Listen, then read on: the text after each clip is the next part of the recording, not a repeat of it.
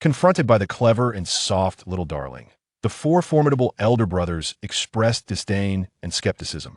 Until one day, their tyrannical father, who was prone to sudden whims, embraced the little bundle and sought affection. The aloof eldest brother found his heart melted by the charm of the little darling, leading a divine being to descend into the mortal realm. The cunning second brother abandoned his machinations, realizing that no poisoner in the martial world could surpass the importance of his beloved little sister. The extravagant third brother was willing to squander a fortune on fireworks just to elicit a smile from his sister. The rebellious fourth brother initially feared that the little darling would usurp the affection he received from others, but later declared, "The best of everything in the world belongs to my sister." Even the prince of a rival kingdom traveled great distances to become a devoted admirer. Chapter 1. Wow. The scent of brother awakened from slumber. Her small body swayed with the gait of her bearer, seemingly in an upside-down position. Oh no! Stars danced before her eyes, and she felt on the verge of vomiting. Soon, the person carrying her came to a halt. As the door creaked open, she was unceremoniously placed in a corner, bag and all. How unfortunate! The cries are giving me a headache. The man glanced around, annoyed by the cacophony of wailing, and slammed the cell door shut as he departed. After a brief respite, the ropes binding her wrists loosened.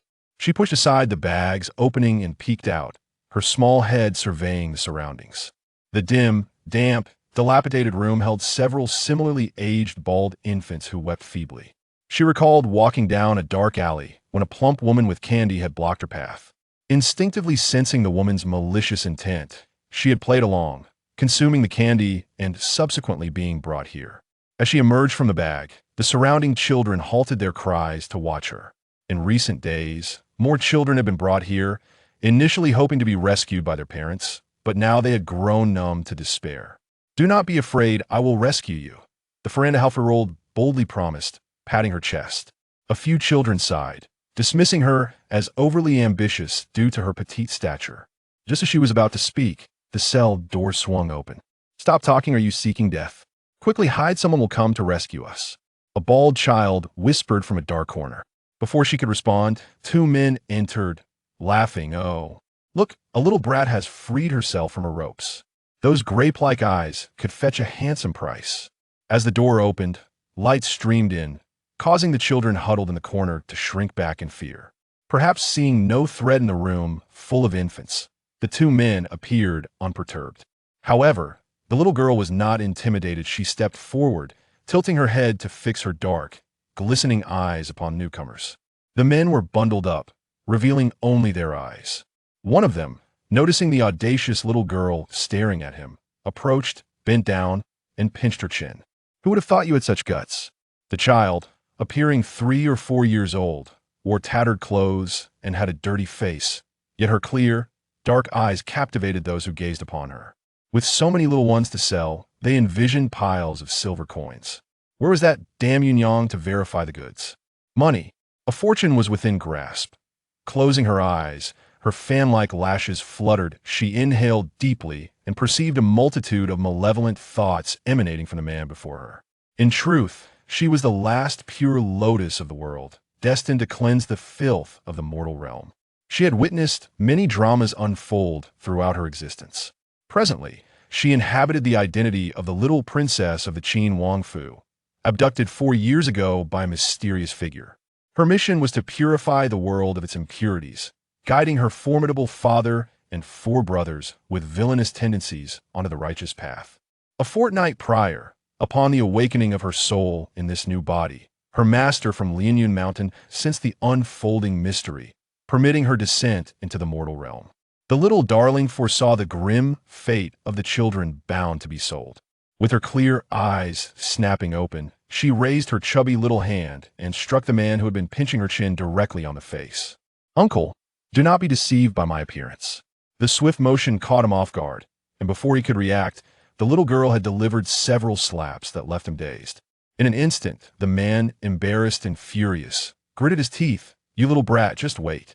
Without allowing him further words, she delivered a punch, her tiny fist imbued with divine power. The blow sent him reeling, blood spewing from his mouth and nose. "Ah, ugh!" The children's gasps mingled with the man's cries as he felt the world spin, crashing against the wall with no way to escape. You.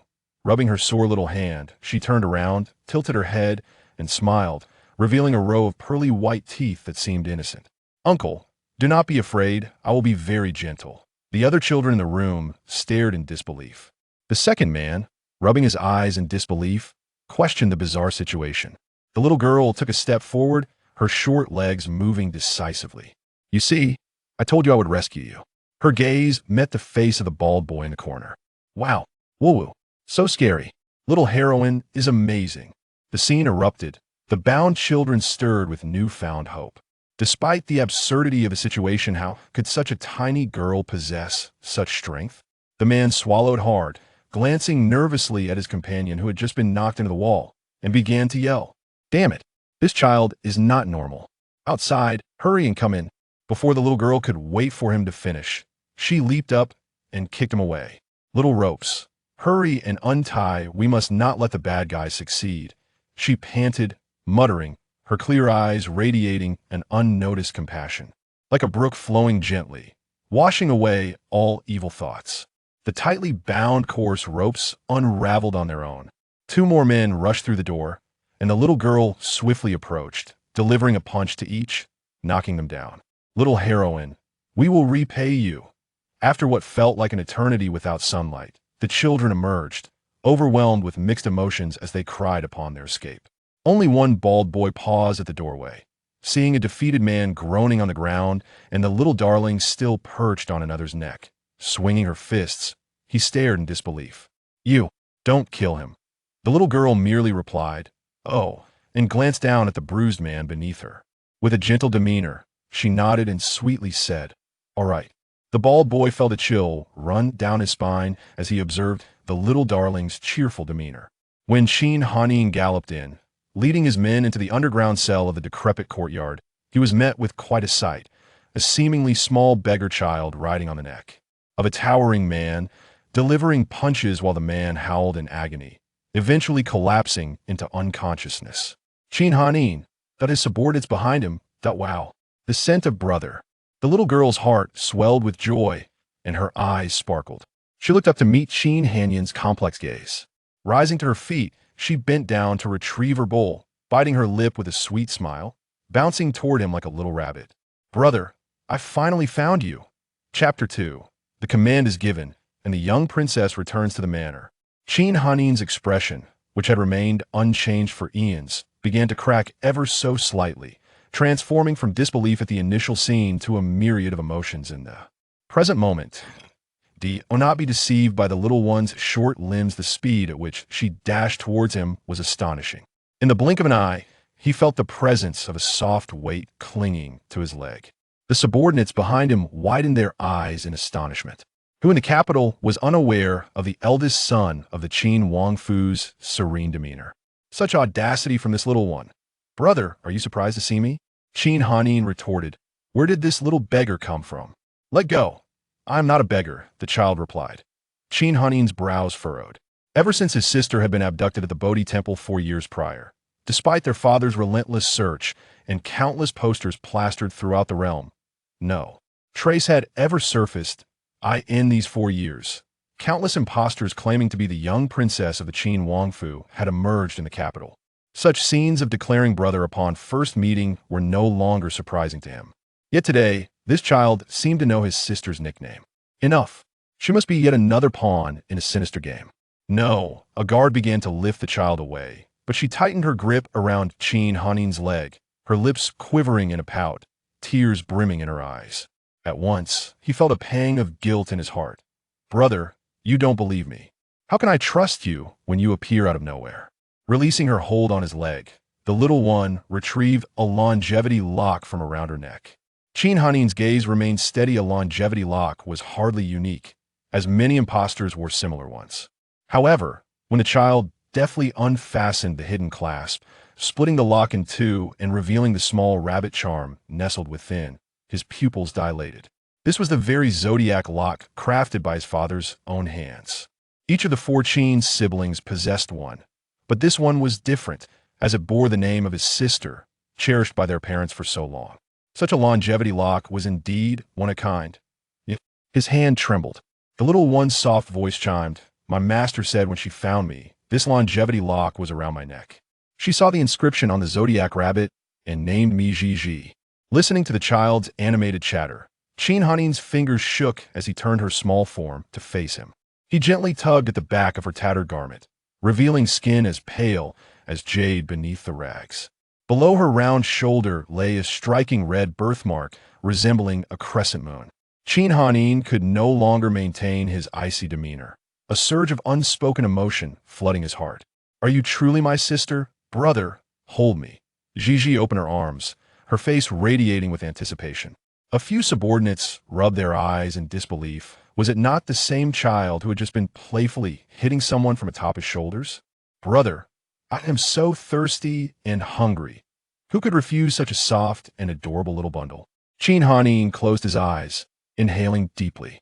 As his eyelashes fluttered, he bent down and gathered the little one into his embrace. After all this time, his sister was now 4.5 years old. The thought of the treasured child of the Qin Wangfu being snatched away just 2 months after her birth filled him with an indescribable sorrow. Gigi's abduction had led their mother to fall ill, and their father, unable to find her, had descended into a deep melancholy, ultimately embarking on a journey with her. Portrait and his wife in search of their lost daughter. The four brothers had long since lost hope. Yet who would have thought that today? Exhausted, Gigi nestled into the warmth and security of his embrace and soon fell into a deep slumber. When she awoke, a lavish golden Nanmu carriage stood at the entrance of the Qin Wangfu. Her tiny, pudgy hand felt warm and soft against his chest, and Qin Hanin felt his heart melt. He strode forward, cradling Gigi as he entered the manor. The steward rushed forward, astonished to see a smile gracing Qin Hanin's usually stoic face. It was a rare sight, akin to the first thaw of winter snow under a clear sky. Little princess? Steward Wang's gaze fell upon Gigi. The little one beamed at him, her innocent eyes sparkling with youthful exuberance, capable of melting hearts. The meal was hastily prepared and served. Gigi, already washed up, awaited eagerly indeed. She was both thirsty and famished, devouring her food with the speed of a tempest. Qin Hanin, gripping his chopsticks, had not touched his meal. The sight of the little one ravenously eating tugged at his heartstrings.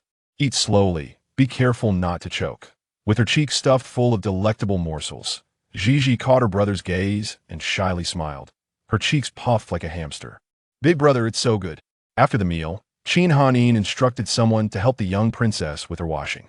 Gigi shed her tattered clothing and slipped into a bath filled with petals. The water was a perfect temperature, and the fragrant blossoms surrounded her as she played gleefully. When Qin Hanin returned with a maid to assist her in dressing, the little one had already managed to dress herself.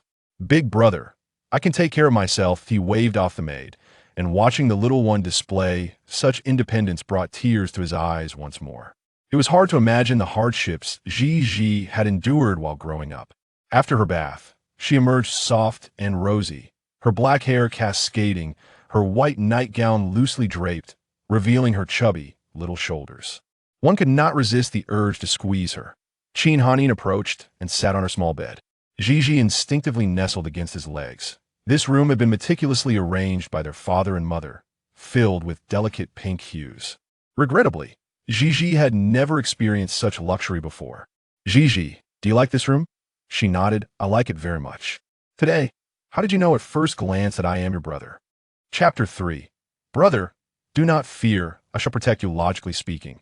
Gigi was but an infant when she was stolen away, a mere babe who had yet to wean. What could such a child possibly comprehend? Her dark, glistening eyes darted about, and surely she could not reveal to her elder brother that she sensed his presence. Could she? Ordinary children might not express themselves in such a manner. Gigi had once dreamt of family reunions, the faces of her loved ones lingering in her mind. Though it seemed far-fetched, it was a reason nonetheless. With a symbolic blink, her eyes shimmered with unshed tears, presenting a pitiful visage. Qin Hanin, moved beyond measure, pressed on with his inquiry. Do you know how you became lost? Gigi shook her head. Master told me that he found me at the foot of the mountain during a time of bitter cold and snow. A pang of sorrow pierced Qin Hanin's heart. Blood ties are unbreakable, a bond that cannot be severed by any means. He could not help but envision a discarded infant, left to the merciless winds and snow, her breath faint, her cheeks flushed with frost. Yet what could be done? From this day forth, he would harbor no grievances. Gigi was his own sister, and regardless of the motives behind their connection, he would no longer allow doubt to cloud his mind. Gigi fell into a deep slumber, her breathing soon becoming steady and tranquil. Hinhon Yin gently settled her, tucking her into a soft quilt, and as he gazed upon her peaceful countenance, he could not resist the urge to pinch her tiny hands, press a kiss upon her forehead, and ruffle her little head.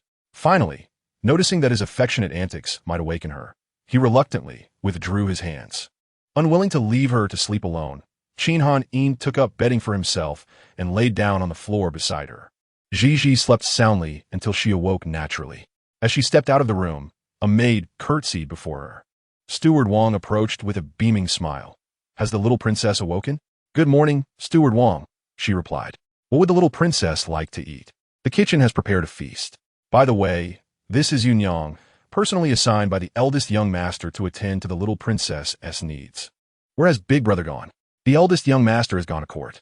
Oh, Gigi nodded slowly. After enjoying breakfast and taking a stroll, Gigi noticed the absence of her other brothers and turned to Steward Wang. "Steward Wang, please tell me about my brothers."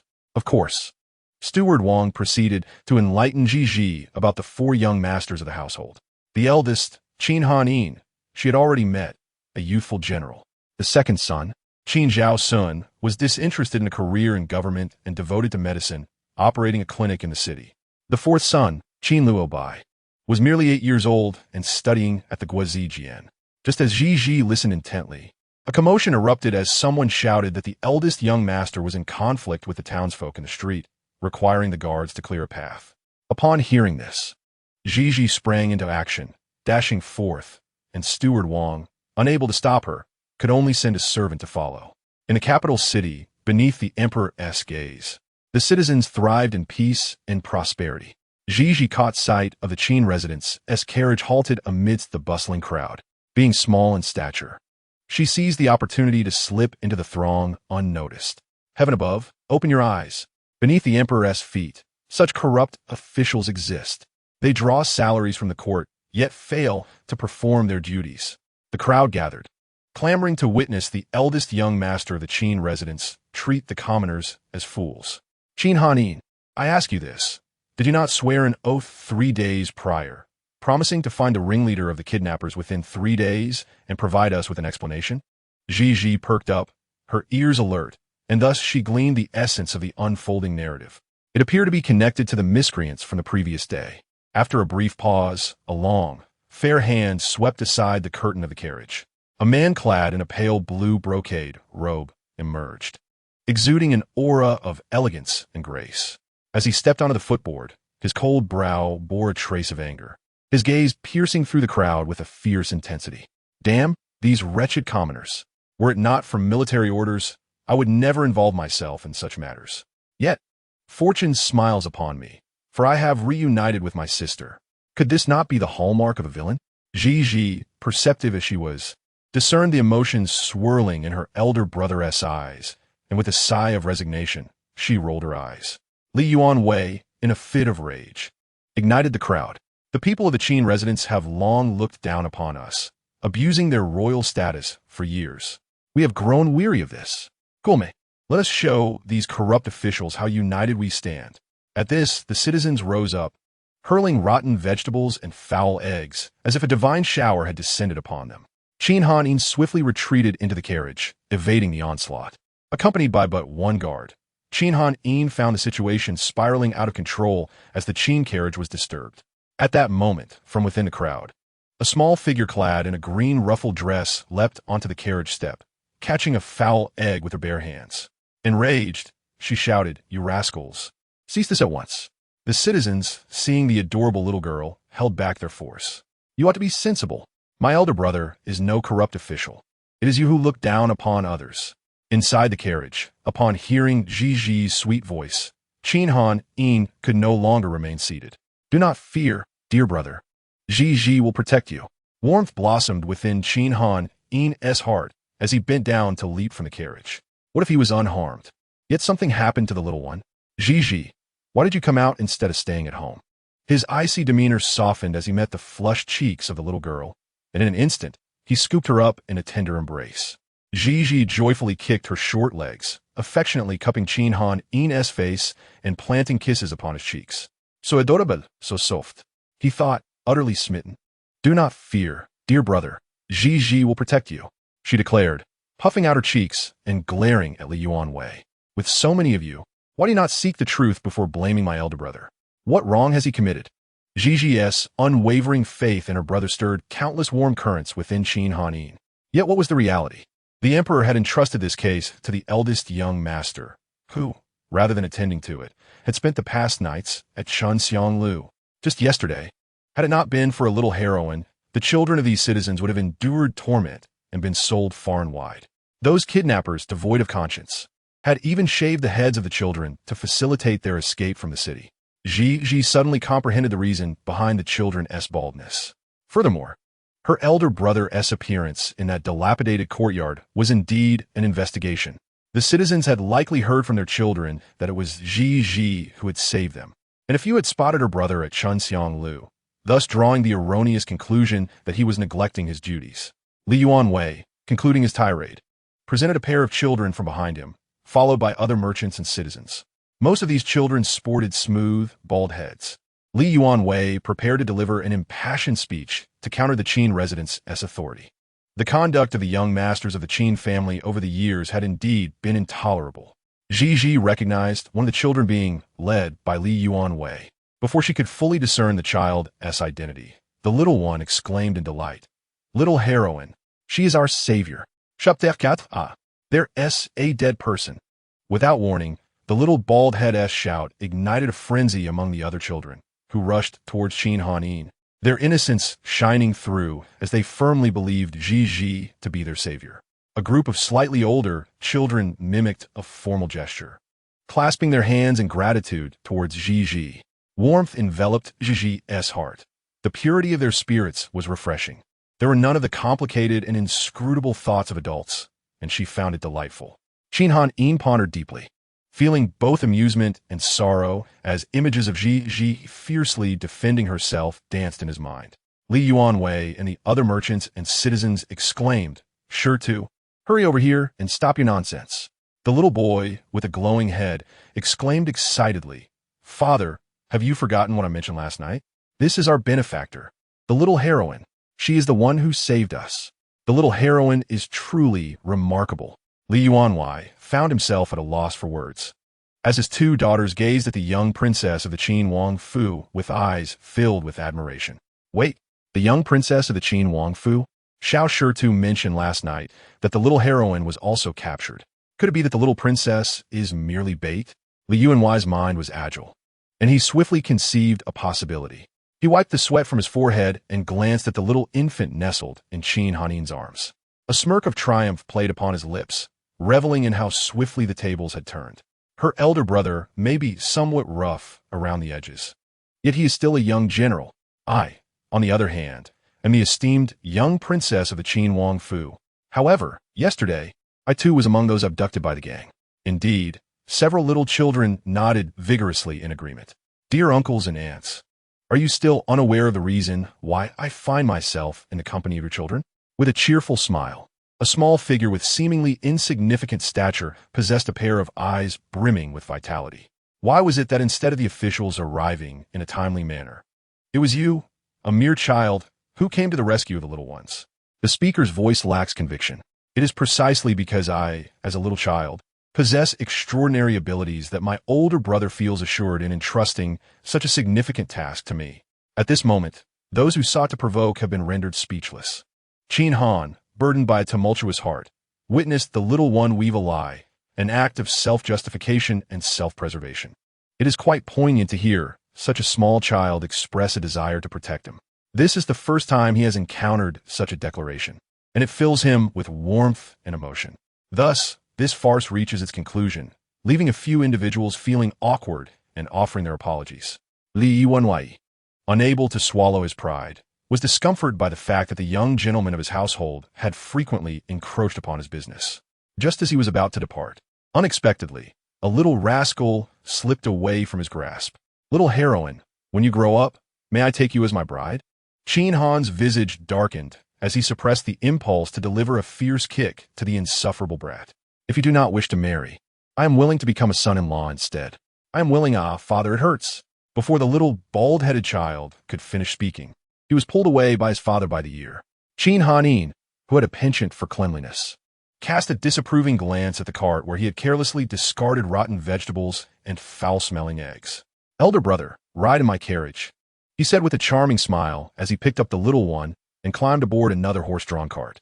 The guards who had come to clear the way found their visit to be in vain.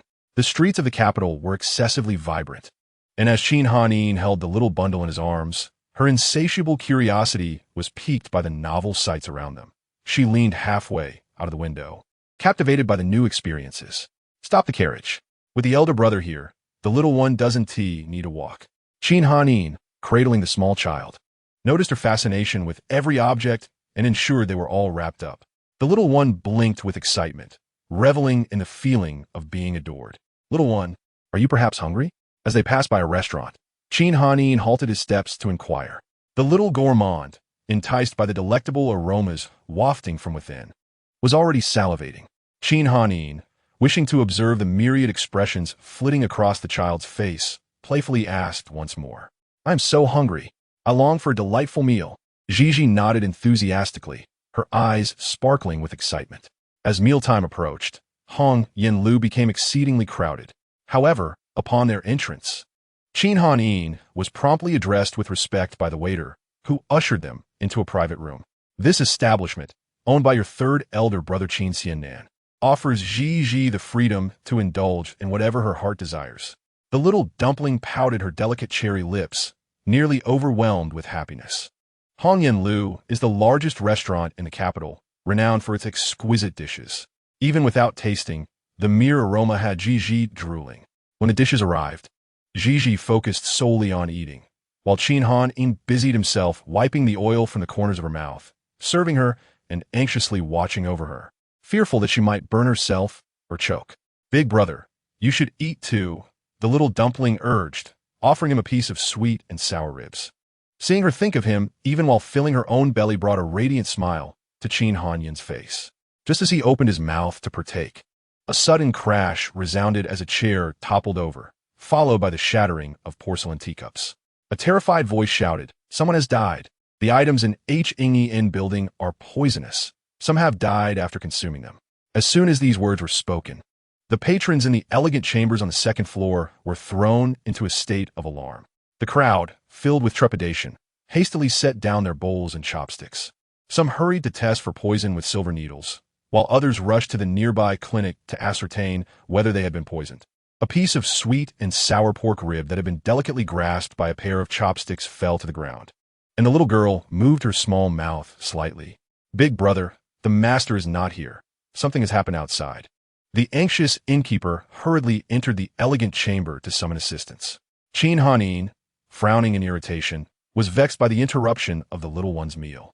Reluctantly, he pinched the little girl's cheek and admonished her, brother will go take a look. You must sit quietly and not move. All right, brother. The little girl sweetly held a piece of sugar cake, sitting upright and obediently. Chin Han left with a sense of reassurance.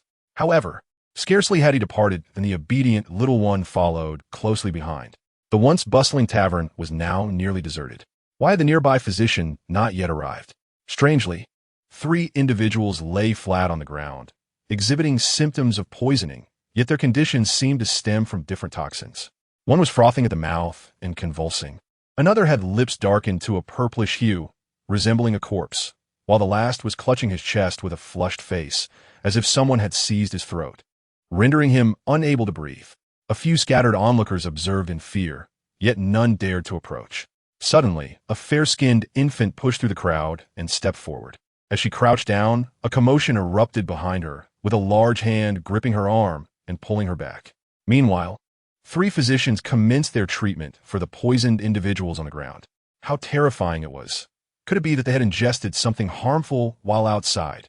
What a remarkable coincidence that all 3 of them happened to consume the wrong food. I suspect that the cuisine at Hongyan Lu must be tainted. If we all consume it, would that not lead to our demise?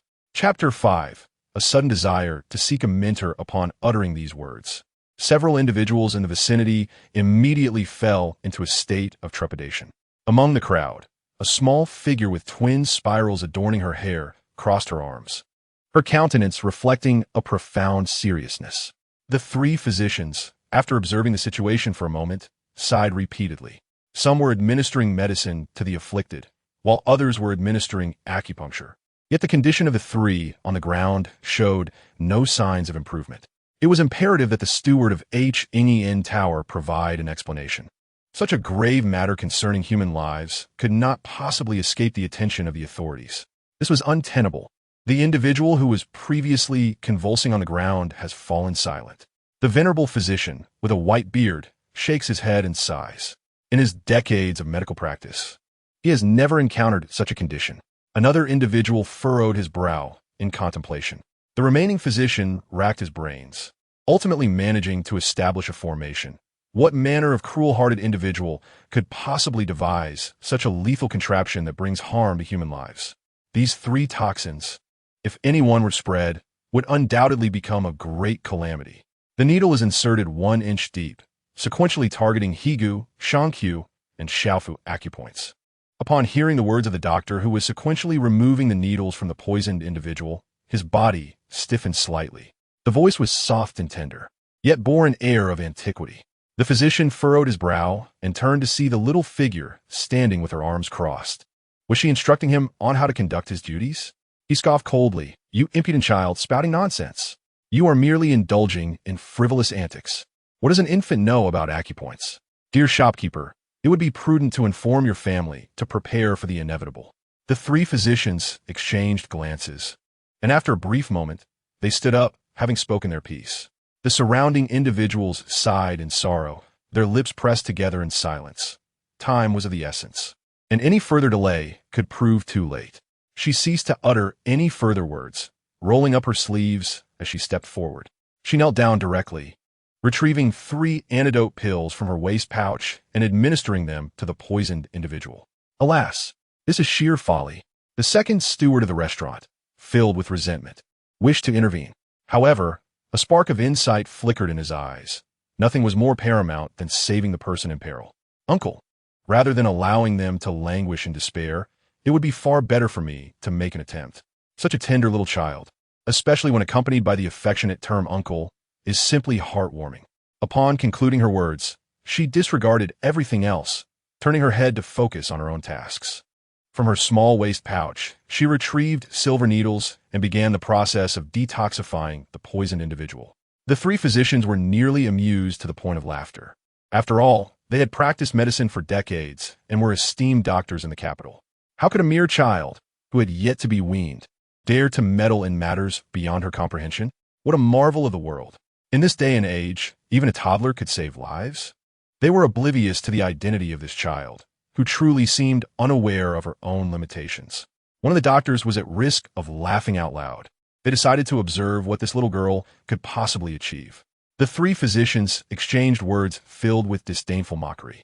The small child, kneeling on the floor, had a familiar silhouette. He furrowed his brow upon noticing the tiny bell in her hair. Gigi, the second manager of Hongyan Tower, upon seeing Qin Hanin, felt as if he had encountered a savior. He succinctly explained the situation.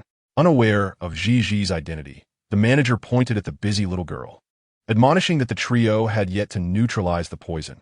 What would happen if she were to injure herself with the needles? Young master, in these peculiar times, strange occurrences abound. Perhaps I should have the waiter dismiss this child immediately? Qin Hanin raised an eyebrow, casting a chilling glance at the manager. The manager's assistant leaned in to whisper something. Moments later, the manager's eyes widened in realization. Oh, so this little girl was brought by the young master. Looking back at Qin Hanin, whose usually cold eyes now bore a hint of amusement as they rested on Gigi, he might have found the scene absurdly comical had he not witnessed Gigi's formidable prowess in subduing individuals. He had heard the accounts of the captured, and it appeared that their little princess from the Qin Wangfu was quite extraordinary. After approximately the time it takes to burn a stick of incense, Gigi stood up and turned to Qin Hanin pouting and requesting a hug. Big brother hug. Qin Hanin stepped forward, affectionately embracing her. Gigi, you naughty girl. You come to trouble yourself again? Big brother's embrace is very comfortable, she murmured, her long lashes fluttering as she leaned her little head against his shoulder. If one looked closely, they would see that her complexion had paled considerably. Suddenly, the individual who had collapsed and convulsed earlier sat up straight after violently expelling a mouthful of blood. Who am I? Where am I? What happened? Following suit, the second and third individuals experienced similar awakenings. They disregarded everything else, eyes wide, rushing to check the pulses of the three. Was it the effect of the detoxification pill or the silver needles? In unison, they turned their gaze towards the little girl nestled in Qin Hanin's arms. Suddenly feeling a desire to seek her mentorship, a smile played upon Qin Hanin's lips, as though he had anticipated this reaction. Unfortunately, just as one issue seemed resolved, another arose. Officials had arrived, and, as the young master, Qin Hanin was taken away by the authorities. Gigi intended to follow, but Qin Hanin entrusted her to a maid. Gigi, be good. This is a trivial matter that your brother can handle alone. The poison has been neutralized, and the people are safe. It is not a significant problem. All right, big brother, I will wait for you at home. While Qin Hanin appeared amiable towards the cherished gem of the Wangfu, he was, in truth, quite particular. He was notoriously picky. Rare delicacies barely caught his eye, and if the food's taste was even slightly amiss, he would furrow his brow and have it removed. Gigi, enjoying her sweet cheese, cheerfully approached Qin Hanin. Brother, you must not be picky when eating. A hint of embarrassment flickered in Qin Hanin's eyes. Being admonished by a small child was an unfamiliar yet pleasant experience. Since the departure of his parents, he had always been the dominant figure in the household, and it was the first time he felt someone else exerting authority over him. This sensation was a long-forgotten warmth. Wait, Qin Hanin chuckled, instructing a servant to set down the soup that had nearly been taken away. You are right, Gigi. I shall not be picky anymore. To his surprise, the little girl found him agreeable, and she leaned in to plant a kiss on his cheek. A reward for you, big brother. That night, after Gigi had bathed and was preparing for bed, she suddenly sensed someone entering her chamber. Chapter 6. Gigi is the most adorable little girl in the world. Is that my brother's scent? It seemed familiar, yet unfamiliar. The small child scrunched her delicate nose, recognizing the scent and deciding to remain still. Subconsciously, a shadow loomed closer. Qin Zhaoxuan, clad in a blue brocade gown, stood tall, illuminated by a solitary lamp in the room. He stood before the bed, his narrow, fox-like eyes narrowing as he glanced at the small figure on the bed. A smirk of disdain curling his lips. Nonsense. This little thing managed to neutralize the poison I personally administered. I wonder who spread such ridiculous rumors. The next time I see that person, I shall cut out their tongue and feed it to the dogs. Yet, was this little one truly his sister? She seemed rather diminutive. The small child lay perfectly straight on the bed, half of the soft quilt kicked off, dressed in rosy undergarments. Her tiny arms and legs were exposed to the cool air. What would it feel like to pinch those soft, plump limbs? He mused, and without further thought, Qin Zhaoxuan leaned down, cool fingertips squeezing Gigi's little arm and then her calf. As if not satisfied, he gazed at her chubby face, a mischievous grin forming on his lips. The little girl's eyelashes fluttered. Was she pretending to sleep? Employing both hands, Qin Zhaoxuan pinched her little face. Watching as her fair cheeks flushed pink, the two soft mounds contorting under his grip, which brought him a sense of satisfaction as he finally released her. It's harmless. Like a little kitten, she probably has even lost all her baby teeth. Is this little one seeking revenge or venting frustration? Gigi quickly flipped over and sat up, tugging at Qin Zhaoxuan's sleeve. Brother is naughty. You're an adult. Yet you're not sleeping at night and bullying Gigi. Qin Zhaoxuan raised an eyebrow. Little one, how do you mistakenly identify relatives? Gigi huffed defiantly. Although I've never met you, my big brother said he sent many people to protect me. If you weren't one of us, you wouldn't be able to enter my room, right? One had to admire the cleverness of this child. She was quite sharp, amused. Qin Zhaoxuan bent down to meet her gaze. Then tell me, am I your second brother or your third? Gigi sniffled, then proudly declared, Second brother, it's you. Surprised that she had guessed correctly, Qin Zhaoxuan inquired, How did you know? Gigi shook her little head, exuding the confidence of a victor.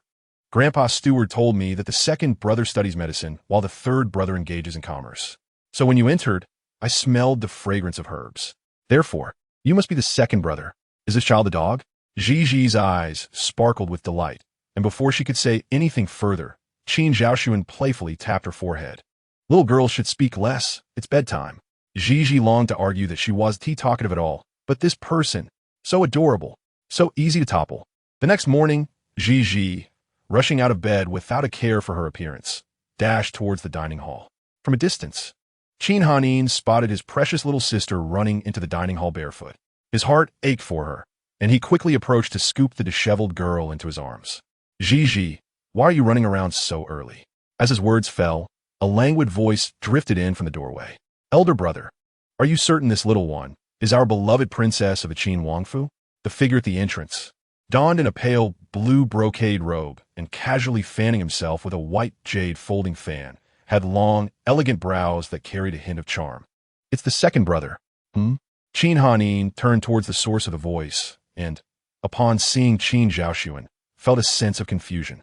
He hadn't introduced anyone, yet how did the little dumpling know that was her second brother? She straightened her elder brother's head. The rosy little ball of fluff had a pair of sparkling eyes filled with mirth, and her voice was imbued with joy. "Big brother. Second brother came to see me last night." Gigi's reaction only deepened Qin Hanyin's heartache. The little one had wandered far from home for many years, yet her yearning for family remained profoundly strong. However, Qin Zhaoxuan's previous remark clearly cast doubt upon Gigi's identity. "You disturbed her even while she was asleep." Qin Han's tone carried a hint of reproach. "Are you so anxious about her?" "What do you mean by that?" Qin Han, feeling displeased, fixed her gaze upon her two elder brothers, her delicate brows knitting together. It appeared that her second brother did not harbor much affection for her. As she pondered, Yunyang rushed in. "Please greet the eldest and second young masters." "Aunt Yunyang, I wish for a hug," Gigi said, eagerly extending her little arms. With a smile playing at the corners of her mouth, Yunyang lovingly approached and embraced Gigi. "Please forgive me, eldest young master." The little princess feared that the second young master would leave without a farewell, and this morning, she hastily dashed to the dining hall without even donning her shoes to seek you. Qin Zhaoxuan maintained his demeanor, imbued with a gentle laughter. "You are truly wonderful, big brother, but there is no rush. Surely, my brothers have matters to attend to outside. We are all family, and when the time is right, we shall meet again." The little princess, so young yet so considerate, truly tugs at the heartstrings. "We are the most adorable little girl under the heavens." Hearing such praise, Gigi shyly revealed her teeth in a smile. "Then, big brother and second brother, I shall first go freshen up and return shortly to dine with you." Having said this, she recalled her escapade to her chamber last night, pondering its intent. Qin Zhaoxuan raised an eyebrow and remarked, "Elder brother, why do you always assume that I have ulterior motives? Do you truly believe that I, as the second brother, care not at all for this little sister of ours?" S words stirred discontent within Qin Hanin. "She is the little princess of our Qin Wangfu, the daughter that our father and mother have longed for over the years. With an unknown origin, who could discern her true identity?" Chapter 7. You say she is a sister, then she is indeed a sister. Observing his elder brother's anxious demeanor, the young man found it beneath him to quarrel with a mere child. Somewhat amusing. Recently, he has been practicing poison and requires individuals to test it. Coincidentally, those 3 volunteers willing to serve as test subjects dined at H. Ingi and Lu. How amusing. Qin Zhaoxuan ambled over to the table. His demeanor languid as he remarked, "Elder brother, rest assured, we are brothers. I would never oppose you over a mere girl. If you say she is a sister, then she is indeed a sister. Indulge her as you wish. Our Qin Wangfu is wealthy enough to withstand such trifles as adding an extra pair of chopsticks." Ultimately, Qin Zhaoxuan remained reluctant to acknowledge Gigi's identity, perceiving her merely as an impostor. Qin Han was quite vexed by his dismissive attitude. He had yet to engage with Gigi in any meaningful way, failing to truly appreciate the bond that exists among family. There exists a resonance among kin that transcends words, only to be comprehended through direct experience. His denial would render further discourse futile. Alas, there would come a day of regret for him. Just then, Gigi bounded into the room, her joyful presence illuminating the atmosphere. Qin Han promptly rose and enveloped the little one in his embrace. The meal was served, comprising dishes that Ji particularly adored. Seated across the table, Qin Zhao Sun observed as the siblings exchanged playful banter, the sight of the cherubic little figure bringing a certain delight to his heart, albeit begrudgingly. Watching as she munched on her food like a small hamster, with her large, expressive eyes fluttering beneath her lashes and her chubby hands grasping chopsticks. He noted the grains of rice adorning her mouth.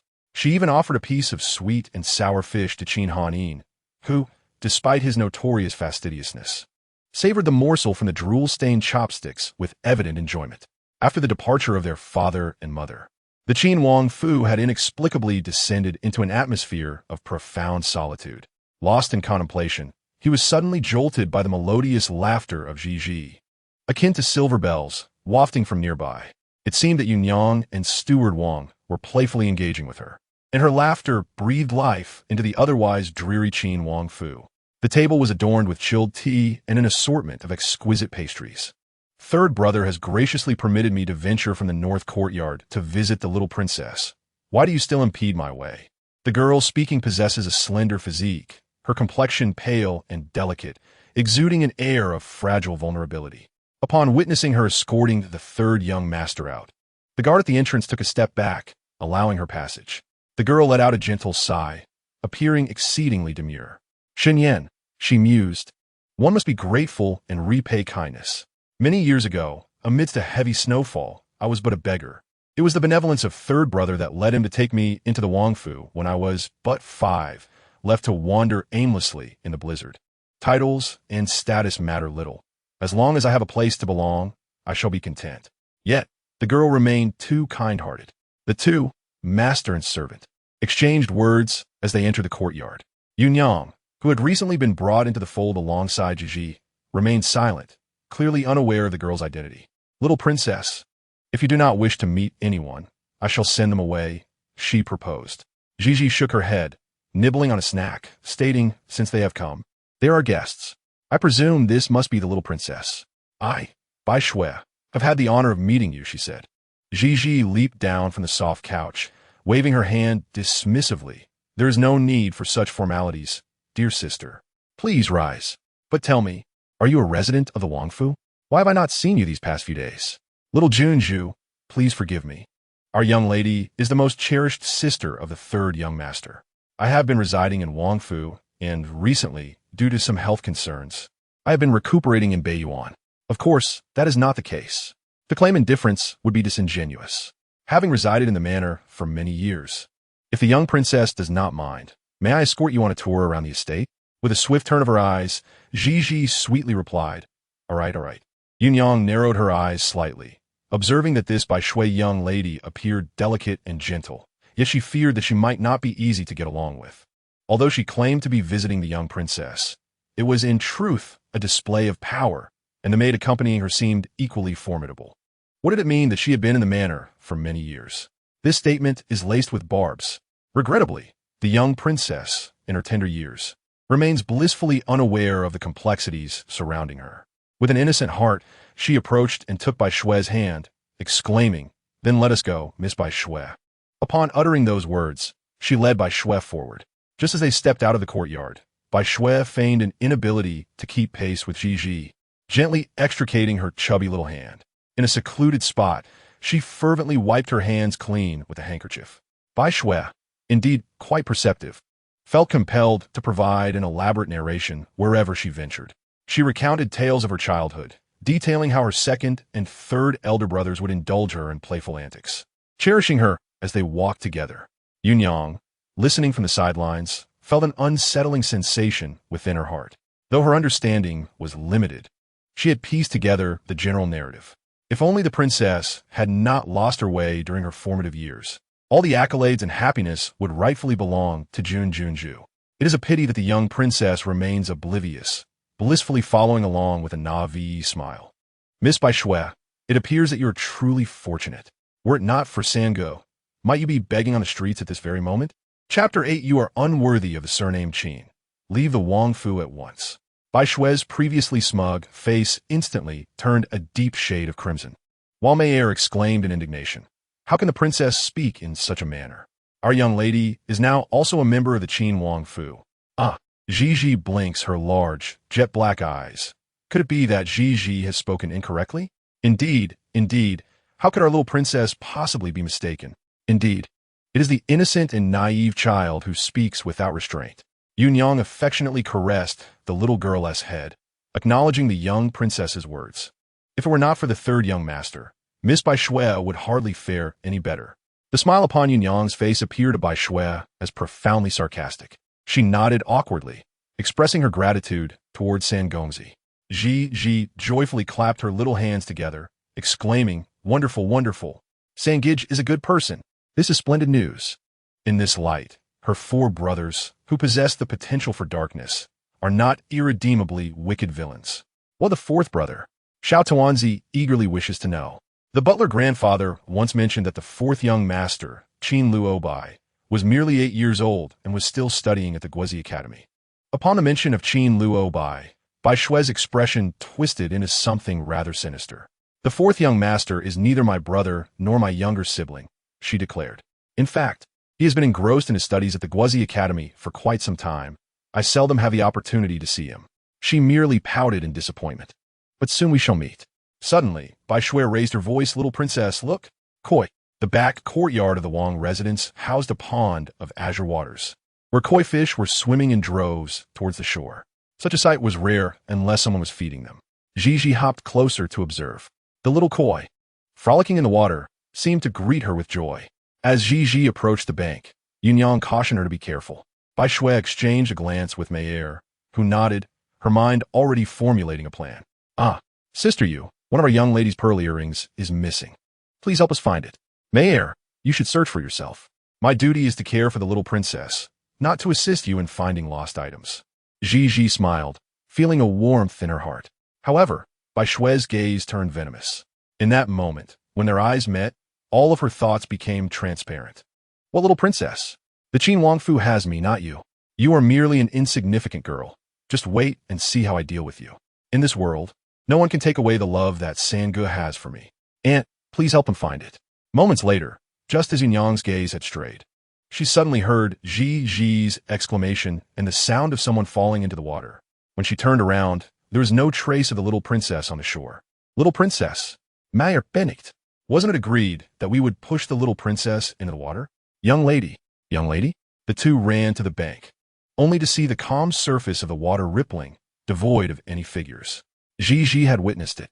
At the moment of her fall, she had turned around, and there was her brother, dressed in splendid attire, lounging carelessly on a slanted tree branch with a smirk, clearly enjoying the spectacle.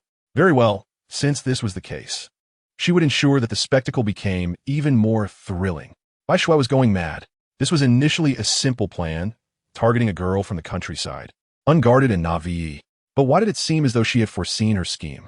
At the moment Bai Shui pushed her into the water, the girl turned around, and they both fell into the lake together. To make matters worse, that wretched girl had pulled at her leg underwater, attempting to drown her.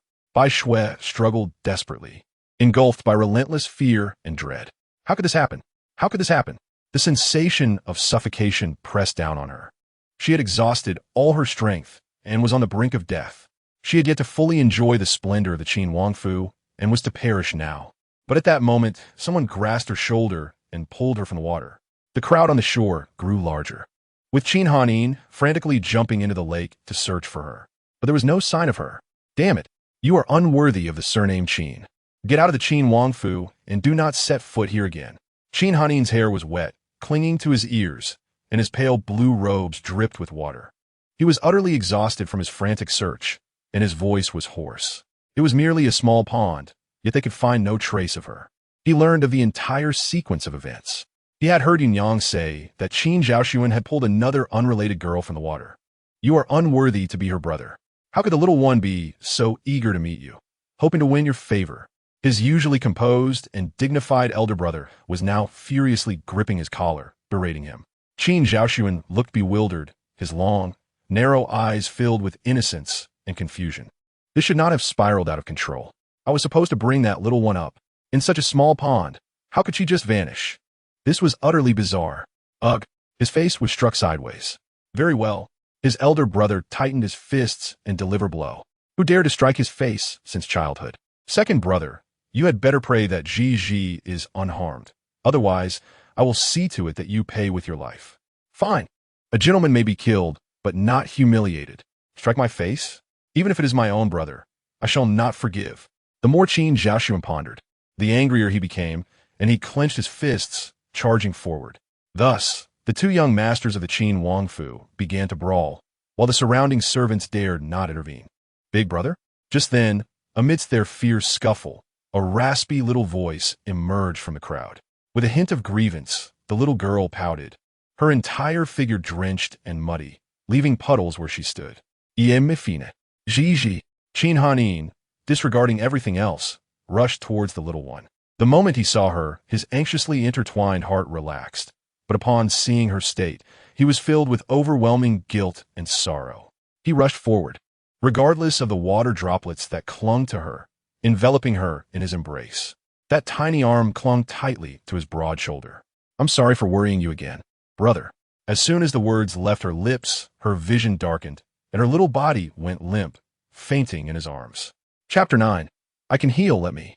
Mayor had shouted herself hoarse. Leave a couple of people here. Our young lady has fainted. Yet no one paid her any heed. A breeze stirred, rustling a few fallen leaves, evoking both pity and contempt. I can heal, let me. Qin Zhaoxuan shed his carefree fa-ade and earnestly took the little one's pulse and prepared medicine. No major issues. She merely caught a chill. When 3 physicians echoed the same diagnosis, Qin Hanin finally felt at ease. You come out. I need to speak with you. Leading him outside, Qin Hanin glanced at Qin Zhaoxuan's bruised face, still wearing an unfriendly expression. I know you have grown accustomed to your carefree lifestyle all these years, but Qin Zhaoxuan, I must reiterate, Ji is meant to be our pampered little princess in the Qin Wangfu. Listening to these words, Qin Zhaoxuan could not help but fall into deep contemplation.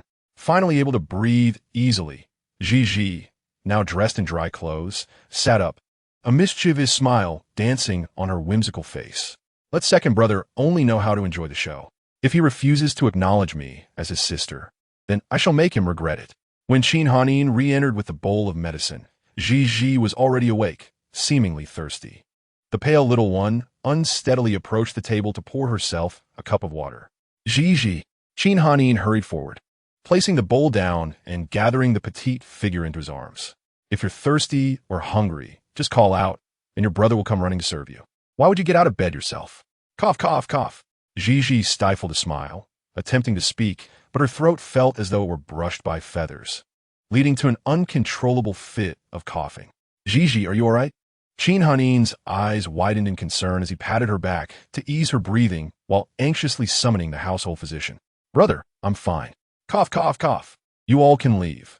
With this young master here, there is no need for those quacks. Qin Zhaoxuan swaggered in, his face charming yet bruised on one side. Cool me. Let me. As Qin Zhaoxuan reached out to take Ji to examine her, Qin Hanin glared at him with a protective intensity, as if he feared he might harm the little one. Qin Zhaoxuan was somewhat irritated. I'm a doctor. Are you suggesting you are more capable than I? Qin Hanin scoffed. But, recognizing Qin Zhaoxuan's medical skills, he reluctantly handed Ji over. Just as Qin Zhaoxuan extended his hand to receive her, the little one turned her back to him, snuggling into Qin Hanin's shoulder and softly coughing. She tightly wrapped her small arms around Qin Hanqin's neck and softly said, Big brother, I'm fine. Just my throat feels a bit uncomfortable. The little one called out to him in a hoarse voice, evoking his sympathy. In contrast, Qin Zhaoxuan appeared somewhat taken aback that the little one wouldn't even allow him to hold her. He was a bit bewildered. No, you're coughing and feeling unwell. Let me take a look at you. Thank you, second brother, but I'm really fine.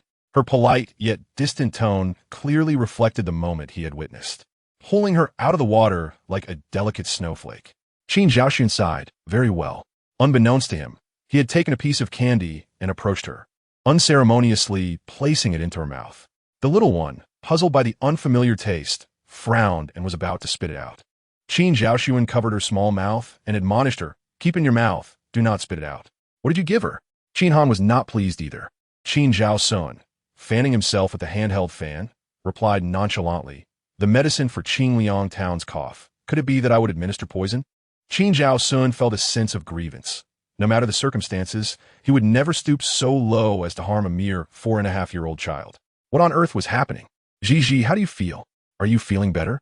The medicine given by Qin Zhao Sun was enveloped in a layer of icing sugar, and upon placing it in her mouth, she indeed felt a significant coolness. She smiled and nodded. Qin Han, cradling the little bundle, searched for a comb to meticulously groom her hair. Gigi, please tell your brother how you managed to climb up from the water. Elder brother, when I was alone in the past, other children often remarked that I was a pitiable little one without parents. There are also those who, without a second thought, would frequently push me into the water. Qin Han's eyes turned red, particularly upon hearing the little dumpling mention how she was often pushed into the water by other children. He could not help but feel a profound sense of sorrow. Was there truly any child who acted carelessly? It is merely the case that one is easily bullied when alone and isolated. Such a tender-hearted little one has learned to swim ashore from the water at such a tender age. Qin Hanin, filled with compassion, found himself at a loss for words, his lips trembling. Suddenly, a sound emerged from the entrance, prompting Qin Hanin to quickly compose himself and glance towards the door. It was Qin Zhaoxuan, who had returned after leaving, holding a skewer of candied hawthorns, appearing somewhat bashful. Qin Hanin coldly remarked, "Did you not intend to spend the night away from the residence this evening?" Qin Zhao Sun did not respond to his words, but approached the bed, offering the Tonghulu in his hand to Gigi. "Here, consider it an apology." Gigi blinked her clear, bright eyes and then smiled gracefully, saying, "Thank you, second brother. You haven't done anything wrong to me, so why must you apologize?" Did he truly need to clarify his words? Xiao Tuanzi is perceptive and empathetic, yet he does not reciprocate. This contraption is merely apologizing for its own gaze. Do not forgive it. Let it wallow in its own remorse and regret. Qin Zhaoxuan felt a twitch at the corner of his eye. How had he never realized before just how sharp-tongued his elder brother was? Upon receiving the Tonghulu from Qin Zhaoxuan, Gigi gently patted his shoulder, reassuringly stating, "It's all right, second brother, I understand. Miss Baishui has always been in the Wangfu, and it is only natural that second brother has developed deep feelings for her. Gigi is remarkably capable. She can swim and even manage to climb back up if she falls into the water. There is no need for second brother to be overly concerned. Big brother, you should not blame second brother either. Such a small creature, having just survived a near-fatal ordeal, turns around to comfort others, exhibiting such strength and courage." Qin Zhaoxuan narrowed his eyes slightly, the image of the little one's panic-stricken face as she fell into the water lingering in his mind. How could she possibly not be afraid? "Gigi, your understanding is truly remarkable, to the point that it tugs at one's heartstrings." Qin Han, with a glimmer of moisture in his dark eyes, tenderly pressed his hand on the little one's shoulder, urging her to lie down. Chapter 10. Our girl, no longer just a kind and brave child, brother knows. Do not concern yourself with these troubling matters. Instead, take a restful slumber. Very well. Gigi successfully perceived the expression of remorse and guilt etched upon her second brother's face. This is indeed a commendable first step in awakening the last remnants of kindness nestled deep within one's heart. Filled with joy, she snugly tucked herself beneath her little blanket and drifted into slumber. Once the Qin brothers exited Gigi's courtyard and ventured some distance away, Yunyang finally revealed everything. Qin Zhao Sun furrowed his brows slightly, a cold smile playing upon his lips. Baishui is 15 years old now, is she not? Qin Han, feeling too indolent to engage with him, remained silent. Qin Zhao Sun, lost in his own thoughts, remarked, "The young girl has quite a multitude of thoughts. After enjoying a life of ease for too long, she has seemingly forgotten her own surname. It is quite fitting. She ought to be taught a lesson." On that night, the moonlight was exceedingly dense. Just as everyone was soundly asleep, the door to the room was abruptly kicked open. A woman's piercing voice echoed, "Third young master, it is she who has caused the young lady such suffering and nearly brought her to the brink of death." A figure adorned with a golden crown and dressed in a dark brocade robe intricately sewn with golden threads exuded an air of opulence. Clearly displeased by the impudent and noisy behavior of the maidservant, his brows furrowed in evident discontent. Although still somewhat dazed from sleep, he swiftly gathered his thoughts. The individual before him was his third brother, Qin Xianan. Mayor, the maidservant accompanying Baishui, appeared startled, her raven locks cascading around her. With her mouth slightly agape in bewilderment, she raised her chubby little hand to cover her mouth and yawned. "Who are you?" And why have you intruded into my room in the dead of night? She is quite an endearing child. Little Junju, I understand that you have recently entered the manor and have garnered the affection of the eldest young master. But you must not take advantage of his fondness to act in such a manner. What has she done? Gigi slowly raised both hands to support her chin and inquired, My dear miss, why do you utter such words? The night is deep, and I wish to sleep, for I feel quite drowsy. Mayer gritted her teeth, about to respond, when a kick suddenly flew in from behind, sending her sprawling. Before Mayer could react, she was knocked unconscious in the corner. What kind of servant does not open her eyes wide and recognize the audacity of daring to act recklessly in front of the young princess of the Qin Wang Fu? Qin Xianan turned around with a smile, saying, Second brother, I did not expect it to be Qin Zhaoxuan who has come. I'm simply so tired that I can only yawn. Third brother, even if you wish to see your sister, you ought to choose a more appropriate time. Just look at the hour. Any matters can be discussed tomorrow. Qin Xianan wore a smile at the corner of his lips as he glanced at Mayer, who had fainted in the corner, and then at the young girl on the couch, who appeared to be drowsy. Very well. We shall wait until dawn to discuss matters further. The following morning, the table was laden with a sumptuous breakfast, yet the atmosphere in the dining hall was decidedly tense. The second and third young masters exchanged glances, an undercurrent of animosity seemingly flowing between them. Did you pull Xiao Shui from the water? Indeed.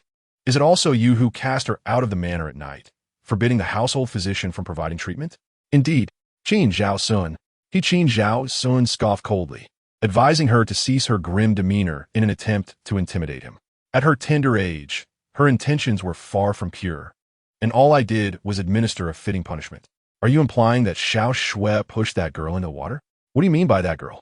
Qin Zhaoxuan raised his finely arched brows in displeasure, his tone laced with hostility. What I witnessed with my own eyes, can it be fabricated? Qin Xiannan's aura diminished somewhat. It was merely a playful scuffle among children. Why do you, as an adult, feel the need to intervene? Qin Zhao Sun expressed his discontent, stating, If taking a life has become merely a child's play, then, dear San, pray tell me, will it not be considered a mere frolic? Indeed, they were engaged in a debate when Qin Han entered, holding Ji in his arms. Third brother, you have made an error in your statement. It is not the second brother who is meddling. You must understand that Ji is our biological sister. Who would believe that? Qin Xiannan chuckled quietly to himself.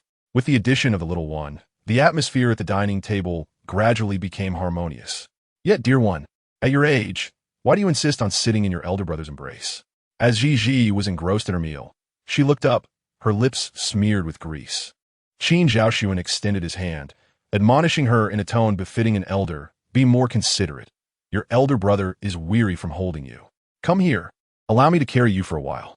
Qin Hanin, Qin Xiannan. Gigi nodded but then shook her head, struggling to descend from Qin Hanin's lap. There's no need for you, second brother. I see that elder brother is also fatigued.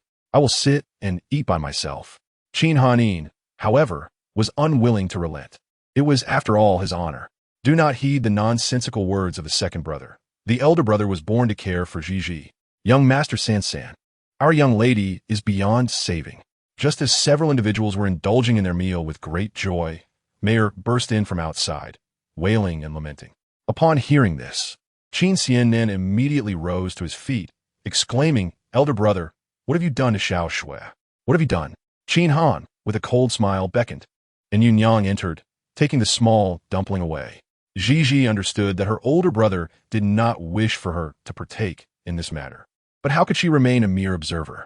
After all, yesterday, Miss Bai Shui harbored ulterior motives and sought to take action against herself. Upon contemplating this, the young girl tilted her delicate face upward, imploring Yunyang to set her down. Oh, dear little princess, this simply cannot be, came the response. For you took a fall into the water yesterday, and the chill of the wind has yet to dissipate. The eldest son has invited the servant into the mansion solely to attend to your needs. Ji cheerfully strides forward on her petite legs, her frilly skirt resembling the gentle waves of the lake, creating ripples in its wake. It's quite all right, Aunt Yu, she declares. I am 4.5 years old, and I'm a little grown up now. Moreover, I have recently gained quite a bit of weight. How can I possibly expect you, Ji, to continue holding me? It would surely exhaust her. Yunyang walked beside her, gazing at the little one's chubby face. And upon hearing those words, she was nearly brought to tears. How could such a tiny bundle utter such profound sentiments? Heaven's favor has bestowed upon me the grace of serving in the Qin Wang Fu, a truly blessed opportunity. Very well, the young princess shall have her way. But should you grow weary, you must allow Aunt Yu to hold you, all right? Certainly, certainly. However, dear little princess, what brings you to the northern courtyard? With a slight curve of her lips and an innocent yet daring demeanor, she replied, of course, I am here to bid farewell to Miss Bai Shui. Those who engage in wicked deeds will surely meet their own demise. What am I capable of? It is but a request for her to behave herself. A stray child taken in, yet so delicate, reduced to this after merely kneeling outside for a night. Brother, Qin Xian Nan harbored a burgeoning wrath within his chest.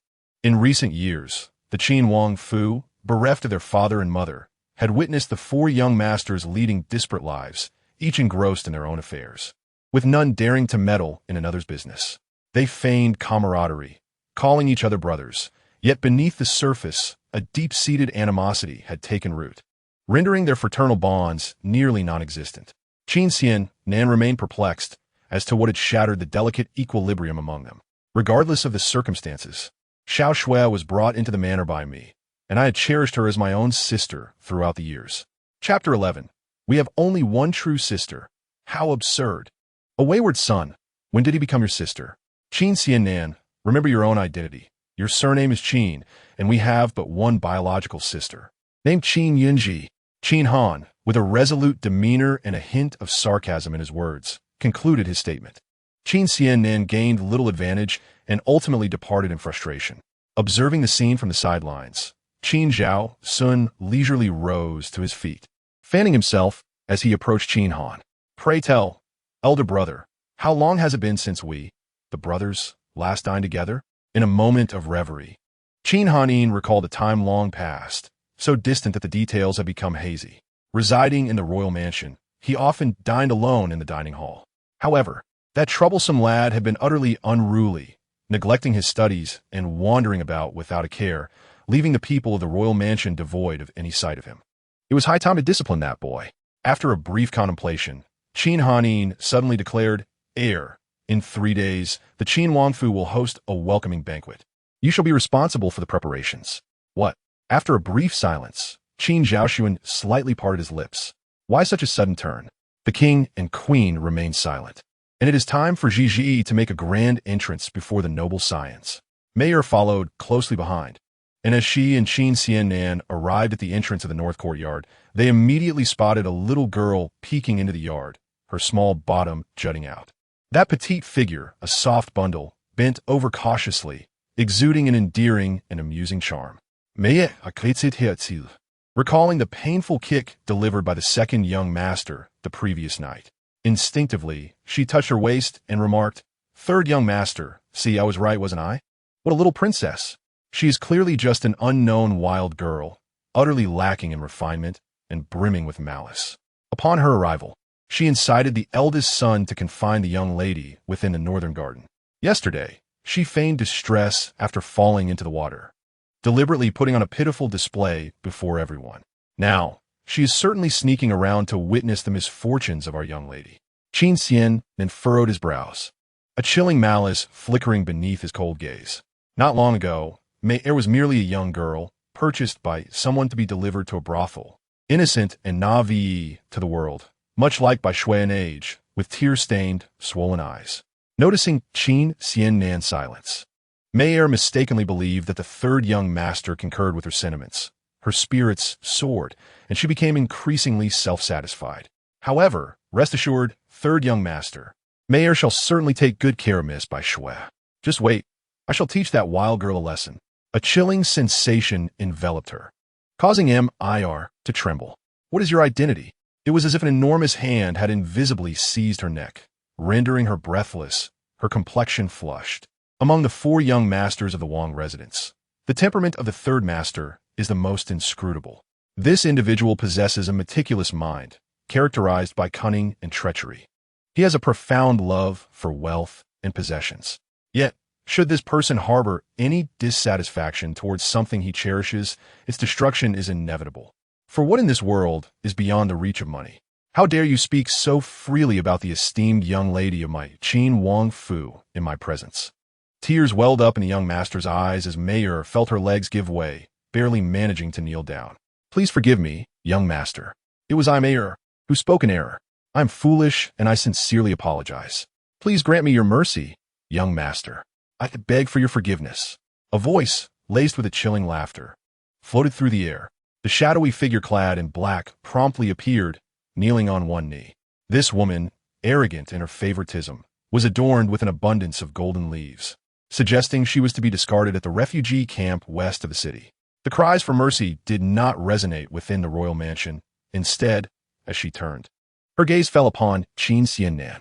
Whether it was the purple golden crown that held his hair or the golden threaded boots upon his feet, it was evident to all that he was draped in an aura of wealth. Wow. Third brother, I believe I just heard a sound. Did you see who it was? Qin Xiannan's lips curled into a subtle smile that was hardly perceptible. Before him, the small, rosy figure of a child held out their chubby hands, their eyes sparkling with brilliance. He inquired, have you not? Why did you come here instead of resting properly in your room after the water you spilled yesterday? Gigi smiled gently, her lips pressed together as she gazed into the eyes of her third elder brother, the mirth in her eyes deepening gradually. Of course, I'm here to thwart you. A delicate and melodious voice, reminiscent of a gentle breeze, whispered softly into Qin Xiannan's ear, or the words spoken. It seemed somewhat indistinct. He did not quite catch the words, his consciousness drifting away, rendering him somewhat lightheaded. Yet, she is indeed an adorable young girl. Could she truly be my sister? Listening to the voice within Qin Xiannan's heart, the little one blinked her eyes with a hint of joy. Her third elder brother harbored no ill intentions towards her. How incredibly rude. How could he possibly lose focus? What did you say? Qin Xiannan furrowed her brows in annoyance. Her lips pursed in a somewhat guilty manner. I came to see Miss Bai Shui, she said. So why am I standing out here instead of going in? Aunt Yu has arrived. Gigi clapped her small hands and pointed at the approaching Yunyang, eager to see Miss Bai Shui. She couldn't arrive empty-handed, so she suggested that Yu Gu prepare some soup. Qin Xiannan smile deepened. Very well, let's go inside. On the bed lay a girl clad in a gown as white as snow, reclining languidly against a soft pillow. Her sleeves hung loosely, and her pale wrists rested feebly on the edge of the bed. The room was heavy with the scent of medicine, causing all three who entered to furrow their brows. Gigi slightly knitted her brow, realizing that the rumors about Bai Shui being a medicine cabinet were not mere gossip. Observing her condition, it was evident that her ailment was not simply a result of falling into water or catching a chill. Qin Xiannan was indeed anxious about her. As soon as he entered, he hurried to her bedside. After a moment, Qin Xiannan finally relaxed his brows, seemingly aware of his presence. Bai Shui mustered her strength, her eyelids fluttering open slightly. She trembled as she lifted her hand, her fingertips gently resting on Qin Xiannan's shoulder. Sensei Gugu, do not worry. The doctor said that a few days of rest will suffice. Bai Shui gently closed her eyes and nodded, apologizing softly. I'm sorry. Xiao Shui did not mean to cause trouble for Sangu. Her voice was weak, and after just a few sentences, she was breathless, tears streaming down her cheeks. Yunyang watched with a look of disdain, arms crossed, unable to suppress her smirk. Such a beautiful maiden, drenched in tears like a pear blossom. It was no wonder Sangu would protect her. She scoffed. Wasn't the Gu asking Sangu to clarify the events of yesterday? Yet at this moment, it seemed Sangu would not pursue the matter further, and Bai Shui's breathless state left others with nothing more to say. Clearly, it was not yet time to bid farewell to Miss Bai Shui. Chapter 12. Sangu is guilty nightfall. Gigi could not sleep soundly. In her dreams, Mayor was adorned with glimmering golden leaves and was being tossed among the crowd. She was surrounded by a throng of ragged individuals, their eyes turning red upon seeing the gold leaves on her. People were jostling, fingers reaching for Mayor, and the scene became increasingly chaotic, leading to a ruckus. Mayor screamed in terror, crying as she desperately waved her hands in the crowd, seeking rescue, but ultimately was swallowed by the sea of people. This girl, proud because of her favor, adorned with golden leaves, should be thrown into the refugee camp west of the city. Light as it was, it sealed a person's fate. A familiar voice. Was it Sangu? The events had already transpired, irreparable, but it was imperative for Sange to understand the gravity of the situation. The news of the grand banquet to welcome the Qin Wang Fu's return spread swiftly, like autumn winds scattering leaves. Qin Xian Nan had recruited a new wave of servants, and the long corridors of the Wang Fu bustled with activity, much livelier than when they first arrived. However, the banquet could not proceed smoothly. The day before the event, officials arrived at the Wang Fu to take someone. General Qin, I sincerely apologize. It is not our intention to cause trouble, but this matter concerns the third young master of the house. Due to his misconduct, we are compelled to execute orders to take him away. The officials politely explained their intentions to Qin Hanin. Forgive me. Qin Xianan, taken away by the officials, remained calm and unperturbed, showing no sign of panic or guilt. Ji was cradled in Qin Hanyin's arms, as if to shield her from the impact. He pressed the little one against his shoulder. Dago, we cannot allow Sange to be taken away by the officials, can we? Qin Hanyin smiled indulgently. If he has the ability to stir up trouble, he should be capable of cleaning up his own mess. We shall not concern ourselves with him. The banquet will continue tomorrow. Ji's chubby little hand caressed Qin Hanyin's cheeks, sounding somewhat spoiled. But Dago, Sange, is also Ji's brother. Ji must protect Dago, and also protect Sange. Unable to bear the disappointment in the little one's eyes, Qin Han-yin immediately ordered preparations for a carriage to take Ji to the Jingzhou Fu. At this moment, the courthouse outside was bustling with noise. Along the way, the common folk gathered around, intrigued to see the young master of the Qin Wang Fu, a man of considerable wealth, being taken away.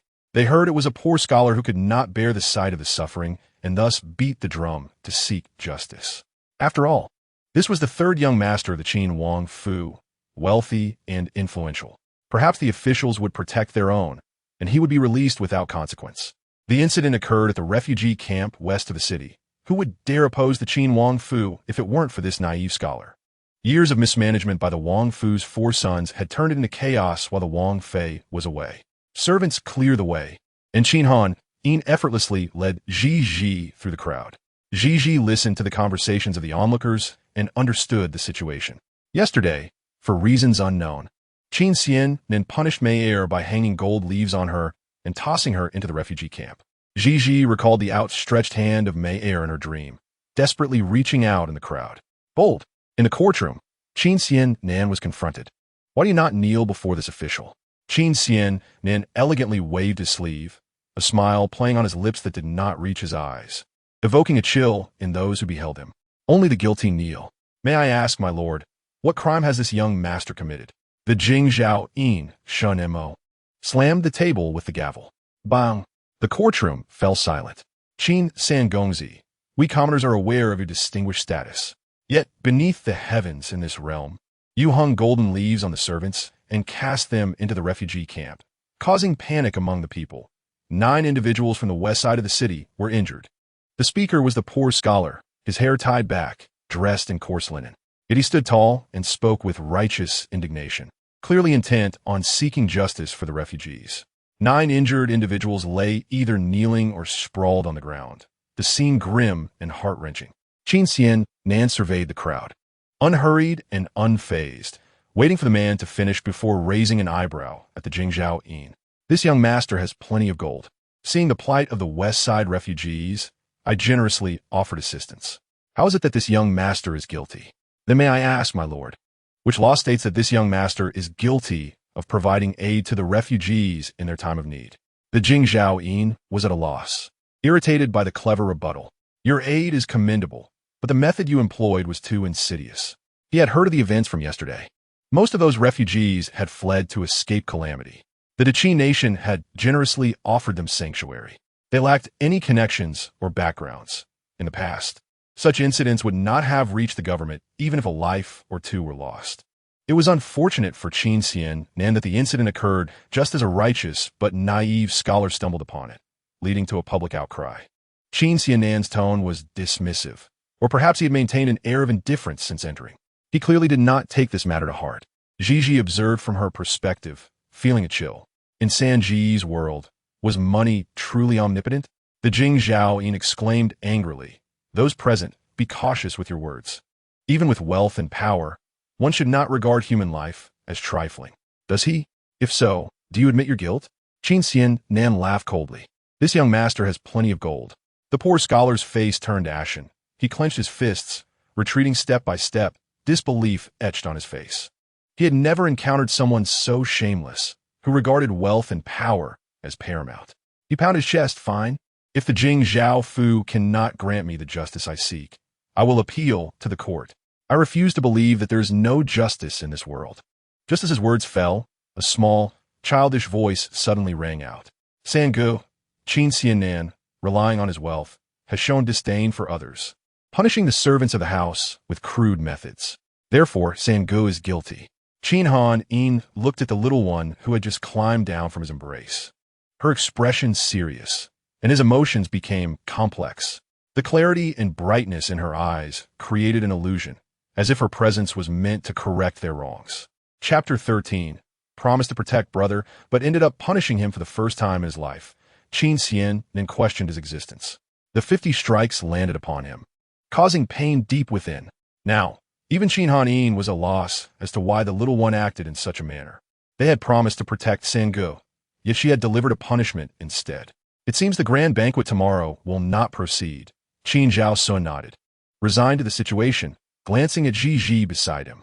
Little one, due to Bai Shui's incident, your Sangu already harbors resentment towards you. Now that you have punished him, he will surely hold a grudge. Qin Han Yin shot him an angry glare. What nonsense! Clearly, the third is deserving of his fate. Qin Zhao Sun shrugged helplessly, just stating the truth. If it weren't for the little one's involvement, would the Jing Zhao Yin dare to take on the third? Qin Han Yin momentarily found himself at a loss for words, his gaze settling on the little one in front of him. Ji Ji, today's incident is not your fault. Do not take it to heart. Your Sangu is merely self-righteous. He will come to understand in due time. When he comes to understand, what will become of it? That night, Ji had Yunyang quietly to set up a ladder for her to stealthily climb over the wall into Qin Xiannan's courtyard. The connection to Qin Xiannan only accentuated her opulent identity. The Jin El Yuan was adorned with exquisite decorations, and to describe it as resplendent would not be an exaggeration. Yunyang, supporting the ladder below, was engulfed in trepidation. Had she been too indulgent with the little princess? Upon seeing the soft little figure successfully perched atop the wall, Yunyang couldn't help but slap her forehead in self-reproach. For some unknown reason, every time she locked eyes with the little princess's clear, water-like gaze, her heart seemed bewitched, leaving her no room to think of anything else. In that moment, it felt as if she would comply with any unreasonable request from the princess. Princess, you must be exceedingly careful. Ji cautiously peered down from the wall, realizing the height was daunting. If she jumped, her little arms and legs could very well be injured. In the corner of the courtyard, a magnolia tree stood. Little Magnolia, oh little Magnolia, please lend me your assistance. I need to get down. As if responding to the soft, childlike voice, the branches of the magnolia trembled to life. They reached out toward Ji. Her eyes sparkled with joy, and a smile graced her lips. Thank you. Climbing onto the branch, she clung tightly as the resilient limb gently lowered her to the ground. Ji bowed to the magnolia tree and then skipped merrily towards her third brother's bedroom. Peeking through the door, she found Qin Xian sprawled on the bed, uncovered and asleep. Perhaps due to his habit of staying out late, the courtyard was eerily quiet, devoid of any attendance. Ji realized her actions might have hurt Qin Xiannan's feelings, so she knew she needed to mend things quickly. An idea struck her, and she hurried to the small kitchen in Jin El Yuan, busily preparing for quite some time. When she finished, a smudge of soot adorned her cheek as she carried the medicinal dish she had concocted and pushed open the bedroom door. Just then, Qin Xian stirred awake, his eyes still heavy with sleep, looking somewhat dazed. However, as he attempted to move, a sharp pain shot through his back, and memories of the previous events flooded his mind. In the court, he had spoken persuasively, believing it to be inconsequential, as such frivolities were not new to him. With wealth and power, no one could challenge him. Yet, who would have thought that the little one would leap out and accuse him of wrongdoing? Why had he punished Mayer? Hadn't it been to protect her? That morning, he had even felt a fleeting fondness for her, but alas, what are you here for? In the past, no one dared to step into Jin El Yuan without his command. Ji blinked nervously, setting the steaming medicinal dish on the table. Third brother, you haven't eaten yet. You must be starving now, right? Qin Xian Nan's face contorted in sarcasm as he retorted, I don't need your feigned concern. Didn't you wish for me to perish in the court? Isn't this precisely what you desired? Is third brother a baby? Qin Xian Nan was taken aback. Only a 3-year-old would throw a tantrum like that. He lay awkwardly. Even speaking louder would jolt his injury and draw a cold sweat from him. If you came to mock me, congratulations, you have succeeded. Now leave. Ji sighed. Why did third brother punish Mayer like that? Isn't it because of you? Isn't it to stand up for you? There was no need to elaborate. He felt nauseated. It's none of your business. Qin Xian Nan, enraged, wanted to leap up and throw the little one out, but was hindered by his injury. Well then, just eat your food. The scent of medicine wafted into his nostrils, and he frowned. Does third brother fear that Ji might poison you? She took a spoonful of the dish for herself, then switched to another spoon. Is third brother assured now? Slowly, the realization dawned on Qin Xian Nan that he was bickering with a child, sulking. When had he become so petty and calculative? However, the thought of his injuries being the little one's doing made him irritable. Reluctantly, he lifted the medicinal dish and took a bite. It was quite palatable, and he ended up consuming 2 small bowls. Ji watched him finish before producing a white jade vial. Now that you're full, it's time for you to remove your trousers and lie down. I will apply medicine for you. What? Qin Xian Nan's mouth fell open, and his handsome face flushed red. Where did you get this medicine? Put it down and do not come in again. He nearly sprang up like a hedgehog. His attempt to intimidate her only made him wince in pain, beads of sweat forming on his brow. Ji sighed. This was not going to be easy. The road to reform was just beginning. She fell silent, and instead revealed her silver needles. Third brother, being evasive about your ailments is not wise. Be obedient, and Ji will soothe you after the needles. The little one smiled sweetly, holding the needles as she approached slowly. Yet to Qin Xian Nan, that smile resembled that of a little devil. He wanted to escape, to move, but he was utterly immobilized. Ultimately, the entire Qin Wang Fu could hear the anguished wails echoing from Jin Luan late that night, a sound so pitiful it was almost unbearable. Yunyang, having seen Ji vanish over the wall, was in a state of frantic worry. After waiting in vain for her return, she finally reported the matter to Qin Hanin. When Qin Hanin arrived, he happened to see the little one perched atop the wall, her little legs swinging as she awaited Yunyang to assist her down. It was not that she could not manage, but she worried the latter might slip. Just then, she saw her elder brother. Ji, jump down, and I will catch you.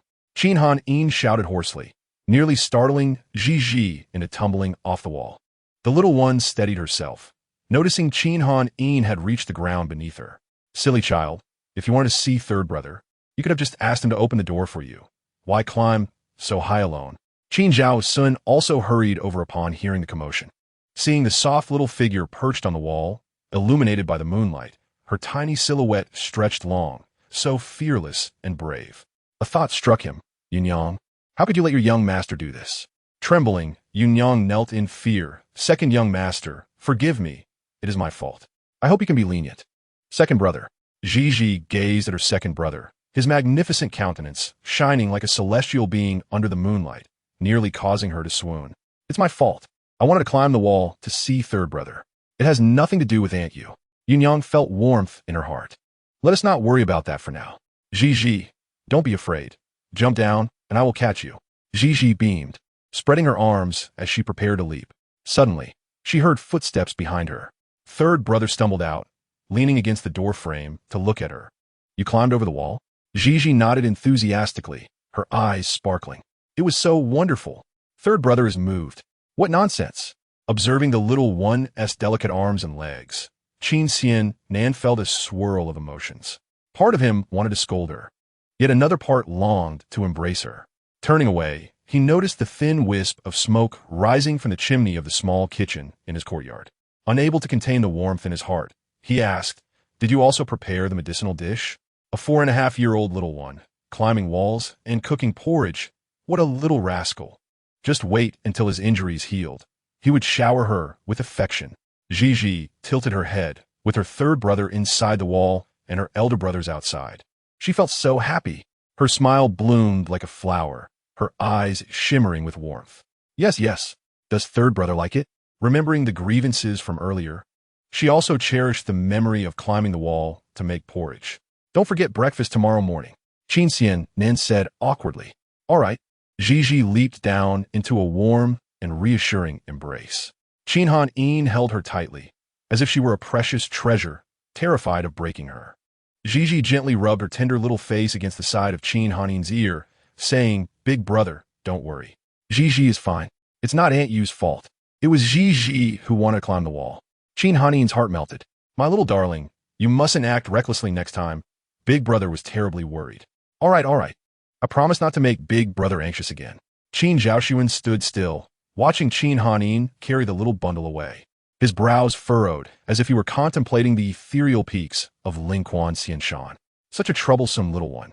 The following morning, Qin Xian Nan eagerly awaited the little one to bring him porridge, but instead, he was greeted by Bai Shui.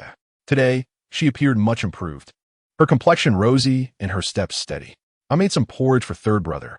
I wonder if he can tolerate it. Having grown accustomed to delicacies, Qin Xian Nan found such plain porridge unappealing. However, he fondly remembered the medicinal dish from the night before, which had greatly satisfied him. The medicine had worked wonders. After application, his wounds ceased to hurt, and he could even bounce around today. Seeing Qin Xian Nan pacing at the door, Bai Shui frowned. Third brother, after such a severe injury yesterday, you should focus on resting and not wander about. It looks as though you haven't been hurt at all. Qin Xian Nan was lost in thought, barely catching Bai Shui's murmurs. Just then, the little one arrived. Today, the door of Jin Liyuan was wide open, and Gigi bounced in, carrying her homemade chicken soup. Before she could step inside, Qin Xian Nan seemed to catch the aroma, and his demeanor instantly changed. He flopped onto the couch, appearing weak. Third brother, Gigi is here. Bai Shui's expression changed, and she bowed weakly. Gigi waved her hand, glancing at the untouched white porridge on the table. How could someone like third brother, who is used to feasting on delicacies, suddenly accept the taste of plain porridge? Bai Shui has made a mistake. She pursed her lips and placed her chicken soup jar on the table. Oh, Qin Xian Nan seemed lightheaded, but his eyes were fixed on the table, wondering what delightful dish the little one had brought as the enticing aroma filled the air. Is third brother not welcoming Gigi? If that's the case, I shall not come again tomorrow. No, I fear you won't come. Little one, with my injuries, you have played a major role in my recovery. Haven to you? If you don't take care of me, who will? Third brother, I only care for you, she said, poking Qin Xian Nan's slightly swollen face. Qin Xian Nan scoffed, whatever it is, bring me whatever delicious food you have. But sister Bai Shui has also made porridge for third brother. Bai Shui's face stiffened. She had woken early and spent 2 hours at the stove to make the porridge palatable. Yet Qin Xian Nan hadn't even glanced at it. Anger clenched her fist around her handkerchief. Qin Xian Nan finally looked at the unremarkable porridge on the table. Let be for now. I will eat what you made. Bai Shui gazed at him with watery eyes. Third brother, this is specially cooked for you by me. Qin Xian Nan dismissively waved his hand. I'll eat it later. However, when the little one ladled out the coconut chicken soup, Qin Xian Nan devoured 2 large bowls in a frenzy, completely disregarding the white porridge and medicinal dish. Little one, this is delicious. How did you prepare it? Was it thanks to Yunyang, or did our Wang food change chefs? It's simply delicious.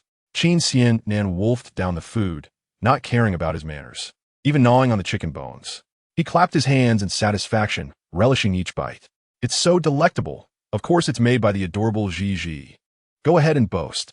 Qin Xian Nan replied, unconvinced. Bai Shui watched their interaction, nearly losing her mind.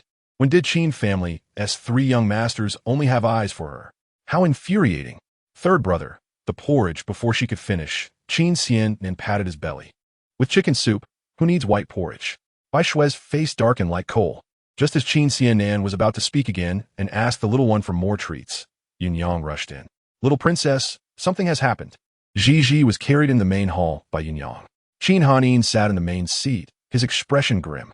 Ever since reuniting with his big brother, Gigi had not seen such a look on his face for quite a while. Please forgive me, young master. I simply couldn't help myself after not seeing my daughter for so long.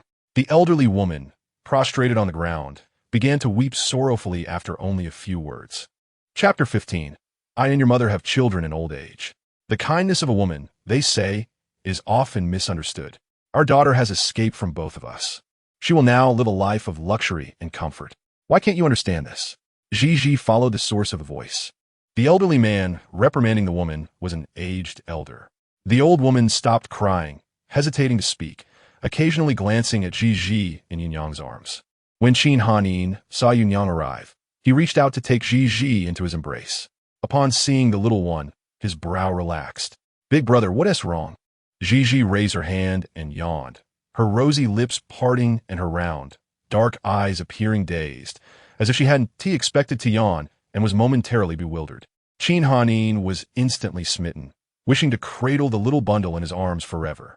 With gentle eyes, he asked softly, Gigi, do you recognize these two people? Gigi turned her head to scrutinize the two individuals. She had traveled from Lianyan Mountain, encountering many people along the way, yet she had never seen these two. With her sweet, clear voice, she replied, no.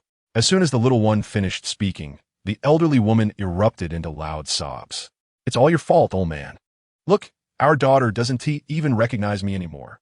The old man's eyes widened in anger as he pointed at Gigi. Ungrateful little wolf. Your mother and I worked hard to raise you, only to have you forget your roots.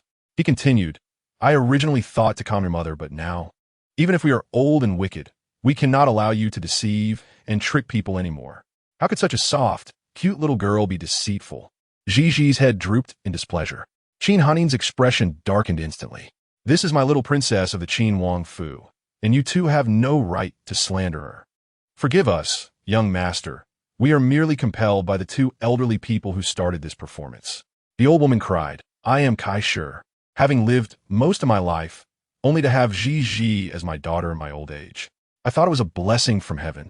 But who knew our daughter is different from others? Indeed, the old man added, our daughter is clever and mischievous, full of tricks. This time, she ran away from home, and it took us half a month to discover that she had deceived the young master and entered the Wang Fu to become a little princess. We asked the young master to forgive her for being young and unwise. Qin Hanin glanced at the little one. Clever? That was clearly adorable and intelligent. A playful smile tugged at his lips, and just as he was about to exchange a few words with her, he felt her slide off his lap. How disappointing.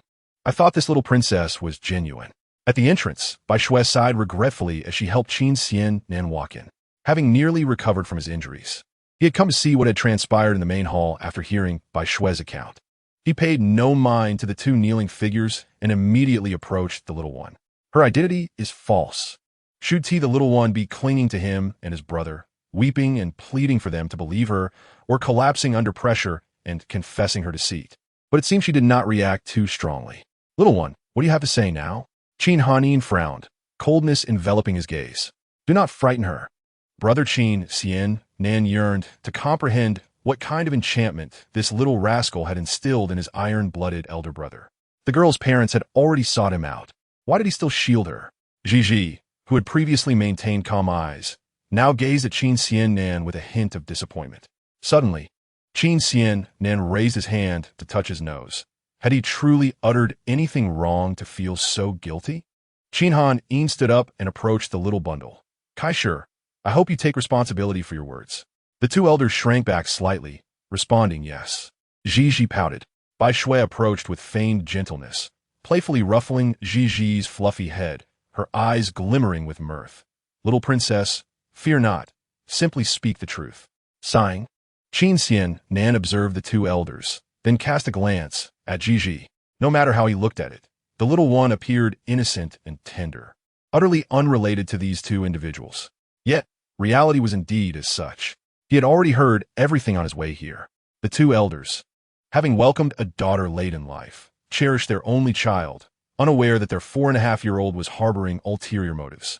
Utilizing her soft and adorable appearance, she frequently engaged in deceitful schemes.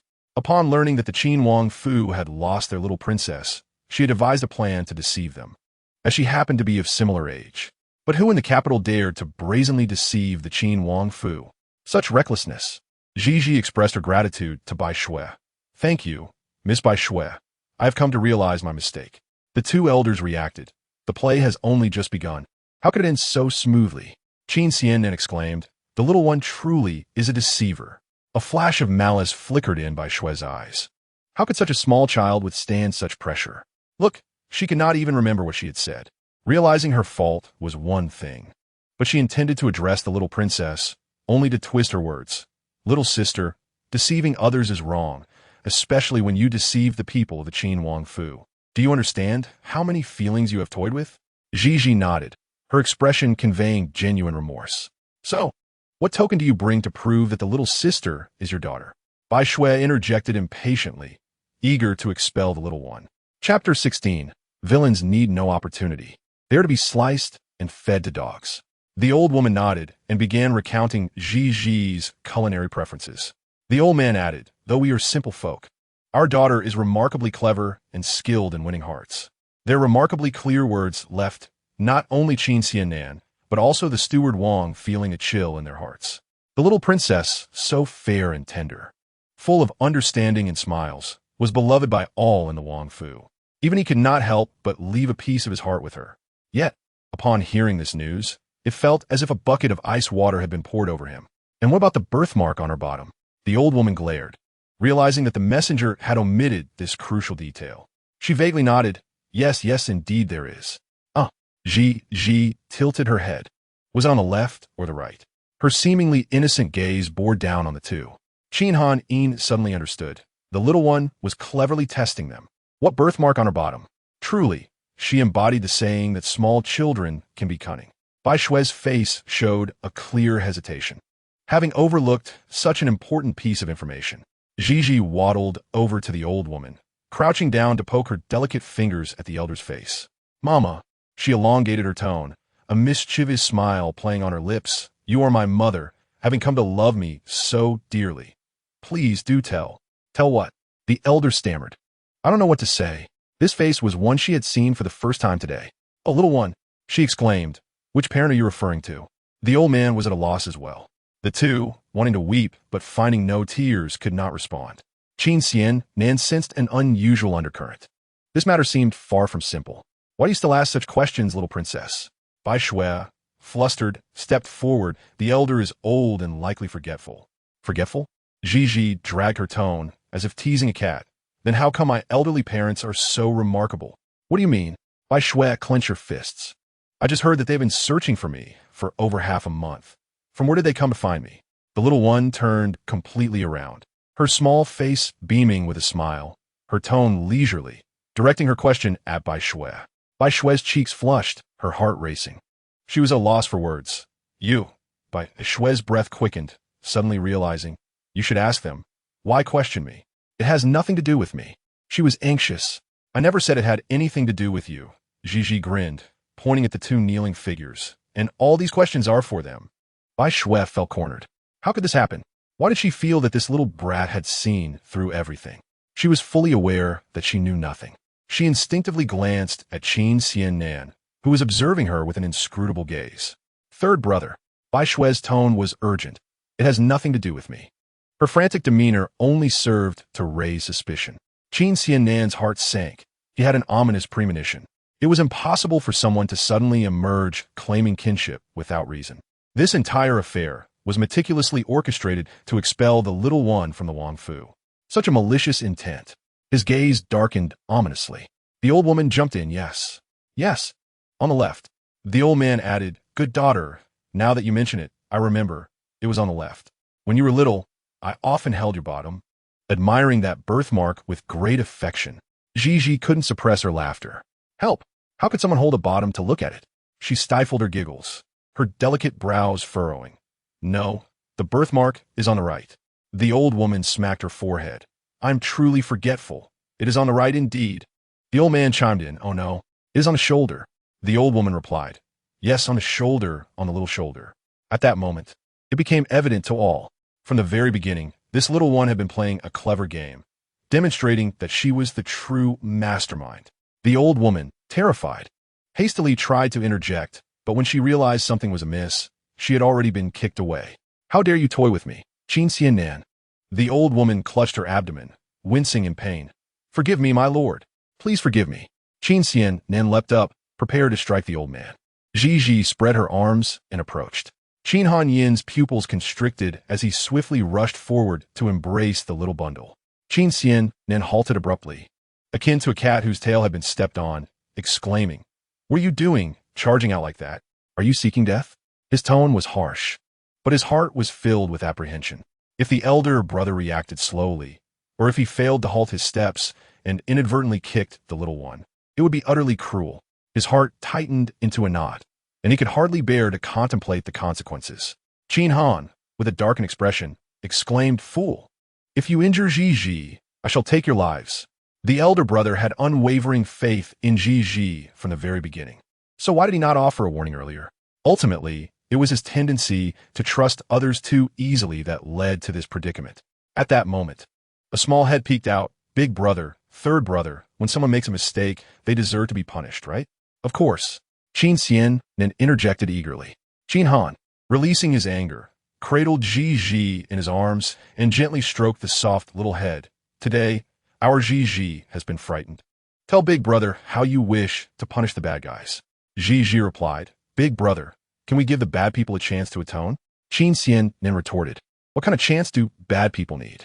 Just chop them up and feed them to the dogs." The two men cried out in desperation for mercy. Bai Shui trembled in fear as well. Ji tilted her head and smiled. "How about this? If you tell me who is behind your actions, I will persuade Big Brother to spare you." The two men exchanged glances and nodded eagerly. "You mean a child of merely a decade or so instructed you to do this?" Ji's gentle voice inquired. The two men nodded, inadvertently looking towards Bai Shui. Chapter 17. Completely disgraced, Bai Shui was so frightened that she fell to the ground. The two men were originally beggars in the city, but 3 days prior, a little girl of considerable status had approached them, offering a large sum of silver for a task, promising further rewards upon completion. Tempted by the money, they immediately agreed. Having witnessed the hardships of life while begging, they considered this task trivial. Thus, starting 3 days ago, a small servant began relaying messages to them, informing them of the young princess's daily habits and even stealing some of her cherished belongings. They then sought similar items in the market, which served as excellent tokens. Housekeeper Wang summoned all the servants in the manor. Shortly after, Housekeeper Wang gathered all the servants. The beggar couple looked around but found no sign of the messenger. They both shook their heads in unison. "Are you certain the messenger is not here?" Housekeeper Wang questioned sternly. The two men, frightened, knelt down just as Yunyang rushed in, reporting to the eldest young master. A servant just escaped through the corner gate. "Very well." Qin Han's lips curled into a cold smile. "Shadow, take people to pursue." Bai Shui felt as though she might perish. Fortunately, although she had devised the plan, all the dealings were handled by Mayor, and she had not participated directly. What a stroke of luck! Just as she reassured herself, Qin Xian then turned to her with a piercing gaze. "Little Shui, according to those two, the mastermind behind this is none other than Mayor. Third brother, please see clearly." Bai Shui knelt down, her heart aching for reasons unknown regarding Mayor's actions, yet she was willing to bear the consequences on Mayor's behalf. She coughed weakly, her frail body unable to maintain its kneeling position. She understood that Qin Xian Nan was particularly susceptible to her emotional appeals. As expected, Qin Xian Nan frowned and waved his hand. "Enough, get up. Her actions cannot be attributed to you." Tears fell from Bai Shui's eyes as she allowed those beside her to assist her in standing. Qin Han still sought to investigate further, but the little one, feeling disheartened, rested her head on his shoulder. Ji, are you tired?" Ji, with a sniffle, replied, "My heart is tired." Qin Han felt a pang of sorrow. "Big Brother will always believe in you." Ji softly affirmed. "Big Brother, since those two spoke the truth, let us release them." Qin Xian then immediately interjected. "That would be too lenient. Let me seek justice for you." Qin Xian Nan had become entirely disgraced. Initially, he had relied on the sympathy garnered from enduring punishment. But one misstep had led to another. Regardless of everything else, he quickened his pace to catch up with Qin Han. Passing by Shui, her pale little hand tugged at his clothing, her voice trembling with tears. "Third brother." Qin Han scoffed coldly.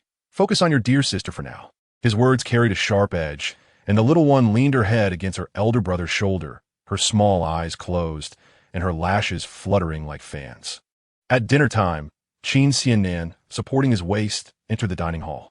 Oddly, only his meal had been prepared. Where were Big Brother and Ji? The kitchen? Qin Xiannan furrowed his brow in suspicion. The dishes set before him were the usual fare from the manor, fragrant in the air, yet he found them utterly tasteless. After the commotion of the day, he wondered what the little one was up to. Moreover, his big brother, who typically held himself in high regard, would never deign to enter the kitchen. With little appetite, he decided to investigate the kitchen himself. Upon arriving, Qin Xiannian heard Shadow's voice, "Master, we have caught the person who escaped from the manor, but unfortunately, he is not the servant mentioned by the kind matron." Shadow continued, "That person stole some gold and silver from the manor, which is why he fled. I have confirmed he has no connection to the young princess."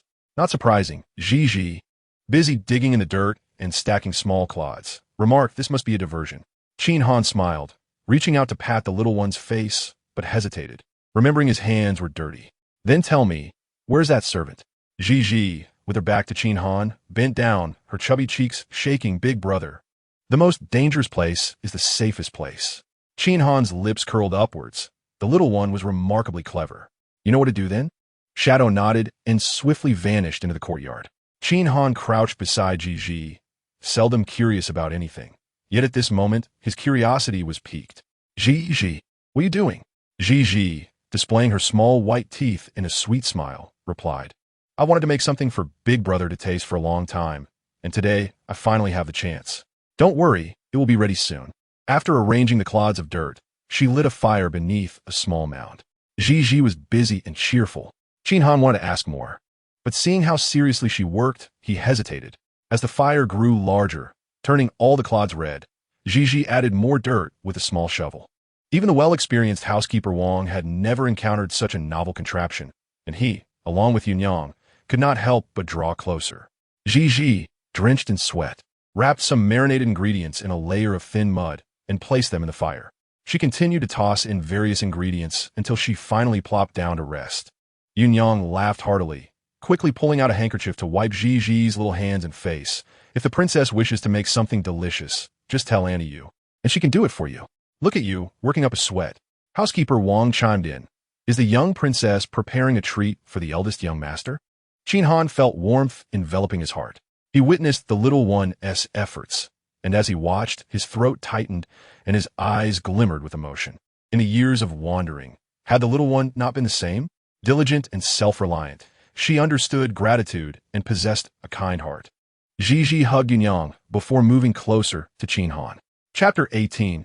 No, she wants to share equally. "Auntie Yu, Uncle Wang, it's all right. During the years I was out on my own, I accomplished many things by myself."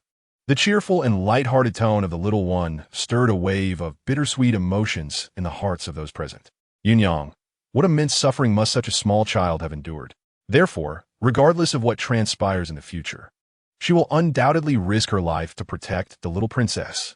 Steward Wang, the little princess who ought to be a cherished gem, has truly suffered greatly. Qin Hanin extended his hand to embrace the small dumpling in his arms. "Tell your brother, who taught you all this?" Sweat. Ji pursed her lips. "Master." In truth, ever since Ji awakened her spirit, she possessed all necessary survival skills, as if she had already experienced them. The world may not believe it, but she could cook so well that it would make their mouths water even when standing on a small stool. Ji, who is your master?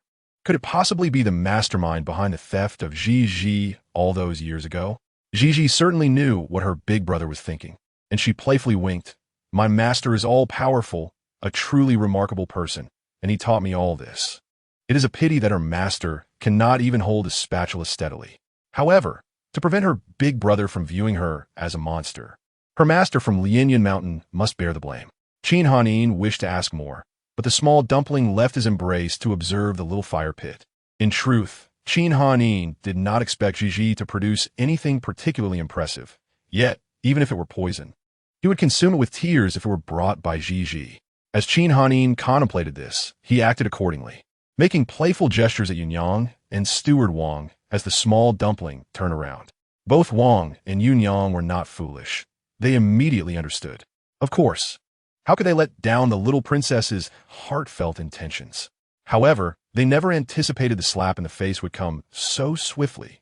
After washing their hands, Ji used a small hammer to break open the layer of mud encasing the lotus leaf chicken, cleaning it and peeling back the layers of lotus leaves.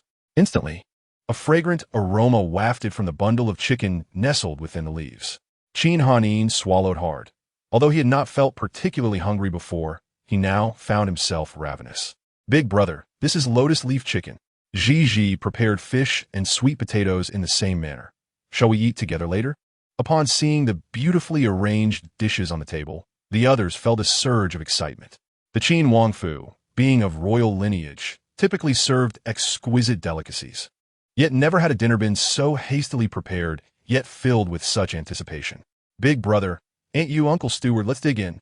Ji cooked 2 chickens, first tearing off a large leg and handing it to Qin Hanin, then plucking 2 more for Yunyang and Steward Wang. When it was her turn to serve herself, she exclaimed, "Oh, a thief."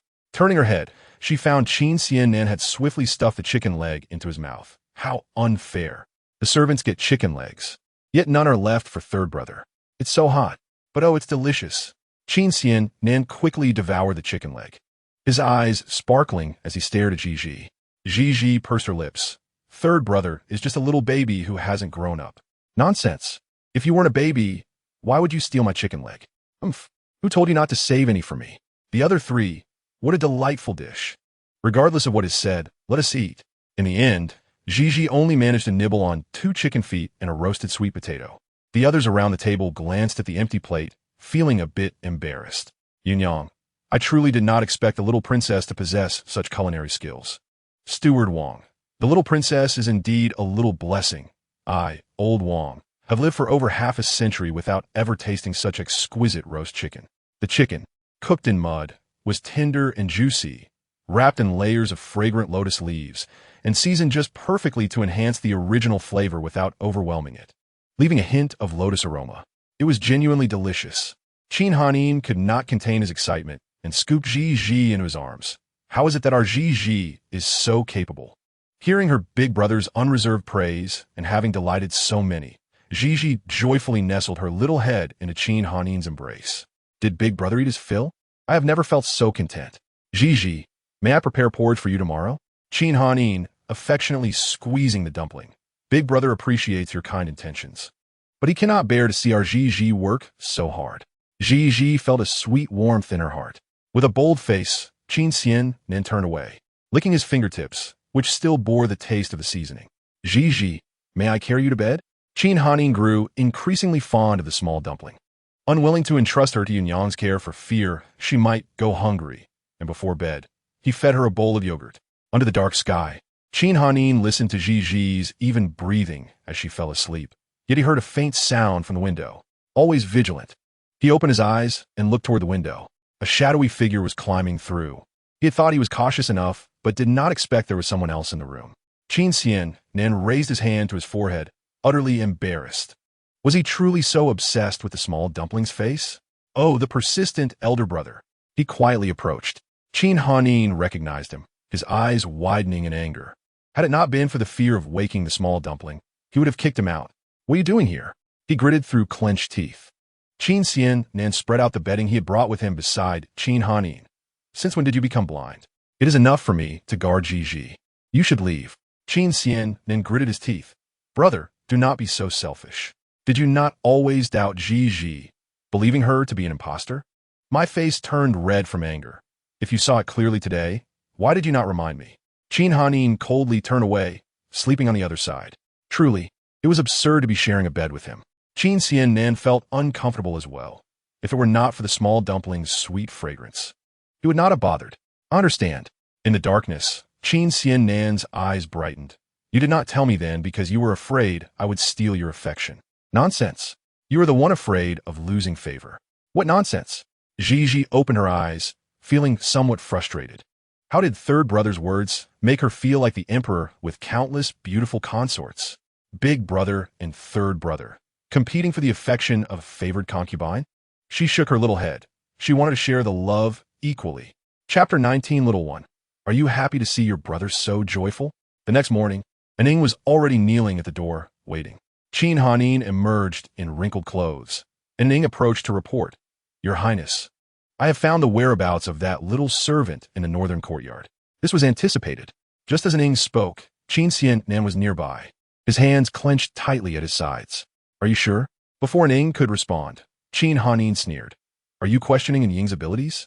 Qin Xiannan took a deep breath, wanting to say something, but ultimately refrained, glancing at the room where the small dumpling was still asleep before stepping toward it. Qin Hanin instructed Ning, keep a close watch on that person. Ning nodded and then departed. When Qin Hanin entered the room, Gigi had already awakened. She lay in the blanket like a soft little bundle, her cheeks flushed from just waking up. Qin Xian then squatted by the bed, his eyes filled with tender smiles. Little dumpling, why not sleep a little longer? Gigi blinked. She had thought about sharing equally, but third brother still could not see the true face of Miss Bai Shui, which was somewhat vexing. She turned her head away, her little voice somewhat heavy. I'm used to waking up early. This is the Qin Wangfu. You can sleep as long as you wish. Gigi shook her head, yawning and stretching as she sat up in bed. Would third brother like to help you wash up? Gigi shook her head again, and upon seeing Qin Hanin standing at the door, her eyes immediately lit up as she opened her little arms and called, Big brother. Qin Hanin walked over and picked up the small dumpling, carrying her toward the washstand. The little one, Gigi, is truly a darling, displaying both wisdom and charm.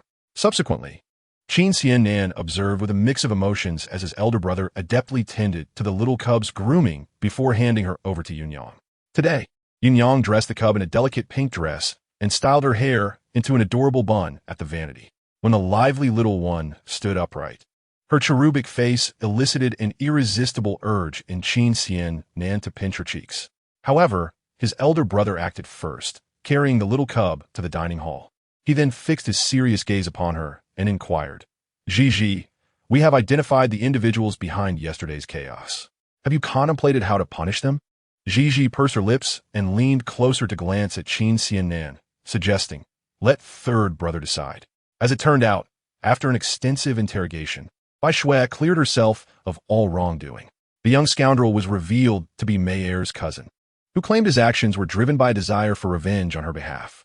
In a shocking turn, he even lunged at Qin Xiannan with a dagger, exclaiming, Qin Xiannan, you, who masquerade as a human yet trample lives with your wealth and power, I shall avenge Mei Er today. With a cold smile, Qin Xiannan effortlessly kicked him aside, commanding, take him away and dispose of him. Thus the matter concluded. From that day forth, Qin Xiannan appeared before Gigi daily, like a devoted servant. Gigi, third brother has prepared a gift for you. Upon unboxing a large present, she discovered a collection of meticulously crafted jewelry. Thank you, third brother, but I am still too young for such things. Qin Xiannan hurried after the little one, who seemed indifferent, and asked the little cub, what do you desire? Whatever you wish for, third brother shall procure it for you. With a playful tone, Gigi replied, then I want to stand shoulder to shoulder with the sun. Third brother, go and fetch the sun. Hearing her laughter, Qin Xiannan felt the lightness in his heart. He gazed skyward with a hint of exasperation. How many days have passed, little one? Why do you hold such a grudge? Gigi argued. I do not hold a grudge. I merely have a good memory. I know third brother still doubts me. No, I truly did not expect to be so popular. Observing the disheveled appearance of the third brother, Qin Zhao Sun chuckled. He was exceptionally handsome, with delicate brows and bright, vibrant eyes that sparkled with youthful charm. His smile seemingly capable of captivating souls. His flamboyant attire, complemented by a fan, was indeed mesmerizing. Noticing the diminutive figure of Gigi, who barely reached his thigh, Qin Zhao Sun bent down to tap her head with his fan, asking, little one, why do you look so happy to see your brother? Gigi tilted her head and giggled. Of course, I missed you. The faint scent of medicine that lingered on Qin Zhao Sun brought comfort to Gigi, and he smiled, saying, in light of your thoughtfulness, come, brother will take you out to play. All right. The little one joyfully fell into Qin Zhao Sun's embrace, allowing him to carry her off for a day of fun. Qin Xiannan, feeling a sense of discontent, reflected on how it all stemmed from his own actions. He recalled the night he first encountered Gigi, having been misled by Mei Er's words. He had kicked down her door. The sight of the soft little one, sleeping with drool at the corner of her mouth and her chubby little hands rubbing her eyes, made him realize his own prejudice against her. Exiting her quarters, he was approached by Bai Shui, who greeted him warmly and took hold of his arm. Third brother, I made some delicious food in the small kitchen. Would you care to try? Bai Shui was thoughtful and caring, displaying culinary skills at such a tender age. Being around her always filled him with warmth. Yet, ever since Gigi's arrival, his heart had shifted, and he found himself yearning to be near her, as if he had discovered a different facet of Bai Shui. Move? Bai Shui's face paled in an instant. Third brother, why would it come to this? This was the same person who, on a snowy day, reached out to her, promising her a home. She had navigated the past years with trepidation, wondering why things had turned this way. Overcome with emotion, she began to weep. But Qin Xian Nin remained unmoved, leading her to despair. Despite all his tenderness towards her, he was fundamentally a man of unwavering resolve. She understood that the actions of the Kai siblings had sown seeds of distrust in Qin Xian Nin's heart, and thus she could no longer remain passive. Gigi was filled with joy. She had been taken around Kyoto by her elder brother, and now it was her second brother's turn. However, the two brothers were distinctly different. The elder brother was one to purchase whatever caught his fancy. In her heart, Gigi mused if her second brother was perhaps impoverished. Yet, in her understanding, the Qin Wang Fu was extraordinarily wealthy, and its young masters should not be living in such penury. She bit her lip and approached. Requesting a hug, second brother, may I have a hug? Qin Zhao Sun turned to her, his gaze softening as he chuckled, sister. It was much more enjoyable when we were younger. He playfully pinched her cheek, declaring, such dramatics. Despite his words, he bent down to lift her up. Just as he was about to embrace the little one, a figure rushed in swiftly. Qin Zhao Sun reacted quickly, pushing the little one back as Yunyang stepped forward to scoop Gigi into her arms. The sudden impact from the charging figure nearly toppled Qin Zhao Sun into a nearby stall. Once he regained his balance and confirmed Gigi was unharmed, he shook off the contact with his sleeve, a flicker of coldness crossing his eyes. Second brother, are you all right? Qin Zhao Sun grinned, regaining his charming demeanor, and approached Yunyang, who held Gigi, saying, be good, brother must attend to something first. Here, take this, buy whatever you like. Leaving his purse behind, he turned it apart. Gigi weighed the contents of her brother's purse and asked Yunyang, Auntie Yu, where is my brother's pharmacy? Yunyang replied, it's just down this street. Our second young master possesses remarkable medical skills and is quite a notable figure. Is that truly the case? Her elder brother, the cold and detached young general, had faith in himself but doubted the existence of genuine affection in the world. What of her second brother? And what about the fourth brother she had yet to meet? Gigi sensed the complexity of the situation. As Yunyang guided her to the entrance of the Jimintang, a small girl who had just exited a consultation collapsed before Gigi. Without hesitation, Gigi rushed forward. Yunyang intended to stop her, wary of potential dangers. Although the girl had fallen, she managed to sit up with great effort. Gigi extended her hand, saying, let me check your pulse. The girl, though young, had pale lips and trembled visibly. Thank you, but it's not necessary. Gigi insisted. You clearly appear unwell. The girl shook her head. Thank you for your kindness, but I have already seen a doctor. Gigi was about to insist again, but the girl, startled, somehow managed to rise unsteadily. Thank you. Clutching some freshly gathered herbs, she departed from Gigi's sight. Yunyang remarked, the little princess truly has a compassionate heart. Gigi shook her head, her long lashes casting shadows on her cheeks. Auntie Yu, there are many people in this world who need saving. Yunyang appeared perplexed, unsure of the meaning behind her words, but smiled nonetheless, reassuring her, do not worry. Dear princess, that girl will be fine. Let us hope so, Gigi replied as they stepped into the pharmacy. Auntie Yu, did you not say my second brother's medical skills were extraordinary? Yunyang felt a tinge of embarrassment, unsure how to address the rumors. Indeed, little princess, our second young master is highly skilled, but he has a peculiar personality and is selective about his patients. The individual who is not deemed worthy by oneself would remain indifferent even if someone were to fall ill and perish before them. It is often said that a healer possesses a benevolent heart, yet he seems unworthy of such an epithet. The Jimintang is expansive, yet within it, aside from the pungent aroma of medicinal herbs and a solitary young apothecary, there is no one else to be found. Upon hearing footsteps, the apothecary did not bother to lift his head, coldly stating, the doctor is not present. Please seek another clinic. The audacious Yunyang was about to reprimand him when Gigi grasped her hand. I beg your pardon, we merely wish to take a look. Take a look? The apothecary raised his head, his tone harsh and devoid of the compassion one would expect from a healer. However, upon seeing the adorable little child standing before him, his vitriolic words abruptly ceased. What a charming and spirited little darling. His tiny, bean-like eyes narrowed with mischief as he inquired, Little one, whose family do you belong to? Yunyang found it increasingly difficult to contain herself. Upon noticing Yunyang, the apothecary's demeanor shifted instantly. Let me put it this way. Although our Jimintang is renowned, if you are merely here to feign illness, there are conditions upon entry. What conditions? The little one asked, her tone inquisitive. You. The apothecary pointed at Yunyang, instructing her to wait outside while allowing this little one to explore. Naturally, Yunyang refused and attempted to leave with Gigi in her arms, but Gigi shook her hand, insisting, Aunt Yu, I'm fine, you need not worry. This big brother looks kind. He won't bully me, and I simply want to look around. Yunyang's brow furrowed tightly, her jaw clenched, clearly unyielding, understanding her good intentions. Gigi patiently persuaded her to leave. As soon as Yunyang exited, the young apothecary approached, eager to pinch Gigi's little face. Such a delicately carved little darling was indeed enchanting, but the thought of poisoning her, watching her pristine visage marred with blood, her forehead creased with anguish, her soft voice calling for help, and her doe-like eyes brimming with tears of despair and fear, was undeniably thrilling. With that thought, he felt a surge of excitement coursing through his veins. However, the clever little one, akin to a mischievous sprite, darted about, and despite his efforts, he failed to lay a finger on her hair. How amusing, this little bunny-like child. Come here and let your brother touch your face. Touch. The little one giggled innocently, her voice playful. Big brother, are you dreaming or daydreaming? The young apothecary chuckled. Indeed, you are the most adorable and clever little girl I have ever encountered. Is that so? Gigi squeaked, darting past him directly into the inner chamber. Hey, the apothecary was taken aback. Do not run about.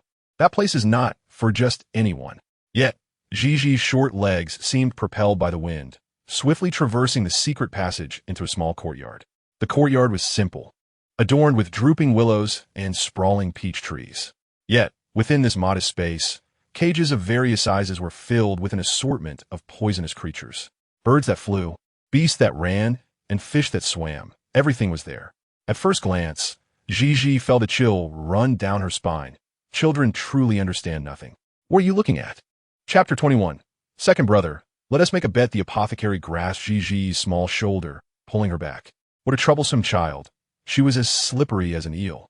Gigi squirmed and kicked her little legs in a futile struggle, but the apothecary held her tightly and carried her out of the inner chamber, shutting the door and drawing the curtain. Gigi frowned. Big brother, what are all these things? The young apothecary had never encountered a child like her. Typically, when other children saw such a scene, they would scream and wet their pants. Yet this child appeared oblivious to fear, displaying a boldness that was quite remarkable. A wicked smirk curved his lips, his eyes glinting with malice. Everything in here is our young master as treasure. Afone, what are you doing? Afone, who had been holding the little one's waist, was slender yet sturdy enough to shield her from view. He was quite annoyed by clingy and troublesome children. However, as he carried the little bundle to the door, Qin Zhao Sun suddenly caught up with them. Huh? Afone was puzzled. Their young master was usually calm and collected, never reckless. He covered the little one's mouth, witnessing an unexpected flicker of anger in his master's eyes. Young master, do you detest this child to such an extent? Do not worry, I will swiftly deal with this little one, ensuring she does not trouble you. The previously struggling bundle suddenly became compliant. Afone's bony hand covered her overly delicate and fair face, his dark eyes fixed on Qin Zhao Sun. Fool! Qin Zhao Sun exclaimed. Afone replied. Are you referring to this little rascal? Indeed, she is foolish, quite foolish indeed. After saying this, he turned to leave, but suddenly felt a grip on the back of his neck. Hey! Qin Zhao Sun exerted force, and from within his wide sleeves, a small black snake with flickering tongue and glistening scales emerged, striking Afone's neck with ferocious intent. Afone cried out in pain, his body going limp, causing him to drop the little one. Gigi! Qin Zhao Sun rushed forward, cradling the little one in his arms. Young master? Afone! Witnessing Qin Zhao Sun's anxious embrace of the little darling, was initially bewildered, then realized her. Fool! Qin Zhao Sun's narrow, fox-like eyes narrowed. She is my sister. Afone felt wronged. She didn't mention it before entering. But there was no time for explanations. He felt a surge of metallic sweetness rise in his throat. Poison. Qin Zhao Sun, with his exceptionally beautiful peach blossom eyes devoid of warmth, carried Gigi and made his way outside. Little one, why did you not behave? Gigi's eyes remained glued to Afone. Qin Zhao Sun held her small frame with one hand while gently tapping her nose with the other. Didn't I tell you not to run about? Just as he passed the apothecary, had he not peered in, he would have been oblivious to how the little one had fallen for this foolish trick. A phone, now limp, resembled a tattered cloth, ready to be discarded. The moment Qin Zhao Sun stepped out of Ji Min Tang, Gigi suddenly turned her little face toward him, her chubby hands cupping his cheeks. Second brother. He has been poisoned. Qin Zhao Sun casually regarded the little one, a minor lesson. He will die. He brought this upon himself. No, Gigi shook her head. Brother, he does not know I am the little princess of the Qin Wang Fu. Qin Zhao Sun's heart stirred. He suddenly found the little darling's serious expression, with her delicate brows slightly furrowed, reminiscent of someone familiar. His captivating eyes lifted at the corners, his tone as gentle as the spring waters of March. Gigi, do you understand that if I had arrived a moment later, what your fate would have been? Of course. A Feng's malicious intent did not escape her gaze. If not willingly, no one could truly harm her. Noticing that the little one appeared frightened, Qin Zhao Sun softened his tone, adding a smile. Little one, are you afraid now? Let me tell you, a Feng is not a good person. Second brother, let's make a bet. Gigi interrupted before Qin Zhao Sun could finish. He paused. Second brother does not need to intervene. Just let a Feng wake up. Oh, the little darling is adorable, but such an arrogant demeanor is rather amusing. Qin Zhao Sun chuckled. Very well, if you're interested. A Feng's pitiful life is yours to gamble with. Indulged the little one as he carried her inside, finding a place to sit before gently placing her down. The silent Yunyang had overheard the conversation between the second young master and the little princess. With the presence of the second young master, she felt no need to interject and quietly retreated to the side. Gigi's lips curled into a playful smile, her dimples apparent as she asked, Second brother, if I win, what shall be the wager? Qin Zhao Sun chuckled and spread his arms wide, responding, I shall give you everything I possess, whatever your heart desires. Very well. Gigi tilted her head, her voice soft and endearing. The small bell atop her bun chimed sweetly. Second brother, you have taken the bait. Qin Zhao Sun, resting his head on his hand, seemed bored as he closed his eyes, bemused by the innocent playfulness of the young ones. Yunyang observed as the little princess skillfully turned the fallen Afong over and expertly checked his pulse. Although she knew Gigi was merely a toddler, had she not been separated from her family during her early years, she would now be in her parents' embrace, demanding sweets. Yet, as she watched the little princess's focused actions, Yunyang's expression gradually grew serious. I found it. Gigi discovered 2 tiny puncture wounds, tinged with blood, at the back of Feng's neck. The skin around it a discolored hue. She gently closed her eyes, recalling the image of the small snake biting a Feng from Qin Zhao Sun's sleeve. Her brows knitted together, her expression subtly shifting as the memory of the robust snake with red eyes and black scales surfaced, finally sprouting horns. With a calm demeanor, she opened her eyes, retrieving an antidote pill and silver needles. After a brief while, Qin Zhao Sun felt himself on the verge of sleep when his sleeve was gently tugged. He opened his eyes to see the small one standing before him, grinning with a hint of pride on her delicate face. His pupils narrowed as he noticed a Feng kneeling in front of her. What is going on? For the first time, Qin Zhao Sun wore a look of astonishment as he scrutinized Gigi. Second brother, I won. The poison in a Feng has been cured, and as per our wager, I want the little snake from your sleeve. Gigi exclaimed, her voice bubbling with joy. You cured the poison? Gigi nodded. Do you know what kind of poison he was afflicted with? Gigi beamed up at him like a sunflower basking in the sun. Was it you who cured the guests at Hong Yen Lu when they were poisoned? Yes. Qin Zhao Sun recalled hearing the 4 men proclaiming that a small child had cured their poison. Skeptical, he had sought confirmation from the innkeeper, who spoke of the little girl with such admiration that it was as if she eclipsed the renowned doctors of the capital. He found it amusing, but now he was questioning everything. What caliber of child was she? Was she not merely 4.5 years old? Before he could finish his thought, the little girl climbed onto him, her head burying itself in his wide sleeve. Qin Zhao Sun thought, is this truly that soft and adorable sister? While others might be unaware, he knew that the black snake in his sleeve was one he had nurtured with various poisons for decades. The serpent recognized its master and was venomous. A bite would be fatal. It was not something anyone could encounter unless they had truly angered him.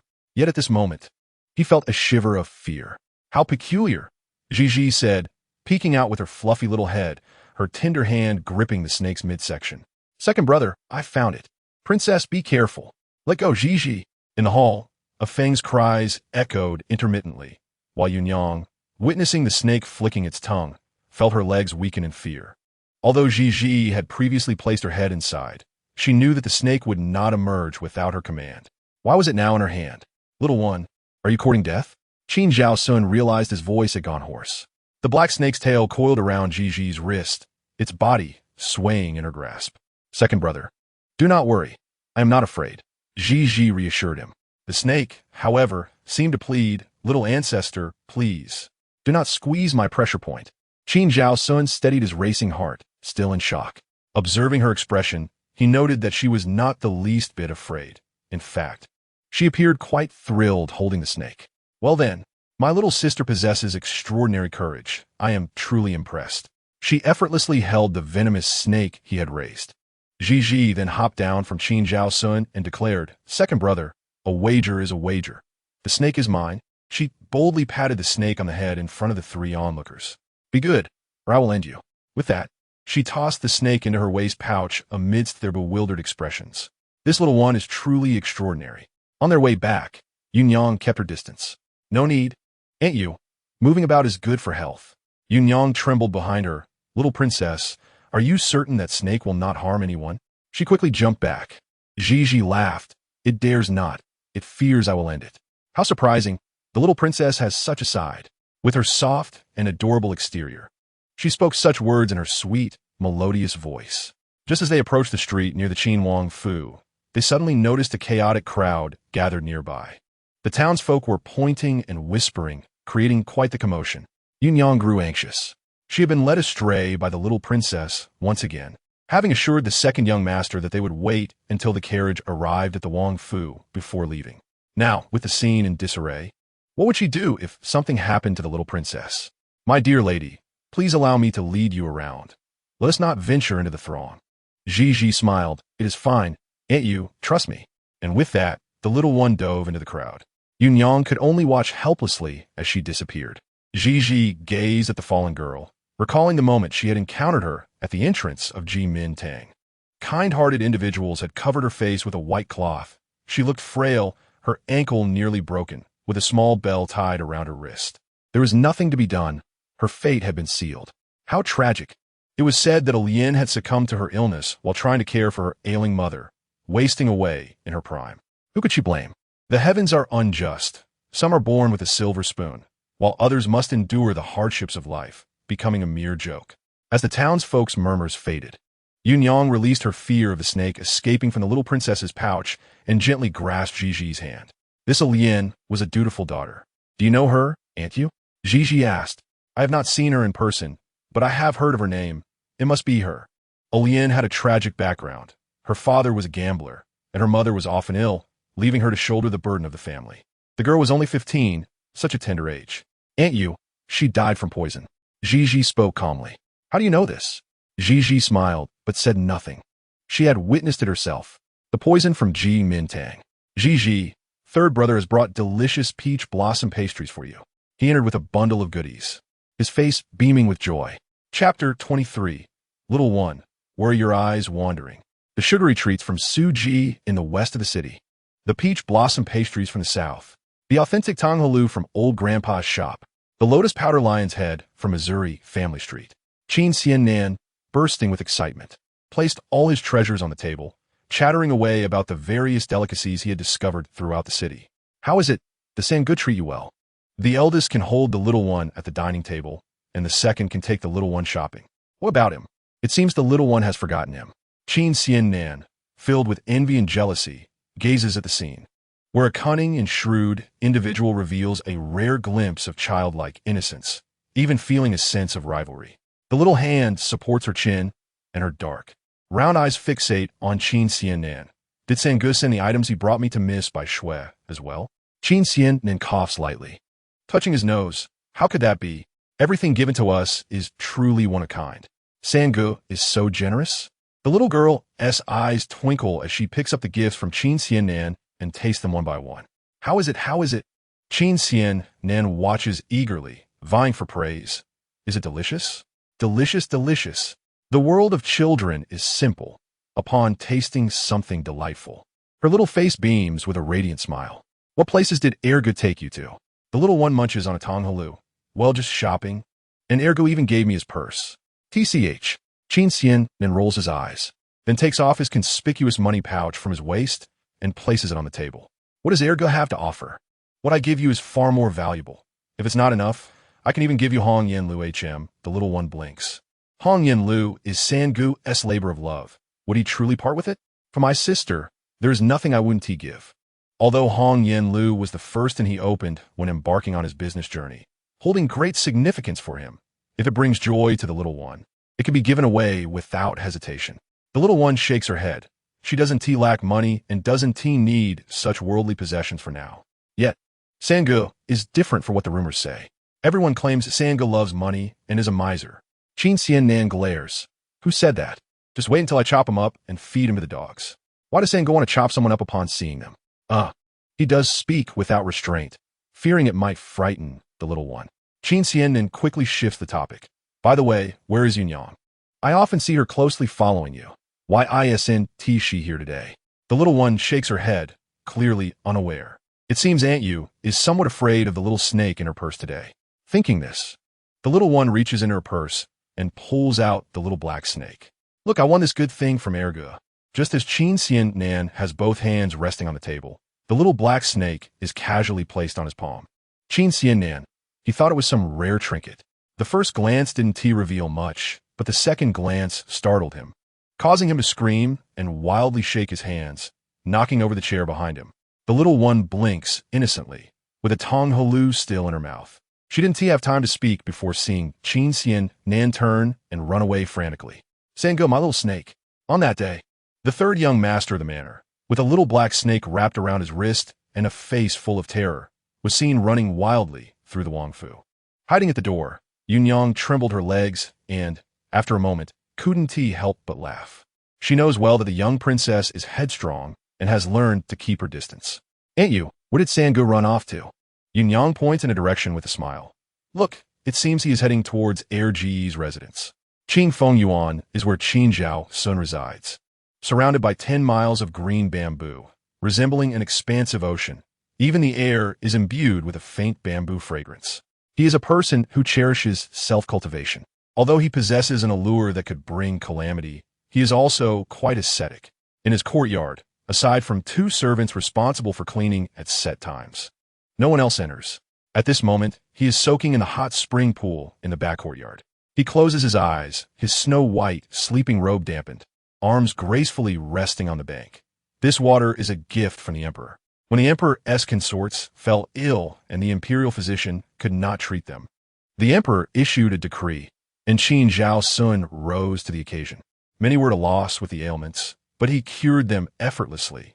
The emperor, delighted, offered him the position of head physician, but Qin Zhao Sun declined, requesting only the hot spring water extracted from the palace. He then spent some time planting a circle of medicinal herbs around the pool. With nothing else to do, his greatest pleasure is soaking in the hot spring. As he relaxes, he suddenly senses some movement, seemingly the footsteps of a small child approaching. How audacious! Who dares invade his back courtyard? His brow arches, a bad premonition rising within him. Could it be that thief? He opens his eyes abruptly and leaps from the water. Just as the little one approaches, she is splashed with hot water. Gay. She raises her hand to wipe the water from her face, pouting in dissatisfaction.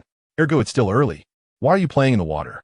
Qin Zhao Sun's gaze falls on the little one's trousers, and he coughs lightly. Why aren't you in your own room? What are you doing here? The little one glances around. I'm looking for Sangu. Sangu came here? The little one nods. And you saw him running this way, but I think I was a bit slow and didn't catch up. Qin Zhao Sun furrows his brow. Gigi, he says, although you are still young, you are a girl. You are different from your brothers. The little one frowns in confusion. What is Ergus saying? She doesn't understand. Brother. Gigi knows she is a girl. Girl? Qin Zhao Sun's expression becomes somewhat complicated. He raises a hand to his forehead. Men and women are indeed different. Some lessons must be instilled from a young age. Seeing the little one biting her lip, her eyes sparkling as they fixate on his heart, Gigi, the little one's mouth waters. In the moonlight, the damp, snow-white robe, Ergu's exquisite collarbone, and his open garment. Oh, ergo is truly a great beauty. Little one, where are your eyes wandering? Chapter 24. This is my final act of mercy. When Qin Zhao Sun emerges, he is wrapped tightly in a light blue robe. The little one approaches. Qin Zhao Sun subtly steps aside. Egi, Ahok. Qin Zhao Sun's brow twitches. No, brother just came out of the water. I'm wet.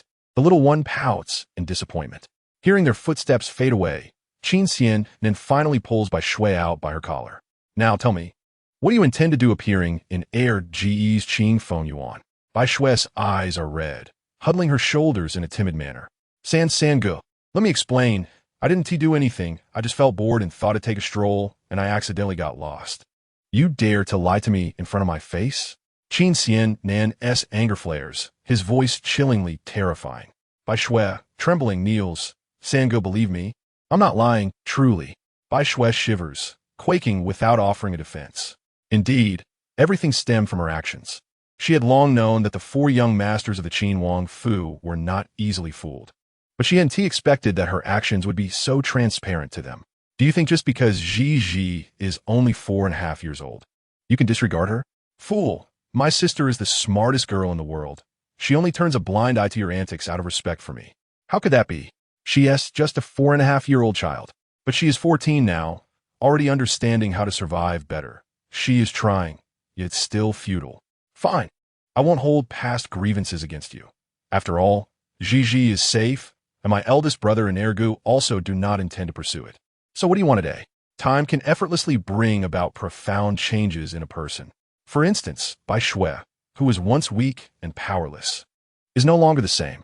But now, she has become so unfamiliar that even she can hardly recognize herself. He had just swung the black serpent coiled around his wrist to find Qing Feng Yuan and retrieve the item, only to unexpectedly see Bai Shui sneaking away with something clutched in her arms in the backyard of Lao Air. He immediately moved to apprehend her, only to discover that Lao Air had already noticed. Just then, Ji, who had been following closely behind him, arrived. In that moment, he concealed Bai Shui and allowed Ji to confront Lao Air. Qin Xianan was certain that Lao Air would not harm Ji. But if he discovered what Bai Shui was hiding, what would happen? Bai Shui lowered her head, appearing speechless. Qin Xianan's face darkened. Very well. This is my final act of kindness, considering our past ties. Yet, it ends here. His eyes brimmed with disappointment. How could it have come to this? There was no hope left. Nevertheless, Bai Shui remained silent about the truth. Once inside, she sought solace, tears streaming down her face as she retrieved a few pieces of soft, cloud-like white fabric from the wardrobe. They were garments meant for adult men, and she gazed at them with an infatuated look, ultimately burying her head deep within the pile as she began to pack her belongings. In the dining hall, Ji was engrossed in her meal. Qin Han Yin and Qin Zhao Sun stood at the doorway, unusually close, whispering to one another. Ji, confused, pressed her delicate finger against her red lips and made a shushing gesture. Steward Wang and Yun Yang exchanged affectionate smiles and nodded in agreement. Ji hopped off her chair, and Yun Yang chuckled at her comical appearance, lending a hand to help her down. Ji tiptoed quietly to her two brothers and suddenly exclaimed. Her chubby little hand slapped both of them from behind. Qin Han Yin, Qin Zhao Sun. Since he could remember, who would dare to slap them? Qin Han Yin turned around, bemused, wanting to embrace Ji, but then recalled Lao Air's recent words. Qin Zhao Sun, meanwhile, touched his rear where Ji had slapped him, his expression complex. Ji, how could you slap your elder brother? Ji stuck out her tiny pink tongue and made a silly face. Big brother, don't be shy. I did it unintentionally. This left Qin Han Yin feeling awkward. Come on, let us eat first. Where's third brother? Who knows? Qin Zhao Sun replied tersely. He has probably frightened out of his wits by his beloved snake. Ji immediately perked up. A grain of white rice stuck to the corner of her mouth as she bit her chopsticks and said, Third brother is afraid of snakes? Qin Han Yin. He was bitten by a snake when he was young. As they were conversing, Qin Xian then entered from outside. Really? Is my presence in this household so insignificant? No one even called me for dinner? Upon seeing him sit down, Ji flashed her pearly white teeth in a smile. Third brother, is my beloved pet fun? Qin Zhao Sun nearly choked. That was his pet. Now, claimed by the little one. Qin Han Yin, having heard of today's events, immediately frowned and sternly admonished. Lao, you two. How could you give such a dangerous thing to a little girl? Qin Zhao's son replied. Did you want to give it to her? It was all too much to bear. Big brother, Ji is not afraid. The little snake is very cute. Qin Haning couldn't help but turn to glance at the little round face of the small bundle. Indeed, our Ji is. Before Qin Han could finish, Ji's expression changed. Her breathing quickened. She accidentally knocked her bowl onto the floor, producing a crisp sound. Everyone was startled. Ji. Little one. Brothers, Ji is fine, just a bit of a hiccup. At the dining table, the three grown men wore anxious expressions, ready to lift Ji high into the air. Ji patted her swollen little belly. I ate too much. It was a false alarm. The next morning, Ji rubbed her eyes as she awoke. Two maids had appeared at her bedside. The old servants pay their respects to the young princess. Ji looked at Yunyang. Yunyang explained. Young princess, these two maids were sent by the eldest son to teach you some etiquette and rules. At the end of this month, a welcoming banquet will be held in honor of your return to the residence, and many young masters from prominent families will attend. Etiquette and rules? Ji felt a bit unhappy and lay back down. Upon hearing this news, Qin Xian then immediately sought out Qin Hanin. Eldest brother. Ji is only 4 years old. She is still a child. Why are you making her learn such things? Just then, Lao also chimed in. Ji is nearly 5. It's time to teach her about the differences between boys and girls. Upon reflection, it became apparent that the little one possessed some abilities. Otherwise, how could even Lao, who generally disliked children, be so fond of her? Don't fuss, sit down. Qin Xian then wanted to argue that he had never fussed, so he calmly took a seat. Qin Zhao's son remarked, Ji is almost 5. It's time to teach her about the differences between boys and girls. Huh? Is it something one should say? What can a girl not yet 5 years old comprehend? What does it mean to go awry? Qin Xian Nan was utterly baffled, feeling that both the eldest and second brothers were overreacting. He waved his hand in confusion and walked away. Watching him retreat, Qin Han seemed incredulous, his expression serious as he leaned closer to Qin Zhao's son. Lao, are you certain you haven't made a mistake? Did Ji really take your clothes? Speaking of which, Qin Zhao's son was also troubled. He didn't know when it started, but his neatly folded undergarments always seemed to vanish without a trace. Initially, he didn't think much of it. It was just a piece of clothing. However, as time went on, even he found it hard to speak of. He was a grown man. Who would be interested in his garments? Qin Zhao's son sighed deeply, then pursed his lips. Don't mention it. Even I find it absurd. If these words were spoken by anyone else, I wouldn't believe them, but last night, I witnessed it myself. The little one might have been embarrassed and tossed my garment at her feet, thinking I hadn't seen. In fact, she was giving me face. If that thief had been anyone else, I would have wished them dead. Qin Zhao's son's expression darkened, a fierce killing intent surging within him. Suddenly, he noticed a piece of celadon pottery in the corner where his gaze had fallen. It was a shard from the bowl Ji had broken last night. The servant had carelessly left it there. Qin Zhao's son stood up and picked up the piece. Back in a Lanyu pavilion, Ji lay back down and yawned. She sighed deeply, rubbing her eyes, thinking that a night had passed and the poison she had ingested last night should have been resolved. She gently closed her eyes, recalling the scene from the north courtyard, where two servants were gesturing to invite her in, while Bai Shui clung to the doorframe, weeping bitterly.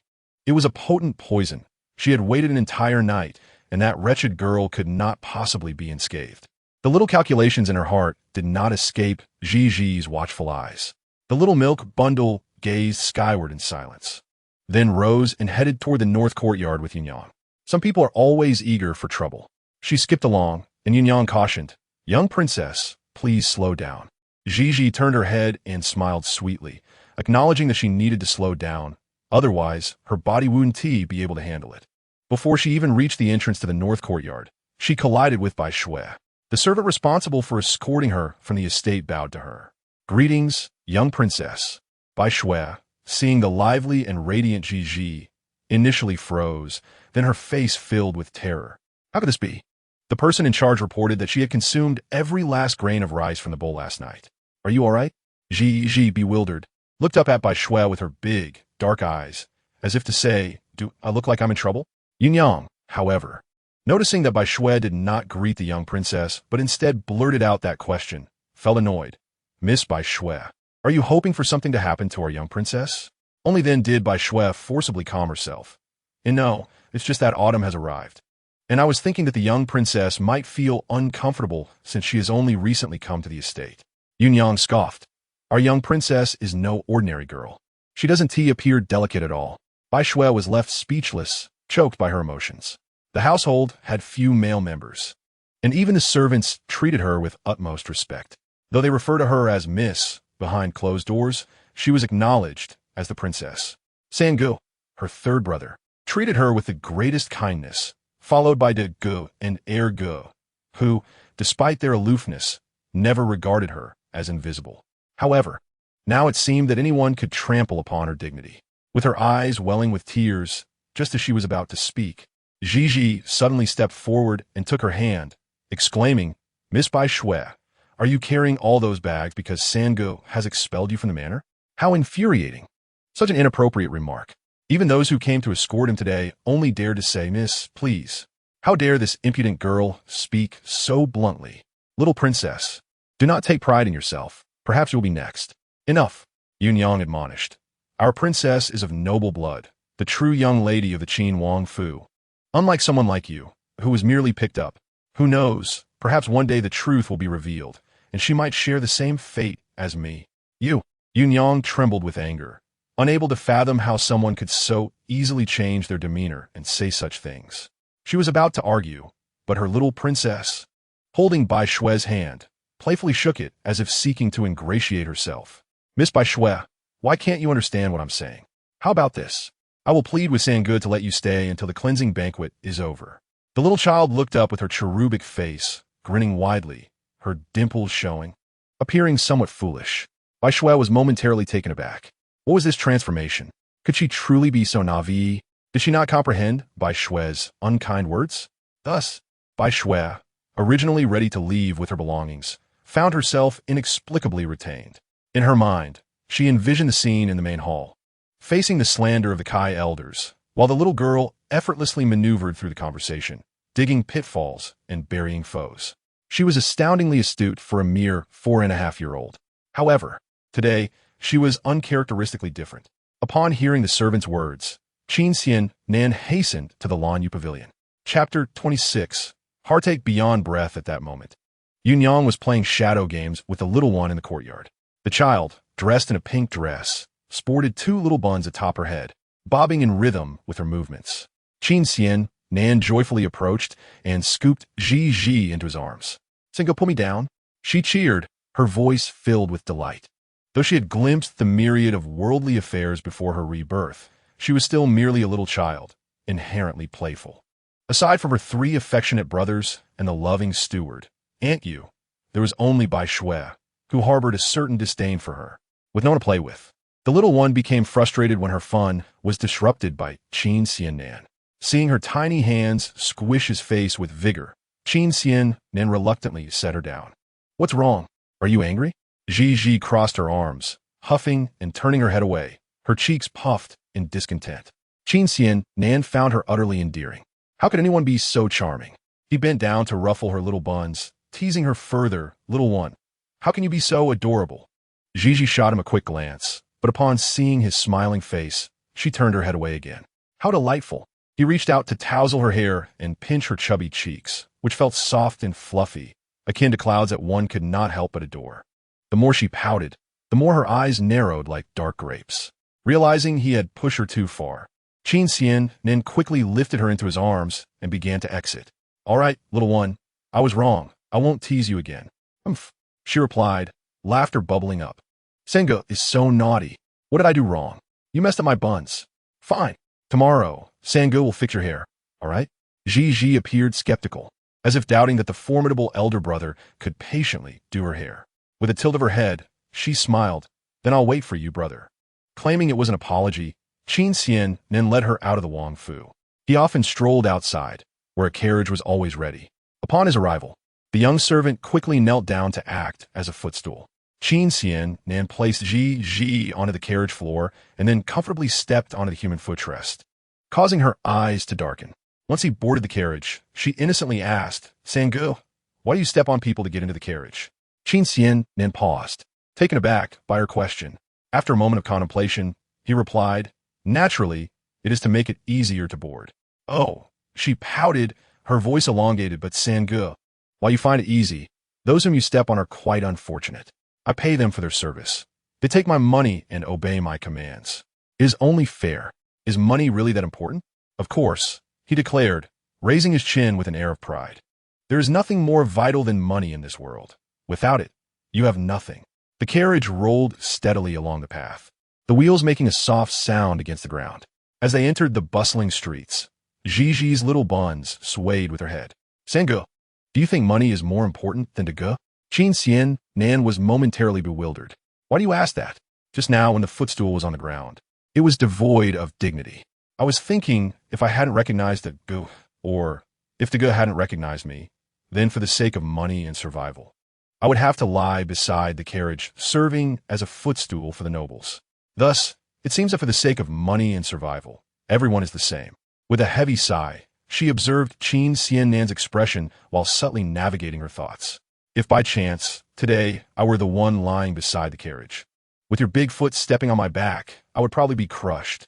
Before she could finish, her mouth was promptly covered by Qin Xian Nan.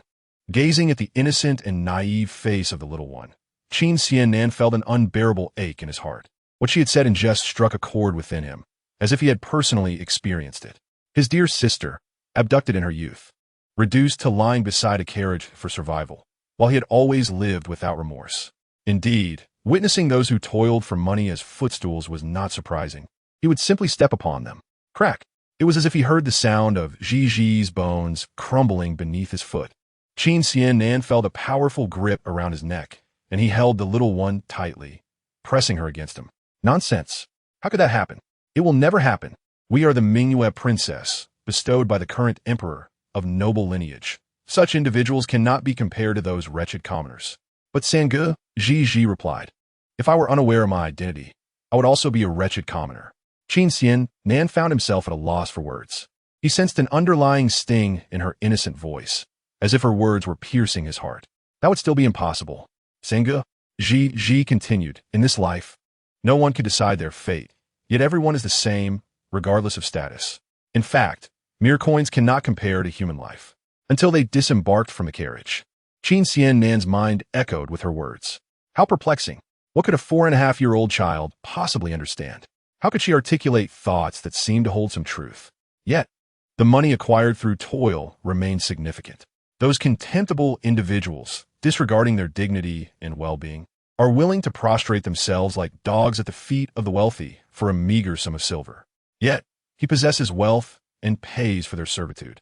Those individuals are merely eager to please him. So what need is there for such elaborate discourse? Nevertheless, regardless of the circumstances, the words spoken by the little one today have instilled a sense of unease within him. Presently, in the grand nation of Deqi, the populace enjoys peace and prosperity, living contentedly under the reign of the newly ascended emperor who has abolished outdated customs, including the practice of using slaves as footstools, long discarded. Yet, he remains indifferent to such reforms, continuing to indulge his own vanity by utilizing human feet as mere objects of gratification. With an abundance of wealth, one must devise ways to allow those less fortunate to earn a little as well. Qin Xian Nan contemplated this, finding no fault in his reasoning. Meanwhile, the lively Gigi ahead was rubbing her forehead, her face contorted in exasperation.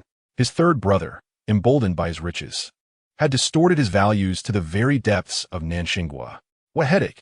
Qin Xian Nan treated Gigi to a meal at Hongyan Lu, attempting to mimic his elder brother's mannerisms by offering to hold her while they dined. However, Gigi swatted his hand away, expressing her independence in eating. Qin Xian Nan, feeling helpless, remarked on her favoritism. Is it that my eldest brother can hold you, but I cannot? Gigi tilted her head, pointing at the collar of his garment, and declared, third brother is just a 3-year-old baby who can't even take care of himself. Chapter 27. You don't look fierce at all, have you been slighted? Qin Xian Nan looked down to discover an oil stain on his collar. He clicked his tongue in astonishment. How is it that he consistently manages to embarrass himself in front of the little one? It must be an accident, he rationalized. Gigi laughed mischievously. Qin Xian then pushed a bowl of tremella soup toward her. Say, shoo, let me maintain some dignity. Gigi erupted in laughter, exclaiming, What a little rascal. While Qin Xian Nan feigned annoyance, his eyes sparkled with affection. It had been a long time since he felt so relaxed and joyous. He claimed he needed to change clothes and left Ji in the private room. As Ji happily munched away, someone parted the beaded curtain of the room. The jade beads clinked melodiously. A chubby young boy entered, followed by a waiter who obstructed his path. "Young Masterly, I have already informed you that it is mealtime, and all the private rooms upstairs are fully occupied." The boy, referred to as young Masterly, scoffed dismissively, then cheerfully declared, "Look, there's a spot right here." He cared not for the others. After saying this, he pulled aside his robe and took a seat directly opposite Ji. "Do you know who will be at this table shortly?" The waiter, confused, thought, "Who cares who it is? This child is the little sister of the owner." Ji, with her lips curved into a smile, tilted her fair little face and innocently asked, "Big brother, who else will be here?" "Oh." Young Masterly felt a surge of delight at being called Big Brother by Ji. Children's matters should ultimately be resolved by children. The waiter, noticing their harmonious interaction, smiled and departed. Just as the steaming dishes were served, with the exception of one plate before Ji, the rest remained untouched. Young Masterly, being quite plump, felt his appetite awaken as he gazed at the sumptuous spread before him, contrasting it with the monotonous fare served at the Guozi Jian dining hall. His throat moved as he swallowed, and soon his stomach betrayed him with a loud growl. "Come, big brother, let us eat together." What a delightful little darling this was. Young Masterly had long coveted this food, and now receiving permission, he wasted no time in devouring the dishes with gusto. The food at Hong Yen Lu was indeed as splendid as its reputation suggested. Just as he stuffed a delicate soup dumpling into his mouth, a voice echoed from outside. "I told you to reserve a spot for that fat boy early. Why am I standing here with an empty stomach?" "Oh, a surprise?" Ji's eyes brightened instantly. Young Masterly seemed startled and stood up abruptly, biting down on the dumpling, the hot broth causing him to yelp. The finest private room in Hong Yen Lu erupted with noise, and the little demon king recognized the voice of that rotund boy immediately. It turned out he had come here to sneak a bite.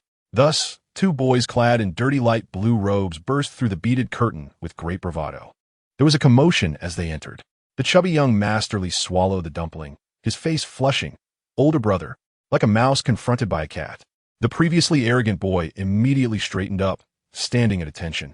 "Dear patrons, please pardon us. Hong Yen Lu is quite crowded today, and there is simply no space available.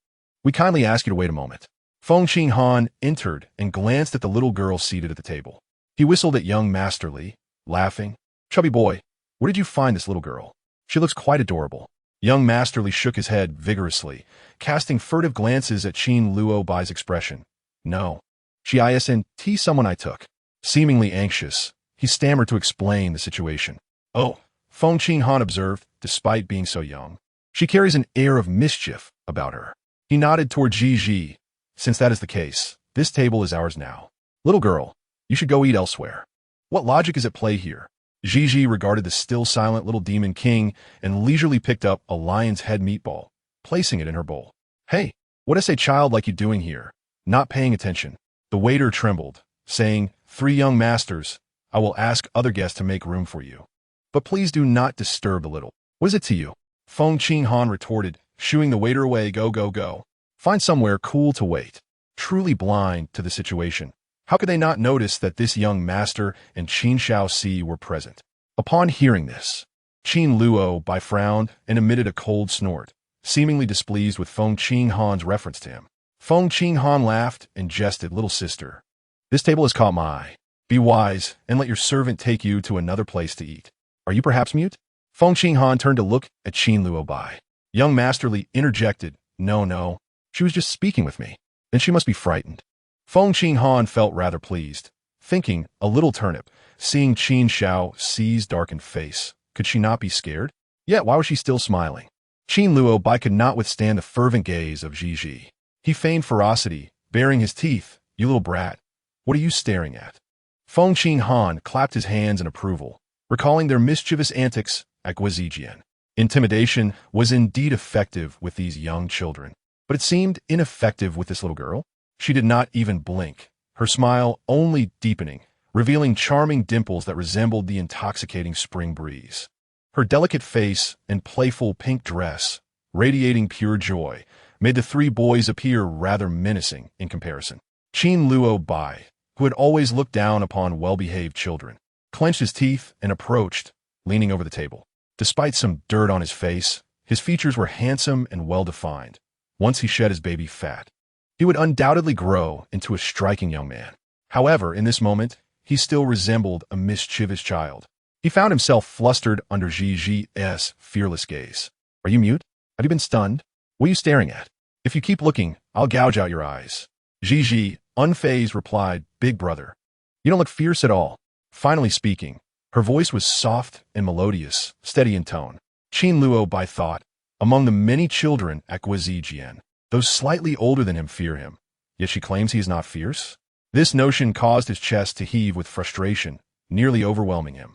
He clenched his small fist, pretending to strike the table. The pearwood table remained unaffected, while the porcelain dishes emitted a gentle sound. Chapter 28. I am your father, Feng Qing Han, eagerly anticipating the unfolding drama, rubbed his hands together, his face alight with mischief. He even entertained the thought of escalating the situation further for added amusement, hoping to stir the entire Hong Yen Lu into a commotion. Li Pei, standing to the side, trembled slightly, his chubby little mouth pouting in a rather endearing manner. Squinting his small green bean-like eyes, he reflected that it was his fault. The little girl had even offered him chopsticks to eat. "What are you looking at? I'll set my dog on you." The girl blinked and retorted, "Why, little brother? I arrived first to this private room, and the table is filled with dishes ordered by my brother. Are you trying to claim it before I'm even full? Little brother, are you a thug? How can you be so unreasonable? And by the way, your clothes are filthy and smell bad. How about this? Wash your hands and change your clothes before you come back, or I'll leave." Feng Qinghan quipped, "This little girl has quite the audacity." Li Pei thought to himself that this little girl surely did not comprehend the terrifying presence before her. "Are you seeking death?" He was merely a child, yet attempted to speak like an adult, putting on a fierce facade. The little brother merely wanted to get off the chair, but upon glancing at his own small arms and legs, he decided to stand atop it. Very well. Upon standing, Qin Luo Bai found himself half a head shorter than her, and he felt immensely pleased as he reached out to pat Qin Luo Bai's shoulder. "Little brother, you're still a child, so don't say naughty things." Feng Qinghan chuckled unkindly. Qin Luo Bai shot him a fierce glare, his stomach growling.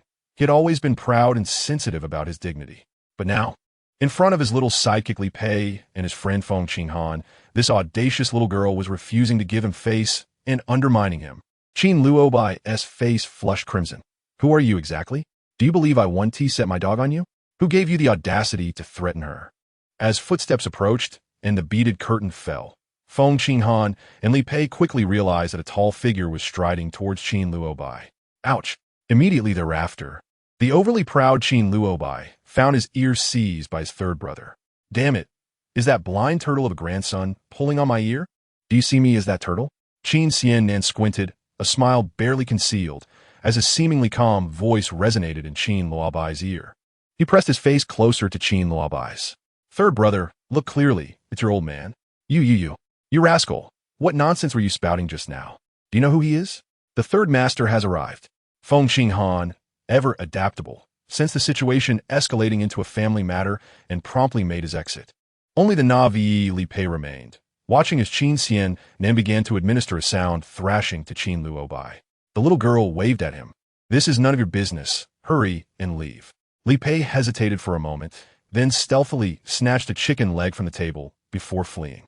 Qin Xian Nan lifted the little girl onto the carriage, while Qin Luo Bai was tied with a rope and dragged behind it. Occasionally, the little girl would lift the curtain to peek outside, while Qin Luo Bai, barely clinging to life, glared at her with a face full of resentment, as if he wanted to bite her. This little rascal is becoming increasingly audacious. Qin Xian Nan sat in the carriage, exasperated. The little girl blinked. "Third brother. Is he a little brother?" She had intentionally asked this, for when Qin Luo Bai had arrived at the private room door at Hongyan Tower, she had caught a whiff of the scent that belonged to her brother. She had thought she would not see him until the end of the month. Yet fate had brought them together in such a manner. Upon hearing the little one's voice, Qin Xian Nan's stern expression softened instantly, and he reached out to ruffle her hair.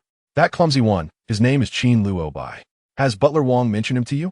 The little girl nodded, "Yes." This troublesome boy is hard to discipline. Fortunately, I was here today, otherwise he would surely bully you. The little girl, in a soft voice, replied. But the little brother seems very kind. Qin Xian Nan chuckled helplessly. Kind? He is 8 years old and already the most troublesome student in the Guozijian. In the past, Qin Han Yin, on his way to morning court, would often hear officials gossip about Qin Luobai, sometimes dragging Qin Han Yin into the mix, claiming that Qin Luobai's family background was improper, likening him to a mischievous monkey who spoiled his family as children. Qin Luobai had shared all this with the little girl. But children will be children. They're just expressing their nature. Third brother, it will be fine in time. Qin Xian Nan sighed as they approached the estate gate and suddenly tapped his forehead. Oh, little one, I forgot to ask you. Why did you let Bai Shui stay this morning?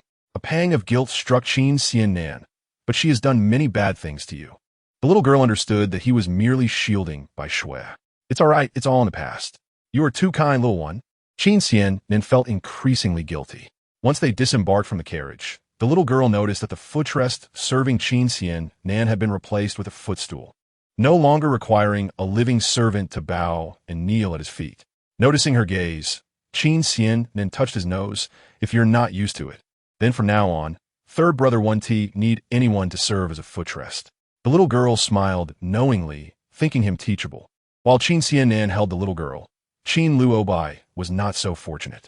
Upon entering the estate, he was immediately subjected to a joint beating from his elder and third brothers. As soon as the door closed, his attendant brought in a garment. What a shabby thing. Throw it away. The attendant hesitated. Fourth master, this was prepared by the eldest master. He said there will be a banquet in 3 days. And you should wear it then. What kind of banquet? He cursed vehemently, ultimately limping away while tossing the garment and the attendant out. The little girl played with a small black snake wrapped around her wrist, her gaze somewhat dazed. Little princess, what's wrong? Are you unhappy? Chapter 29. The little brother is quite adorable. The little girl shook her head and then nodded, thinking of Qin Luobai. Since Yunyang had only recently arrived at the estate, she could not inquire about anything from her. With a sigh, Qin Hani knocked on the door. Little one, are you there? Big brother, come in. The little girl slid down from her chair and ran over. As Qin Han Yin opened the door, the little bundle of joy leaped into his arms.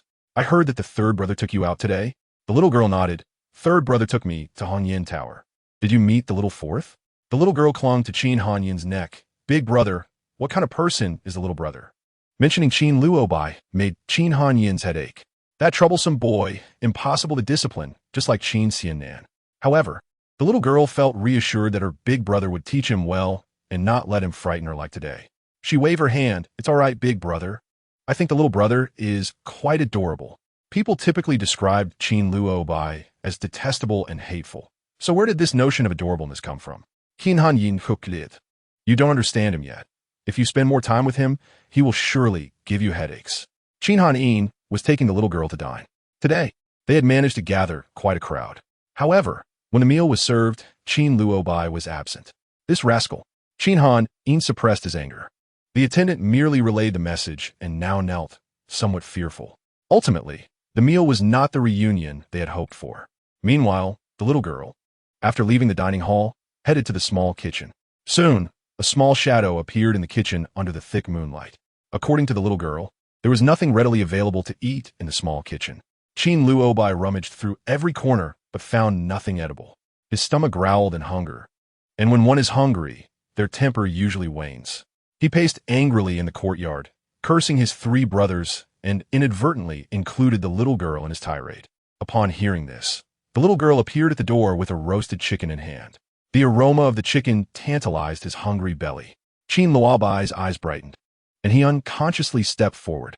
However, when he discerned that the person before him was Ji, his expression instantly turned fierce. I Donghua, is this your doing? I Donghua. Ji suppressed her anger, thinking that if he didn't want to eat the roast chicken, so be it. She was not one to suffer fools gladly. Initially, she believed that as an 8-year-old child, she could easily charm him with her adorable demeanor. Little did she know, Qin Luobai was of a different temperament. When Ji first laid eyes on him at Hanyin Tower, she detected a profound malice lurking in his gaze. Thus, when dealing with such a troublesome child, one must exhibit fierceness that surpasses his own, for should one show weakness once, he would treat one like a soft persimmon, squeezing at will. After delivering her retort, Gigi disregarded the expression on Qin Luobai's face and proceeded to tear off a chicken leg, popping it into her mouth. So delicious. Qin Luobai's throat convulsed as he swallowed hard. His intention was to have the chubby Li Pei scout out a good spot at Hongyan Tower for a hearty meal.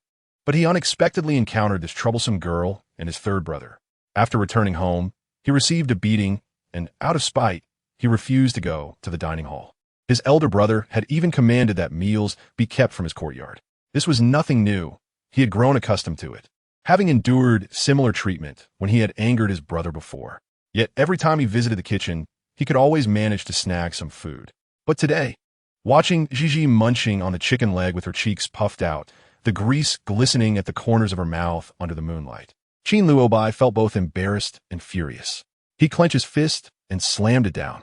Damn it! Did you hide all the food from the kitchen tonight? Little brother, you're not entirely foolish, Gigi replied, lifting her chin and enticing him with the remnants of the roast chicken that beckoned to his appetite, waiting for him to relent.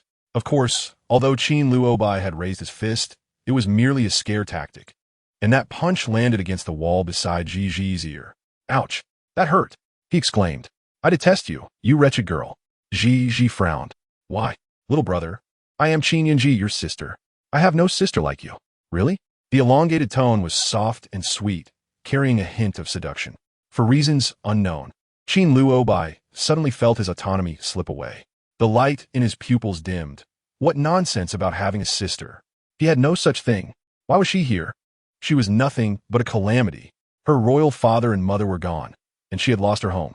Deep within Qin Luobai's consciousness, a young boy, brimming with thorns and trembling in a dark corner beset by frost and wind, was locked away. He shivered, his eyes gazing at the myriad lights of the world. Before he could articulate a word, a chicken leg was unexpectedly stuffed into his mouth. Qin Luobai was taken aback. Her little pigtails danced in the wind. Little brother, since you're so hungry, you should eat a bit. The succulent flavor of the roast chicken flooded his lips, and with a peculiar expression, he turned his head and quickly devoured it. Gigi tore off a chicken wing. Is it tasty? This audacious girl still had some nerve.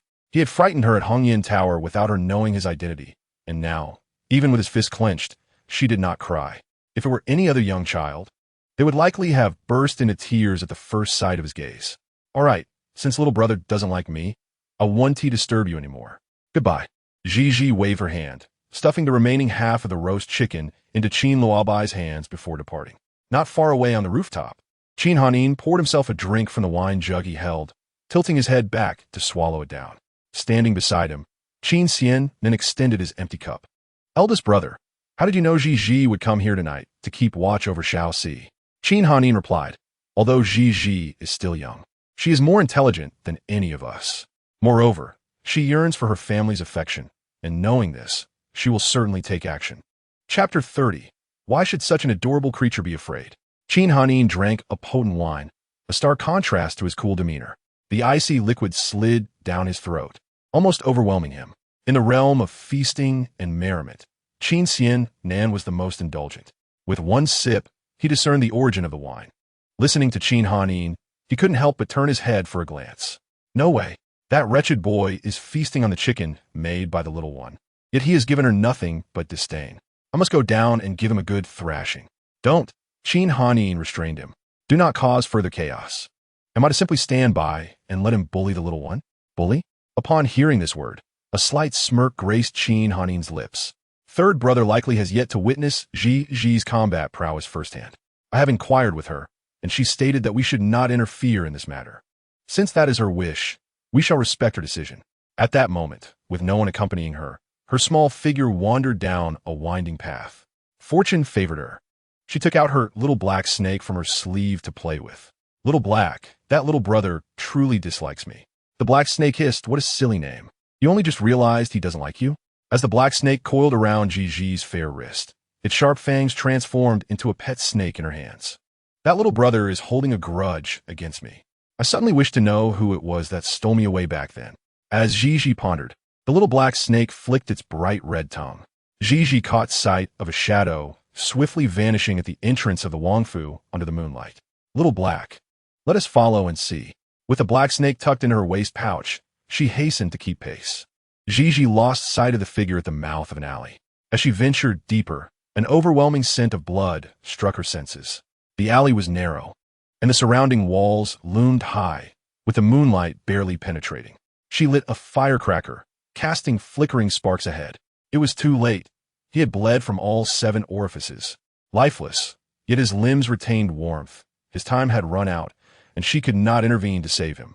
The detoxification pill she held was returned to her pouch. She recognized this man. He had collapsed at Hongyan Tower after being poisoned.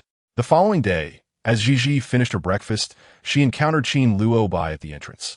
She was prepared to confront him about his lurking presence. Here, Qin Luobai awkwardly tossed a box into her arms upon seeing her. Gigi was puzzled. Huh? Yun Yang chimed in cheerfully. Little princess, this should be a gift from our 4th young master to you. Gigi couldn't help but grimace. Had this mischievous boy come to his senses so soon? She blinked, then thank you, little brother. A mischievous glint crossed Qin Luobai's eyes. Aren't you going to open it and take a look? Gigi weighed the item in her hands, already aware of its contents. Just as she was about to speak, Bai Shui emerged from the north courtyard, accompanied by a new maid, likely arranged by Qin Xiannan. Have we truly become a place for collecting strays? Why do all sorts of people come here? Qin Luobai played with a small slingshot in his hands, casting a glance at Bai Shui. Though he was a charming young boy with rosy lips and white teeth, his words and actions were enough to infuriate anyone. Breakfast is over. My brother and the others have all gone out. What are you doing here? You're just a little girl. Bai Shui's face flushed. Even Yun Yang had not anticipated this. She reached out to tug at Gigi's sleeve, wishing to lead her away. Why does the 4th young master speak like this? What? Did you not urinate today? Squeeze out a few drops for me to see, so that when you report to my 3rd brother later, he might believe you. Bai Shui, already on the brink of tears, felt her eyes well with emotion. Hearing Qin Luobai's taunts, she was so furious that she wished she could bite him into pieces. 4th young master, I have never offended you since entering the manor, always avoiding you and steering clear of your path. Yet, why do you at such a tender age persistently target me? Target? Qin Luobai smiled like a mischievous little devil. Do you feel worthy of such a title? How could you humiliate me so? Ridiculous. It is you who sought my humiliation. You. Bai Shui was brought to tears by a few words from Qin Luobai. How adorable. She truly cannot help but be amused, can she? After finishing his words, Qin Luobai turned to Gigi, his gaze still mischievous. A bit of a shorty, why not open the box and take a look? Gigi smiled. Sure. I'm not afraid of anything. Yun Yang also believed an 8-year-old child could harbor no ill intentions. However, at the moment the wooden box was opened, dozens of tiny red-haired mouse pups scurried out all at once. A chorus of startled gasps arose simultaneously. Yun Yang instinctively wanted to shield Gigi behind her. But, little princess, aren't you afraid? What is there to fear? Gigi replied, showcasing her small white teeth. A hint of joy dancing across her innocent face as she even cradled a tiny mouse playfully. She held its delicate tail up to Qin Luobai. He stared at her with an expression akin to having seen a ghost. What manner of child is this? Bai Shui's maid had long fled in terror, leaving her trembling in a corner, unable to rise. Small creatures are so charming. Why fear them so? Qin Luobai exclaimed, You are indeed correct. 4th brother knows that Gigi adores small animals, which is why he gifted me this surprise. Qin Luobai retreated nervously. You speak the truth. Those tiny mice were procured by him in the dead of night with Feng Qinghan and Li Pei's assistance. His intention was merely to frighten this pesky girl. Yet he never anticipated her fearless demeanor. Her reaction was not an act. Now, as the little mice found their freedom, they scampered off in all directions from Gigi. In stark contrast, Bai Shui was shrieking, her face smeared with tears and snot. Gigi tilted her head, looking at Bai Shui. Thank you for your kind intentions, big brother, but it seems these little cuties are quite fond of Miss Bai Shui, as they are all crawling toward her. At her words, the scattered red-haired pups seemed to receive a command and lined up to approach Bai Shui. Ah, who likes these wretched creatures? Get away. All of you go away. Someone, help. Did a fight. Chapter 31. Qin Xiao Si causes trouble that afternoon. Li Pei and Feng Qinghan arrived at the Wangfu. Since Qin Hanin was absent, their passage was unimpeded. Upon encountering Qin Luobai, they intended to hear how his delicate little sister had been frightened to tears by those mice. However, to their surprise, upon Qin Luobai's utterance, Both were taken aback. So your little sister is a brave one after all? Qin Luobai shot a glare at Feng Qinghan. Speak properly. Feng Qinghan found the situation increasingly amusing. He had encountered young girls before, unfazed by Qin Luobai's fierce demeanor. Instead, she appeared wise beyond her years, giving off an air of someone not easily trifled with. Li Pei was uncertain of Feng Qinghan's intentions in bringing him along, yet hearing Qin Luobai's words, a flicker of comfort appeared in his heart, knowing the little girl had not been harmed. No, I cannot simply give up. I must teach this audacious girl a lesson, one that will make her cry at the mere sight of me. Thus, that evening, as Qin Hanin arrived at Lanhua Pavilion cradling a small bundle, Qin Luobai's attendant. A die blocked his path. Eldest young master, help. Qin Hanin frowned. What is it? He appeared unperturbed. If he is unwell, let him see the physician. Why obstruct my way? Fourth young master said he has words to share with the three young masters before his passing. Before his passing? Qin Hanin curled his lips into a faint smile. What trick is he attempting now? A die knelt, trembling slightly. I beseech the eldest young master to come. Qin Hanin glanced at the small bundle in his arms, whose delicate fingers poked his cheek. Eldest brother, go. What if the little brother truly is unwell? Indeed, eldest master. The second and third masters are already hurrying to fourth master's side. In that case, it is merely a brief visit. As Qin Hanin prepared to leave with Ji, a die blocked him once more, this time with a more cautious expression. Eldest young master. Fourth master said he does not wish to see the little princess before his passing. Otherwise, he may leave this world with regrets. Such words seemed all too fitting for that troublesome boy. Qin Hanin was furious. If he cannot bear it, let him die far away. Eldest brother, Ji said softly, her clear eyes fixed on Qin Hanin. Eldest brother, please go and take a look. I have arrived, so you needn't accompany me. Qin Hanin felt warmth in his heart. Very well, I shall return to see you later. He was determined to uncover what mischief that troublesome boy was up to. Watching Qin Hanin leave, Ji's lips curled into a sly smile. Go ahead. Let us see what delightful surprises my little brother has prepared in my courtyard. As Ji stepped over the threshold, the courtyard of Lanhua Pavilion was eerily silent, devoid of any sound, as if even Yunyang had been sent away. Ji's dark eyes scanned the courtyard, eventually settling on her own room. Suddenly, a small black snake slithered from her sleeve, coiling around her wrist. Be cautious, dear. My disciples are inside. Ji smiled, communicating with the small black snake. Then why have they not come to pay their respects? The snake quivered. You're right. Grandchildren, hurry and pay your respects to your grandfather. In an instant, a chilling wind swept through the courtyard, and the crescent moon was obscured by dark clouds. The small black snake's red eyes glimmered, its black scales turning cold and hard. Then, a rustling sound was heard as the previously closed door to the boudoir slowly creaked open. A great number of small snakes wiggled out, gathering around Ji's feet. The small black snake extended its body, flicking its tongue, and those writhing serpents seemed to receive some command. They pressed their bodies low to the ground, their heads bowed in a manner akin to devout worshippers. The scene was excessively orderly, and in mere moments, the snakes filled the courtyard. Ji smirked, observing the small black snake shake its head, displaying a proud demeanor. Footsteps approached, prompting the small black snake to retract its head. Rather than acting on its own accord, it was more accurate to say it was responding to the commands of the young girl before it. Ji glanced around and quickly hid behind a plum tree in the corner. In the shadows, two crouched boys approached her boudoir door. Noticing it was tightly shut, Qin Luobai remarked, surely she has been scared to death? Ah, surely not. Qin Luobai stomped on Feng Qinghan's foot, causing him to yelp. Qin Luobai hastily covered his mouth. Are you trying to get us killed with that loud noise? The boy's voice trembled slightly.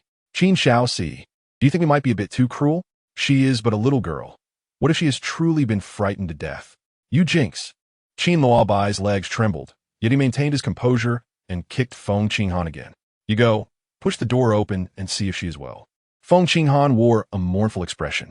I want to go. Will you go or not? I'm scared. Coward. Then why don't you go? Feng Qinghan clenched his fists and suddenly suggested, the window is open. Let us take a look. Upon saying this, the two pressed closely together and edged toward the window. Tonight is a bit eerie, and for some reason, a gust of wind has blown the moon away.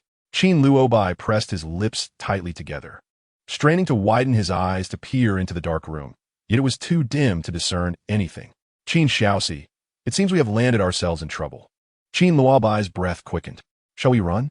Since we have committed such an act, we must face the consequences. You make it sound easy. Two shadowy figures pressed against the window, gazing inside where the room was filled with venomous creatures, snakes, centipedes, and scorpions. Each creature seemed to exclaim how exceedingly wicked Qin Luobai was. In the darkness, she reached out to touch Qin Luobai's icy little face. Oh, startled, Qin Luobai nearly jumped up, turning to look at Feng Qinghan. Are you sick? Feng Qinghan, feigning innocence, replied, Huh? Gigi directed her gaze at Feng Qinghan, tiptoeing slightly. Then, feeling frustrated, why am I not taller yet? She wondered about the age of this young man, unable to reach his face. After some thought, she raised her hand and playfully pinched Feng Qinghan's rear. Feng Qinghan, known for his boisterous nature, jumped up high and slapped Qin Luobai on the head. You are the one who is disgusting. What are your dirty hands doing? I didn't touch you. Then who did? They exchanged glances, their pupils gradually widening. Qin Luobai covered his face, while Feng Qinghan shielded his backside. Chapter 32. I burn paper money for you every day. Oh, hello there, young sirs. Ah, a ghost. If it were last night, they wouldn't have been so frightened. The darkness of the courtyard, coupled with the absence of light within the room, made their guilty hearts tremble. After greeting, Gigi stood quietly at a distance, watching the two. Once their screams subsided, Qin Luobai cautiously opened his eyes a crack to glance at Gigi. But upon seeing her, he immediately shut them tight again. Feng Qinghan trembled uncontrollably, his eyes flying open, and upon recognizing Gigi, he screamed again. The little girl in the dark wore a snow-white dress, her long hair flowing in the wind, and she held a coiled snake in her arms. Little princess, I am so sorry, truly sorry. It is our fault. We should not have scared you. The 9-year-old heir of the carefree marquis trembled as he cried, his nose running. Gazing at the innocent and adorable girl in the darkness, he could no longer withstand the tide of guilt and remorse, and his legs buckled as he knelt. You are only 4 years old. I am a fool. I am not worthy. We should not have frightened you. Unbeknownst to him, the wind cut across Qin Luobai's face like a blade, and he raised his hand, drenched in tears. He had not cried since the moment his mother heartlessly abandoned him 4 years ago. Over the years, he had caused trouble and mischief, enduring countless beatings without shedding a single tear. But now he cried. He finally realized his regret. His trembling body resembled a leaf in the wind. Shaking as he raised his hand, deep within, it felt as if a pair of eyes forced him to confront the blood on his hands, his sister's blood. The sister born of his mother's arduous 10-month pregnancy, their family's little princess. The girl who smiled sweetly at the dining table in Hongyan Tower, with dimples gracing her cheeks, as she called him Big Brother. He too knelt down.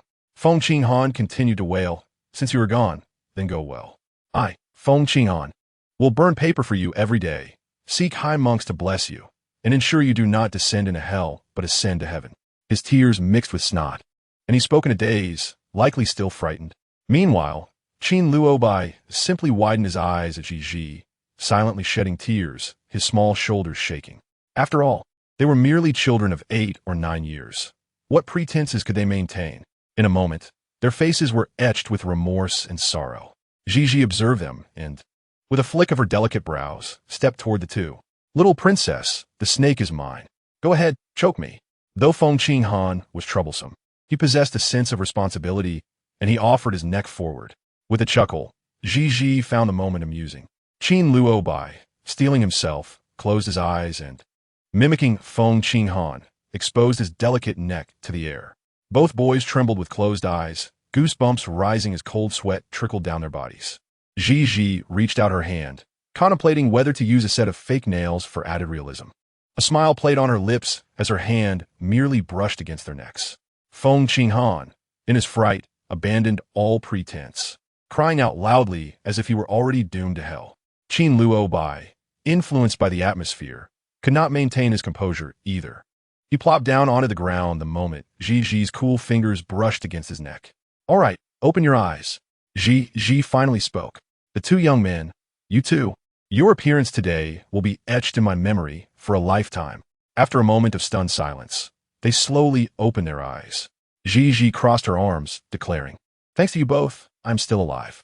The revelation struck Qin Luobai like a thunderclap. He stared in disbelief. Gigi leaned closer, raising an eyebrow, winking, and pouting her lips before breaking into a sweet smile. Well, how about it? Am I not an adorable, soft little ghost? Feng Qinghan's tense body relaxed. Heavens! Qin Luobai, realizing, became both furious and indignant. You tricked us. Big brother, do you wish to kill me? Qin Luobai's pent-up rage began to dissipate. Since you desire my demise so much, go ahead and do it. As she spoke, the little girl revealed a gleaming dagger in her palm. Qin Luobai, frightened, instinctively recoiled, looking at Gigi as if she were insane. What do you mean? Gigi raised her chin, directing her gaze toward her house. Isn't that what it means to kill me? You just treated me like a ghost.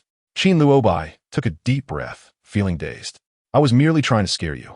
Do you think I would be afraid? How should I know? Qin Luobai's confidence waned. Then come closer and see. Gigi stepped forward and opened the door, with Feng Qinghan trailing behind. The two boys, their legs weak, tears and snot streaming down their faces, were a pitiful sight. It felt like a dream. Gigi walked ahead. Hey, Qin Luobai called out to her. Gigi turned her head, arching an eyebrow nonchalantly, her petite frame exuding an unexpected aura of authority. Feng Qinghan clutched Qin Luobai's arm. If we don't stop her, what if she gets bitten by a poisonous snake? Do you see her looking scared? The two cautiously followed. Thus, they bore witness to an unforgettable scene. The little girl, clad in a white dress with her hair flowing, had a black snake coiling around one arm and a scorpion in her hand. Her dress swayed as the snake writhed, and centipedes and scorpions crawled beneath her feet. Qin Luobai clenched his fists, blood welling in his palms, his heart racing. Feng Qinghan's eyes widened in terror as he took steps back. Gigi's eyes sparkled with mischief as she looked at them, raising her hand to pop the scorpion into her mouth. They watched in horror as the girl's pink tongue coiled around the venomous creature, swallowing it down. Chapter 33. Can't you two give a younger brother a break? Feng Qinghan could no longer restrain himself and dashed forward, promptly losing his composure. Qin Luobai was nearly overcome with fear. Gigi, revealing her small white teeth in a mischievous grin, magically placed the scorpion from her palm onto the ground. However, just as one crisis seemed to settle, another emerged. Footsteps echoed outside the Lan Yugu, where her elder brother and third brother appeared to be engaged in conversation. Feng Qinghan rushed to grasp Qin Luobai's sleeve in a panic, exclaiming, "What should we do? Your brothers are coming." Qin Luobai, equally flustered, felt a tumult of anxiety within, fearing the repercussions from his brothers if tonight's escapades were to be revealed. Just as they found themselves at an impasse, Gigi appeared before them like a specter. "All right, I won't bully you anymore. Just call me Andy, and I shall guide you, ensuring that tonight's events remain a secret from your brothers." Feng Qinghan, lacking dignity, immediately clasped his hands in prayer, his eyes shimmering with hope, pleading earnestly, "Auntie, little ancestor, I beg for your help." Gigi smirked with delight, turning her gaze to Qin Luobai. Gritting his teeth, Qin Luobai dryly implored, "Auntie, I beseech you." As Qin Hanin and the others stepped into the dimly lit Lan Yugu, they spotted Gigi emerging from within. Seeing her unharmed, Qin Hanin instantly smiled, a sight as warming as the stars of the previous night. "Gigi, why are you still awake?" he inquired. Indeed, why is our Gigi still burning the midnight oil? He cheekily grinned, pressing his icy face against her cheek. "Ugh, third brother, you have stubble, it pricks." Gigi pouted. "Stubble? Impossible. I'm merely 16 this year. But you do have stubble. Then let second brother give you a hug." Gigi joyfully opened her small arms, calling out, "Second brother, hug." Her voice was soft and sweet, akin to coaxing, melting hearts effortlessly. The courtyard was shrouded in darkness. Gigi then turned and nestled into Qin Zhaoxuan's embrace. He intended to carry her to her room, but she halted him, saying, "Second brother, wait." "What is it?" The three brothers turned their attention to her. Gigi declared, "My room cannot accommodate anyone tonight." Though she could disperse the poisonous creatures, she felt it essential to teach Qin Luobai a lesson. If she cleaned up the mess, this ungrateful rascal might attempt the same trick again. A direct attack is easy to evade, but a hidden blow is hard to guard against. Moreover, Qin Luobai is a sapling that needs careful nurturing. At 8 years old, he has already grown crooked, and I cannot allow him to become more so. "What do you mean? Be cautious, third brother," Ji kindly warned. Qin Xianan promptly produced a luminous pearl from his pocket and approached, stepping over the threshold. There was movement inside the room. Unable to see clearly, he illuminated the interior with the pearl, and upon discerning the situation, he felt a chill run down his spine. This must be the work of someone with ill intent. What is happening? Qin Hanin inquired, mirroring Qin Xianan's reaction.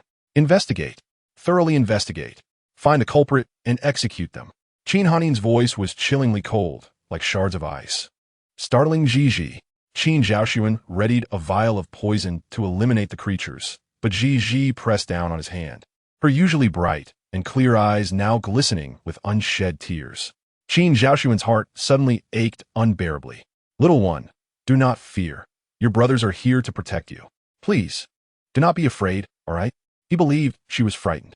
Even Qin Hanin and Qin Xianan drew near, patting her shoulder and ruffling her hair in comfort, assuring her that they would ensure such an incident would never occur again. Ji, however, pleaded, second brother, please do not harm these little cuties. Little cuties? Qin Xianan reached out to check Ji's forehead temperature, fearing she might have a fever from fright. Qin Zhaoxuan questioned, how do you know I was going to poison them? Ji pouted, her expression pitiful as she insisted, second brother, these little cuties didn't harm me at all. All beings have spirits. Can we let them be? What a kind-hearted little girl. Qin Xianan stroked her small face, saying, little one, these are all poisonous creatures. If they escape the manor, they could harm innocent people. They won't. Ji asserted confidently, her eyes sparkling. Can we give them a chance? Qin Hanin asked. What does Ji propose? Let us close the door and see what happens by tomorrow. If they are gone by then, we shall let them go. If they remain, then second brother can handle them. This was indeed a perilous matter, and the three brothers fell into deep contemplation. Elder brother, second brother, please. The little girl pouted her rosy lips. Her tearful eyes, paired with her soft voice, rendered the brothers utterly helpless. All right, Qin Zhaoxuan conceded. Ultimately, the Lan Yuge could not house anyone tonight. Thus, the moment they carried Ji away, the brothers fell into yet another dispute. Qin Zhaoxuan exclaimed, why didn't you mention that the little one likes me too? Elder brother, second brother, let us not argue. As the third brother, I shall take on this task. The little one will sleep with me tonight, he declared, attempting to claim her. Qin Hanin swatted his hand away, his expression darkening. I am the eldest in this household, and I am a second. Why can't you too let the youngest have a turn? Step aside. The three of them bickered fiercely, unwilling to yield. Suddenly, Qin Hanin raised a finger to shush them. The two brothers fell silent simultaneously, and Qin Hanin smiled softly, his gaze tenderly fixed upon Ji, who had fallen asleep with her head resting on Qin Zhaoxuan's shoulder. It was truly remarkable. Her small arms and delicate features were irresistibly adorable. Ji tilted her head, her long lashes casting shadows on her cheeks, her breathing gentle, a lock of dark hair falling across her face. Her defenseless slumber only solidified their resolve to share her bed. In the end, Ji found herself in Qin Hanin's room, while the three brothers spread their blankets on the floor. Before long, Qin Zhaoxuan awoke in the middle of the night. He entered the Lan Yuge and opened the door, gazing at the writhing, poisonous creatures on the floor, ready to sprinkle poison powder, when suddenly his hand trembled, and his heart softened. All beings have spirits. Second brother, can we let them be? The little one gazed at him with her watery eyes, filled with hope. All right. No, that was not right. He should not be like this. He had promised the little one and must not go back on his word. As he departed, his dark red robe billowed in the wind, and he declared fiercely, I hope you truly possess spirits. Otherwise. Chapter 34. Whose little princess is this? The following day, at dawn, Qin Zhaoxuan returned to the Lan Yuge with poison powder in hand. He believed in the spirits of all beings, but did not trust that those poisonous creatures would vanish overnight. However, when Qin Zhaoxuan found no trace left in Ji's room, he furrowed his brow slightly.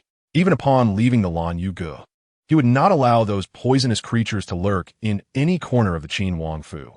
As Qin Hanin arrived, his thoughts aligned with Qin Zhaoxuan's. After all, they were poisonous creatures. Last night, Ji had shown mercy and spared them, but they could not be allowed to remain in the Qin Wangfu. Elder brother, do not worry. As long as we sprinkle the powder to lure them out, that will suffice. Qin Hanin nodded. They are not benign creatures.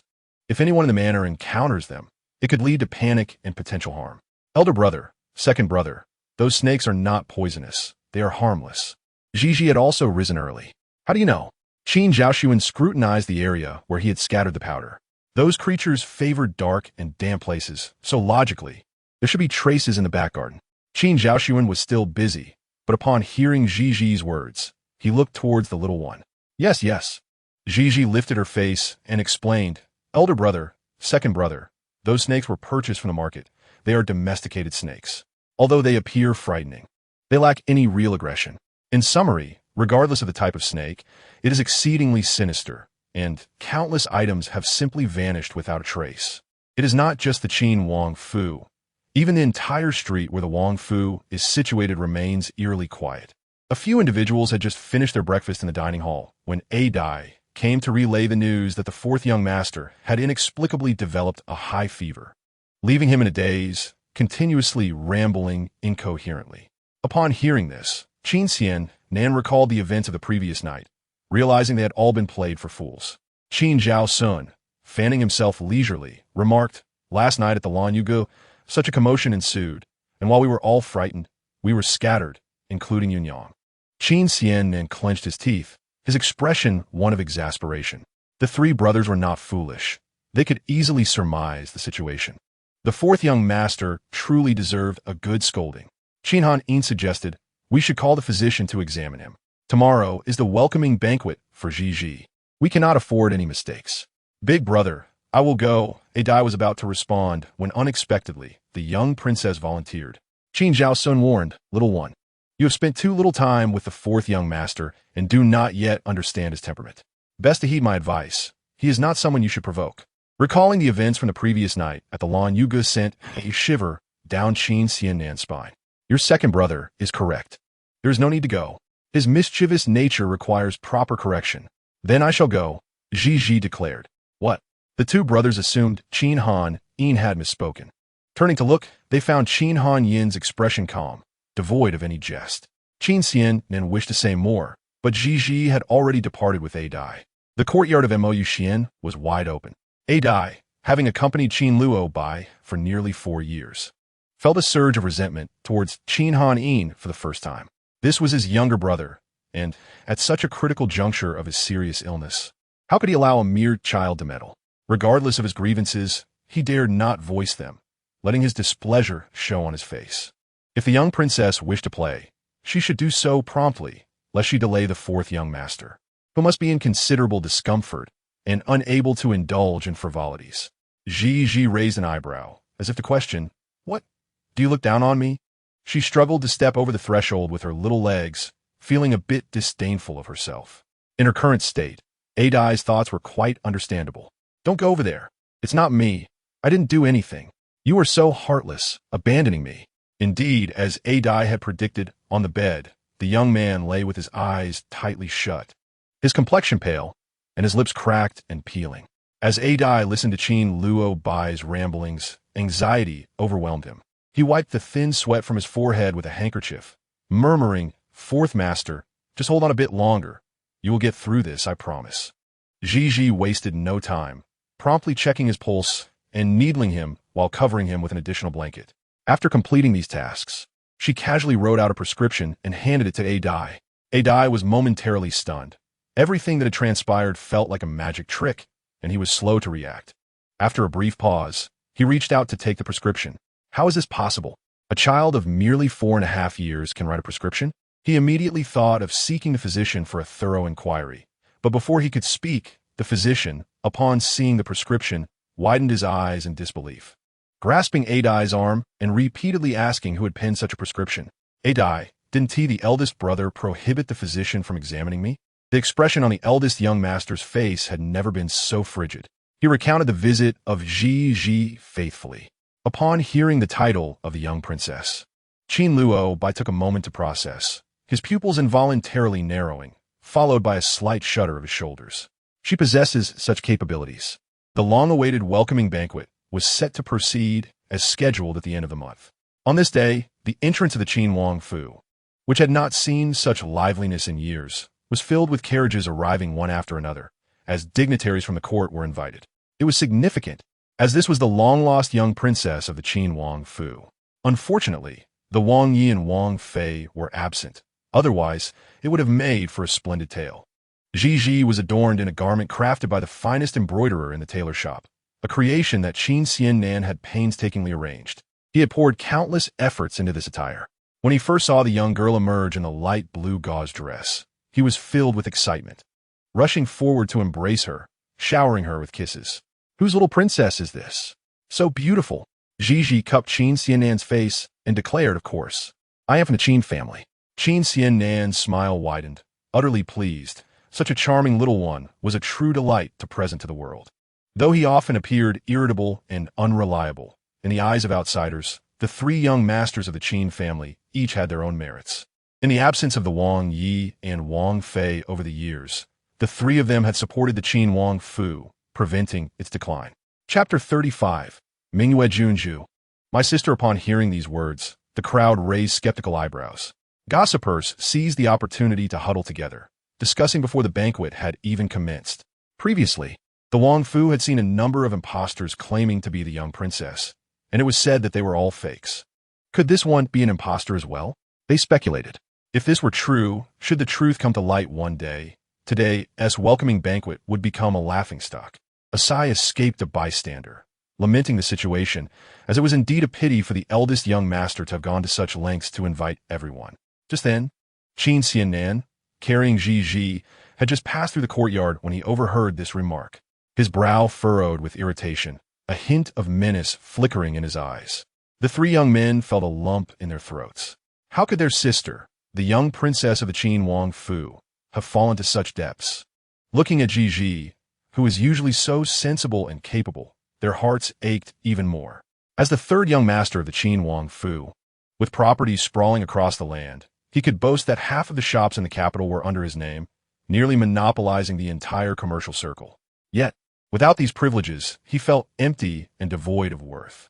In contrast, Ji was pure and innocent, a treasure bestowed by the heavens. How could he ever doubt her? Never mind. Third brother. Ji pouted her rosy lips, her face once radiant with joy as she donned her attire that morning. But now, her gaze darted toward those who were still engrossed in conversation, and she gently tapped Qin Xiannan's cheek, saying, There are people here. Let us not disturb them. Shall we go? Lowering her voice, she let her long, butterfly-like eyelashes cast shadows over her eyes, revealing a fleeting moment of disappointment. Ji felt a wave of sadness. What do you mean, never mind? So what if there are people? This is the Qin Wang Fu, and you are the Mingyue Junju, personally bestowed by the emperor. Anyone who sees you here should pay their respects. Qin Xiannan raised his voice, deliberately making this statement, which indeed drew the attention of those nearby. Is the third young master. The one he holds should be the Mingyue Junju. The child indeed appeared both obedient and adorable, prompting the crowd to approach. Qin Xiannan squinted, a smile gracing his handsome face. I had intended to introduce her at the banquet, but it seems fate has brought us together here. Everyone, this is my sister, the Mingyue Junju of the Qin Wang Fu. At this announcement, the crowd immediately bowed in greeting. Qin Xiannan surveyed the assembly and inquired, Have you all recognized her? Many looked at each other in confusion. Now that you have recognized her, remember this well. My sister, when walking in the city, should receive your assistance, and you may take any item from my shops under my name. The crowd appeared momentarily stunned, while a voice in the throng gasped in shock. In contrast, Qin Xiannan's eyes narrowed with a sly glint. His dark brows and eyes were as deep as ink, and his voice, lowered and laced with an icy edge, warned, Should any of you intend to make things difficult or inadvertently offend my sister, know that I, Qin Wang Fu, and I, Qin Xiannan, will be the first to teach them a lesson. In the bustling capital, everyone knew that the four young masters of Qin Wang Fu were strikingly handsome, each akin to the legendary Pan, and yet none could afford to be beguiled by their appearance. Their actions bore no relation to their beauty. Rather, all cunning and treacherous deeds were orchestrated by their hands. Should anyone offend a member of Qin Wang Fu, nameless individuals simply vanished, and even those of fame could find themselves dead in the city moat or turned into ice sculptures in the biting winter. Such occurrences were all too common. These events pointed directly at Qin Wang Fu, yet without evidence, no one could challenge them. Gradually, the dignitaries of the city dared not oppose the members of Qin Wang Fu. Is what the third young master said true? A trembling voice questioned from the crowd. Qin Xianan smiled. With so many witnesses present today, would I lie? Of course not. The individual replied. Very well, we shall remember. The esteemed Princess Mingwe is of great value. We shall protect her well. A brief interlude passed. As he observed the sycophantic faces of those around him, he merely smiled in response. Once they had moved away, Gigi leaned closer to Qin Xianan and softly remarked, Third brother, you may be losing some wealth today. Qin Xianan couldn't help but laugh. Your third brother has more money than he knows what to do with. It would be a perfect opportunity to use this excuse to bestow some charity upon them. Such words, though intended positively, took on a different flavor when spoken by her third brother. She contemplated, recalling that she had dreamed of that very scene last night. She had envisioned herself wearing this outfit, passing through this place, and encountering those who questioned her identity, but the subsequent events eluded her, as she had awakened before they unfolded, stirred by her elder brother. I must say, Qin Xiaoxi, your sister is quite remarkable. After last night's incident, I am genuinely impressed and would almost like to have her as my leader. Feng Qin Han, who had reluctantly come to the banquet, appeared pale and somewhat frail. Yet, despite his condition, his tongue was sharp as he spoke. Qin Luo delivered a sharp slap to him. You talk too much. Feng Qin Han quietly asked. By the way, have your elder brothers noticed anything? No. And you? Are you unwell? Qin Luo, still impatient, replied, No, I am. Feng Qin Han said, clutching his chest, I've had a high fever, feeling dazed, and even the physicians sent by my father couldn't help. My family nearly thought I was possessed. Qin Luo remained skeptical, sizing him up. You hardly look ill. Strangely enough, I was feeling unwell when someone delivered a prescription to my father. Feng Qin Han, ever loquacious, continued to chatter, but Qin Luo's mind drifted to what a DUI had once told him. Chapter 36, Fifth Younger Sister. I am your sister-in-law. Qin Wangfu is situated on the busiest street in the city, its grandeur and brilliance showcasing the illustrious status of the Qin royal family. Before the banquet even commenced, most of the city's elite had already arrived, bringing their own children since the young princess was still quite young. Some, with foresight, were drawn to the fact that the three young masters of the Qin family were of marriageable age, each possessing striking features akin to celestial beings, and thus brought their daughters from the confines of their homes. Moreover, these guests were mostly familiar with Qin Hanin, who, though cold in demeanor, maintained a polite facade, greeting the dignitaries cordially. From a distance, upon spotting Qin Xianan carrying Gigi, a hint of warmth broke through Qin Han Yin's frosty demeanor. Swift as the wind, he approached and took Gigi from Qin Xianan's arms. It's cold today. Why didn't you think to dress her warmly? Qin Xianan patted Gigi's head and replied with a smile. How can we cover up such a beautiful outfit she wears? What if it hides her beauty? Nonsense. Qin Han Yin admonished gently, then relaxed his expression, introducing Gigi to the nearby dignitaries. Gigi behaved with utmost decorum, sweetly calling each of them uncle and aunt, which brought joy to their hearts, and they naturally took a liking to such an adorable little girl. Daiga, I would like to step outside for some fresh air, Gigi expressed. Qin Han Yin set her down, instructing Yunyang to keep a close watch. Qin Xianan immediately frowned. Elder brother, are you really going to let Gigi wander off alone? Aren't you afraid she might be bullied given the crowd today? For reasons unknown. Qin Han Yin raised an eyebrow. Gigi bullied? It's more likely others will be bullied. Though he refrained from saying this aloud, he noticed the absence of Qin Zhao's son. Where is he? Qin Han Yin did not inquire further, casting another glance at the empty seat of Qin Luo, which only added to his headache. Gigi hummed a tune, and before she reached the backyard, she was intercepted by several graceful young women. She recalled that her brother had introduced them earlier at the banquet. Fifth younger sister, wait. They called. Is someone calling me? Gigi smiled sweetly. Of course. The woman in red replied, her eyes sparkling. I am Shenqing Su, your future sister-in-law. Huh? Gigi exclaimed, surprised by this newfound relation. Even Yunyang widened her eyes in astonishment. I thought it was someone else. So, it's the daughter of General Shan. How brazen to speak so openly. Some thoughts are best left unspoken, yet they were voiced nonetheless. Compared to the others' attire, Shenqing Su's appearance was simple yet elegant, adorned in a luxurious red robe. Her hair tied up in a high ponytail, with just a single begonia hairpin for embellishment. Hearing the remarks from those behind her, her brows furrowed in displeasure. I was unaware that a young lady from a prominent family had devolved into a gossip monger. Oh, what a remarkable identity. Su Yan delicately pressed her ruby lips together, her fingers painted in a bright hue, carefully lifting her long skirt. She initially intended to express her anger, but refrained, as her status did not permit such behavior in this setting. She approached with a shy demeanor. Gigi watched the succession of beauties before her, and Su Yan extended her seemingly boneless white hand. Come, let us get acquainted. I am Su Yan, the daughter of the Prime Minister, your second sister-in-law. A soft laugh escaped from the crowd. Shen Qing, Su retorted with sarcasm. You just called me shameless. Yet aren't you the same? Su Yan, irritated, reflected for a moment and realized the truth in that statement. She pouted. What business is it of yours? Faced with the friendly gesture, Ji extended her hand in turn. Su Yan gently grasped Ji's hand. Fifth younger sister, remember, I am your second sister-in-law. Do not confuse me with others. Then a woman in blue chimed in, fifth younger sister, I am your third sister-in-law. Nonsense I am. The girl in pink slapped the other's hand away. How dare you compete with me for Qin Sangong Zi? Ji interjected. This seems to have nothing to do with her. Today's banquet, intended to welcome guests, had inadvertently turned into a matchmaking event. While the Qin family's young masters were renowned, the noble ladies from the city and beyond had come together to seize the opportunity. They had previously conspired to corner Gigi first, knowing that without the presence of the Qin Wang Fei, the Wang Fu lacked a female head.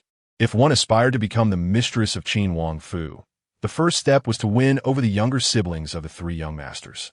The youngest brother was merely 8 years old, not overly young, yet undeniably annoying. The youngest sister, however, appeared to be an easy target, a soft and adorable little bundle. As the noble ladies debated among themselves, they turned their attention toward Gigi.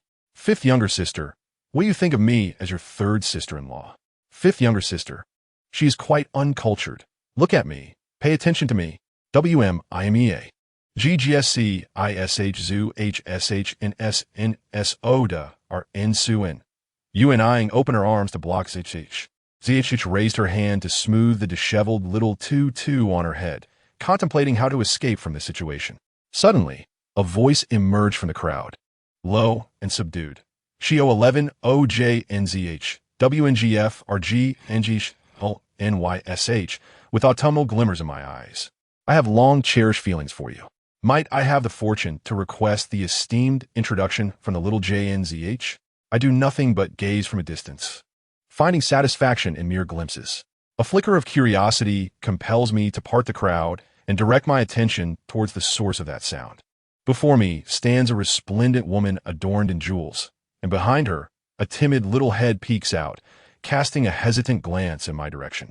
The woman is undeniably beautiful. At first glance, her charm may not be immediately apparent, yet with time, her allure becomes increasingly captivating. She possesses little in the way of presence, appearing somewhat shy with her shoulders drawn in.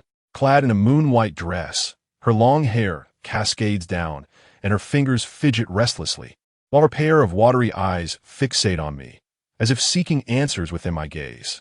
You coward! What shall I call you, Songlian? Perhaps it is more fitting to simply refer to you as coward. Just look at the way you cower. How can you dare to entertain thoughts of the second young master? It is nothing short of a farce, a complete farce.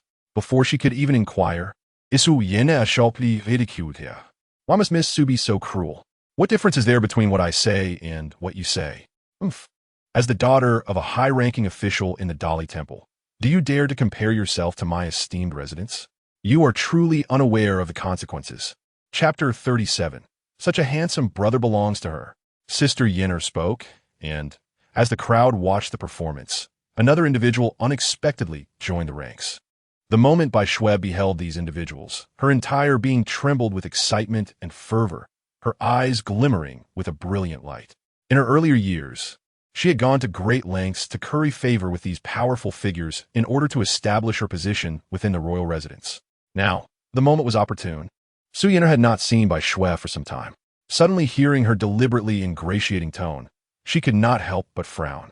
Since childhood, she had looked down upon those of lower status, relying on her own precious lineage. Although Bai Shui was addressed as Miss in the Qin Wang Fu, Everyone knew well the unremarkable origins she came from. Yet, this was all overlooked for the sake of the Qin Wang Fu's reputation. At this moment, Su Yinar cast a scrutinizing glance at Bai Shui.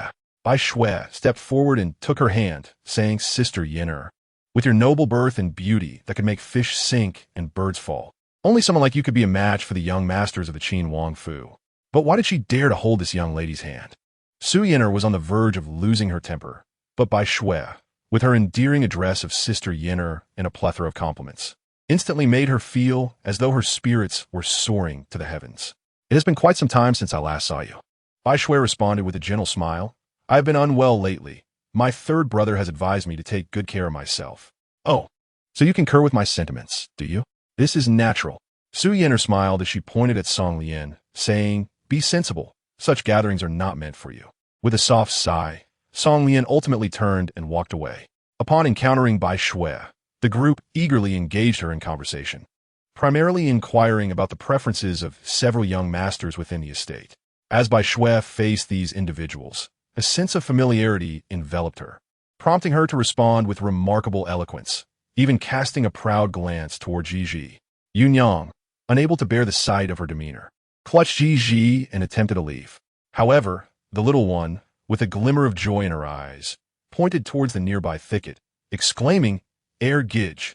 The discussion was interrupted by the sound of Qin Zhao Sun tugging at Qin Luo Bai's ear as they walked along the winding bluestone path. "Second brother, even if you hold me in disdain, do exercise some restraint. When no one is around, you could at least confront me openly instead of always pulling my ear. If you were more sensible, no one would tug at your ear." "Second brother, it hurts." "Elder brother." Ji raised her voice and hurriedly approached. Almost simultaneously, Qin Zhao Sun released Qin Luo Bai, bending down with a smile in his eyes as he embraced Ji in his arms. "What brings you here? Away from the front hall? In the absence of my second elder brother, my heart is filled with longing." Qin Zhao Sun's lips curved into a smile, an expression that was simply enchanting. His smile was akin to sunlight illuminating a snowy day, captivating all the noble ladies present. The delicate maidens, upon beholding such a bewitchingly handsome visage, blushed and fidgeted with their handkerchiefs, their hearts aflutter. "Second young master, I am Su Yinar. Do you still remember me?" Qin Zhao Sun did not spare her a glance, merely responding with indifference. "I do not know you." The lady in blue interjected, "Second young master. I too have visited Ji Min Tang, yet I remain unrecognized." These noble ladies, radiating fervor, found themselves thwarted by Qin Zhao Sun's aloof demeanor. His expression remained one of utter disregard for anyone who was not the little one cradled in his arms. He was known for donning garments of vibrant hues, and today he wore a resplendent red robe, his inky hair half-tied and flowing freely. As the wind tousled his crimson ribbon, the noble ladies clutched their hearts, their pulses quickening in response to his captivating presence. "Please make way," he murmured, his lips parting slightly, his voice cascading like a serene stream flowing over rocky terrain. Observing the scene, a rare frown graced Qin Zhao Sun's brow, as if the beauty of the mountains and waters had been tainted by a hint of annoyance. His little companion, overwhelmed by her elder brother's striking appearance, felt as though she might faint. With her chubby hand pressed to her heart, she licked her lips, nearly breathless at the thought of being cradled by such an exquisite man. In an attempt to evoke envy among the onlookers, she boldly planted a kiss on Qin Zhao Sun's cheek, her small pink lips pouting adorably. "Second brother, all these young ladies wish to become my sisters-in-law." Qin Zhaoxuan was taken aback for a moment. It was not entirely surprising to be knocked down by the little one, for this tiny creature possessed eyes that, at times, appeared as clear as those of a weathered adult, while at other moments they were clouded, drooling in sleep and murmuring in dreams. Such a small bundle. And being his own beloved younger sister, he could accept it when her soft little lips sought to take advantage of him. However, he felt a headache coming on and rubbed his brow. What sister-in-law? Where did that sister-in-law come from? Do not heed the misguided words of others. We are still young and should not be led astray. Gigi's heart is bubbling with delight, adorned with rosy bubbles. Look, the esteemed Gij, whom you all dream of catching a glimpse of, has been kissed by me. Just as I was pondering, Qin Xiannan arrived once more. "Ah, Si. And Gigi, what brings you all together here?" Zhonggui knew. They trembled with parted lips and wide eyes, nearly succumbing to confusion once more. Qin Xian Nan possessed an audacious tongue, yet his countenance rivaled that of Pan and tall and slender, adorned with a jeweled crown. He donned a brocade robe crafted from the finest silk, while the jingling of his waist ornaments echoed with each step, as if he treaded upon a path paved with gold and silver. As Qin Xiannan spoke, he affectionately ruffled the head of Ji, who reciprocated by planting 2 playful kisses on his cheek. In that moment, Qin Xiannan was so elated that he felt utterly disoriented. What spectacle were they witnessing? We are simply overjoyed. Quickly, let me embrace Sange. Qin Zhao Sun immediately tightened his hold on the little one. For how could he allow anyone to take her away before she had warmed up in his embrace? Second brother, hurry. I have only just held her. It is my turn now. Who said that? I have not yet had my fill of holding her. How can you be so selfish? Ji is also an I, Mei, my sister. Why is it that you alone are permitted to embrace her while I am not? As the cold wind blows, the esteemed ladies, who have been treated as mere air, exclaim in disbelief. Dressed in their splendid finery today, how could they possibly endure such treatment? Qin Luobai, having swiftly evaded capture when she leaped into Qin Zhaoxuan's embrace, had become accustomed to being overlooked, thriving in her solitude. Initially, witnessing the girl still trembling like a fragile leaf, she was now rendered motionless under the scrutinizing gazes of the crowd.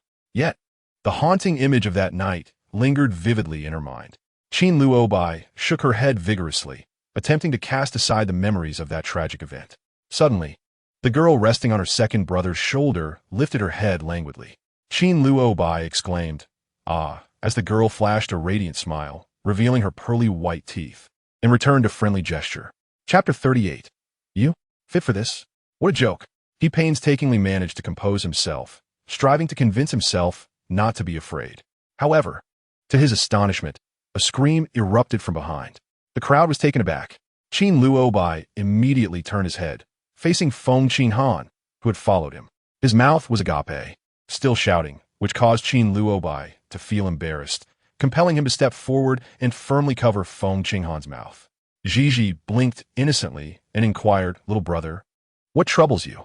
Feng Qinhan retorted, "How could you not know?" Not wanting to confront Ji in front of others, Qin Xian then instead slapped Qin Luobai. Ji is asking you a question. Qin Luobai glared fiercely at his third brother, yet he could only seethe in silence, feeling suffocated. He has gone mad, Qin Luobai declared, before draping his arm around Feng Qinghan's shoulder and departing. Qin Xian then called out from behind, "Go to the front hall. Elder brother has business with you." Once Qin Shaoxi left, Bai Shui dared to approach Qin Xiannan. "Second brother, third brother, the weather is lovely today. I have come to witness the little princess's welcoming banquet." Dressed modestly, her demeanor was gentle, seemingly trying to assert her status as she purposely moved closer to Qin Xiannan. Qin Zhao Sun did not spare Bai Shui glance. "Third brother, did you not arrange for her to leave the residence? Why is she wandering about?" Bai Shui's face turned pale. Qin Zhao Sun was typically indifferent to matters within the residence, so why was he trying to embarrass her today? Thoughts swirled in Bai Shui's mind, causing her eyes to redden.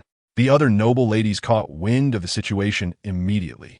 "So that's how it is." Su Yiner's expression turned disdainful. Qin Xian then noticed the corners of Bai Shui's eyes turning red, and he felt a sense of unease. "Second brother, it was Ji who wanted Miss Bai Shui to stay." Qin Zhao Sun chuckled. "You are the most kind-hearted." Bai Shui gritted her teeth in resentment. "Today, once the banquet concludes, you shall leave on your own." Bai Shui gasped, nearly breathless, as she pitifully clutched at Qin Xiannan's sleeve. "Second brother, is it not time for me to hold the little one? That depends on whether she is willing. You are selfish, wanting to monopolize the little one's affection for me. Please excuse me." Qin Zhao Sun politely addressed the individuals blocking his path. His voice was distant, his gaze frosty. Qin Xian then followed closely behind, his demeanor even more aloof. Observing their behavior, those in the way naturally stepped aside. Bai Shui stood there, hearing the mocking remarks from a distance. Su Yanya, recalling how she had held her hand earlier, felt displeasure and promptly shoved her to the ground. Ji had not left the ground all day, being cradled by her 3 brothers in turn. After Qin Xian Nan had his turn, she finally found an excuse to catch her breath. "Aunt Yu, you need not follow me. I only need a moment to breathe." Aunt Yu, despite her concerns, closely trailed behind. The two of them traversed the rear courtyard and had just reached a secluded area when Gigi's keen ears caught the sound of footsteps. She raised her hand, prompting Aunt Yu to halt. Is that by Shui? The girl she had seen not long ago was now clutching her chest, blood staining her lips, with someone standing with their back to her, obscured by the shadows of the trees. Second brother, I have been in the Wong residence for 5 or 6 years. From the moment I first laid eyes on you, all I desire is to remain in the Wong residence, to have you support my wish. Such shameful absurdity. Qin Zhao Sun, clad in striking red, was taken aback by Shui's bold declaration, for she was merely a child in her teens. His anger simmered, and as he pondered, his brow furrowed even deeper. What is your standing to utter such words? With a wave of his sleeve, Bai Shui was once again flung aside like a leaf in the wind. Undeterred, she felt as if her heart and insides had shifted. Yet she crawled forward inch by inch. Second brother, that year when the snow blanketed the city, amidst the white expanse, I saw the first light of my life. The figure before her, with stunning features, crimson lips, and white garments, appeared like a vision amidst the storm. At that time, she understood nothing, only recognizing that this person was exceptionally handsome, the most beautiful in the world. How wonderful it would be to see such a person every day. Later, Qin Xiannian granted her a title, and when she called him third brother, she noticed his expression soften, seemingly pleased by her address. Cautiously, she glanced at the young man and called him second brother. His lips tightened in displeasure, and his brows furrowed. She understood he did not appreciate that form of address. Thus, days turned into years, and she resolved that one day she would call him brother. Second brother, little Shui admires you, wishing to remain by your side to serve you tea and water, to care for you. Oh my, what has she overheard? Heavens! Aunt Yu blushed, tugging at Gi's sleeve. Realizing Bai Shui's intentions were far from innocent, she was shocked by her brazen ambitions. Aunt Yu continued to pull at Gi's sleeve, anxiously thinking, we must leave, little princess. It is unwise to listen further. Yet, Gigi remained captivated by the unfolding drama. You? Worthy? When Qin Zhao Sun was in the front hall, Bai Shui had boldly claimed she had matters to discuss with him in front of everyone. Oddly, should she not have approached Qin Xiannian instead? Nevertheless, he still came.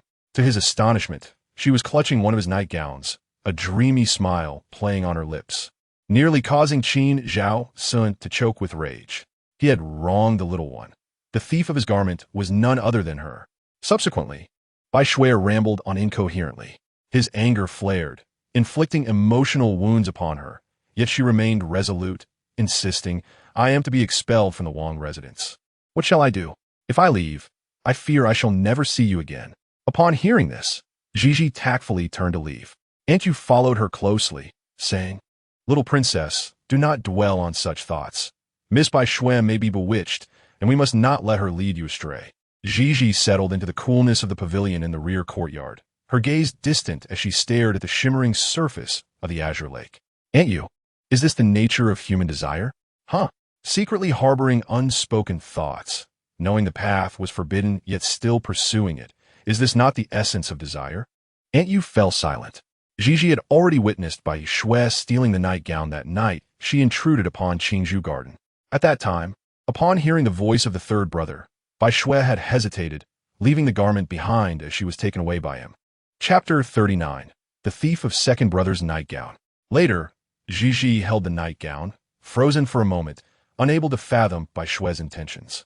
Before she could think further, she saw second brother emerging from the hot spring. The complexity in second brother-esque gaze as he looked at her made her feel something was amiss. The following day, he summoned 2 governesses to the residence. Gigi understood second brother had misconstrued the situation. She refrained from clarifying, instead choosing to observe Bai Shui's motives. She had always been close to third brother, so why would she steal second brother's nightgown? She knew third brother's resolve had hardened, considering expelling Bai Shui from the residence, anticipating that in her desperation, she would reveal her true nature. Finally, the day arrived, and her intentions became clear. This seemed somewhat twisted. With her chin resting on the railing, she sighed once more when suddenly, she heard unmistakable sounds of struggle from the spot where she had paused. Aunt Yu also turned her gaze toward the source of the noise, her eyes widening in alarm. Little princess, it seems a fight has broken out. This is bad. Gigi frowned, quickly regaining her composure. Aunt Yu, do not disturb the guests in the front hall. You must summon the guards to surround that area and prevent anyone from approaching.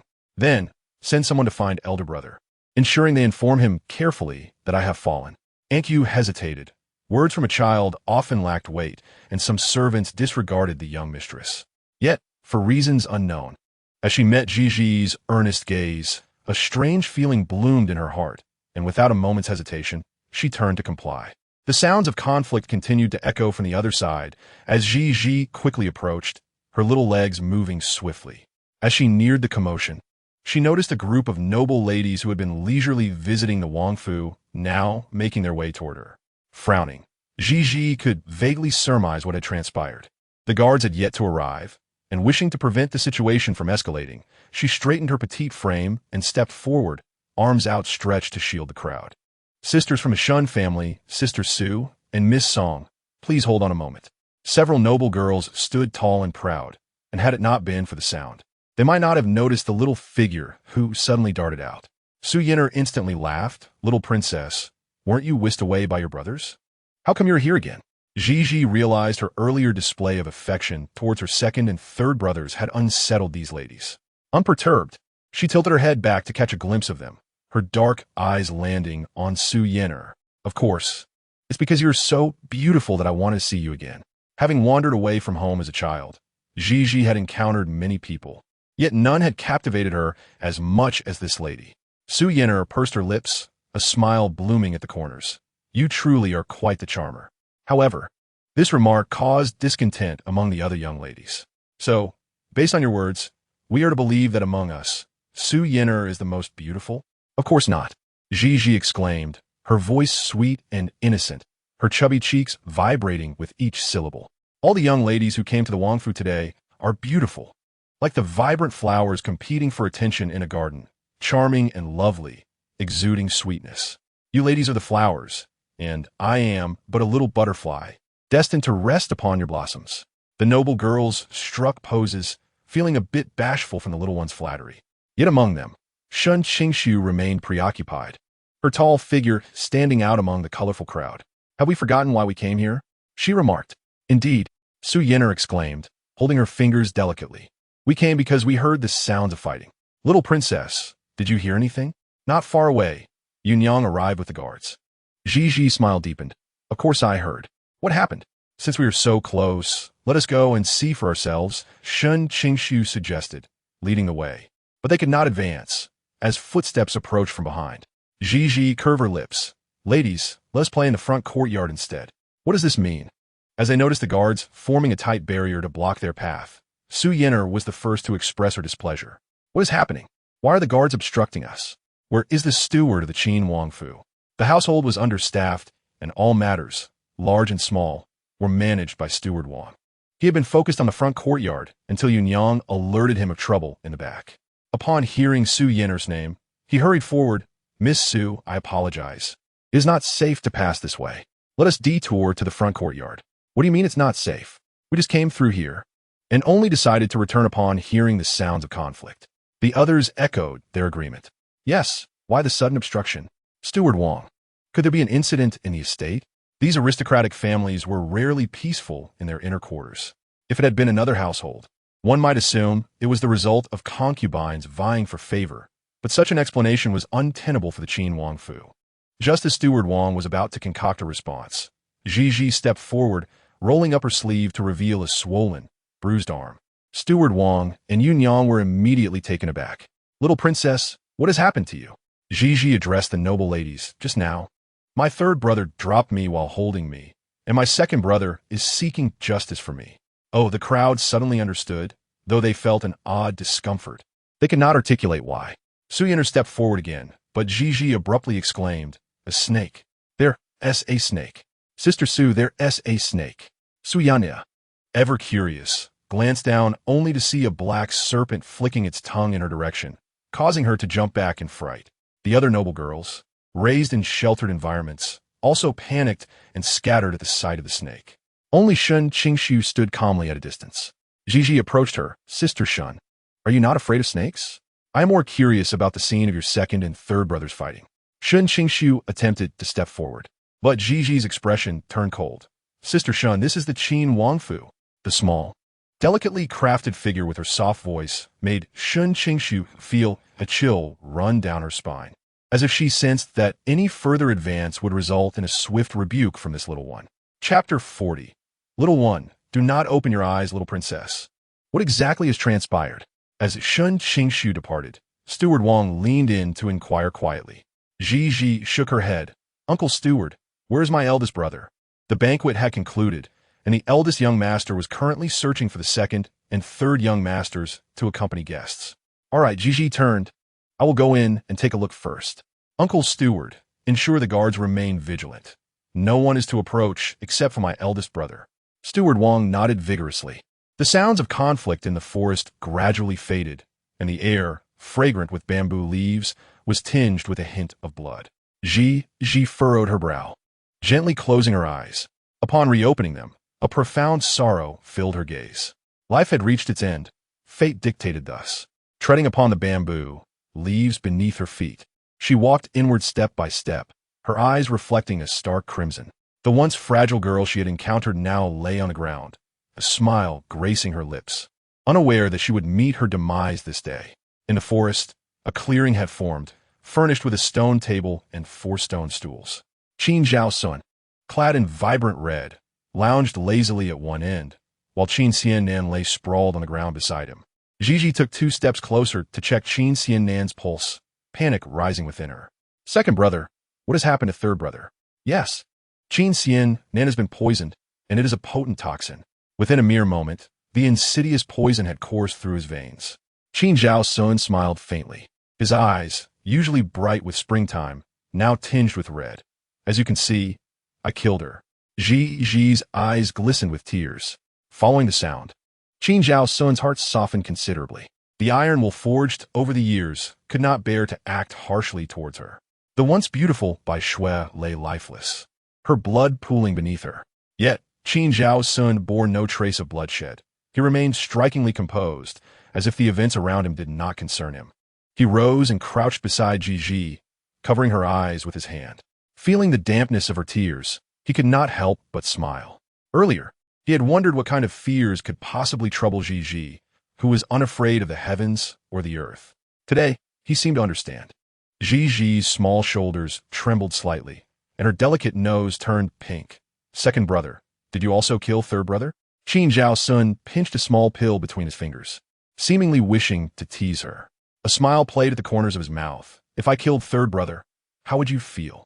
A small sob escaped her, followed by a shake of her head, but I believe second brother would never do such a thing. Qin Zhao Sun found her belief amusing. His feelings for this family and the other members of the Qin household were not particularly deep. If any affection existed, it was solely because of Ji. It was a curious sensation, one he had not experienced in many years. Taking a life was simple. Yet why did Ji believe that he would not kill third brother? S profound understanding of medicine surpasses all else. Merely by placing her small hand on Qin Xiannan's wrist, she can discern whether he is alive or dead, and gauge the depth of the poison. Pondering whether Qin Zhao Sun has left him a chance for survival. Clearly, there remains a shred of conscience within him regarding his brother. Ji, she muses, killing is a simple act. Yet, the lives we take are not ours to claim. Even if they share our blood, like Sanji, his life is equally precious. Only believes that Ji is not a heartless murderer.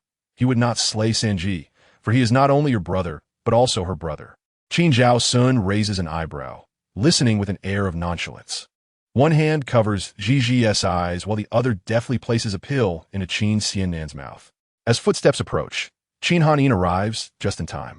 Ji feels herself effortlessly lifted by Qin Zhao Sun, who seems bemused by the philosophical musings of a mere 4.5-year-old.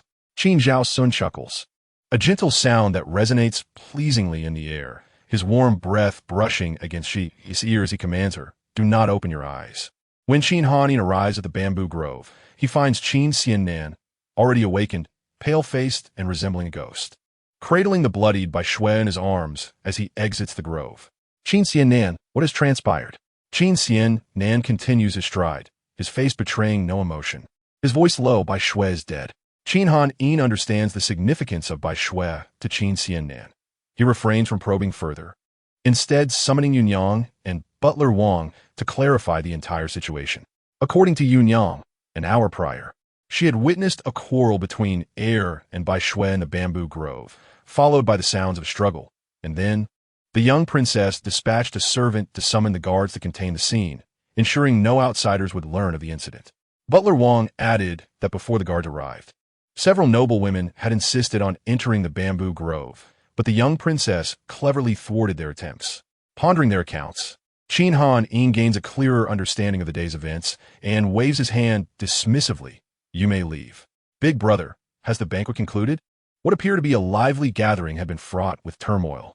Qin Han Ying felt a headache brewing, yet he found solace in Ji Ji's calm demeanor, which had preserved the dignity of the Qin Wang Fu. He lifted Ji Ji onto his lap. It is over. The guests have been sent away. The residence is now quiet and will not disturb us any longer. Ji Ji nodded, resting her small head against Qin Han Ying's chest. Qin Han Ying continued, today, those guests remarked that the Qin Wang Fu lacks a mistress. Yet in my eyes, Ji Ji is the finest mistress. Qin Han Ying shook his head as Ji Ji stifled a yawn. Never mind. It is late. Some matters can wait until tomorrow. Would it be acceptable for me to have someone prepare a meal for you, and then you may retire?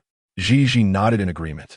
Feeling fatigued after a long day of walking, having consumed a modest meal, Ji Ji lay down and closed her eyes. As her breathing became steady, Qin Han Ying quietly departed. With the door closed, the Lan Yuge fell into a serene silence. Ji Ji, however, found sleep elusive. She sat up, resting her chin on her small hands, contemplating, in the grand scheme of things, everything occurs according to fate. Chapter 41. Why did the brothers fight from the day she allowed Bai Shui to remain in the manor? This calamity was set in motion. Bai Shui was the catalyst, yet it remained uncertain upon whom this misfortune would ultimately fall. Was it upon Ji, who killed Bai Shui, or upon Sanji, who bore resentment towards him? Regardless of who it was, she was merely the unseen hand guiding events. This was her destiny, foreseeing, obstructing, educating, and cleansing the world, yet there remained the unknown. On the following morning, Qin Han Ying's brow furrowed deeper. A life lost is of no use to behold. His voice was chillingly cold. Ji Ji turned in his embrace, her tender arms encircling him. Big brother, we must honor the deceased. Besides, Miss Bai Shui spent so much time in the Wang Fu. Very well. Qin Han Ying relented, gazing into Ji Ji's pure, crystalline eyes. If you wish to go, I shall accompany you. Ji Ji thought to herself. All four of her brothers are rather flawed in their own ways, appearing ordinary on the surface, yet their inner worlds are devoid of warmth. Be it the illustrious eldest brother or the extraordinarily captivating second brother. As for the third brother, the Bei Yuan remained unchanged by Bai Shui's death. Accompanying her elder brother to Bei Yuan, Ji Ji beheld a coffin resting in the courtyard, clearly of exquisite craftsmanship, yet rendered useless by the absence of life. The courtyard was deserted, while the sound of weeping emanated intermittently from Bai Shui's quarters. Ji shook her head, resolutely determined that her elder brother must grasp the significance of life and death. Are you satisfied?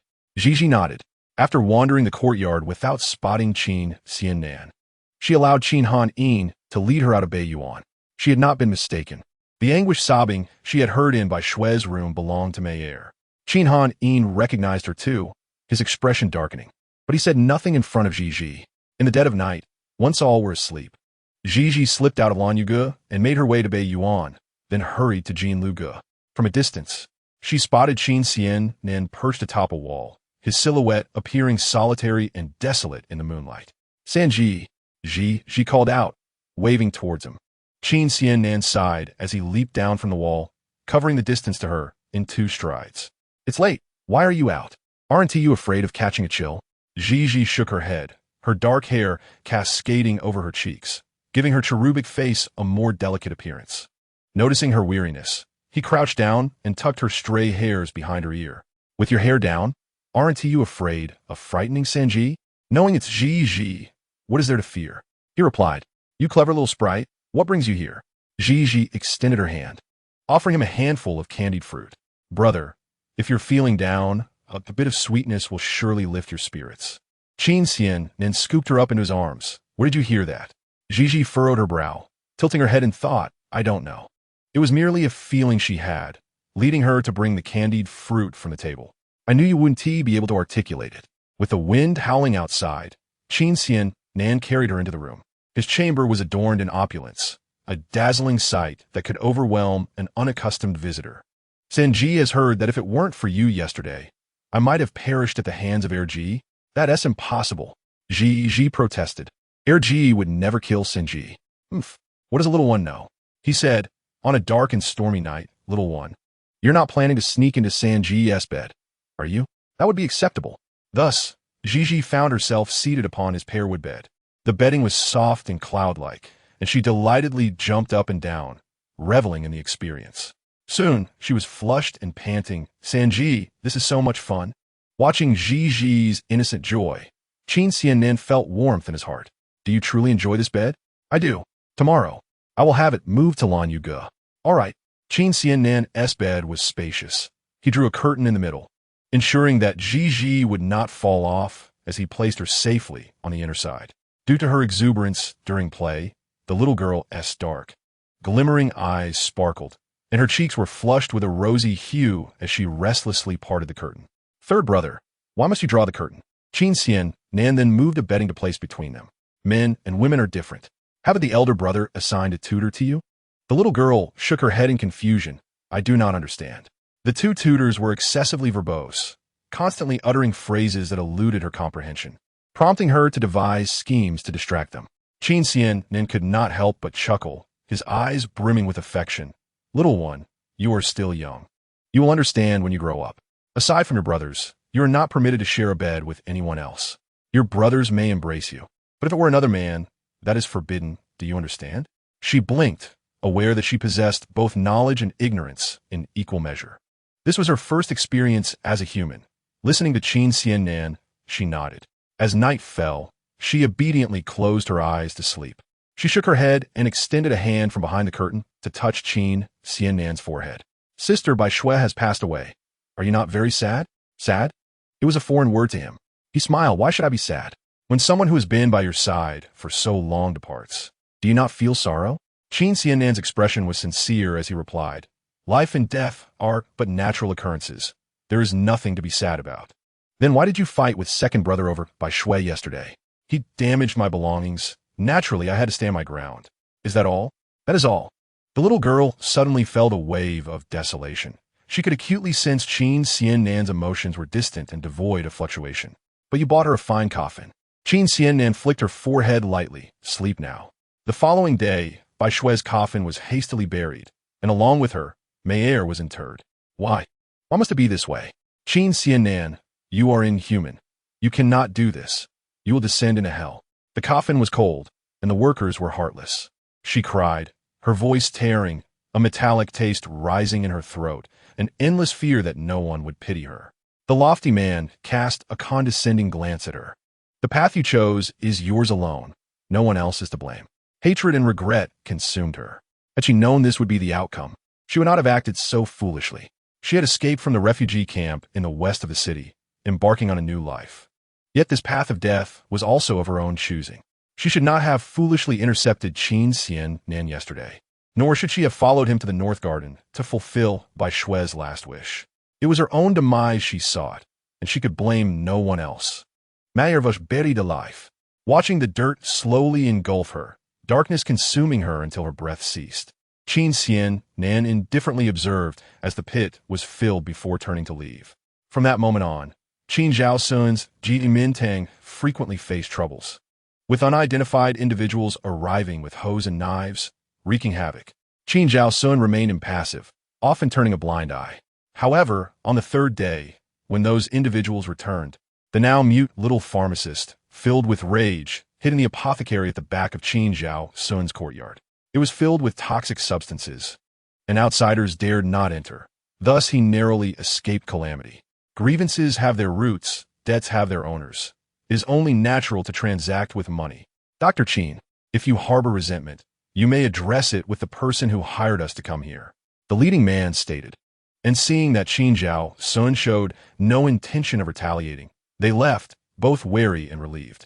In the dead of night, the deserted alley exuded a foul stench. The howling wind pierced through the cracks, causing even the crescent moon to hide behind thick clouds. Deep within the alley, a man, unwilling to succumb to an untimely death. Wept softly, the sound eerie in the dark. With a scornful smile, he turned to leave, untainted by blood, unchanged from when he arrived.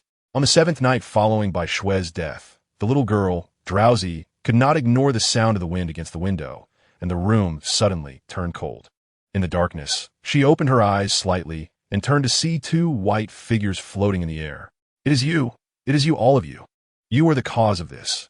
You have made my life unbearable, leading me to a tragic end. You should not have come.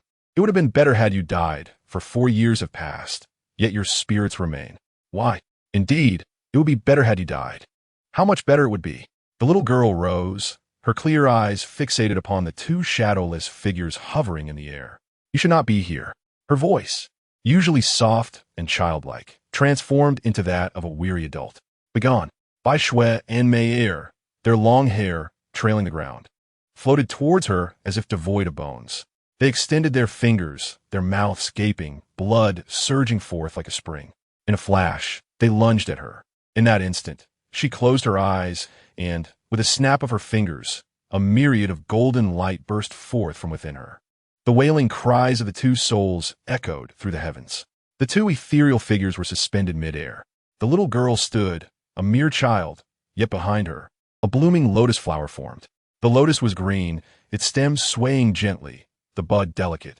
In an instant, the universe seemed to mourn, weeping for the manifestation of the purest power of the Qinglian. It awakened the softest and clearest part of human hearts, evoking involuntary sorrow and tears. As she stepped forward, Bai Shui's figure instinctively drifted toward her, adopting a posture of kneeling in reverence. The little girl's fair finger touched her forehead, casting aside distractions, evil, and all beautiful memories that unfolded before her. The Qin Wang Fu had once provided her family with warmth, and her third brother had accompanied her like family for many years. The second brother had also, on occasion, raised an eyebrow and smiled. Tears of blood welled in her eyes. Unable to resist, her bent body lowered further, her chest pressed firmly against the ground in a gesture of piety. "O Lord, have mercy. It is my greed that sought too much. I was wrong." The little girl pressed her lips together in satisfaction, her fingertip once more touching, and manor mirrored her, kneeling in the same manner.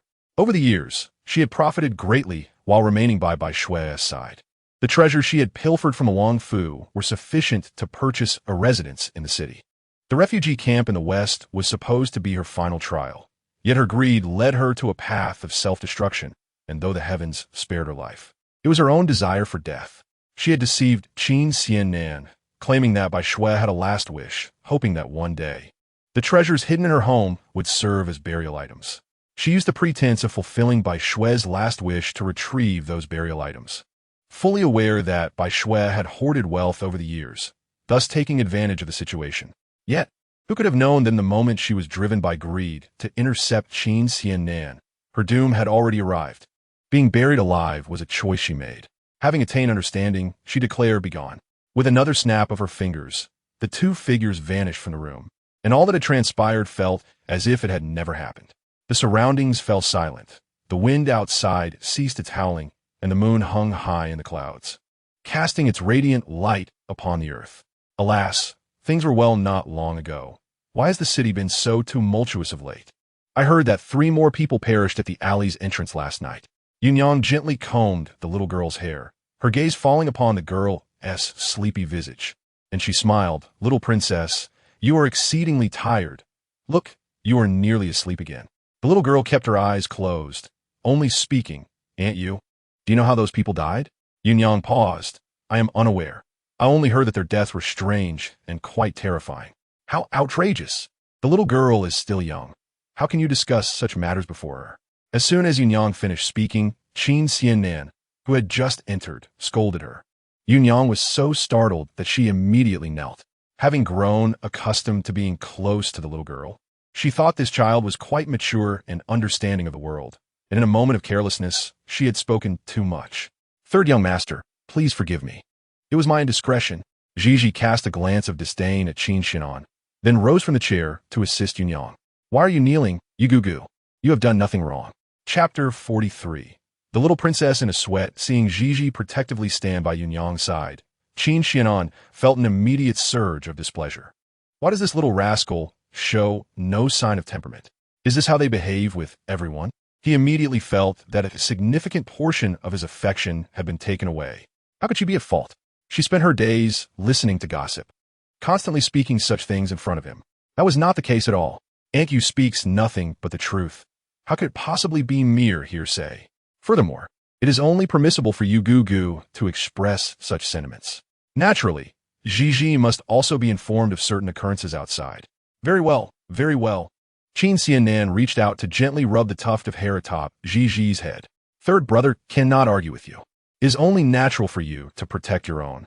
Gigi, with a glint of curiosity in her eyes, clung to Qin Xianan's leg and inquired, "Does third brother know how those individuals met their demise?"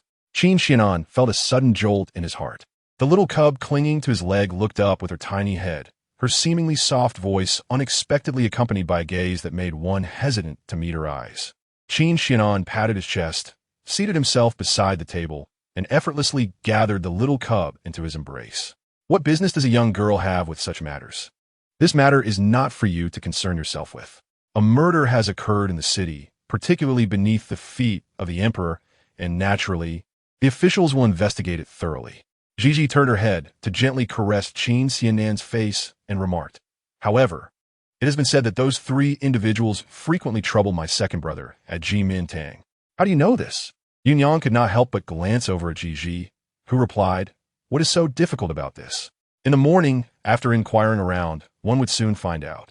Qin Xianan gently tapped her fair forehead, cautioning her, "Remember, do not stir up trouble." "How could I ever? How about if third brother accompanies you to the Guozijian to study together with Qin Shaoxi? Only the little head has inexplicably grown a circle larger. Third brother, look at my petite arms and legs. It is still too early. The Dechi kingdom embraces an open spirit, advocating that the capable shall take precedence, and it displays considerable leniency towards women. If one possesses talent, they are free to pursue both literary and martial studies. Consequently, Guozijian has been established in the city, allowing the sons of the nobility to seek knowledge, while those not of official lineage may also learn in independent private schools. According to our dynasty's regulations, both males and females may be sent to the Guozijian for education upon reaching the age of 8. Qin Xianan's words were naturally intended to tease Gigi, but upon hearing the soft, endearing voice of the little one, he couldn't help but smile. Thus, he had discovered yet another delightful way to amuse the little darling. Although her arms and legs may be small, her mind is remarkably astute. Third brother has come to see you today, primarily to express gratitude. Qin Xian then exchanged a glance with Yunyang, who then turned and closed the door behind her. With this remark, Gigi understood his intention and playfully inquired, "Then, third brother, are you still angry with second brother?" Qin Xian then pressed his lips together lightly, closing his eyes as the haunting image of Bai Shui's tragic demise lingered in his mind, inciting an overwhelming sense of rage. Furthermore, what fault did he possess? He also heard from his subordinates that if it were not for the little cub that day, the second brother might have already succumbed to the poison he had prepared for himself. It is best for me and him to maintain a peaceful coexistence. Otherwise, old grievances and new enmities will be settled together. With a sigh, I understand that this matter is far from over. I cannot simply stand by and watch the relationship between the second brother and the third brother deteriorate. With a flicker of thought in her eyes, she inquired, "Does the third brother desire some roasted chicken?" Although he felt a lingering desire, Qin Xian then immediately thought of the drumstick he had received. Despite his craving, he did not wish to burden the little one. Anqiu had already mastered the cooking of it, so what was there to wait for? Was the dinner arrangement satisfactory? Qin Xian nodded, appearing quite agreeable. Consequently, throughout the afternoon, he busied himself with Wang Guanjia and Yunyang, coming and going tirelessly. The Lan Yugu was adorned with an array of peculiar items. Wang Guanjia and Yunyang instantly transformed into curious souls, circling around the various objects in the courtyard. "Oh, little princess, forgive this old servant for my ignorance. What exactly are these items?" Yunyang also said, "Little princess, do share. My curiosity is truly insatiable." Gigi tilted her head and smiled, replying in a mysterious manner, I won't say, revealing it would strip away all the intrigue. Uncle Guanjia and Aunt Yu, Have you both attended to the matters entrusted to you? At 2 o'clock, the people nodded in agreement. It is done. Once everything was in order, Gigi glanced up at the sky. It was the hour of the rabbit at the end of the month. She changed into a simple little dress, rolled up her sleeves, and prepared to get to work. Before long, the barbecue grill was ablaze, the charcoal crackling vigorously beneath. Gigi set up a table and stools in the courtyard, adorned with a few exquisite dried fruits and the fruit tea she had spent the afternoon preparing. Beside the table stood a small grill, where chicken and duck were roasting, and a barbecue rack laden with skewered lamb. Steward Wang and Yunyang watched in wide-eyed astonishment as Gigi busied herself alone, requiring no assistance from them. The Qin brothers, from eldest to youngest, entered one by one, utterly captivated by the scene in the Lan Yuge. The courtyard was bathed in moonlight, dim yet enchanting, and somehow, Gigi had managed to create a spectacle with glimmering orbs of light dancing among the branches. The sight left the three brothers momentarily speechless. Despite the beads of sweat dotting her forehead, Gigi did not forget to call out to the three of them. Eldest brother, please take a seat. I will be done shortly. Qin Han produced a handkerchief to wipe Gigi's brow, while Qin Zhao Sun stepped forward, using his jade-white fan to waft away the smoke that filled the room.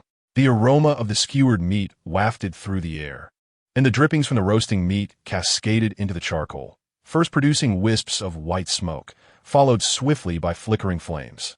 Just as Qin Zhao Sun noticed the flames threatening to singe his eyebrows, he reached out to pull Gigi back. However, the little one was already prepared, deftly sprinkling a few drops of water to extinguish the flames. The superior silver charcoal emitted not even a wisp of smoke. Qin Xian Nan gazed incredulously at Gigi's actions, his mouth agape. Was their little sister truly so capable? The truant Qin Luobai was apprehended by a subordinate sent by Gigi. Infuriated, he made his way to the Lan Yu pavilion, intending to unleash his wrath, only to witness a remarkable scene. Was this diminutive chef, with her head wrapped, truly the esteemed little princess of the Qin Wangfu? How utterly delightful and full of life she appeared.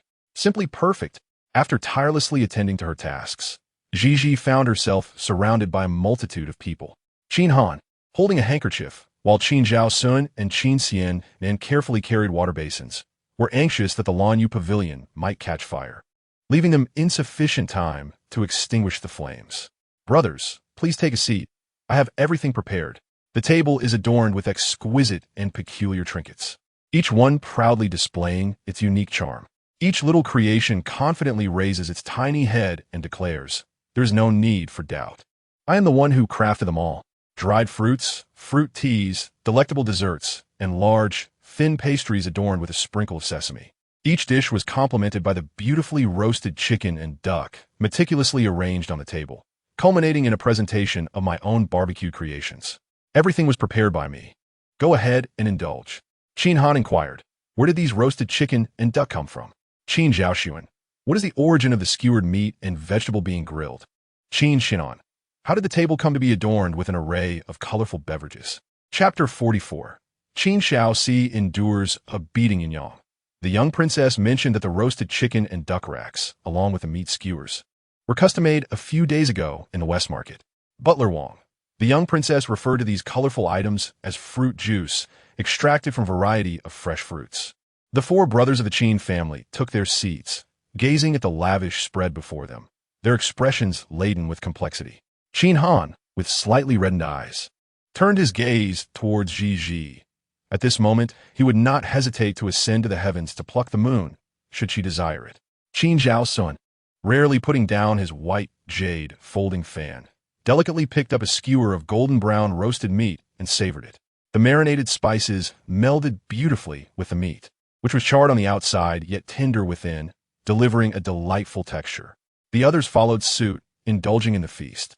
Gigi settled Yunyang and Butler Wang at the table as well. The young gentleman of the Qin family inherently exuded an air of noble superiority, distinctly delineating between roles and status. However, as long as it was Gigi speaking, no one seemed to mind. Yunyang and Steward Wang initially felt somewhat restrained. Yet gradually, they became more relaxed amidst Gigi's persistent enthusiasm. The fresh and tender meat, seasoned and grilled into kebabs, along with the marinated chicken and duck, emerged from the grill crispy on the outside and tender within, oily yet not greasy, substantial yet not lean, making it impossible to stop after just one bite. When the meal started to feel slightly overwhelming, the addition of sweet and sour dried fruits alleviated any discomfort in the stomach. As autumn approached its end and the night breeze began to blow gently, it did not hinder the people of Lanyu Pavilion from savoring the delicacies. Qin Han Yin, having consumed the last few pieces of sweet dried fruit on his plate, quickly washed it down with several cups of water. As he sipped, his lips pursed and his cheeks puffed out, resembling a small child who had just learned to drink milk. Gigi found this sight delightful, noting that her older brother had a fondness for sweets. She then turned her gaze towards Qin Zhaosun, who remained elegant, carefully eating small pieces, wiping his fingertips clean with a napkin whenever they became greasy. In contrast to the two, Qin Xiannan was less particular, devouring roasted duck in large chunks and occasionally shoving a skewer of meat into his mouth. However, due to his striking appearance, his manner of eating became rather alluring. As for Qin Shaoxi, when he thought Gigi was not watching, he gorged himself, but as soon as she cast a glance his way, he immediately became alert. Gigi couldn't help but chuckle, while Yunyang and Steward Wang also savored the rare delicacies. Once the table was cleared of all food, Qin Han Yin finally asked how Gigi had learned such culinary skills. Let the storytelling begin. In my early years, when master could not afford to buy me milk, he would take me to set up stalls to earn money for my milk, Gigi replied. The Qin brothers felt a pang of sadness. I thank you on behalf of my master, she said, sweetly declining, adding that her master loved to travel and was seldom in one place, and despised being confined. In reality, on the perpetually snow-covered Lianyun Mountain, Su Huang was bundled tightly in a thick cloak, nestled in her thatched cottage, too lazy to venture outside, watching the last sparks in the stove extinguish. Little one, what are those on the tree? Gigi looked up and replied. Those are third brother's luminous pearls. Ah, what a curious method, she continued, as variously sized luminous pearls were placed inside lanterns to serve as wicks. These uniquely shaped lanterns were tied to the trees, and when gazed upon, they resembled countless moons hovering overhead. Little one, third brother wants to know what thoughts occupy your mind. Gigi pretended to ponder, resting her chin on her hand, and replied, of course, I am clever and adorable. Indeed, no one in the world is smarter than my sister. A derisive laugh interrupted the warm atmosphere of the gathering. Unaware of the numerous gazes directed at him, Qin Luo shamelessly gnawed on the last chicken bone, coolly declaring, this is merely a display of sycophancy. The sage once said that one must be pragmatic. Fanciful thinking leads to self-destruction. With a loud crash, a stool toppled over. Qin Luo became the target of a ruthless beating from his older brother, who, in a display of brotherly justice, mercilessly thrashed him, ultimately seizing the chicken bone that he had claimed. After enduring the mixed punishment, Qin Luo, bruised and battered, hid beneath the table. Qin Han Yin exclaimed, I haven't even questioned where you came from, yet you dare to provoke Gigi. Qin Zhaosun added, if you weren't surnamed Qin, you would have already become a puddle of blood. Qin Xiannan remarked, Gigi is 4 years old, and you are 8. Qin Shaoxi, take a look at yourself before criticizing others. Qin Luo's defiant voice emerged from beneath the table. You all are no different. Not long ago, you were openly fighting and embarrassing the Qin Wang Fu. As his words fell, a brief silence enveloped Lanyu Pavilion. Qin Shaoxi felt he had vented some pent-up frustration, as he was known for his harshness and never considering others' feelings, adding, those who know may think you are brothers, while those who don't might mistake you for enemies. You scold me, but consider what our family has become since our father and mother left because of that calamity. Qin Xiannan's chest heaved as he slowly lowered his leg. The table was laden with treasures, all prepared by Gigi, who was now drenched in sweat. He realized he could not overturn the table. You come out. Only a fool would go out. Qin Luo could bend and stretch. Qin Zhaosun warned. Qin Shaoxi, you better come out. Unless I die. Qin Han Yin's expression darkened. He truly did not want Gigi to witness such a side of him. Even matters of court were frequently declined, as he wished to free up more time to accompany Gigi. Yet, unexpectedly, the warm scene in the mansion was shattered. It was only because of Gigi that he could witness a table filled with reunion. However, he, as the eldest son, had failed to manage the household well. Qin Luo It had been a long time since he had called himself by both name and surname. Though Qin Luo was accustomed to being unruly, he was still a 4-year-old child. How could he not fear being surrounded and beaten by his older brother? All right, I will come out now. Qin Luo cautiously crawled out, and Qin Han Yin reached out to grab him, ready to strike, but Ji quickly intervened. Big brother. Only then did Qin Han Yin let him go. Auntie Yu, please take young master to the physician to check his wounds. The two complied and quickly led Qin Luo away. Little one, your kind intentions have been interrupted again. Chapter 45.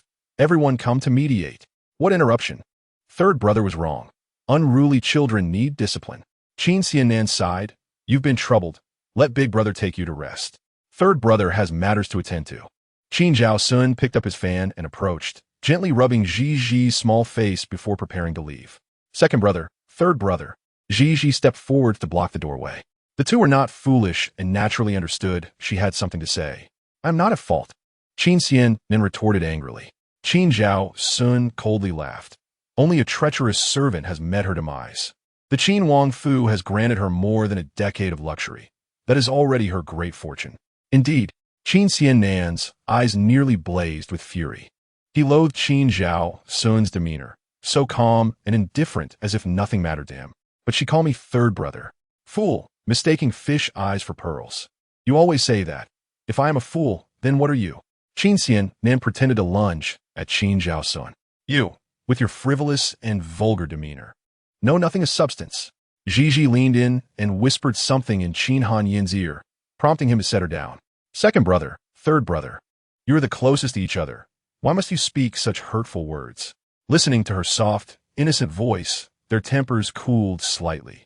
Despite their grievances, they could not continue to argue in front of Ji. All right, little one. These are matters for us adults. You need not worry about it, all right? Qin Zhao Sun looked at Ji, who appeared so anxious, and bent down, gently touching her cool face, smiling to soothe her. You've been busy today. Go rest with big brother. No. Ji shook her head and dashed into her room, returning with a bundle in her hands. What is this? Qin Xiannan frowned. Ji handed the bundle to Qin Xiannan. Third brother. Don't you want to know what second brother did amiss by Shui that day? Third brother. You are brothers. You should understand that second brother would not have harmed her unless she truly did something. Qin Zhao Sun appeared slightly puzzled, furrowing his brow as he looked at the little girl standing before him. His heart swirled with countless thoughts, feeling somewhat wronged. He couldn't recall when no one had ever inquired about his actions. What others perceived was all there was. No one believed there was more to the story. Unexpectedly, after so many years, he would hear such words from this little one. What do you mean? Qin Xiannan held the bundle in his hands, pondering what could possibly be inside. Ji remarked, as far as I know, whenever second brother bathes and cleans himself, his intimate garments mysteriously vanish. Qin Xiannan, not lacking in wit, immediately replied, Are you suggesting that those garments were stolen by Shui? Ji nodded in affirmation. Qin Xiannan chuckled, clearly skeptical. Qin Zhao Sun also found the notion preposterous. Prior to their gathering, Ji had confided in him about her motives. Harmony within the family ensures prosperity in all matters. When their father and mother departed, they entrusted everything in the manor to him. He could not allow a trivial misunderstanding to sever the bond with his only brother. With a cold smile, Qin Xiannan said, Ji, third brother understands your good intentions. However, the person is already deceased, and I truly wish to refrain from pursuing the matter further. Third brother, why don't you open the bundle? Qin Xiannan promptly unwrapped it. Inside lay a collection of white nightclothes scattered about. Indeed, all belonging to Qin Zhao Sun. Qin Xiannan looked at Ji. She continued, Third brother, I happened to overhear what Miss Bai Shui said to second brother that day. Aunt Yu was with me too, and if you doubt my words, you may verify with her. Before Qin Xiannan could respond, Ji produced a green porcelain medicine bottle. Third brother, look at this bottle.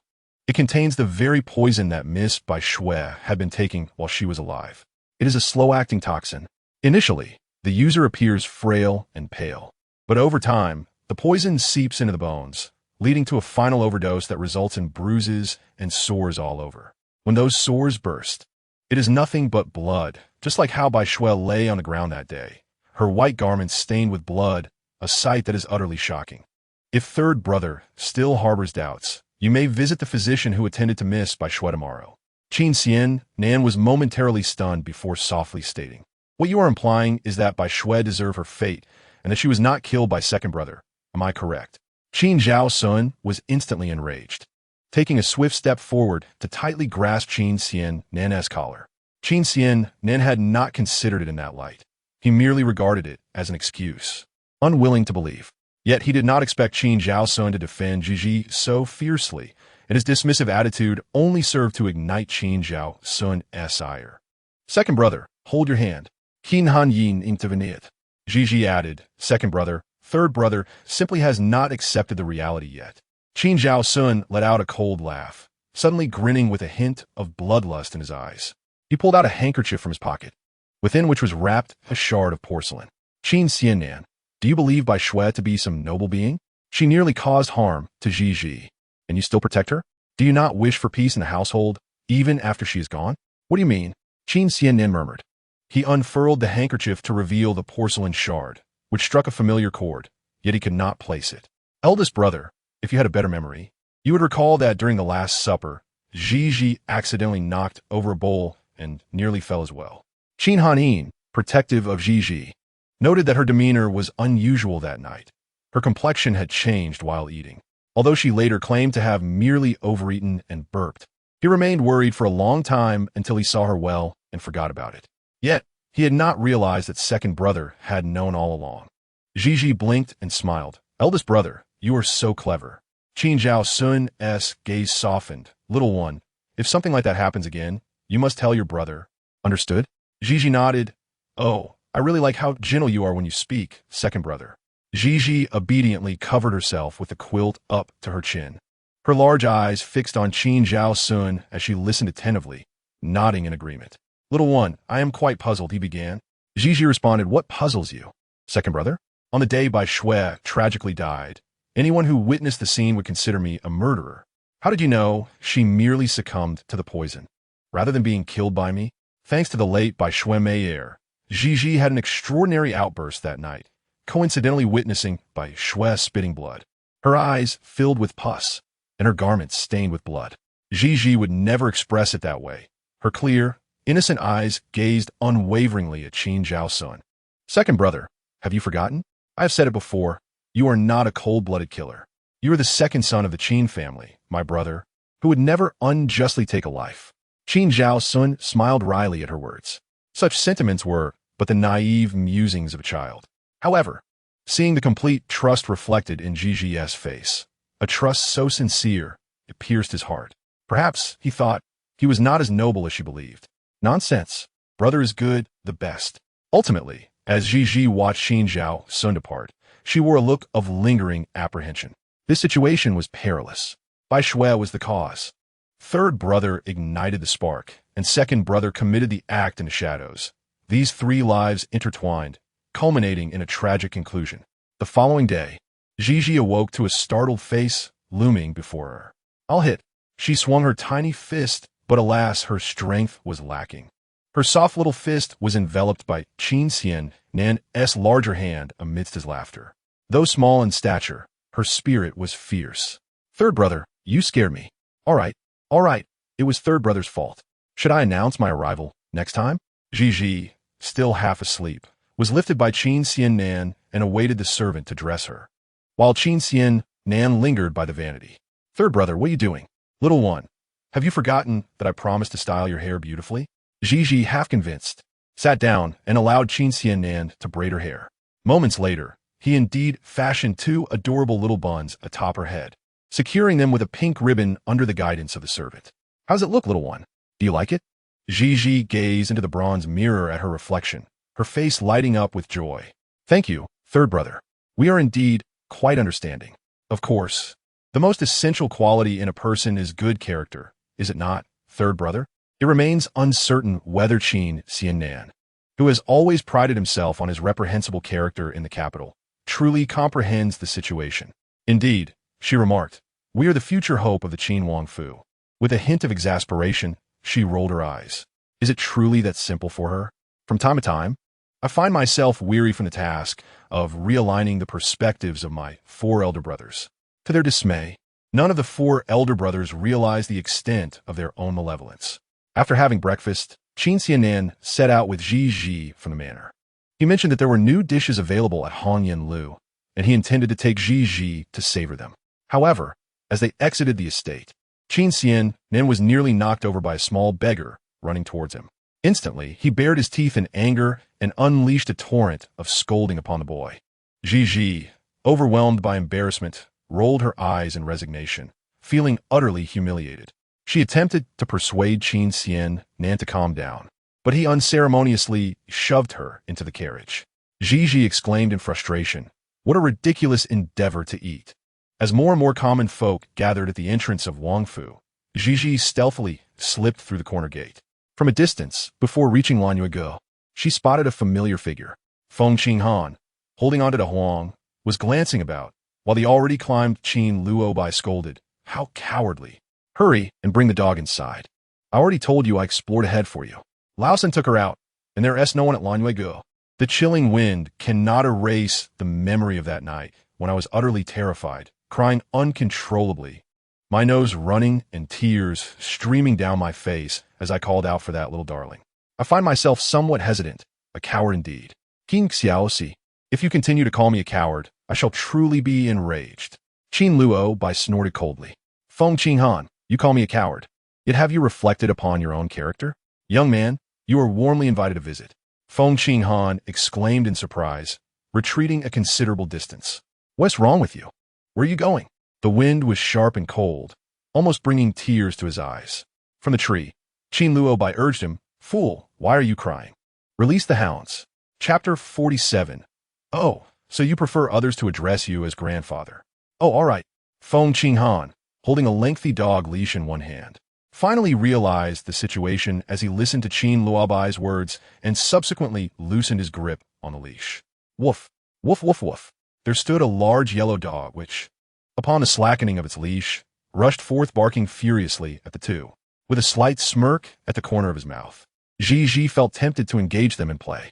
Mischievous children certainly deserve a lesson. That night, having caused them to stumble significantly, how could these two possibly refrain from harboring resentment? She blinked her eyes, feigning fear as she retreated, her arms crossed over her chest, her small mouth pouting, on the verge of tears with reddened eyes. Initially, Feng Qinghan was so startled by her first glance that he nearly shouted in fright. Yet at this moment, witnessing his loyal companion, Da Huang, merely bark a few times to induce trembling in the little girl, he felt a surge of delight. With a demeanor akin to a lord, he took 2 steps forward, hands on his hips, and declared, You little rascal, now you see my true prowess, don't you? With her legs swinging gently, she gazed at Feng Qinghan with her eyes glistening with moisture, then tilted her head to behold Qin Luobai, who was perched on a branch 3 zhang away, wearing a mischievous grin upon his face. You little brat, what are you staring at? Beware, lest I pluck out your eyeballs. The young lad, embracing the colossal tree, bellowed menacingly. The pitch-black orbs shifted as they inquired, Why do you ascend so high? Certainly, it is his fear that the words of Feng Qinghan will be interrupted. Qin Luobai coughed urgently, as if he might expel his very innards. Why engage in such trivial conversation with her? Release the hounds. The dog, Feng Qinghan, has been nurtured by him for many years and possesses an extraordinary spirit. Whenever he speaks, the dog eagerly leaps forward. He has cared for the dog's coat until it shines brilliantly, with its ears gracefully drooping on either side. Such a creature would undoubtedly instill fear in a young girl. With unwavering confidence, he walks proudly, yet there's an element of unseemliness in their demeanor, is there not? After all, she is but a little sister. The 2 towering young men, accompanied by a dog, engage in such behavior. Although Qin Luobai speaks harshly, he harbors a fear that the impudent girl might be frightened into illness. He could easily depart, yet he fears that his 3 bewitched elder brothers would strip him bare and cast him into the city moat. Little brother, do you concur as well? Qin Luobai raised his chin and, with an air of arrogance, declared, You would do well to address me as grandfather. The fearful expression in Ong Ji Ji's eyes gradually faded, and she smiled. So, you wish to be my grandfather? Ah, Fan Kinshan Burstin Tulota. What a ridiculous notion. Qin Luobai's expression darkened, as the tone and gaze of the impudent girl unsettled him. He remarked, Will you come down and speak with me? What trickery do you intend to employ this time? With a playful grin, She pointed at the dog before her and said, "Young man, given your current predicament, what tricks could I possibly employ? Shouldn't you be addressing me as grandfather? Gigi, I wish to call out in your presence." Just like that. "Never mind. I shall ascend and call out for you to hear." Qin Luobai's complexion turned pale, and an instant sense of dread enveloped him. He had already taken a step towards the great tree. Feng Qinghan remarked, "Are you not afraid of dogs?" "Afraid?"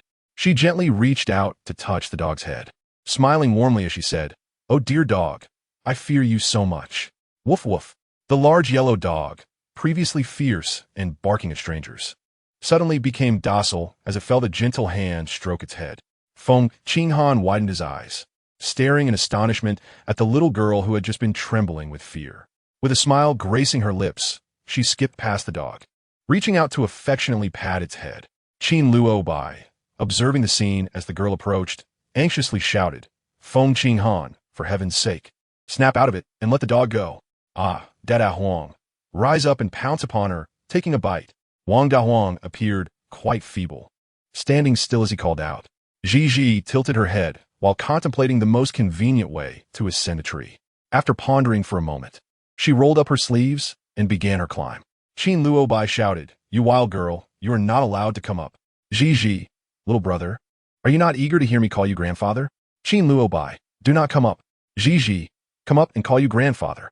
The seemingly delicate and soft porcelain doll, appearing as though it were meant to be cradled in gentle hands, astonishingly scaled the tree with both hands and feet, moving with such swiftness that the chilling breeze below left the onlooker utterly astounded. Qin Luobai felt on the verge of tears. This year, at the tender age of 8, he experienced for the first time what it truly meant to be at a loss for tears. He had encountered a rival.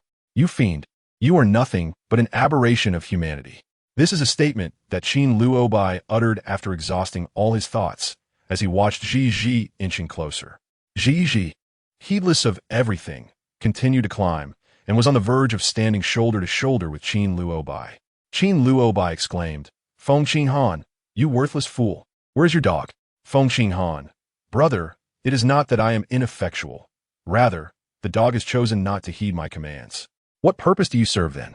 As I ascended, Gigi clung to the tree in bewilderment, pondering whether the young gentleman truly relished the idea of the large yellow creature leaping towards him.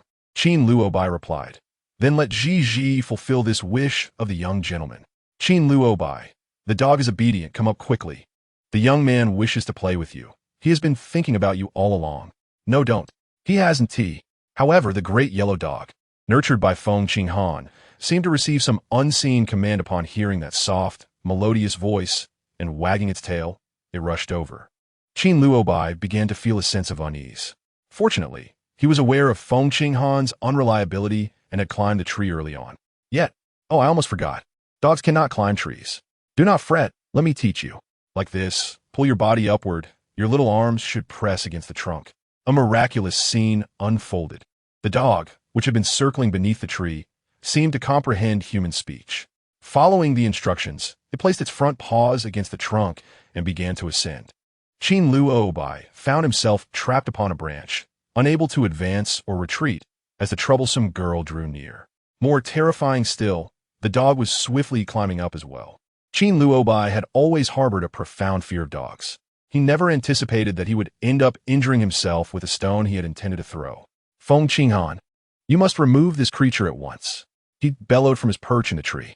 Alas, one can only harbor some vexing thoughts, and it truly poses a challenge. What should one do when a young gentleman, in his prideful demeanor, steadfastly refuses to utter even a kind word to himself? Yet, in the midst of his distress, Qin Luobai, with trembling legs, caught sight of the panting dog, Da Huang, sticking out its tongue. Instantly, he began to shudder, and a wave of heaviness surged within his chest. "That wretched girl, you have triumphed. Your prowess is undeniable. I concede my defeat and implore you to swiftly allow the canine to descend." Chapter 48. The canine countenance transforms. With a sigh of relief, Gigi, the angelic darling, found solace in the fact that she harbored no malice. Fortunately, Qin Luobai was perceptive. Does that young gentleman still detest me? Indeed, does he still resort to such tactics to intimidate me? Should he attempt further intimidation, I shall embody a dog. Gigi smiled contentedly. Climbing trees proved to be quite arduous. Her small hands were scraped and bruised by the rough bark. Were it not for the desire to instill genuine despair in Qin Luobai, she would never have subjected herself to such toil. Since the young gentleman has conceded defeat, I shall descend. Feng Qinghan felt a chill envelop him. He and Qin Luobai prided themselves on their prowess. Among their peers, few dared to look down upon them, as they had often united to reduce others to tears. However, having bullied numerous children, they had never encountered one so resilient. The boy and his dog descended from the tree and gazed upwards at the trembling Qin Luobai. Feng Qinghan cautiously approached, intending to grasp the leash of his dog. Yet Gigi swiftly snatched it away first. Feng Qinghan forced a smile, feeling a twinge of fear at the thought of the mischievous girl turning to slap him. Gigi exclaimed, "Oh, my dog De Huang, and I share a special bond. Will you allow me to care for him for a couple of days?" The gentle breeze carries a chill. Not that he looks down upon the wretched girl. Rather, his dog is quite particular. Caring for it undoubtedly requires considerable thought. Moreover, it is not only the caregiver's satisfaction that matters, but also the necessity of providing the finest abode for the canine. Before his thoughts could settle, he suddenly saw his beloved De Huang wagging its tail as it ran towards the troublesome girl. Woof! The dog's head turned towards him, barking woof. The dog's face transformed in an instant. Ultimately, Feng Qinghan departed from the Qinhuang mansion with a sorrowful countenance, having lost De Huang and also Qin Luobai. The dejected Qin Luobai perched upon a tree, refusing to descend, for the formidable De Huang vigilantly guarded the base of the tree. The moment he stirred, the reclining dog would rise and circle the tree twice. Qin Luobai, filled with indignation, felt the urge to curse, yet he could only watch as the dog departed alone. The midday sun grew increasingly relentless, and a long wind swept across the landscape, causing him to sneeze while perched on the treetop. Meanwhile, Qin Xiannan, having been pestered by a little beggar at the entrance for half a day, searched throughout the mansion and ultimately discovered Gigi atop the wall of the Lanyu Pavilion. "Little cub, where have you suddenly vanished to? Are you aware that Sange was also quite frightened?" Gigi had a blade of grass dangling from its mouth, and, in this position, it could stretch its neck just enough to catch sight of Qin Luobai perched on a tree branch. In an effort to teach him a lesson, Gigi had trapped Qin Luobai in the tree. While intimidating him was permissible, there must be a limit. After all, what if that little demon king were to fall from the tree? He was, after all, a biological brother. Upon hearing the sound, she cast a fleeting glance at Qin Xiannan beneath the tree. "It was my third elder brother who abandoned me in the carriage. Blame me. It is entirely due to Sange's unreliability. Come down quickly. Sange has already cleared the road conditions, ensuring that the carriage will not face any obstacles on this journey. Sange will take you to explore every nook and cranny of the capital." Gigi stretched her hand and stifled a yawn, feeling somewhat disinterested. Just as she was about to descend from the tree, Qinghan arrived. "Gigi, how had you managed to climb so high in such a short time? Be cautious not to fall, dear elder brother." Gigi swayed gently on her two legs, exercising utmost caution, so you need not worry. As she leapt down, Sange would catch her. The wall was neither exceedingly high nor particularly low. Yet the moment of weightlessness upon descent made one's heart race. However, with someone awaiting her with open arms, Gigi leaped down without a trace of fear. Qinghan, having securely embraced her, then raised his hand to tidy Gigi's little strands of hair, and turning his head, casually inquired of Qin Xiannan. "What brings you here?" Qin Xiannan remarked, "Let us take the little one out of the mansion for some fun." Qinghan cast a fleeting glance at Qin Xiannan and replied, "Today, the city is not particularly peaceful. It would be wiser to refrain from taking the little one outside. The recent deaths of 3 individuals had connections to the second brother, which led to his summons by the authorities for questioning." The little one nestled on Qinghan's shoulder, pondering the mysterious circumstances surrounding the deaths. Qin Xiannan, unperturbed and unwilling to intervene, declared, "With me around, nothing will happen to the little one." This statement conveniently overlooked the fact that Qin Zhao's son had been taken away by the officials. Their attempt to leave the mansion ended in failure, and Qin Xiannan departed in disappointment. His personal guard reported that there had been some issues in business. Although Qin Xiannan found the situation rather unreliable, he remained concerned about his commercial affairs. Before leaving, he did not forget to wave apologetically at the little one, saying, "Little one, your third brother will surely take you out to play another day. Go on, third brother." Gazing at the soft, plump figure of the little one, Qin Xian, Nan returned momentarily to plant a fervent kiss on her chubby little face before taking his leave. The little one, scrunching her face in distaste, wiped her cheeks. For Qin Xian, Nan was rather careless, often leaving her with a face smeared in drool. Qin Han Yin could not help but chuckle, but his amusement faded as he noticed the wound on her palm as she raised her hand. How did this happen? Does it hurt? Qin Han Yin was fraught with nervousness as he held the tiny hands of Gigi. His original intention was to take her for lunch, but he diverted his path to seek out the palace physician instead. Gigi candidly revealed everything, though Qin Han Yin was already aware of it without her words. As the eldest son of the Qin Wangfu, he was not merely the figure he appeared to be. He was engaged in court affairs and managed various matters of the household. Upon hearing Gigi's account, anger flared in his eyes, yet he restrained himself from expressing it in front of her. This mischievous child never seemed to learn. The elder brother, Qin Han Yin, saw that Gigi's small hands had been treated and bandaged by the physician. She gently touched his face with her gauze-wrapped hand and reassured him, "Big brother, I am fine. Please do not take your anger out on the little brother, okay?" Qin Han, filled with sorrow, embraced Gigi and lamented, "If it were not for him, how could you have been harmed? Dear elder brother, I wish to handle the relationship between myself and the younger brother on my own, so please refrain from intervening, if you would be so kind." Qin Han, captivated by the earnest expression on Gigi's face, nodded after a moment of contemplation. He recalled the night filled with toxins at the Lanyu Pavilion. He was not foolish and naturally understood who was behind it all. That night, he had not made things easy for Qin Luo Bai. He endured his fair share of suffering. Yet, that mischievous boy, Qin Luo Bai, was incorrigible, persistently acting out even when he was aware of the consequences that would follow. Perhaps there was truth in Gigi's words. After they had partaken in their midday meal, the sun began its descent, casting an amber glow as dusk approached. Gigi climbed down the ladder from the wall and made her way to the great tree. The loyal De Huang, having sensed movement, immediately opened its eyes, seemingly catching a whiff of a familiar scent in the air. It wagged its tail enthusiastically and approached Gigi. She affectionately rubbed its head with her small hand. Looking up, she noticed Qin Luo Bai's expression had softened slightly, though it still held a hint of vigilance.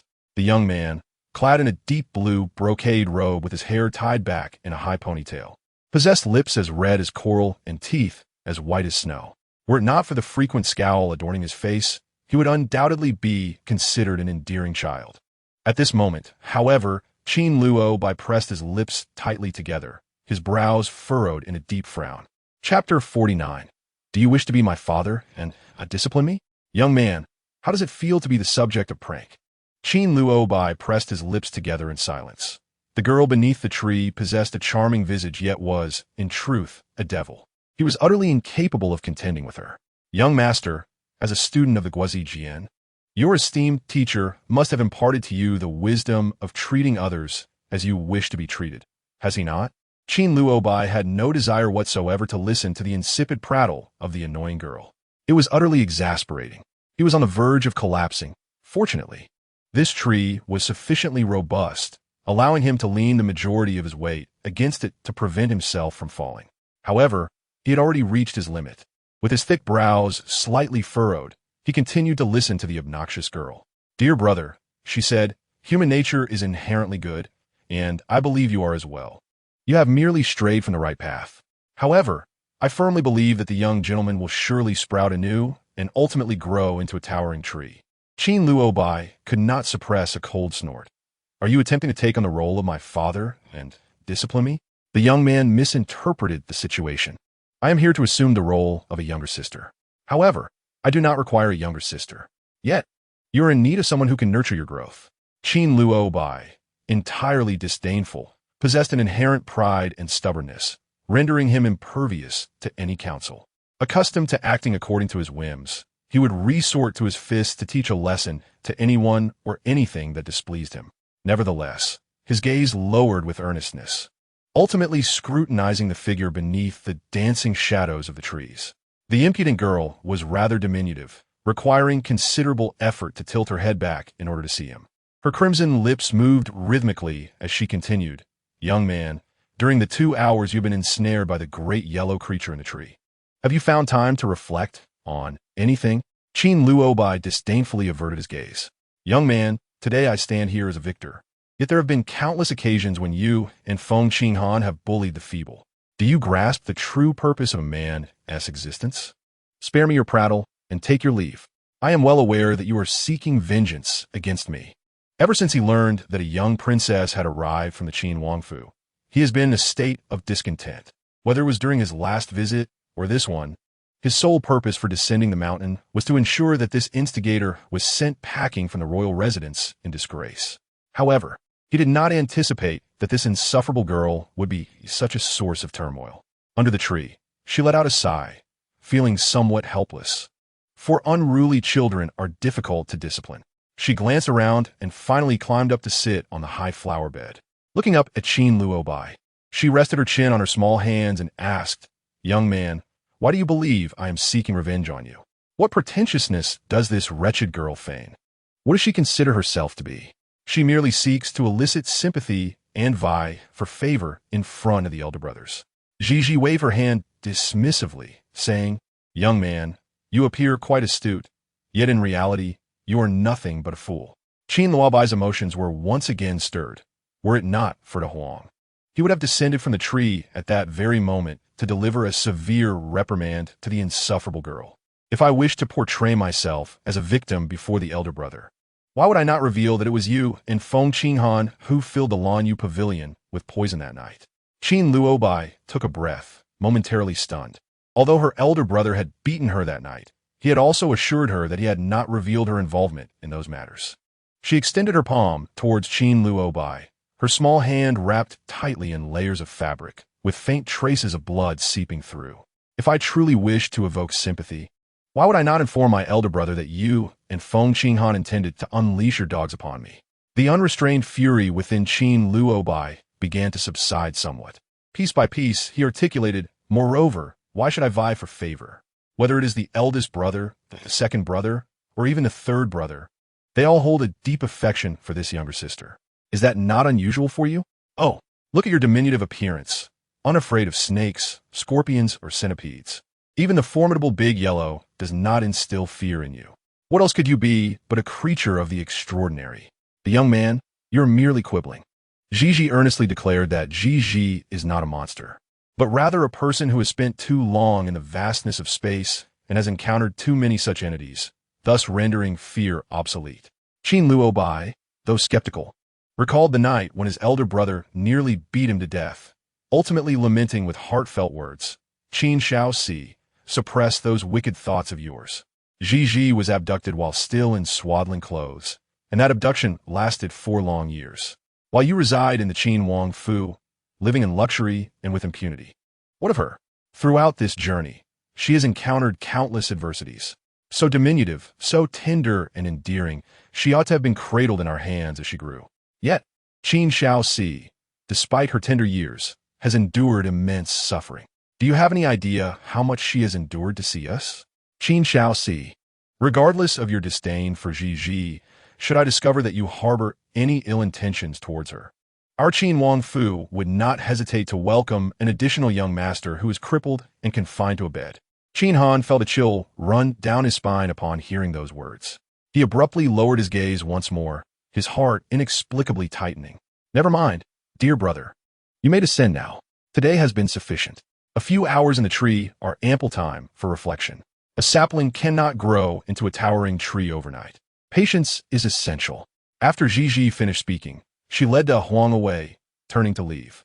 Shortly thereafter, Steward Wang arrived with a young servant. Qin Luobai had lingered in the tree for too long, his legs now completely numb. This was his second bout of tears. He felt a mix of dread at the thought of De Huang returning and despair as he gazed down at the ground several jambes below. Upon seeing Steward Wang and the young servant, he quickly raised a hand to wipe away his tears. Ultimately, it was the young servant, under Steward Wang's direction, who climbed the tree and carefully brought him down. Steward Wang inquired, "Young master, have you been frightened to tears? Do not speak nonsense, or I shall remove your tongue." Steward Wang could not help but shake his head in exasperation. Without the ability, how can one merely resort to intimidation? Qin Luobai limped towards her courtyard, wiping away her tears. Behind her, Butler Wang muttered, "The young princess truly possesses remarkable foresight, knowing that the young master would be unable to descend from the tree, prompting us to come and fetch him." Suddenly, Qin Luobai cast a piercing glance in his direction. Butler Wang promptly fell silent, and soon watched as the individuals appointed by the eldest master unceremoniously dragged the young master away. According to the eldest master's instructions, the young master was to be sent to the Guozijian. How could a promising scholar repeatedly play truant? After a moment of contemplation, Steward Wang turned and made his way to the kitchen to attend to the eldest young master and the little princess during their meal. The little princess, being soft and amiable, was easy to serve, exuding charm and thoughtfulness, in stark contrast to the young master. With his heart and mind filled with thoughts of the little princess, Steward Wang nearly stumbled as he entered the dining hall, almost colliding with the hasty Qin Xiannan. Oh, this third young master, how recklessly he moves. Suddenly, he caught a whiff of the metallic scent of blood. By the time Wang Guanjia realized the situation, Qin Xiannan had already collapsed to the ground, cradling his wounded arm. His complexion was ashen, and he grimaced in agony. Ji was the first to leap from Qin Hanin's embrace and rush to his side. "Third brother." Qin Han finally realized that something was amiss. "Qin Xiannan, what is troubling you?" Ji gently grasped his wrist to examine his pulse and assess the injury. Chapter 50. 1,000 Tales of Gold for a Beggar. By the time the physician arrived, Qin Xiannan had already taken an antidote, and the wounded arm had been roughly bandaged by Ji. She pressed her lips together and remarked, "The blade that inflicted the wound on your arm is laced with potent poison. Third brother, from whom have you incurred such enmity?" After consuming the detoxification pill, Qin Xiannan finally regained some strength.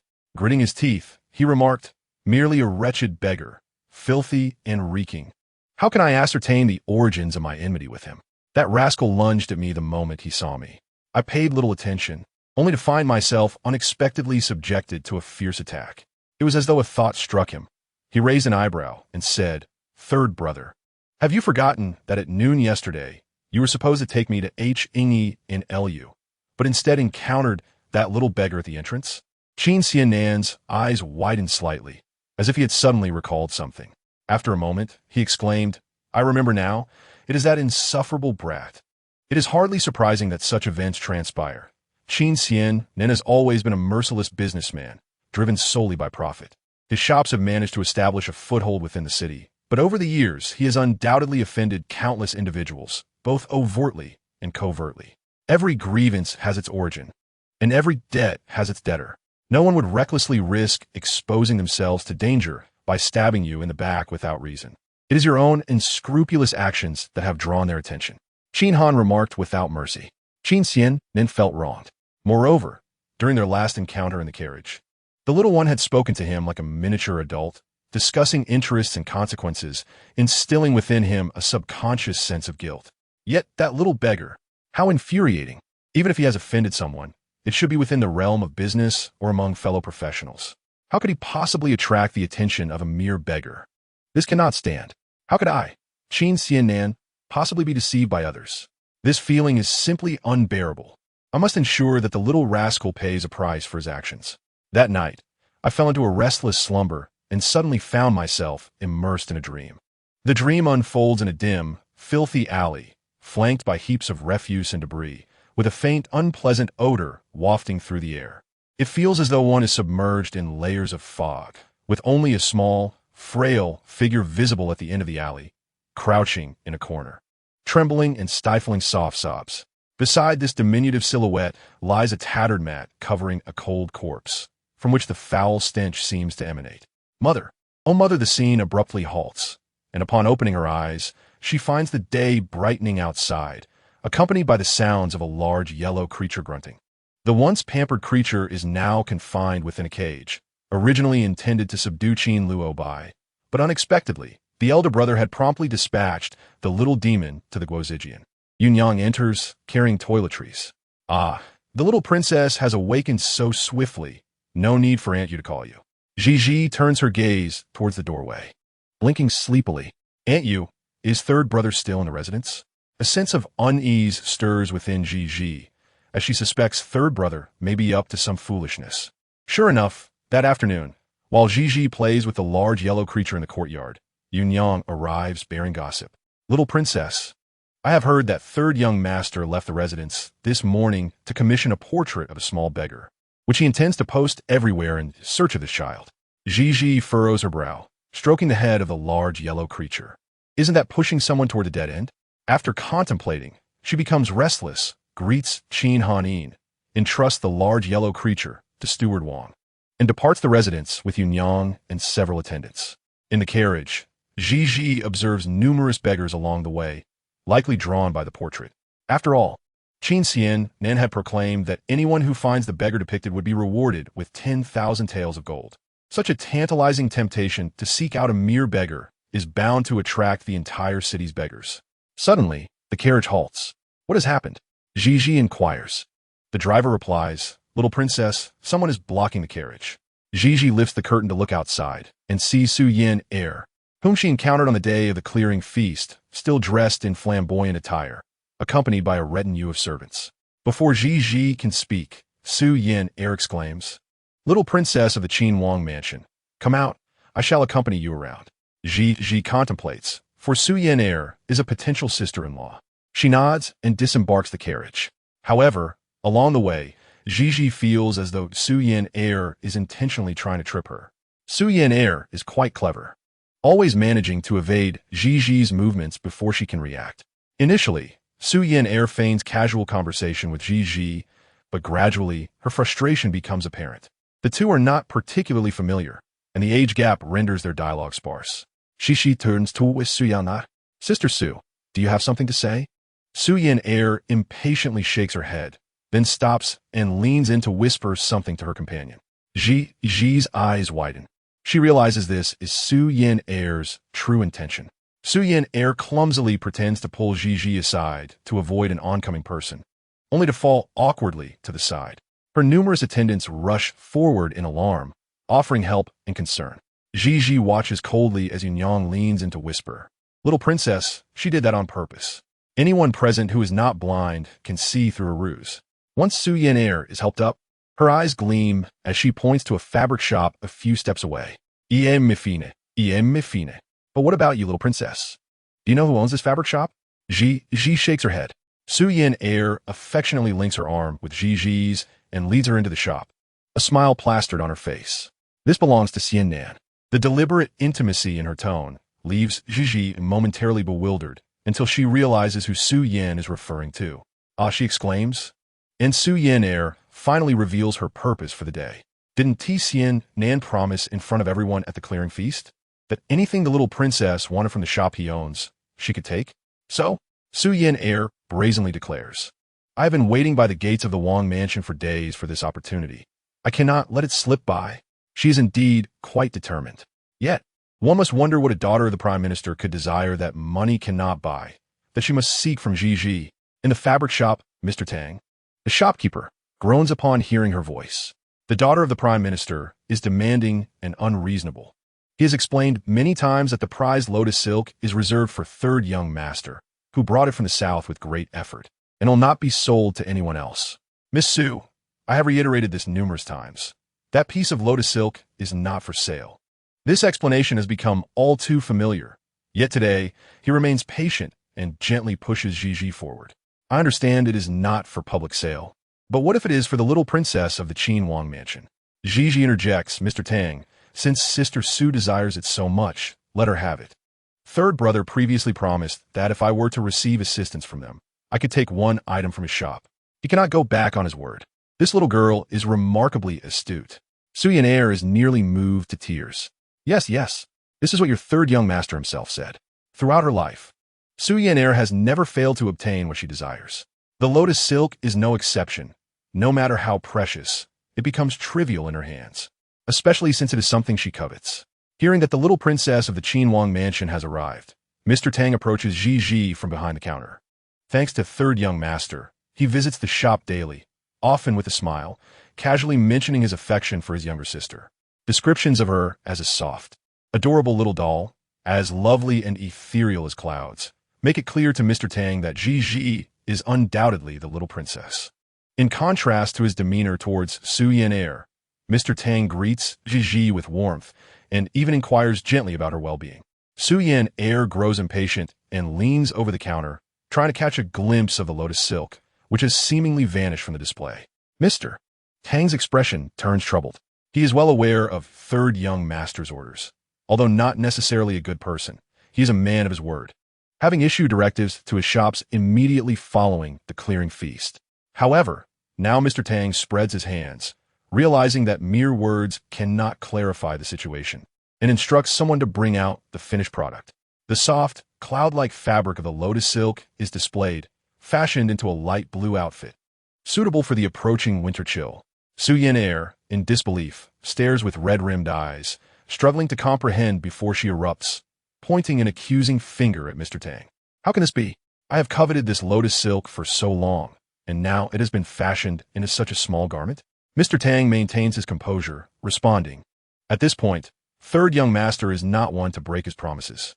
However, it is evident that the lotus silk is not destined for Miss Su. Therefore, you may select another item as compensation. Our shop has an abundance of fabric for you to choose from. Fuming, Su Yin Air glances at the beautifully designed garments on display, and then at Ji, and begins to comprehend the situation. This is evidently something prepared by Shi In for his younger sister. In the end, Synr stormed off in anger. Zichich merely smiled, remarking that after venturing out, one ought to find some joy, due to Shi In's promises made during the washing away of dust banquet. The carriage of the royal residence encountered numerous obstacles right from its departure. While still in the carriage, Zichich felt at ease, but once she alighted, she recognized those individuals who frequently sought to cause trouble and managed to evade them all. Zh nodded, uncertain whether Shi In's words were a blessing or a curse for her. As they neared the entrance of the residence, a small figure suddenly emerged from a side alley. Zichich's pupils constricted as she instantly recognized this silhouette, which had appeared in her dreams. She halted her steps, listening to Ang's chatter in her ear, while she awaited the little beggar to approach. As he drew closer, only 3 or 4 steps away, Zichich's keen eyes caught sight of something cold and glinting concealed within his sleeve. It was a dagger. Before she could utter a warning, the situation took a sudden turn as more beggars surged forth from the alley behind him. Though the little beggar was covered in grime, his eyes shone brightly, resembling stars scattered across the dark night sky. Zh took a glance and then soared into the air. She was scooped up by Ing, and they crouched in a nearby corner to avoid the ensuing chaos. The sounds around them grew tumultuous. The little beggar exhibited exceptional alertness, his small frame slippery like an eel. 5 or 6 beggars pursued him, but failed to grasp even a corner of his garment before he escaped. Curse it! One of them took out the portrait for a closer examination. The others gathered around, exclaiming, "Indeed, it is him!" The 1,000 taels of gold that had been within their grasp had vanished just like that. How could this happen? Hurry! How far can that little rascal run? It is indeed terrifying. Ji remarked. Aunt Yu, it was the little beggar who injured third brother. Indeed, it was my slow reaction that almost allowed him to harm the little princess, Yunyang replied, still shaken, as she hurriedly carried Ji towards the Wangfu. The outside was too perilous. They truly could not afford to linger for even a moment longer. Qin Han, initially dismissive of the notion that third brother could be wounded by a mere little beggar, began to grasp the gravity of the situation only when Yunyang, pale-faced, recounted the events to him while holding Ji. This was likely not a simple personal vendetta. Ji, do not venture outside tomorrow. You must be cautious, he advised. Ji nodded. Elder brother, I understand. But do you know what animosity exists between third brother and this little beggar? Originally indifferent, he now finds himself curious. Qin Han shook his head, stating, I have never inquired into the affairs of the third brother. However, this matter concerns you, and thus I cannot turn a blind eye. That night, Qin Xiannan appeared at the Lanyu Pavilion, illuminated by a sky full of stars, as if to take credit for something. The moonlight was splendid, and the stars adorned the night sky, while several seasonal flowers in the courtyard of the Lanyu Pavilion bloomed, exuding their fragrance in the darkness. Well, little one, seeing such a beautiful dress, are you not on the verge of tears from joy? Chapter 52. She will feel shy despite her myriad experiences and the maturity of her spirit. She remains, at this moment, a tender 4.5-year-old child. The dress. shimmering with fragmented light in a lovely shade of azure, had caught her eye at the fabric store, yet she finds herself joyfully twirling around it twice. Sangij, is this a gift for Gigi? Qin Xianan nodded, leaning in closer. Little cub, give third brother a kiss on this dress, and it shall be yours. No. Aside from the younger brother, the other 3 elder brothers would eagerly kiss her, whether on her cheeks or elsewhere, to the point where the soft flesh on her delicate face seemed nearly tenderized by their affectionate pecks. Little darling, do you no longer desire your new attire? Regardless, it is all about me. The little one, with her cheeks puffed out, occasionally glances at the dress laid aside. Qin Xianan was amused by this adorable, proud demeanor and couldn't help but approach, enveloping her in his embrace and planting a couple of kisses on her, nearly provoking the little one's ire.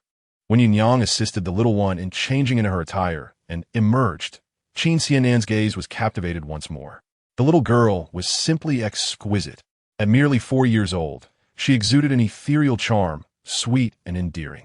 One could only wonder how enchanting she would become as she blossomed into adulthood. One cannot foresee to whom the little cub will become affordable in the future, that wretched lad. Enough said. The thought had barely bubbled to the surface of his mind when Qin Xianan swatted it away with disdain. What a bothersome little brat. He certainly was not a bothersome little brat. The little darling was his most cherished treasure, destined to reside in the Qin Wang Fu for a lifetime, and he would be the one to nurture it. Qin Xianan joyfully resolved this in his heart. He found himself lost in contemplation, feeling somewhat drowsy. Yet he did not forget the matter at hand. Third brother, I almost forgot to ask you. Do you know that little beggar? Ah, the one who injured you. At the mere mention of Qin Xianan, anger welled up within him. He sat at the table with his legs spread, exclaiming, "You crafty little rascal, as slippery as an eel. Even if I were to offer a substantial reward for capturing him, I have not received a word all day. Just when I finally get a lead, he manages to escape. Third brother, I am inquiring how you came to have a feud with this little beggar."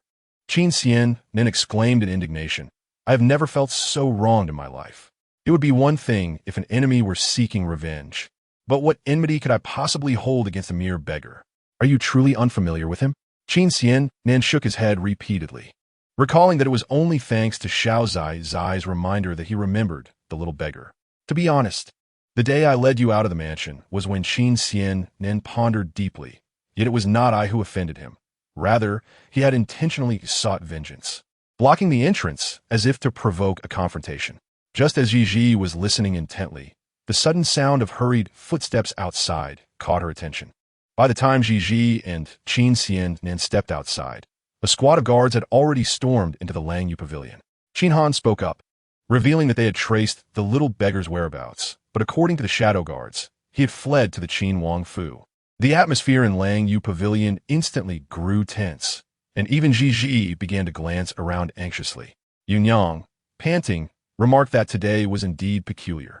The little beggar had been lurking not far from the royal residence with a knife concealed in his possession. Had it not been for the intervention of several other beggars, he might have harmed the little princess. Upon hearing this, Qin Xianan immediately turned to Gigi, inquiring, "When did this happen?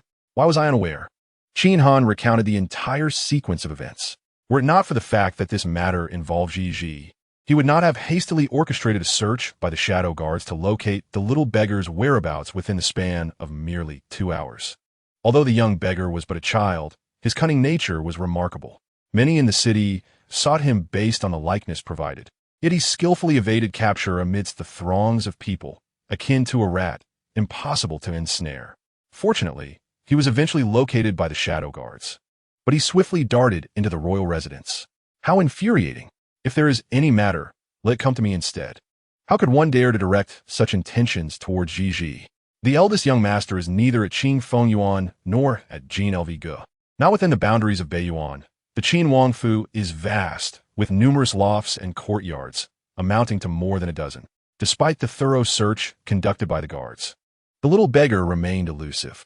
Only Gigi, cradled in Qin Xianan's arms, leaned her chin against her elder brother's shoulder on the brink of slumber, yet still stirred awake by the hurried footsteps of the guards. Now, only the Lan Yugu remains. Qin Hanin spoke in a low voice, fearing that the little beggar might panic and inadvertently flee into Lan Yugu, startling Gigi. Qin Han rushed to Lan Yuge the moment he learned of her whereabouts. So many individuals present, yet not a trace of solitary beggar to be found. Qin Han felt a hint of anger brewing within him. The guards, one after another, scoured every nook and cranny of Lan Yuge. Eldest young master. The person is not here. Are you certain you have searched every possible location? After a long night of tossing and turning, as Gigi finally began to drift into slumber, Qin Xiannan suggested, perhaps we should have the little one stay at Jean Elga tonight. Qin Han interjected, alternatively, it is also acceptable for her to share my bed. Gigi, stifling yawn, lifted her head from Qin Xiannan's shoulder. Her eyes glistened with moisture as she said, big brother, third brother, I can sleep alone. It's all right, for I have Yang to keep me company. So I'm not afraid. It is not your fear that concerns me, but rather the potential harm from that little beggar. Be obedient. Qin Xiannan spoke in a deep voice, asserting that the young beggar was not a virtuous individual, and perhaps even a madman. Given that they had yet to locate his whereabouts, how could he and your elder brother rest easy allowing you to sleep in the Lan Yuge? It is perfectly fine to leave a few guards. Qin Hanin remarked, Gigi is such a good girl, but I still worry about her. Gigi blinked her eyes, glancing at Qin Hanin and then at Qin Shinan. In an instant, her small face flushed a rosy hue, and her misty eyes glimmered with a hint of shyness. With a soft gasp, she wriggled in Qin Shinan's embrace, raising her hand to cover her flushed cheeks. Elder brother, third brother, I'm a girl, and I have grown up. It is embarrassing for me to sleep on the same couch as you. The little one spoke in a soft, endearing tone, her voice laced with a delightful innocence. Upon finishing her words, her tiny hands descended, revealing two dark, round eyes that scrutinized her two elder brothers. Qin Han, unable to contain himself, let a smile escape at the corners of his mouth. What could possibly make her so utterly charming? Qin Shinan was also amused by the adorable appearance of the little one, and eventually could not resist playfully ruffling the little one's hair. All right. Third brother will comply with your wishes and ensure that you do not feel shy, shall we? Qin Hanin had also reached a compromise. The two of them followed closely behind Gigi, witnessing the little one settling onto the bed, tucking in a small quilt. They thoroughly inspected the room inside and out, repeatedly instructing Yang to stay by the bedside before finally taking their leave. From a distance, Gigi could still hear Qin Hanin giving orders to the guards to ensure they kept a vigilant watch. Yugugu, it's time to sleep, Gigi called. Yun Yang was a rather stubborn individual. When Qin Hanin asked her to remain by the bedside, she indeed stood there like a statue. Observing her toil, Gigi lifted the quilt and patted the space beside her. In the darkness, Yun Yang initially shook her head, but for some inexplicable reason, the moment her gaze met Gigi's pair of pitch-black, gleaming eyes, she found herself uncontrollably drawn towards the bed. Subsequently, she obediently removed her shoes and climbed onto the bed, covering herself with the quilt, her movements fluid and effortless. Once Yun Yang was settled, Gigi rolled off the bed. Small in stature and agile, she glided through the night like a delicate butterfly, making her way out of the Lan Yu pavilion in plain sight of a group of guards. Those guards appeared dazed, as if they had lost their senses, completely oblivious to her presence. In their moment of awakening, it was as if they merely saw a butterfly flitting away. The guards conducted a meticulous search, leaving no corner unchecked. Thus, where could that little beggar possibly hide?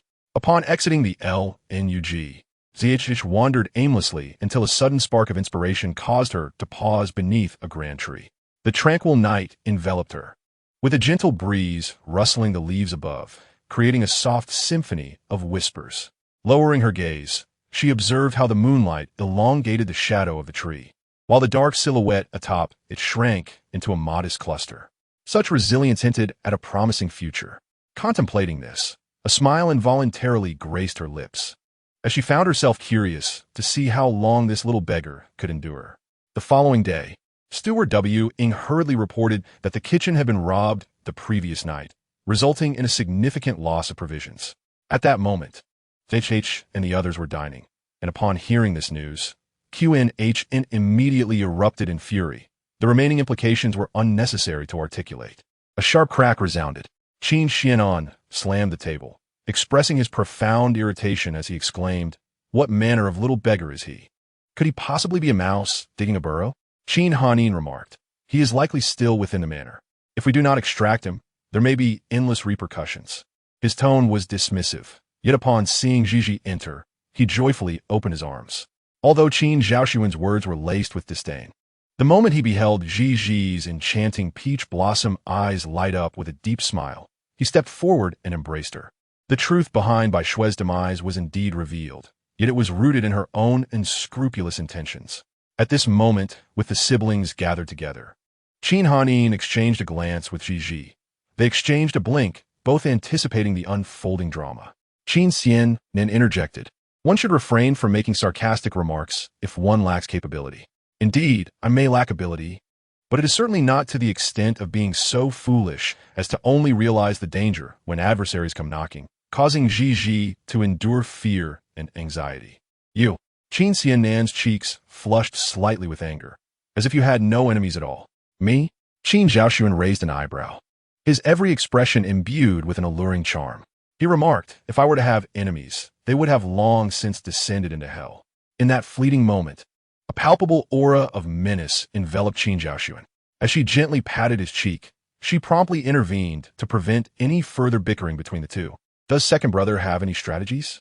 Qin Zhaoxun gazed at Qin Xiannan and inquired, "Is there any personal belonging of that little beggar? Perhaps a strand of hair?" With so many searching, it is not to say that they have not even brushed against the hem of his clothing. Foolishness! Qin Xiannan wished to argue, but found himself powerless. Indeed, this was the first time he had mishandled his affairs, necessitating the involvement of both the eldest and second oldest, which inadvertently brought trouble to all.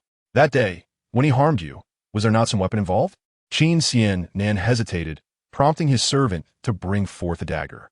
A small beggar, taken aback by the exquisite craftsmanship of such a blade, found it remarkable, for despite his years of wandering and encountering numerous fine artifacts, he could not discern the origin of this particular dagger. Qin Zhaoxun raised an eyebrow, accepted the dagger from Qin Xiannan, examined it briefly, and then handed it to Qin Hanin. Qin Hanin held it delicately, scrutinizing it closely.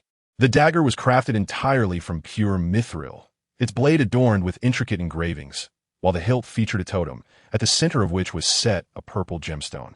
"Elder brother, do you know the provenance of this dagger?"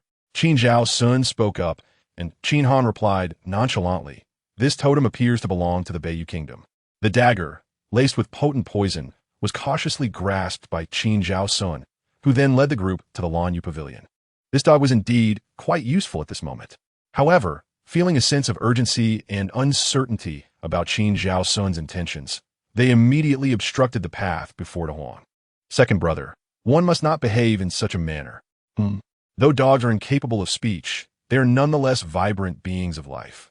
Qin Zhaoxun lifted the corners of his mouth, eliciting a smile that was enigmatic in nature. He sheathed the dagger in his hand and then crouched down to meet the gaze of the little one.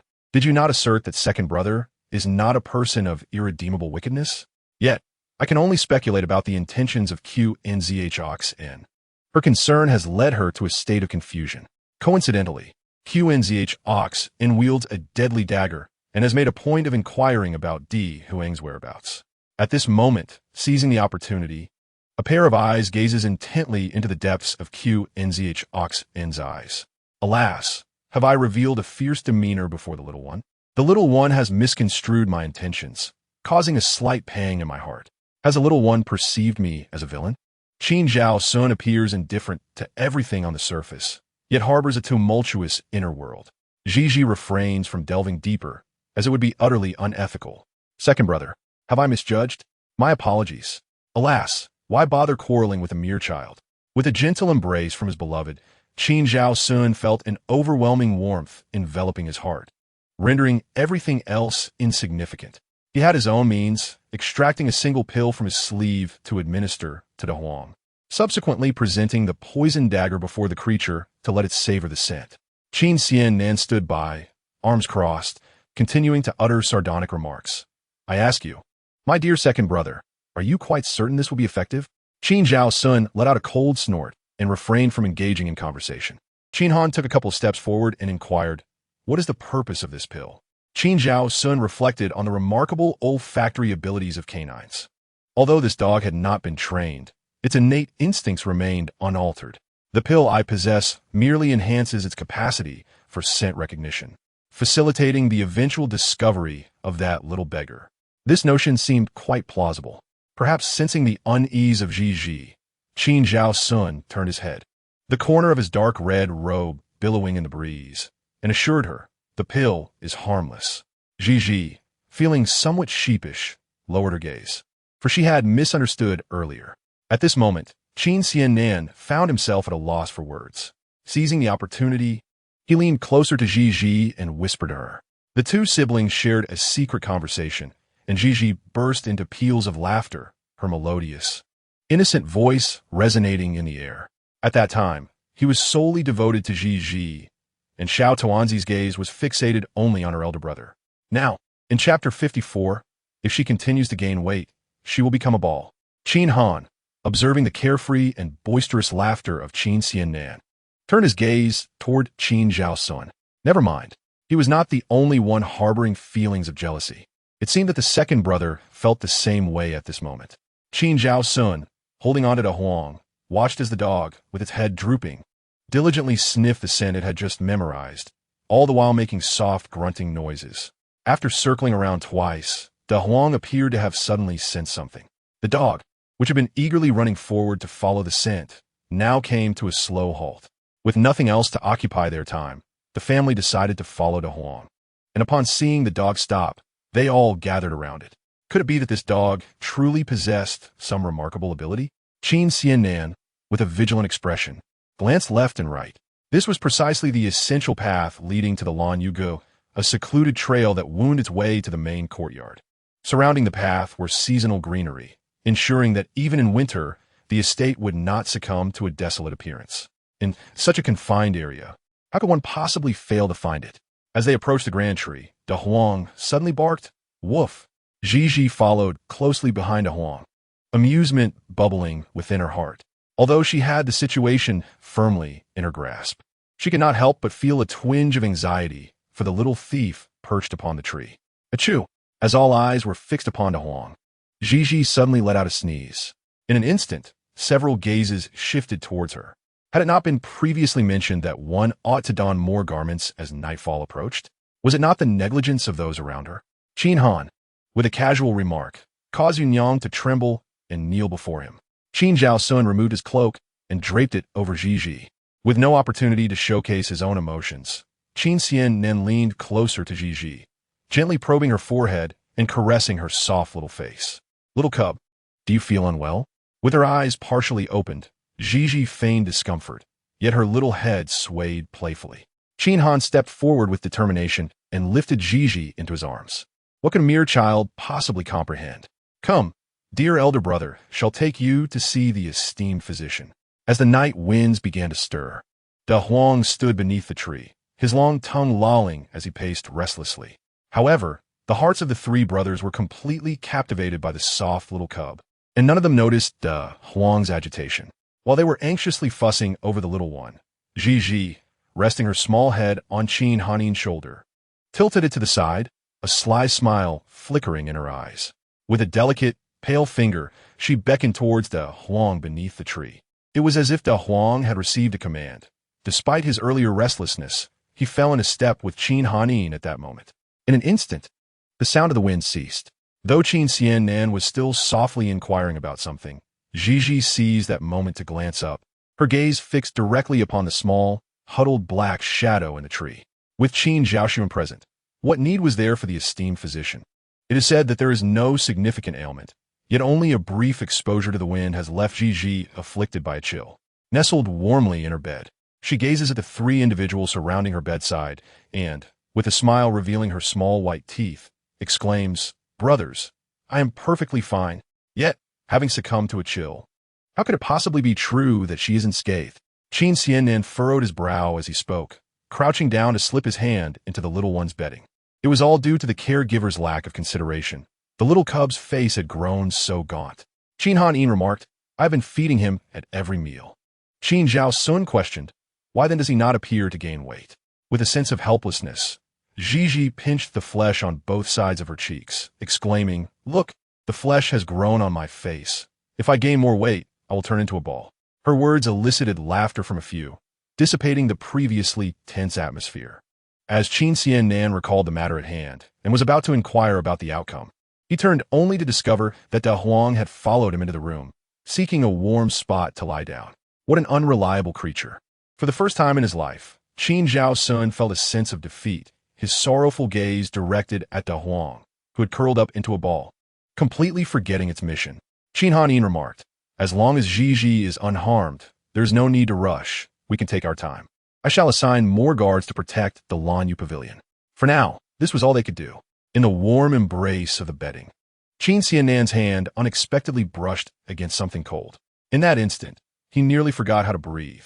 Moments later, he leaped back with a startled cry, vigorously shaking his hand in panic as he glanced at Gigi. "Little one, you are a girl." The farcical scene came to a swift conclusion. Before bed, Gigi was coaxed by Qin Han Yin into eating a bowl of cheese, yet her appetite remained unsatisfied, prompting her to ask Yang to prepare some more food. When the night deepened and silence enveloped the surroundings, Gigi turned her head and followed the elongated shadow cast by the moonlight. In the warm chamber, the beaded curtains of jade could not conceal a small, slender figure squatting by the table, indulging in the food she had previously set aside. Gigi retrieved the luminous pearl given to her by Qin Xiannan from beneath her pillow. As the pearl caught the moonlight, it refracted a hazy glow, illuminating the room softly. The little glutton paused mid-bite, and as the sound of footsteps approached, he slowly stood up, brushing off the crumbs with his hands, his small frame upright and proper. Outside the window, the moonlight was just right, yet within the depths of his dark, profound eyes lay a hint of sharpness. His gaze fixed upon Gigi with an intensity that was impossible to ignore. Gigi met his gaze first, her heart skipping a beat at the realization that this little beggar was brimming with prickles. She tilted her head, offering a gentle smile, striving to appear as amiable as possible. "Do not be afraid. I shall remain silent. Young sir, welcome." The youth was clad in a tattered beggar's garment, his hair disheveled and wild. His lips were tightly pressed, as if he had not anticipated being discovered, yet his eyes reflected a profound intent to kill. Gigi spoke casually. "I help you today. Do you not intend to express your gratitude?" The youth stood tall, fixing his gaze upon Gigi for a considerable while before slowly uttering his gratitude. Gigi turned away, but the youth, quick as lightning, stepped forward, exuding an aura that suggested an intent to eliminate any witnesses. Gigi recalled the tale of the farmer and the snake, realizing she was engaging in a perilous endeavor. This reaction was certainly not typical for a mere 4-year-old child who had glimpsed an intruder in her home at night. Nan Tingyue was taut with tension, his hands clenched into fists at his sides, unwavering. He radiated a fierce determination, akin to a wolf lurking in the shadows, baring its teeth, poised to reveal its fangs at any moment. Gigi approached and simply lit a lamp. The room, now illuminated by both the night pearl and the additional lamp, became even brighter. The newfound light allowed her to scrutinize the individual before her more clearly. She and the young beggar exchanged glances, neither uttering a word. After a moment of standoff, Gigi pointed to the table. "Shall we sit down?" The little beggar wore a vigilant expression, fearful that even the slightest sound might attract the guards outside. With a sense of helplessness, she wondered if her appearance was truly so untrustworthy. She pursed her lips and earnestly crafted an innocent smile. "I truly do not shout at others. I would not deceive you. To mislead you would be akin to tricking a puppy. Does this assure you? Your Highness, is there something unusual within the chamber?" Chapter 55. It has been stated that this is the least favorable course of action. How vexing. Such frustration.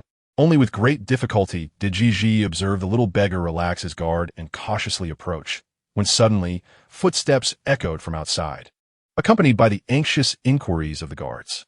In a heartbeat, Gigi shot a fierce glare at the little beggar. Her heart nearly leaped to her throat upon catching sight of the glinting object in his hand. How heartless he was, moving with such speed, clutching a sharp shard of porcelain. Gigi feared that had she delayed her glare, the weapon in his hand would soon be pressed against her neck. "It's nothing. I simply couldn't sleep and came out to admire the moon. You needn't concern yourselves." The lights in the young princess's chamber flickered on, causing the guards to worry that something was amiss.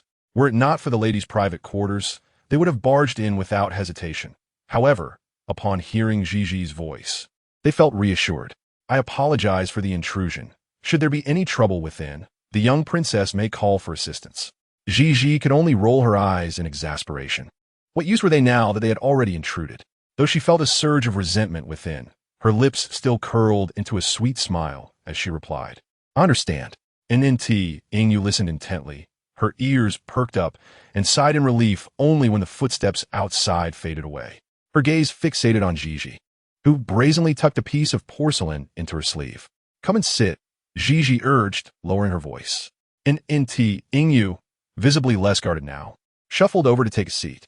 Eat, Gigi said, gesturing to the plates of delicacies prepared for him. Gigi's smile radiated warmth as she pushed the dishes closer to the little beggar. He swallowed hard, his throat working nervously as he continued to watch her cautiously. No one would treat him kindly for no reason, especially someone who was aware of his actions. Gigi sighed deeply, wondering if her face truly failed to inspire trust. She picked up a piece of delicacy for herself and offered another to the little beggar. It's safe, don't worry. After assuring him for the third time, the apprehensive little beggar finally succumbed to his hunger, shoveling the treats into his mouth with abandon. He ate so hastily that he nearly choked. Watching his gluttonous display, Gigi felt a pang of sympathy. Like a caring mother, she poured him tea and patted his back. Why the rush? Slow down. No one else competing with you. Suddenly, her words faltered as the little beggar abruptly ceased his eating, his captivating eyes scrutinizing her, seemingly seeking answers from her expression. Gigi's hand froze midair as if scalded. She raised an eyebrow. Can't touch? He sniffled, lowered his head, and resumed eating. This time, Gigi refrained from interrupting his efforts to satiate his hunger. Once the 4 plates of delicacies were devoured, the little beggar stood before her. Ah, quite formal, he said. I'm deeply grateful for the rescue, and I shall never forget the kindness of this meal. Should you require anything in the future, do not hesitate to command me. I, NNT Ingyu, will venture to the ends of the earth to fulfill your wishes. Gigi was momentarily taken aback. Despite his dirty appearance, watchful demeanor, and rough manner of eating, she could not help but raise an eyebrow in confusion. How old are you? She asked, her question somewhat disjointed. NNT, Ingyu replied earnestly, 7. He was a year younger than Q in Lu Bi. So why did Q and Lu Bi I constantly seek to skip class and cause mischief while this boy could utter such words? Gigi blinked. Does what you say count? The little beggar's face revealed no emotion, yet he nodded sincerely. It counts. Farewell. He clasped his hands in a traditional gesture of respect and bowed to Gigi before turning towards the window. Gigi stepped forward to block his path. Do you think you can leave? NNT, Ingyu frowned. The entire QNWF is encircled in a bid to find you. You cannot escape. His frown deepened. I want to disturb you. The boy's back stiffened for a moment as he slowly turned to face Gigi. You've known where I was all along? She nodded vigorously.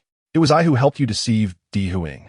NNT, Ingyu's expression became exceedingly complex as he struggled to perceive this young girl before him. Was she some sort of prophet, aware of his hiding place, and unafraid upon seeing someone in the house at midnight? You have no way out. NNT, Ingyu clenched his hands tighter within his sleeves, a glimmer of determination flashing in his eyes. Perhaps he could. What can you do? Gigi interjected, alarmed by his intentions. You know I will not harm you. He spoke earnestly. Gigi laughed in disbelief. How can you be so naive? Do you think that piece of porcelain has a mind of its own? Moreover, if you so much as harm me, my 3 brothers will not let you off easily. I know, he replied. I will not harm you. It is indeed a poor strategy. Then what do you propose? Gigi gestured for him to put away the porcelain shard. NNT Ingyu hesitated, his delicate palm bearing scars from past wounds that began to bleed anew. Yet, at Gigi's persistent insistence, he reluctantly concealed the porcelain. Can you lead me out of LNYUG? Although unsure of her intentions, NNT Ingyu nodded. Under his guidance, Gigi successfully exited LNYUG, taking the lead. Don't lose sight of me. The encroaching winter night was eerily quiet, with even the cicadas of summer seeming like a distant memory. The cobblestone path wound its way forward, with 2 young children walking in tandem, one fearful of the other pulling out a weapon, and the other wary of a potential cry for help. They were on guard with one another, yet slowly began to trust. Ultimately, Second Brother's bathing pool is the finest sanctuary. Jump in and wash up. NNT Ingyu looked perplexed but complied, diving in without shedding his clothes. Water splashed everywhere, and for a moment he was silent. The little beggar stood in the water, awaiting direction, but after a while, no one came. Frustration and embarrassment welled up within him, and as the water droplets cascaded down his face, the moonlight revealed his features in full. Chapter 56. The fourth young master causes trouble again. The night was tranquil as the moon cast its reflection upon the water, shimmering like scattered stars. Ingyu had been submerged for quite some time, his wounds throbbing painfully. Realizing he had waited long enough, he decided to ascend from the water, but suddenly there was a commotion at the shore. Under the moonlight, he saw a long bamboo pole extending towards him, draped with clean garments. "Change into these and come out," Gigi called in a low voice, waiting by the door. Soon, she beheld the silhouette elongated by the moonlight. The little beggar emerged, clean and clad in fresh attire, transformed almost beyond recognition. Upon arriving at QNWF, Gigi realized the world was filled with such handsome men, like her eldest brother, whose layered robes glimmered like moonlight, his demeanor both frosty and enchanting, or her second brother, whose crimson attire exuded an almost ethereal charm, his hair cascading lightly behind him, with eyes that sparkled like blooming peach blossoms. And then there was her third brother, refined in his brocade garments, yet exuding an innate nobility that commanded reverence. But Gigi's gaze remained fixed on the little beggar, or rather, an NT Ingyu. In her mind, she compared him to QN only to find this boy eclipsing him in allure. Despite his tender age, his deep-set eyes and exquisitely sculpted features left an indelible impression. After a moment of contemplation, NT Ingyu quickened his pace. Why was he lingering in LNYUG? Gigi settled NT Ingyu in the western wing of LNYUG, observing her meticulous arrangements. He felt a sense of unease, but chose not to inquire further and took residence in the western chamber. Having endured years of hardship and evasion after inciting the ire of those in QNWF, NNT Ingyu had lost count of how long it had been since he had enjoyed a restful sleep. The western chamber, while not lavishly adorned, boasted a soft couch that beckoned invitingly, free of dust. He was engulfed in a sea of sorrow, pondering something that caused his brows to furrow deeper with each passing moment. With a lingering task at hand, he decided it best to pause for the time being. After toiling through the night, he extinguished the flickering candlelight in the room before finally reclining upon the couch. Within the cocoon of her bedding, a languid black serpent coiled itself, quietly emerging with its head raised, gazing at the delicate visage of Gigi. It flicked its tongue, swaying its head to and fro. Though Gigi kept her eyes closed, she was acutely aware of its intent. "Are you suggesting that the little beggar could possibly remain quietly in the side chamber?" The little black snake, with its delicate head, was covered by Gigi with her own silk quilt. I was well aware that, at this moment, he had no alternative but to remain in the Lanyu pavilion, as there was nowhere else to go. Moreover, Gigi's closed eyes fluttered open, meeting the blood-red pupils of the black snake that glimmered like flames in the darkness. He had not stumbled upon the Qin Wang Fu by mere chance. This visit was undoubtedly purposeful. Yet, the little black snake was not our concern. "Behave now. Go to sleep," Gigi murmured, yawning and struggling against her drowsiness, before surrendering to deep slumber. Thanks to the little black snake. Ever since Yunyang discovered that Gigi spent her days and nights sharing a bed with the creature, she had been utterly frightened, her soul seemingly lost. Even though Qin Han stood guard by the bed as instructed, she trembled in fear during the night, ultimately returning to her own room, relieved at Gigi's command. The following morning, before Gigi had fully awakened, she was roused by sounds from outside. Rubbing her eyes, she saw Yunyang enter, the daylight streaming in and proving somewhat blinding. "Yugugu, what brings you here?" Yunyang sighed with a touch of helplessness, lamenting, "It is none other than the fourth young master. I have heard that he has once again stirred up trouble at the Guozi Jian, and thus, the master has been unable to instruct him, leading to his descent from the mountain." In an instant, she became invigorated, allowing Yunyang to groom and adorn her. Qin Xian, Nan, then approached the Langyu pavilion to embrace her. "Ha ha! Today it is finally my turn, is it not?" Qin Xianan cradled the little one in his arms, his heart brimming with joy, as he playfully pinched and squeezed, causing her delicate face to redden. The little one, with her cheeks puffed out in annoyance and her round, dark eyes wide open, was simply adorable. Qin Xian Nin could not help but chuckle softly while soothing her. Upon arriving at the dining hall, Qin Han Yin reached out to take the little one from Qin Xian Nan's embrace. Observing the rosy cheeks of the small bundle, he was nearly provoked to give Qin Xian Nin a sound thrashing. Over the past few days, the children of the Qin Wang Fu had inevitably gathered together. At the dining table, Qin Luo defiantly raised his chin, meeting the gazes of those around him. Seeking to avoid further irritation, Qin Han Yin refrained from mentioning the troubles Qin Luo had caused at the Guazijian. Had he not been pushed to the brink of exasperation, he would never have uttered such words. However, Qin Luo showed no sign of remorse. Instead, he held his head high, declaring, "This is who I am. You may address the situation as you wish. It is they who bore me and then abandoned me. What concern is it of yours?" Qin Han exhaled deeply, about to express further thoughts. Yet Qin Luo had already risen, humming an incongruous tune as he sauntered away with an air of nonchalance. Qin Zhaoxuan felt a throbbing in his temples.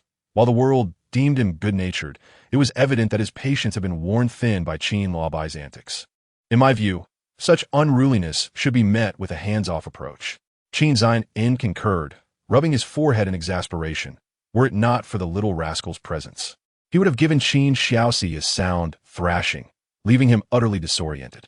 We have been tending to that estate on the outskirts of the city, merely casting individuals there to fend for themselves. Having grown accustomed to a life of ease, where one is served hand and foot, I have indeed lost my sense of discernment. There's a modicum of truth in this. The three brothers turned their gaze towards the little one. The young lad, still tender in age and unfamiliar with the intricacies of human relationships, would surely be neglected if left to the estate. Under the earnest gaze of the trio, only spoke softly, "I am but a child myself. Why not entrust me with this task?" In Chapter 57, The Scoundrel, the individual dispatched by the Guazijian reported that Qin Luo had defied authority and severely injured the young master of the Xiong residence. The members of the Xiong family approached the Guazijian, and the esteemed educator was left in a state of despair, unable to provide an explanation. Ultimately, they contemplated punishing Qin Luo with a ruler and confining him for reflection for half a month. However, to their astonishment, before the ruler could even fall, Qin Luo overturned the educator, cast aside the bamboo slips, and fled from the Guazijian. Having served as an educator at the Guazijian for over 20 years, I have encountered all manner of children, yet I have never seen one quite like Qin Xiaoxi. Enough, I concede defeat.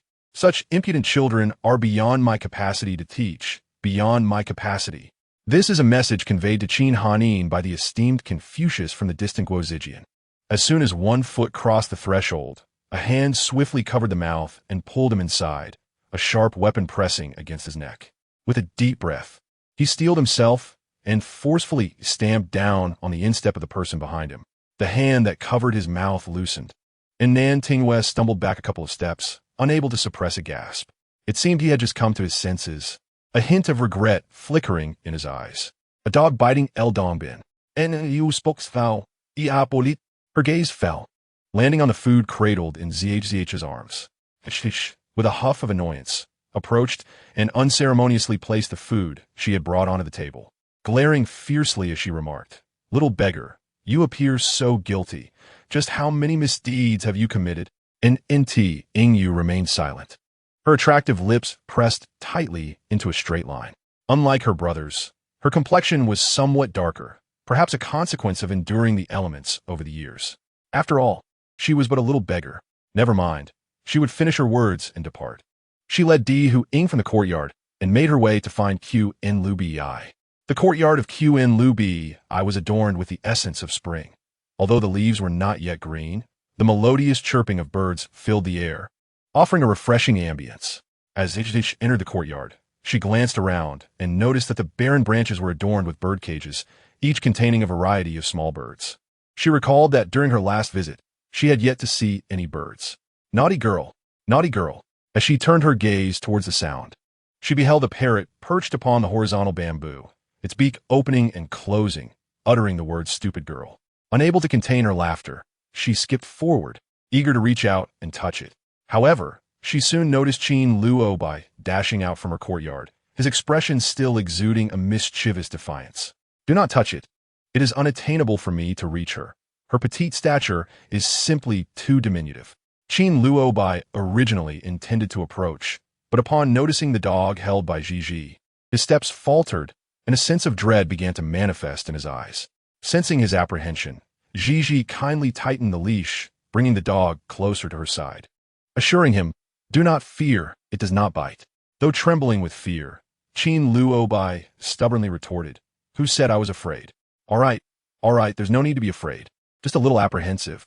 Qin Luobai's expression soured, and he averted his gaze, his tone rigid. "What brings you here? You are not welcome in my presence.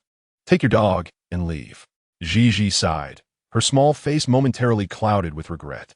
She reached out to stroke the head of her large yellow dog, murmuring softly, "De Huang, what shall we do?" Sangu has forgotten the pain after the wound is healed. Her seemingly aimless words triggered a cascade of memories for Qin Luobai.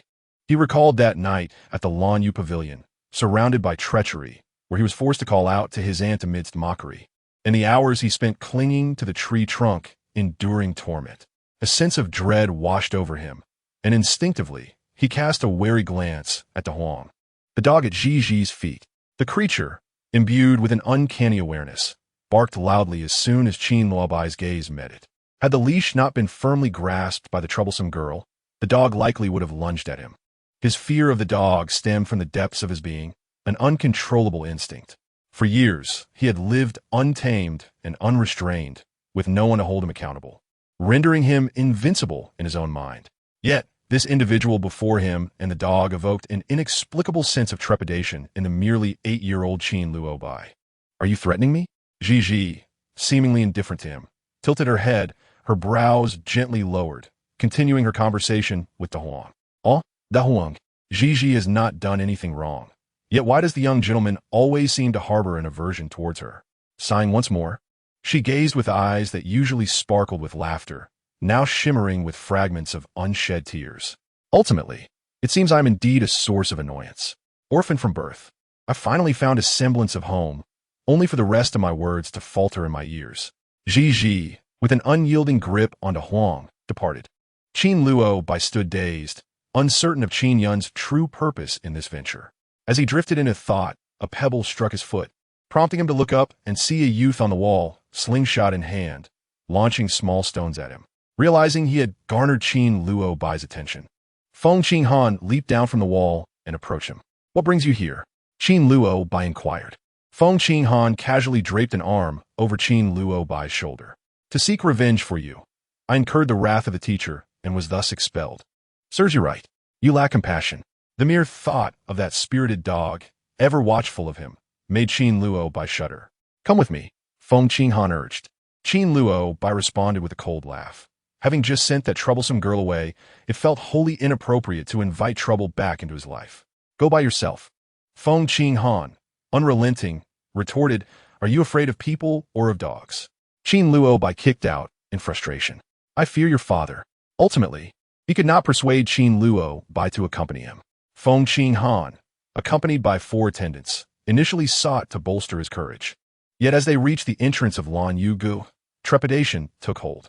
The memories of that night, where he had foolishly addressed the little lady as his elder, filled him with shame. As he stepped through the door, the sound of melodious laughter reached his ears. Following the sound, he spotted the little sorceress who had taunted him that night, now playing with her beloved pet in the courtyard. "Good dog." Feng Qinghan's heart swelled with emotion. How could he not miss the dog he had raised since childhood? Leaving the dog behind had been a poor decision, one driven by fear. "Da Huang, I've missed you so much. Do you miss me? Do you?" "Wang. The large yellow dog wagged its tail eagerly, much to Feng Qinghan's delight. In that moment, even with Ji standing nearby, his fears began to dissipate. Moreover, in broad daylight, with his attendants at his side, he felt emboldened. Surely, the little enchantress would not stir up any trouble. Today, Gigi donned a pink jacket, topped with a snow-white cloak, a fur collar framing her delicate neck, concealing even her porcelain chin. She tilted her head, observing the boy and his dog at the entrance, her clear, bright eyes sparkling with laughter, her rosy lips adorably inviting. Feng Qinghan awkwardly raised his hand in greeting. "Little princess, I'm here to take my dog." Ji stepped closer, noticing Feng Qinghan's inclination to retreat, her smile growing sweeter. Why did you only come today, Brother Feng? I've waited for you for so long. Oh, I see, you've been busy. She responded with a bright smile. Ah, yes, busy. The cordiality of the little princess contrasted sharply with the apprehension reflected in Feng Qinghan's eyes, as if he feared she might devour him whole. The ever-protective Yunyang, observing Feng Qinghan's demeanor, interjected. Young Master Feng is a close friend of our fourth young master and has earned the title of brother from the little princess. You should be pleased, for she is kind and lovely, adored by all. Why does it seem you regard her with such trepidation? Feng Qinghan replied. Ji, lowering her small head, her long lashes casting shadows over her face, appeared crestfallen. There is no need for Aunt Yu to defend me. I must be unlovable, fierce even, which is why Brother Feng does not like me, nor does the young master. She refrained from calling him Brother Feng, opting instead for the more distant title of young master, an act that only deepened his sense of guilt. The attendants observed, thinking their young master ungrateful. As the charming little princess evoked sympathy from all, Yunyang's gaze bore into Feng Qinghan, filled with disapproval. Even his own attendants looked upon him with discontent. Realizing the gravity of the situation, Feng Qinghan hastily waved his hands. No, however, before he could articulate further. The little girl who had been frolicking with De Huang in the courtyard wilted like a frostbitten eggplant. She handed the leash to Feng Qinghan and detailed De Huang's care before turning away. The little princess departed with a sense of profound melancholy, a sight that tugged at the heartstrings. The wind rustled through the courtyard, sending a few remaining leaves spiraling down from the barren trees, ignoring any potential offense. Yunyang shot Feng Qinghan a glare before rushing to comfort the heartbroken girl. Yet, upon entering the warm chamber, she paused. The once dreary girl was now seated with her arms crossed, a small black snake coiled around her wrist, her head tilted as she fixated on the serpent's eyes. She simply does not understand, Yunyang thought. Unlike other girls, the little princess adored dogs and snakes alike, displaying a remarkable boldness. With the snake present, she dared not approach further and quietly retreated. It had been said that Mingyue Junju had been restored, fiercely protected by several young masters of the Qin family. Seeing her today revealed her true charm. Indeed, she must be well guarded. Such a small creature, yet so considerate, unlike other young ladies who could be haughty and arrogant. If I had a sister who called me brother, my heart would surely ache. I wish to hear someone call me brother, Feng Qinghan mused, originally intending to find Qin Luo by for some amusement. Yet, as he exited Lan Yugo, his four attendants exchanged words, each insinuating he lacked discernment. Feng Qinghan bit back his frustration, feeling as though he were a mute consuming bitter herbs, unable to express his grievances. Indeed, who could rightly compare the little girl in her pristine white cloak, resembling a delicate rabbit, to the mischievous sorceress who had taunted him that night? And what of him? How could he compete? As winter approached, the air grew colder. With dark clouds looming and the threat of snow, the chill intensified. Ji, sensitive to the cold, was attended to by Yunyang, who, seeing the night draw near, placed hot water bottles in her bed. Once Ji nestled under the covers, enveloped in warmth. She closed her eyes contentedly. Yunyang lowered the thick curtains at the foot of the bed, preparing several plates of snacks as a late-night treat per Ji's request. Recently, for reasons unknown, her appetite had increased significantly, consuming meals with remarkable vigor and frequently requesting midnight snacks. Such a small figure, yet her belly rounded with the amount she devoured. Upon learning of her unusual hunger, the young masters assumed she was unwell, summoning doctors and having the second young master check her pulse for reassurance. Concerned she might overindulge, Yunyang offered a few final words of caution before departing. Once the moon reached its zenith, Ji arose from her cocoon, curling her neck and donning her thick cloak, transforming herself into a small ball, and made her way to the west wing in search of food.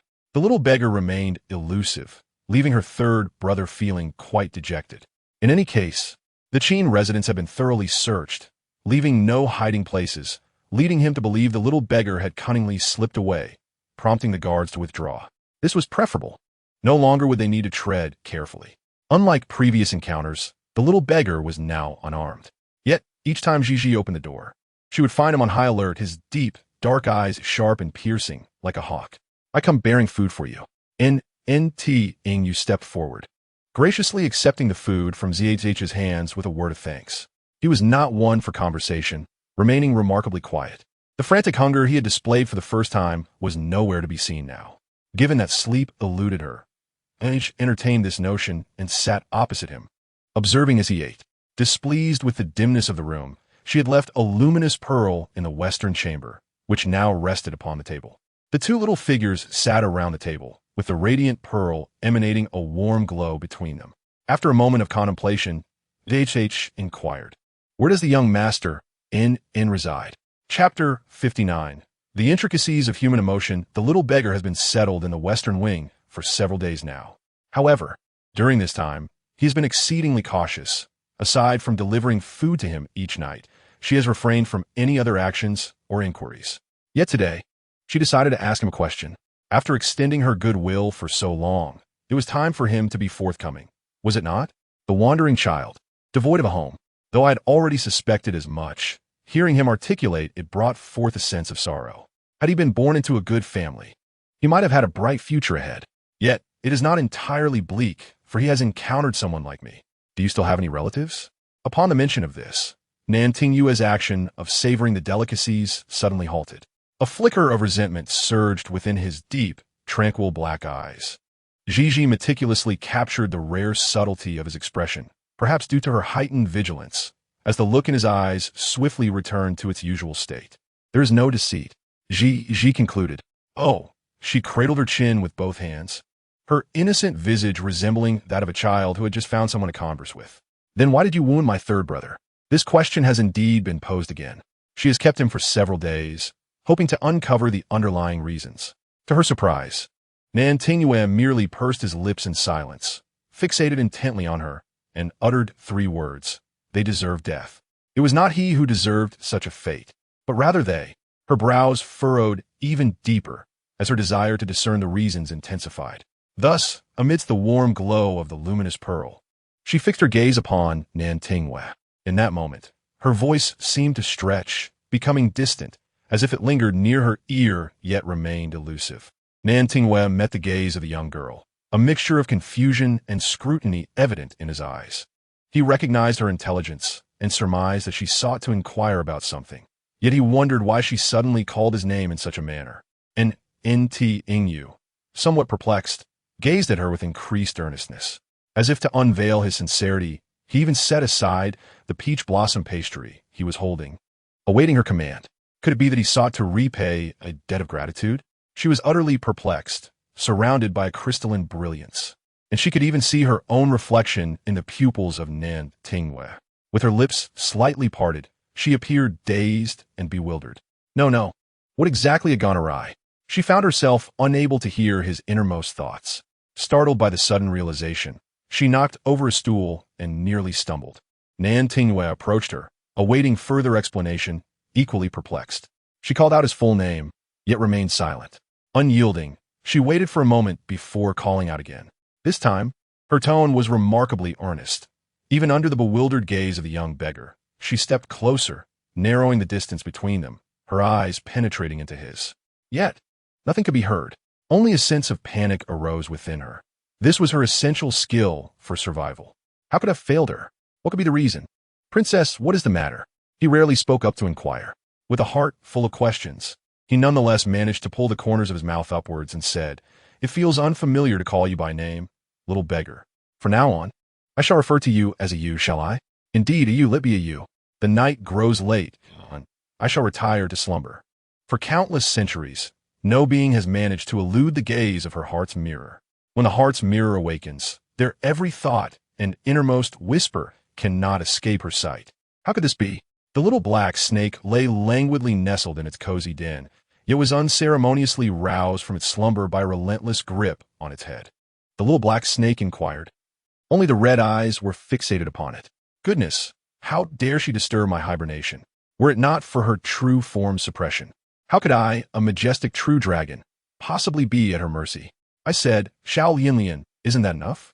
On the following day, Ji rose early, summoning Yunyang into her chamber, softly calling her name. The gentle and endearing Xiao Junju displayed no signs of morning irritability, a truly adorable sight. Even her yawns were charming, leaving Gigi utterly captivated. Without a hint of pain, she thought, Xiao Junju is my precious child. While everyone harbors a multitude of inner thoughts, she alone remained oblivious to the musings of the little beggar. The elder brother, Gigi, obediently opened her small arms, allowing Qin Hanin to embrace her in his warm embrace. The fabric of his ceremonial attire felt somewhat stiff, and Gigi rested her chin upon his shoulder. As Qin Hanin carried the little darling through the courtyard, he couldn't help but smile slightly, inquiring, "What troubles you? Are you feeling downcast?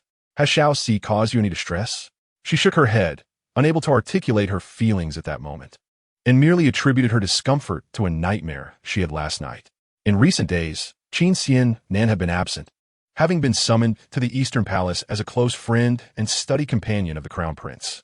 Thus, it had only been 2 or 3 days since she last saw him. In contrast, Qin Zhaosun had been residing in the royal residence day after day, rarely venturing outside, appearing rather leisurely. At the dining table, the 3 men discerned her discontent.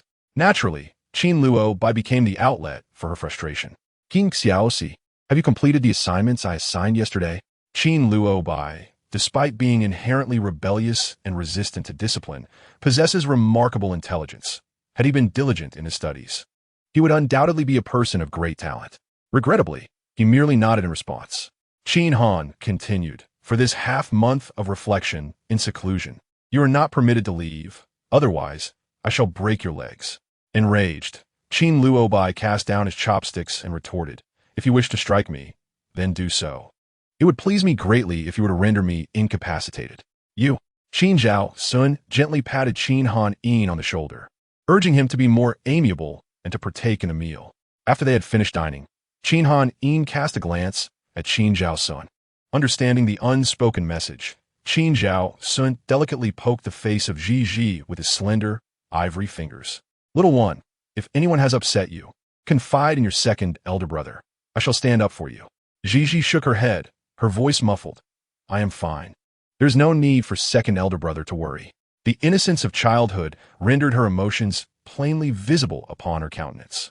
The eldest and second sons of the Qin family exchanged glances, their gazes settling upon Qin Luo Bai.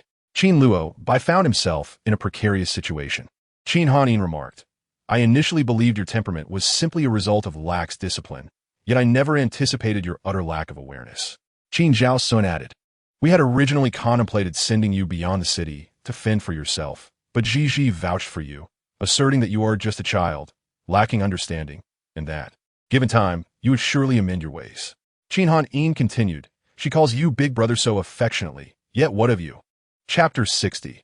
The little girl ignored him how distressing it was for her heart. Qin Luo Bai rolled his eyes, choosing not to offer any defense. After all, his elder and second brother firmly believed that he was the cause of their beloved's discontent. It was of little consequence.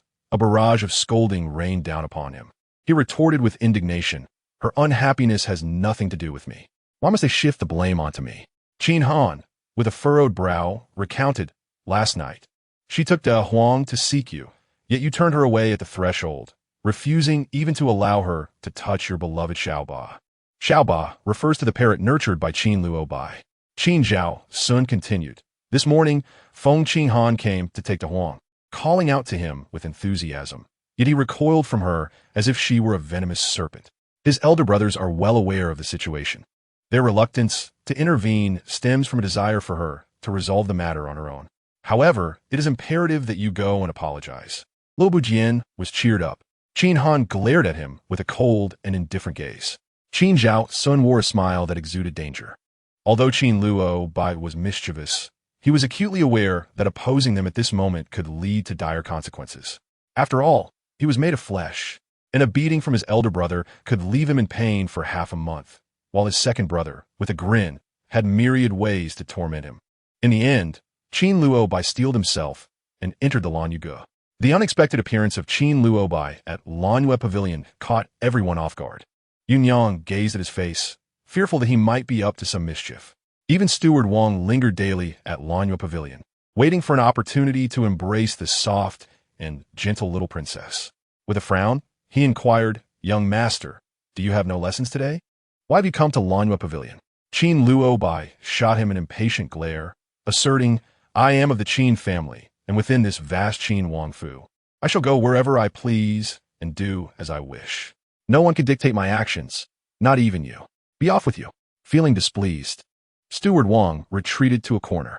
As Qin Luobai stepped into the warm chamber, he noticed that the insufferable girl had her chin resting on the table, lost in thought. And for once, she did not greet him with her usual cheerful demeanor. This left him feeling somewhat irked.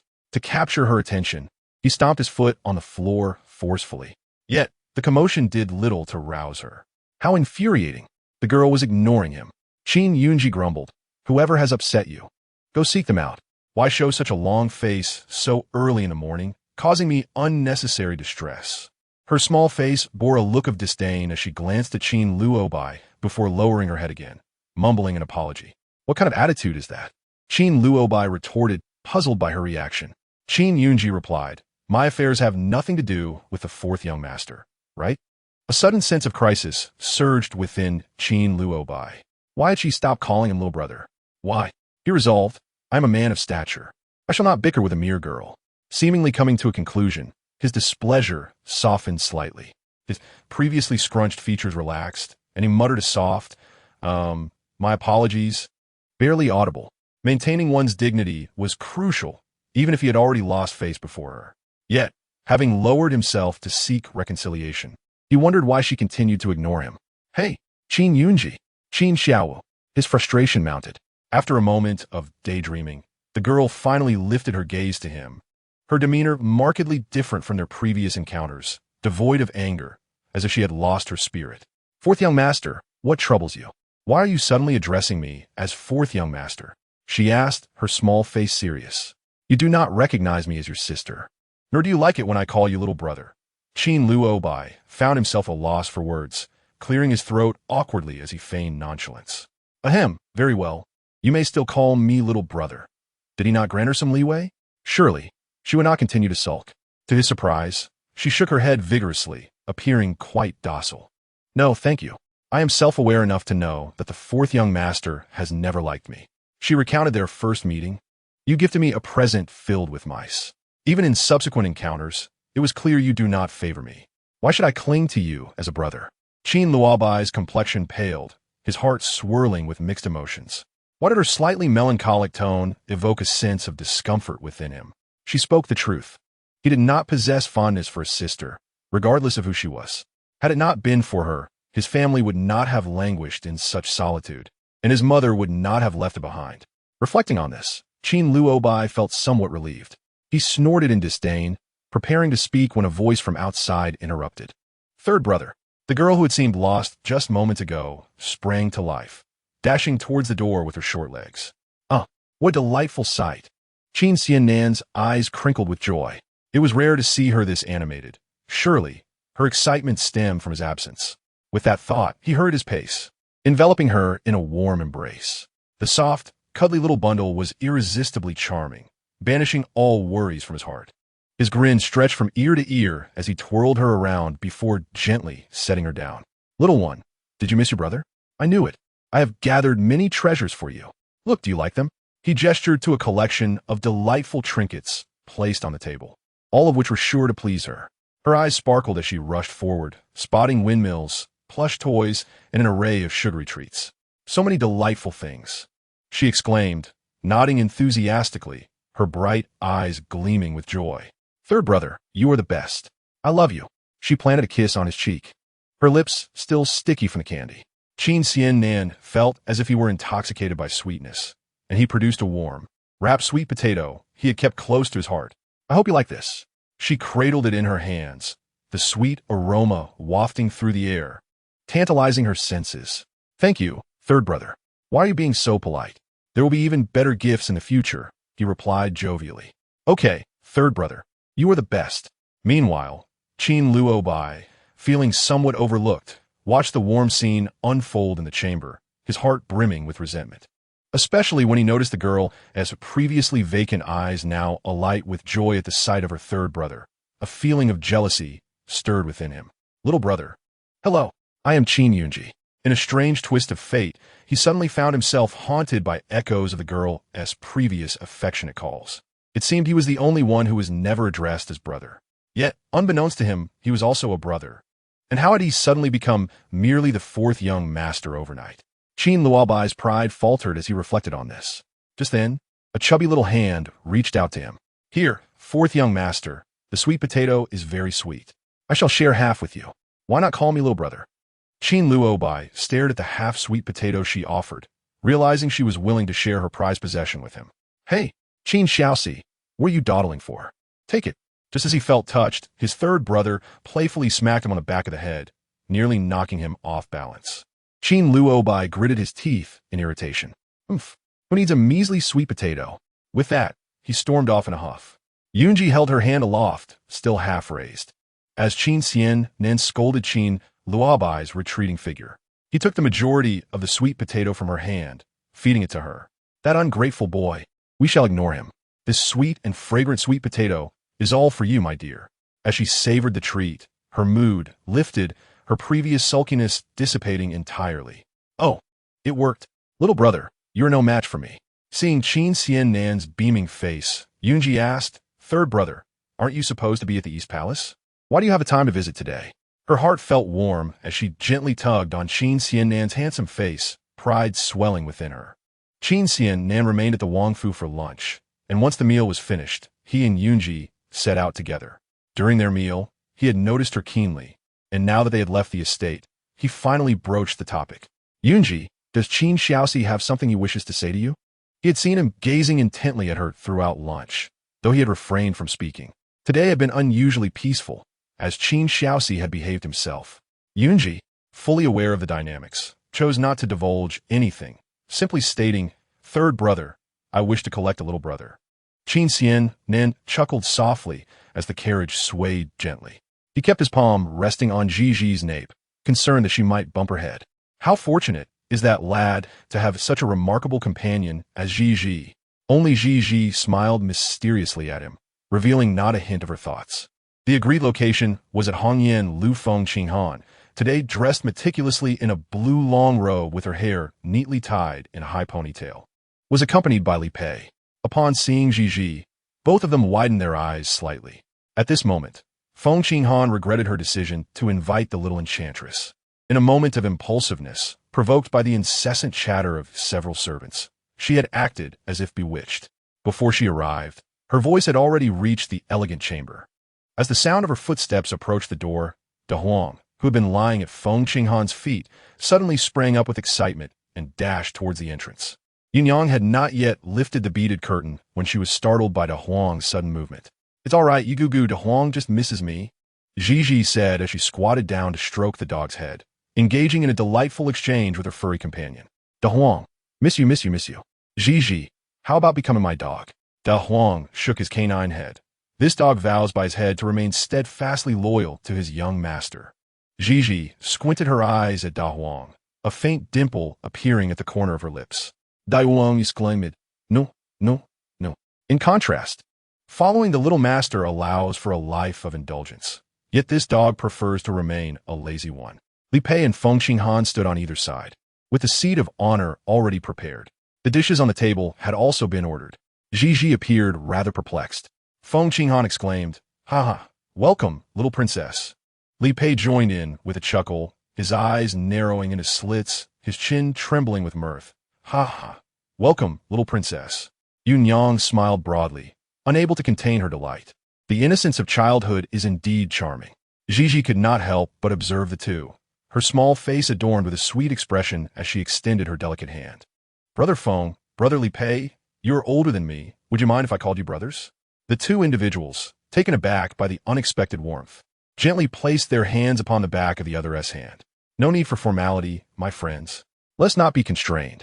We shall be brothers from this day forth. Brothers? Feng Qinghan. Very well, brothers from all corners of the world. Li Pei lowered his head towards each individual, softly whispering in a hushed tone, We warmly welcome the young princess to join our esteemed gang. With the companionship of her brother, Gigi emerged from Hongyan Lu in high spirits, humming a cheerful tune as her short legs bounced joyfully, capturing the heart of Yunyang. who worriedly feared for the little one's safety. As they passed the yamen, they suddenly noticed an elderly woman beating a drum to voice her grievances. Gigi paused for a moment, and soon enough, the yamen accepted the case, swinging its doors wide open to commence the proceedings. Seizing the opportunity, Yunyang stepped in front of Gigi to caution her, saying, "Dear young princess, do refrain from getting caught up in the spectacle. There are many people here. And what if you get hurt?" When departing from the residence, the third young master had originally dispatched the secret guards to protect the young princess. However, the young princess, being somewhat unruly, slipped out through the back door after the banquet with the young masters of the Feng family, claiming she was overly full and needed to digest. It remains a mystery how she had so naively agreed to follow the young princess in her mischief, and now, in retrospect, she felt a lingering unease. Aunt Yu pouted her delicate lips, and before Aunt Yu could fully compose her expression, she was already clinging to her leg, swaying and acting cute. With each soft and sweet utterance of Aunt Yu, drawn out with a hint of playful insistence, how could Aunt Yu possibly refuse? Alas, alas, given the charm of the young lady, let us acquiesce to her wishes. After all, she has devoted herself to fiercely protecting the young lady.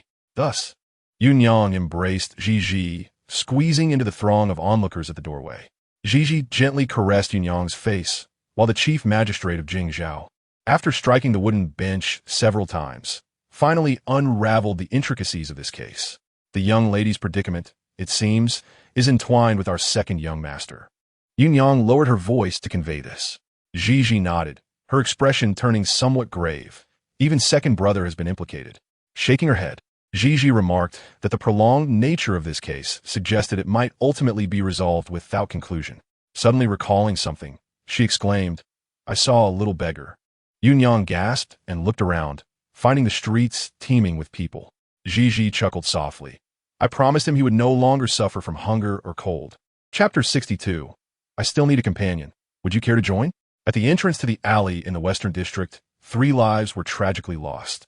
These 3 individuals had initially been dispatched by third brother to trouble second brother at Jimintang. Both second brother and third brother were now suspects. During the last court session, the magistrate summoned second brother to clear his name, and he complied, proving his innocence.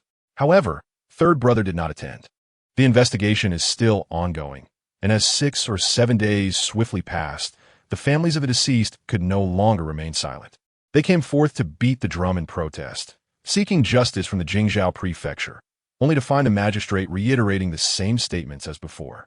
In the courtroom, 3 widows wept inconsolably for their fallen husbands, crying out for justice. This was no trivial matter, as it involved the lives of 3 formidable men. The magistrate struck the bench in an effort to restore order and sent for the second and third young masters of the Qinhuang mansion. Upon hearing the magistrate's words, Yunyang's thoughts strayed from the little beggar. Her heart raced with concern. This was a murder case, and with 3 lives lost, how could our family's young master be dragged into this turmoil? Gigi is also eager to understand. However, he is acutely aware that this matter is far from simple, as it inevitably implicates both heir Ge and San Ge, and he fears that the 2 of them cannot extricate themselves from this affair. As Gigi anticipated, the Jingzhou was unable to summon heir Ge and San Ge. Yunyang exclaimed, "Little Junju, it appears that our second and third young masters are not easily manipulated. Is it not thus due to their esteemed status and power? This case has once again been delayed. There is a complete lack of evidence, leaving the identity of the murderer unknown. It is only known that 3 individuals, who were in good health the previous night, were found dead in the alley west of the city the following evening. Moreover, the circumstances surrounding their deaths are peculiar. Upon examination by the coroner, it was determined that they all succumbed to extreme poisoning. Yet, who administered the poison? What grievances could have led to such an act? Unable to find any leads, the officials meticulously followed the prescription penned by the forensic expert, scouring every apothecary in the city. However, none had ever issued such a prescription, nor had they procured the batch of medicinal herbs in question. On the journey back, a sudden thought struck him. That night, beneath the luminous night pearl, the little beggar had uttered a chilling phrase: "They should die." His intention to harm Sangu was driven by the desire for Sangu to meet his demise. But who exactly did they refer to? He sought vengeance and traced it to the Qin Wang Fu. Does this individual also have ties to the Qin Wang Fu? Is it the elder brother or the second brother? Alternatively, could there be any connection between the deaths of the three individuals in Chengxi and the little beggar? As nightfall descends, darkness envelopes the earth, and all living beings succumb to slumber. Yet this time, before Ji could reach the western chamber, the young beggar had already leapt through the window. "Pardon me," murmured the boy, who had just alighted from the windowsill, gazing at the little girl at the door, cradling her food in her arms. Ji furrowed her brow. "Are you hungry?" The little beggar shook his head and approached Ji, skillfully placing the food items from her arms onto the table. He then pulled out a chair and sat down on the opposite side. Ji poured him some tea and retrieved the last item from her bosom, a roasted sweet potato. As Sange had mentioned, with the arrival of winter, the business of roasted sweet potatoes thrived, and many people queued outside Su Jiling's eye, as she too had waited in line for half a day to acquire this delicacy. "Here, give it a try. It is fragrant, sweet, and wonderfully soft," she said. Nantingyu reached out to accept it, silently breaking off a substantial portion to offer to Ji. Ji smiled slightly and replied, "You enjoy it. Sange bought me a rather large one today, and I am quite full." Indeed, Ji felt a sudden jolt in her heart as she carefully observed the expressions on Nantingyu's face. Whenever Sange was mentioned, the little beggar would furrow his brow, press his lips together, and unconsciously clench his fists. What kind of enmity could provoke such a reaction? Ingyu uttered a soft acknowledgement, bowing her head to savor the sweet potato. The sweet potato was still warm, exuding a delightful aroma that permeated the air, evoking a sense of fondness. Ji rested her chin on the table, observing him as he indulged in his meal. Unconsciously, she stifled yawns, remaining utterly silent until Nantingyu finished eating, at which point she finally spoke. "I shall take my leave." Ji raised an eyebrow. Whither are you bound?" He shook his head. Ji, with concern, said, "Winter has arrived, and the outside world is a frozen landscape. Where can you possibly go?" "A home across the four seas." With a mere blink of the eyes, a glimmer of fragmented light dances within the depths of the gaze. "Perhaps. You might consider seeking a position?" Nantingyu nodded, then after a moment shook her head. She remarked, "I am in need of a companion for play.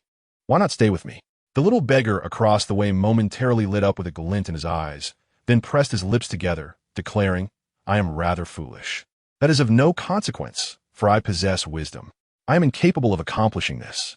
Fear not, I shall guide you." Thus, the little beggar, having secured a suitable task, slipped through the window and departed. In the darkness, the awakening of hidden black serpents from their winter slumber was set in motion. What do you suppose his true intentions are? Xiaohei, I am not a worm in his belly. Furthermore, if you wish to know, simply inquire directly. Ji sat cross-legged on the couch, the luminous pearl at her bedside gleaming brightly. She appeared somewhat troubled, her delicate brows slightly furrowed. Despite my efforts to provide him with the finest food and drink these past few days, he remains utterly closed off, not even willing to utter a single additional word. I even tried to hint at my questions, yet that little beggar refused to divulge anything. Xiaohei, languidly curled up, replied, "Are you not the capable one?" Ji, with a sense of helplessness, pouted, "Xiaohei, my state of mind is of no use to him. I cannot perceive what thoughts reside within his heart." Qin Luobai furrowed his brows, halting his steps to attentively listen to the sounds that seemed to emanate from an unknown source. He had just emerged from the main courtyard after partaking in his midday meal. In his recollection, the Qin Wangfu had always been a place of desolation. When had it ever been graced with such joyous laughter? Qin Luobai followed the source of the sound, eager to take a few more steps. Upon looking up, he noticed that just a bit further ahead stood the Lan Yuge. Lan Yi. Whenever I recall it, throbbing headache ensues, and the visage of that aloof and indifferent girl at the dining table materializes before me.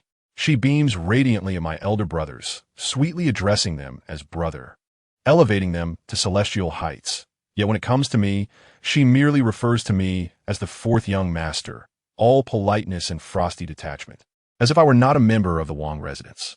But to whom can I confide all of this? It appears that all of this was self-inflicted. The pace of progress has come to a halt. Consequently, for the next 3 days, Qin Luobai was incessantly greeted by the sounds of laughter and joy emanating from the Lanyue pavilion. On the 4th day, unable to contain his curiosity any longer, he stepped into the pavilion, only to be met by a shadow that swiftly lunged toward him, its movements quicker than his own mind could react. That day, Qin Luobai's cries of despair nearly pierced the heavens, echoing around the Qin Wang Fu for a full 3 days. Who would have thought that our fearless fourth young master would actually harbor a fear of dogs? This is indeed a case of the hunter becoming the hunted. After all, what can an 8-year-old child truly achieve? In the future, it will be much easier to discipline the fourth young master. One simply needs to tether a dog at the entrance of his courtyard. The young boy, concealed behind a tree, felt his eyes redden with indignation as he clenched his fists and stood there for a moment. The day after being chased by the dog, he made his way to the Lanyu Pavilion. What does the elder brother wish to play today? Feng Qinghan inquires. Shall we play the traditional game of eagle catching chicks? Li Peixiao squinted her eyes with a smile. She cast a fleeting glance at the shadow by the door, a triumphant smirk playing on her lips. Today, let us indulge in the game of shadow stepping, shall we? Chapter 63.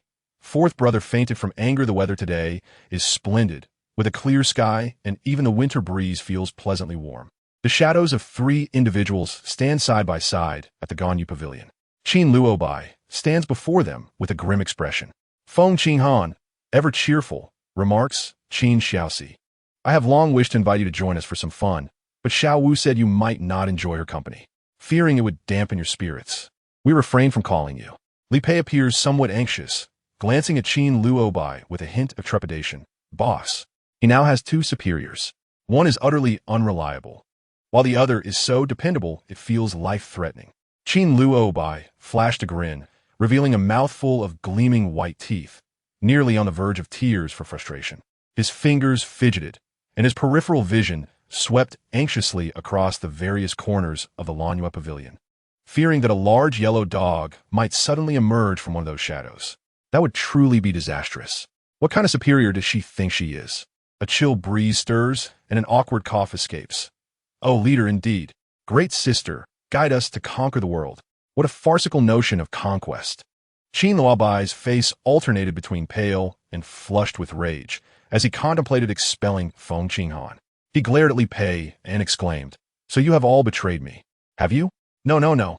The cool wind brushed against his shoulder. A bond of brotherhood formed.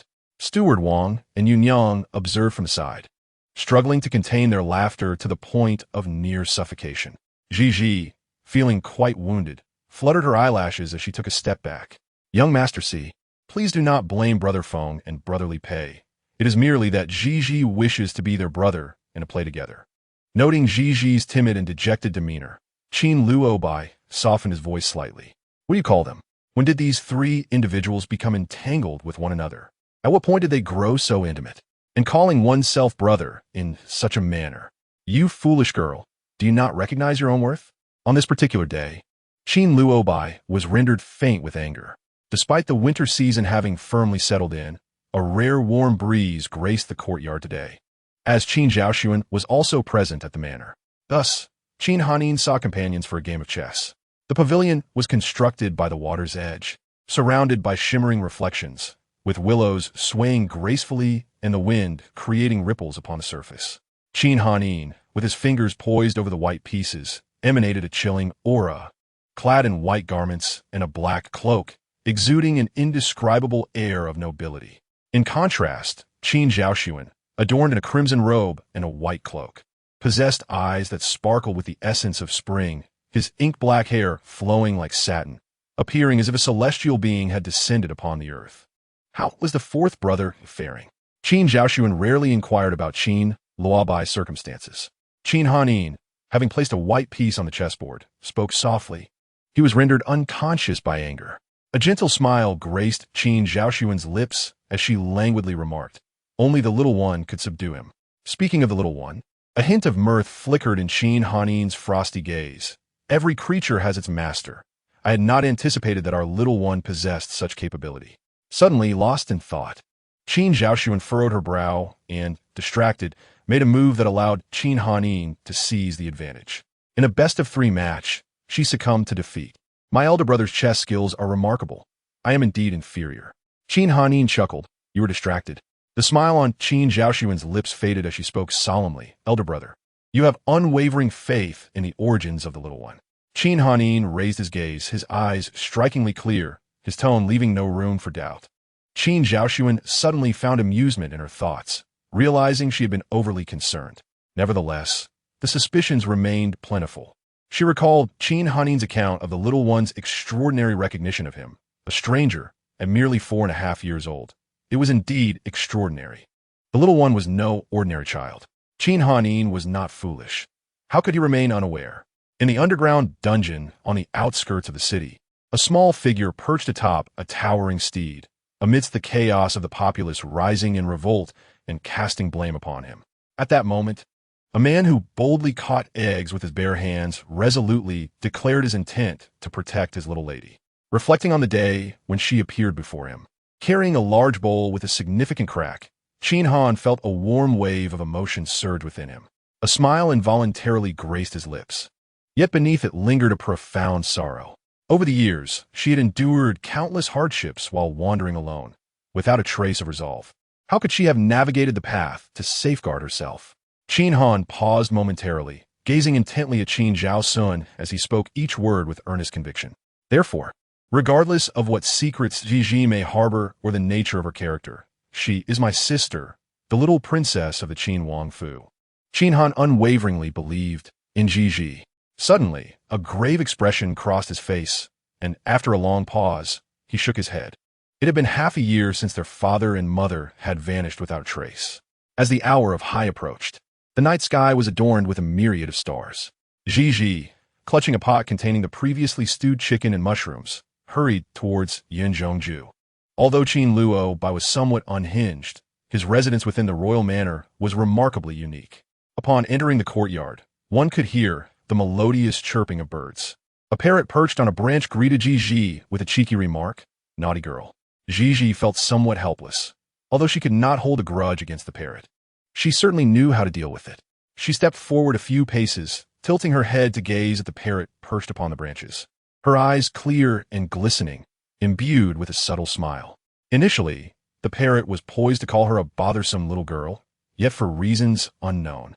After several days of practice, it had transformed its words into good sister. Hearing the parrot's affectionate calls brought a sense of relief to her heart. Meanwhile, on the couch, Qin Luobai, who had fainted in a haze of anger, gradually awakened from an endless nightmare. Outside, his beloved little Ba was calling out good sister repeatedly. He languidly opened his eyes and beheld the parrot standing obediently before the couch. The sight of its adorable and well-behaved little face momentarily rendered Qin Luobai speechless. After a brief moment, he recalled the events that led to his fainting. Once his playful companion, the little parrot had somehow been swayed by that bothersome girl. The previous day, he had been chased around the yard by the Huang, and had endured restless nights plagued by nightmares. The following day, he witnessed Feng Qinghan and Li Pei, with their obsequious smiles, fawning over that bothersome girl in the courtyard of the Lanyu Pavilion, which ultimately led to his fainting. The room was filled with a faint medicinal scent, suggesting that the house physician had likely come to examine him already. But what of that bothersome girl? Qin Luobai pressed his dry lips together, just about to speak, when the parrot outside squawked, "Good sister." The parrot's voice was sharp and clear, resonating throughout the room, and both individuals within naturally heard it. Jiji's innocent little face blossomed with a smile as she looked at Qin Luobai and said, "Fourth young master, I have prepared a delightful dish of chicken stewed with mushrooms for you, which is nourishing for the body. You should give it a taste." A wave of embarrassment washed over Qin Luobai's face. He struggled to maintain his composure. However, this time, he refrained from refusal. Hesitantly, he stepped down from the bed and moved towards the table to lift the bowl of soup and take a sip. Chapter 64. The little beggar is an uncertainty. The soup was indeed flavorful, with tender chicken infused with the fragrant aroma of fresh mushrooms, warming both heart and stomach. Furthermore, as Qin Luobai already had a fondness for fungi, he drank a bowl and, clearing his throat softly, inquired, "Did you make this with your own hands?" She merely nodded. Is this little wretch trying to curry favor with me? Yet, was she not quite arrogant just a few days ago? In the dead of night, I donned the guise of a ghost to play tricks on him, observing as tears streamed down my face. I was then confronted by the chilling presence of a dog, an embodiment of the cold wind, which threatened me. How is it that I have suddenly become so docile these past few days? Oh, dear sister. The parrot outside squawked once more. A fleeting expression of embarrassment and irritation crossed Qin Luobai's face. Damn that bird. Was it not supposed to call out for the wretched girl? Good sister. Fourth brother's beloved sister. Good sister. I am your fourth elder brother. Gigi said meaningfully as she gazed at Qin Luobai. Qin Luobai, infuriated, nearly smashed his bowl, declaring, the parrot did not call out on my behalf. Gigi wore an expression that conveyed her understanding, as if to say no explanation was necessary. Qin Luobai, wishing to elucidate, only found himself entangled further in his own words. He took a deep breath and, in a sudden gesture, flicked Gigi's delicate, translucent earlobe. Gigi responded, while Qin Luobai poured himself another bowl of soup. He raised it to his lips and took a hearty sip, neglecting to let it cool, resulting in a scalding sensation that brought tears to the corners of his eyes. You should call me little brother from now on, he suggested. Gigi blinked her bright, clear eyes, then stepped back 2 paces. Say no, fourth young master, I understand you do not hold affection for me. There's no need for pretense, truly. I will not report you to the older brothers. Fourth young master, if you are feeling unwell, please rest early. I shall take my leave. With that, the little girl made no further delay, waving her hand as she departed. Qin Luobai watched as the parrot outside continued to call for good sister. The gentle and warm sensation lingering on his fingertips only amplified his confusion as he pondered why that troublesome girl had ceased to call him brother once more. Qin Luobai's eyes suddenly glistened with unshed tears. A myriad of intricate emotions swirled at the edge of his heart, threatening to drive him to madness. Initially, he had indeed harbored disdain for the foul girl, feeling repulsed by her and even loathing her. He believed that the transformation of the Qin Wangfu was solely the fault of the little girl, Qin Yunji, for whom his father and mother abandoned their 4 children in search. This notion had taken root in his mind, and even before he had left the Guozijian, he conspired with Feng Qinhan to devise countless schemes to expel the troublesome girl from the Qin Wangfu, ensuring that she would never dare to remember her surname again. However, their first encounter was entirely accidental. That soft, plump little bundle appeared utterly unafraid of his stern visage, and with a beaming smile, she called him brother. In that moment, he felt a twinge of softness within him. Having grown freely over the years, indulging his own temperament, he bore a significant amount of rebelliousness, which only intensified his irritable and mischievous nature. Whenever others expected something of him, he would deliberately act contrary to their wishes, relishing the sight of those who underestimated and ridiculed him, seeing them flustered and powerless, which brought him immense satisfaction. Yet for the first time in his life, he encountered someone he could not easily dismiss, and that someone was none other than Qin Yunji. He was 4 years her senior, and he vaguely remembered when his mother gave birth to that child. She was a wrinkled, soft little bundle in the swaddling, with a faint breath and eyes barely open. She was utterly unappealing. He arrogantly lifted his chin, while his father and mother were filled with joy at the arrival of their precious little daughter. However, he, as the 4th brother, could hardly conceal his disdain. Yet, when their parents were unaware, he stealthily entered his sister's chamber, gazing at the fragile infant swaddled in the crib, and whispered softly in her ear that he would protect her. But what happened afterwards? How did he fulfill that promise? The fist intimidated her, as the ornate box intended for gifts was filled with mice, and poison was cast into her room. Until that evening, beneath the tree, the foul girl, holding the large yellow dog, earnestly conveyed to him that a true man should protect the weak rather than bully them. His fearless heart seemed to have been stirred. Sipping the warm chicken soup from the earthen pot, Qin Lubi, I engaged in profound self-reflection. The path was serene, and gazing out, the Qin Palace, bathed in gentle sunlight akin to fine rain, appeared as though draped in a delicate layer of golden light. The sun was at its zenith, casting a comfortable warmth. While he hummed a cheerful tune, a small black snake peeked out from his sleeve and hissed. He chuckled and remarked, "Aren't you snakes supposed to be hibernating? Xiao Hei, whose master prances about with a serpent such as yourself, causing it to be restless?" Delicately tapping the serpent's head with her slender, white fingertips, she smirked with a sense of triumph. Having resolved this matter, let us proceed to tackle another. Is it the one in the west chamber? Under heaven, could there possibly be another little beggar? Xiao Hei, hasn't Qin Luobai expressed a willingness to acknowledge you? Why do you still hesitate and shrink back? Displeased with the words of the lazy snake, she impatiently shoved its serpentine head into her sleeve. What do you understand? This mischievous young man has been unruly for many years and cannot easily amend his ways. If one wishes for him to wholeheartedly learn to bow his head and acknowledge his faults, it is imperative to temper the arrogance within him. This troublesome child harbors grievances against himself, having once been determined to expel me from the royal residence. Are you? As she quietly pushed open the door to the Shixiang room, she found it empty, causing her heart to skip a beat. It was eerily silent. Where could they have gone? She squinted her eyes and suddenly recalled something. Oh no, this little beggar wouldn't be contemplating an assassination attempt on Sangu, would she? In the past, she relied solely on her own state of mind and prophetic dreams, always managing to keep everything under her control. This is the first time someone eludes her grasp, and she is utterly unaware of that person's true intentions. It is perplexing. After all, they are merely a child. So why must they be so troublesome? Gigi harbored a vague sense that the little beggar was even more troublesome than Qin Luo Bai. Big brother.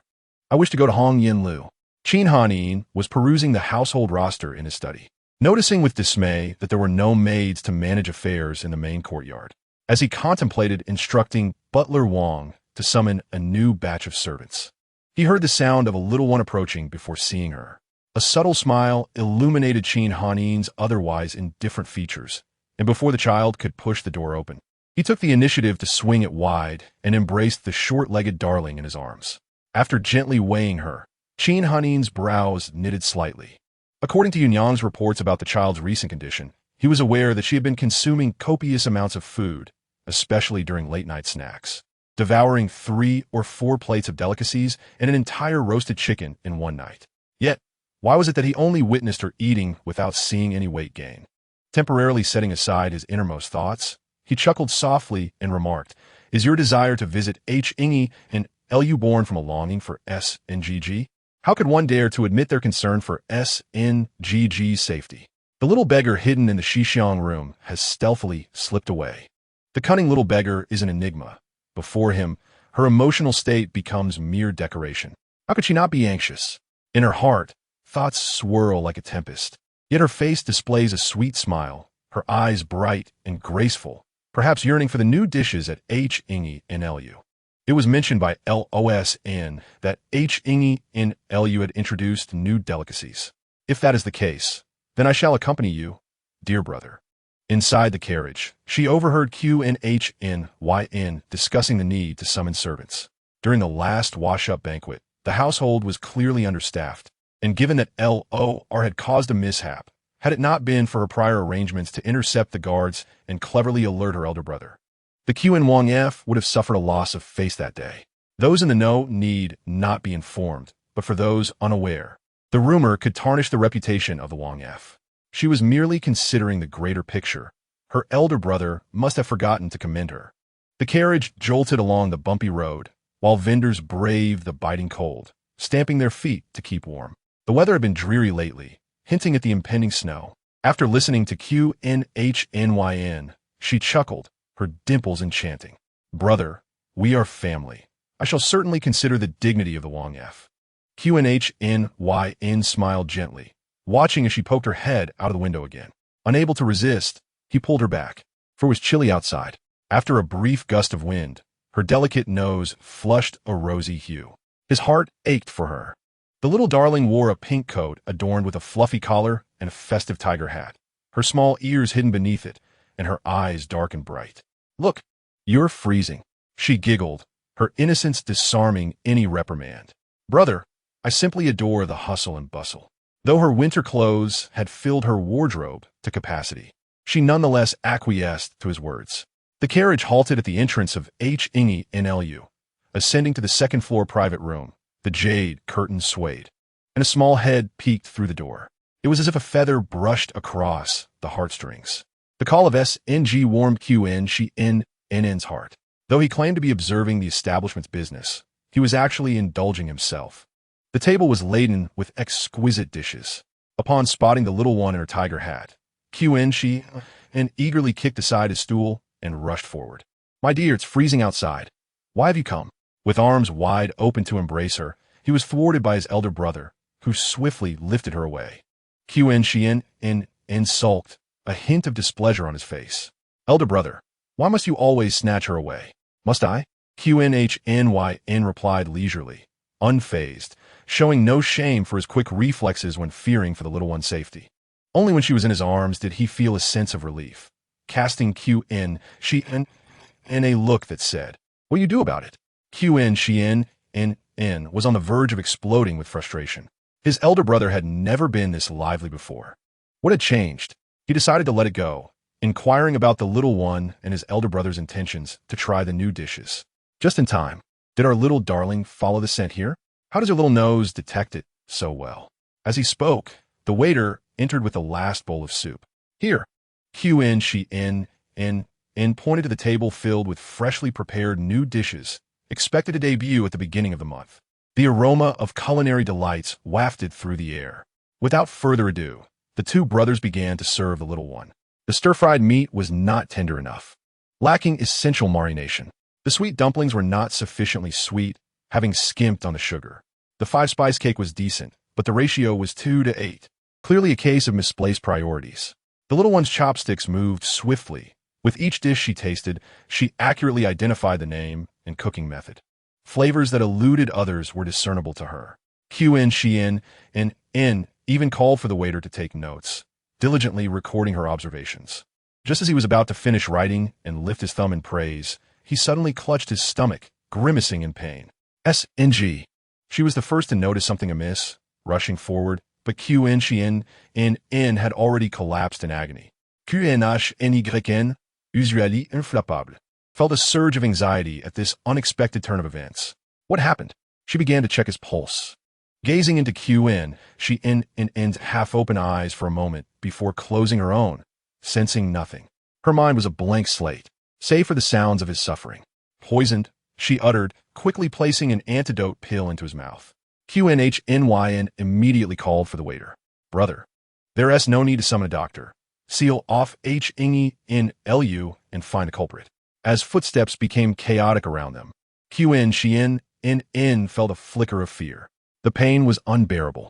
Little darling, am I going to die? How could that be? Misfortunes endure for 1,000 years. He sighed heavily, lying helplessly on the ground as she prepared to administer acupuncture. His body felt as if countless needles were pricking his veins, causing him to sweat profusely. Had she not been there to hold him, he would have rolled on the floor in agony. Who seeks to end my life? SNG. Perhaps you should reflect on what you consumed before I arrived. Y and WT, he whispered faintly. She had merely asked to keep him alert, but clearly this was not the right moment for inquiries. Her brows furrowed, her small face serious. Qin, Xian, and lay crumpled on the ground, squinting through blurry vision at the little one, suddenly finding it amusing. How had he entrusted his life to a mere 4.5-year-old? As if sensing his thoughts, she gently patted his hand. SNG.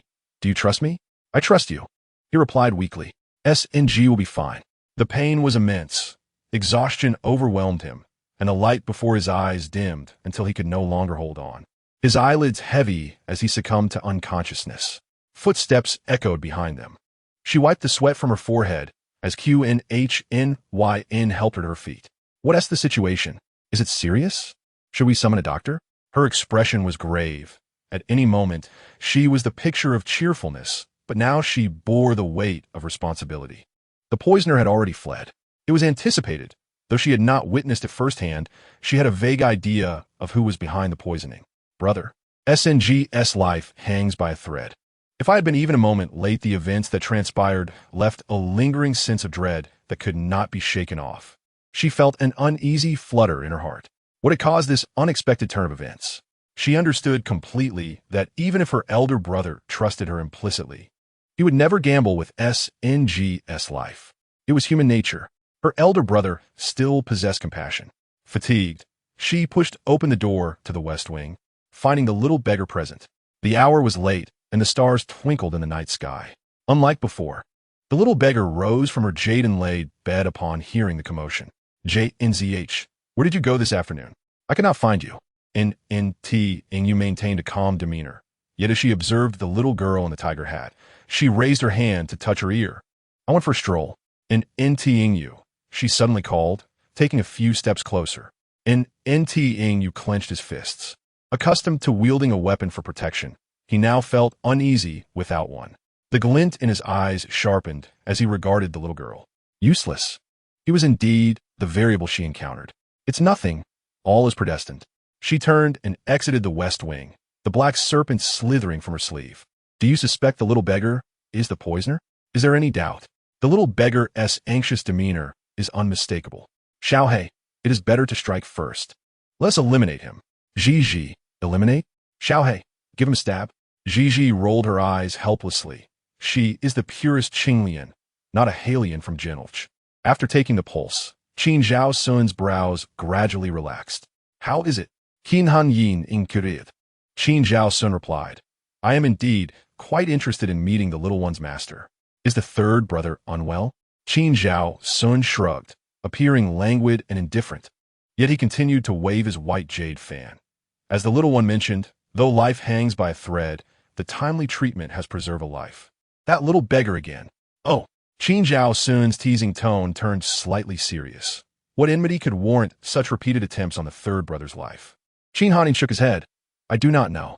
Have they captured the person? Qin Han shook his head once more. Qin Zhao Sun closed his fan. Well then, I shall go to Lan Yugu to seek a mentor. The little one's detoxification skills put me to shame. Watching Qin Zhao Sun depart, Qin Han sighed in relief. In life, aging, sickness, and death are mere realities. There is nothing truly worth mourning. It had been a long time since he had felt such vivid emotions, recognizing the preciousness of life.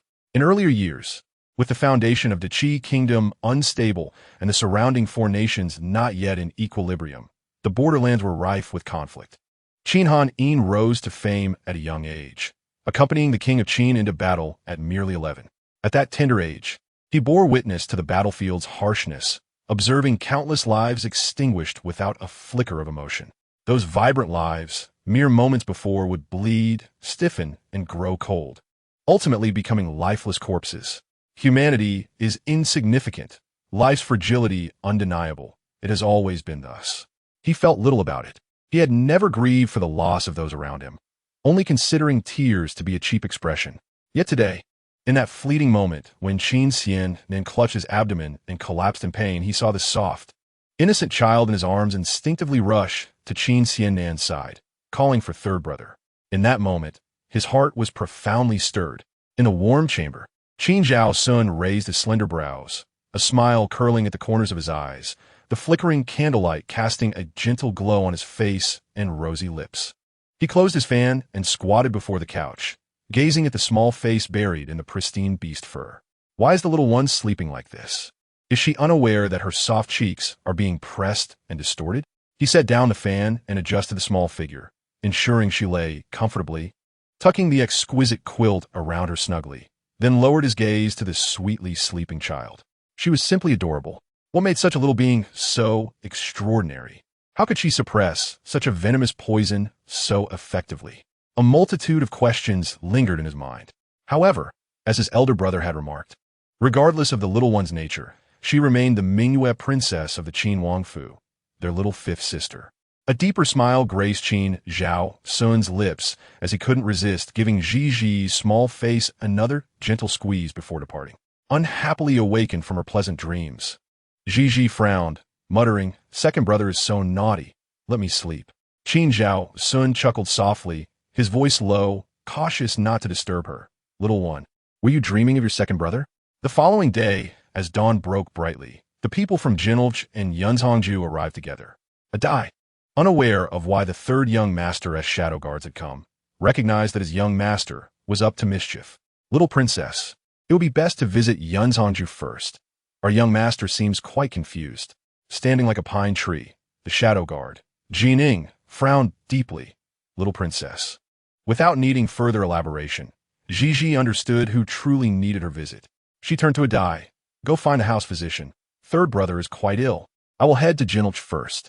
Having spoken, she did not allow Adai a moment to respond and proceeded directly to Jinulch. As before, Qin Xian then appeared pale and his lips tinged with blue, the residual poison within him rendering him weak. When he was lively, he evoked no concern, yet now, as he lay bedridden, the atmosphere felt desolate.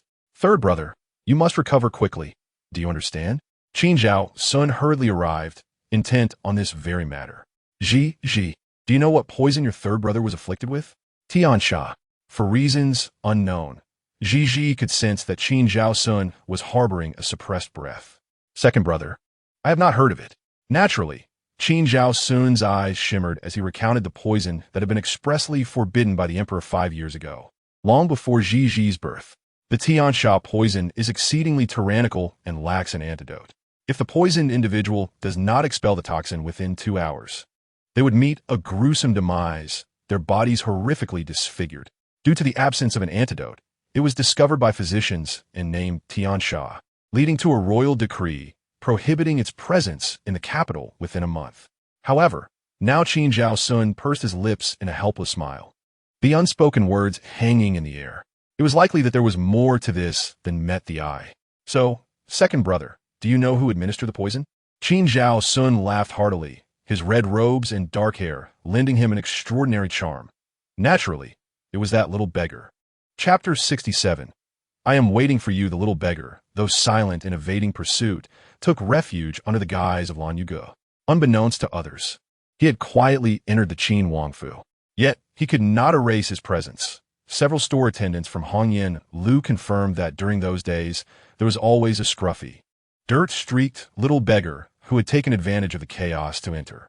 For the next 2 days, Ji immersed herself in her room, diligently working. Each night, she would rise after everyone had fallen asleep, venturing out to the mountains with a small basket to gather herbs, returning just before dusk.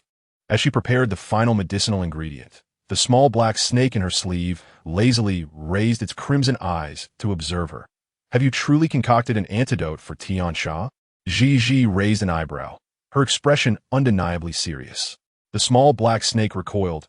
I never expected, O little Lien, that you possess such capabilities. Ji looked up, her clear and bright eyes reflecting joy. I still need a snake gall. Hiss! The small black snake flicked its tongue and swiftly vanished into her sleeve. Moments later, it poked its head out again. Little Lien, who exactly are you? Ji smiled as she pulled the black snake out. You are no longer frightened, are you? The small black snake replied. I am curious. I must know who this esteemed dragon has been defeated by. Why not transform into a dragon for me to see? The black snake wriggled and struggled. Hey, I warn you to let me go. I am a dragon. Transform. Meeting Qin Zhao Sun was serendipitous. Ultimately, to be reduced to this little child's control felt like destiny. Once the antidote for Tiansha was fully developed, Ji began to inscribe the recipe. The small black snake with its red pupils stared at the scrawled letters on the white paper, squirming in discomfort as it repeatedly glanced at Ji. Little princess, it's snowing. Outside, the excited voice of Aunt Yu rang out. Ji quickly stored away the recipe and antidote, her face lighting up with a radiant smile as she sprinted outside. The cold-averse black snake stealthily slipped from her sleeve, making its way toward the warm bed. Wow, it's snowing. It's snowing. The girl's voice, as clear and melodious as silver bells, echoed through the snowy landscape, akin to exquisite music that compelled passersby to stop. Inside the west chamber, Nan Tingyue, sensing a faint odor from his clothes, quietly raised his gaze toward the window. Today was cold. Fearing the chill and the possibility of being discovered, he had secured the windows tightly, allowing not even a hint of wind to seep through. Nan Tingyue felt an urge to approach the window. He stepped closer to the window frame, gently lifting the corner of the window. The howling cold wind mixed with swirling snow rushed in, and Nan Tingyue inhaled deeply, watching the little girl twirl gracefully in the snowstorm, his expression darkening slightly. It had been 3 days since she had brought him food or clean clothes. Did she know of his poisoning Qin Xiannan? Oh, my little princess, you are truly mischievous. How can you endure this wind and snow? Quickly come in and put something on. Yunyang retrieved a large cloak from the warm chamber, rushing toward Ji to drape it over her shoulders. Suddenly, she gasped, trembling as she pointed towards the direction of the west wing, shouting, Someone, there is a thief. There is a thief in Lan Yuge. The guards and secret agents responded immediately, taken aback by the abruptness of the situation. In the midst of the wind and snow, Ji's delicate, soft lips bore a faint dimple. After 3 days, they had finally forced her appearance. It seemed that only then did Ji realize the gravity of the moment, shrinking into Yunyang's embrace. Aunt Yu, where did that thief come from? Where is he? Yunyang, trembling, pointed once more towards the west wing. Of course, while the heart mirror may have been of little use to the little beggar, The strategy was indeed effective. One must ensure he understands that life would not be so peaceful. Only then could the little wolf cub, who had retracted his fangs, lower his head in submission and even seek assistance. The little beggar, quick-witted and accustomed to a life of evasion, managed to elude capture from the guards who searched the West Wing.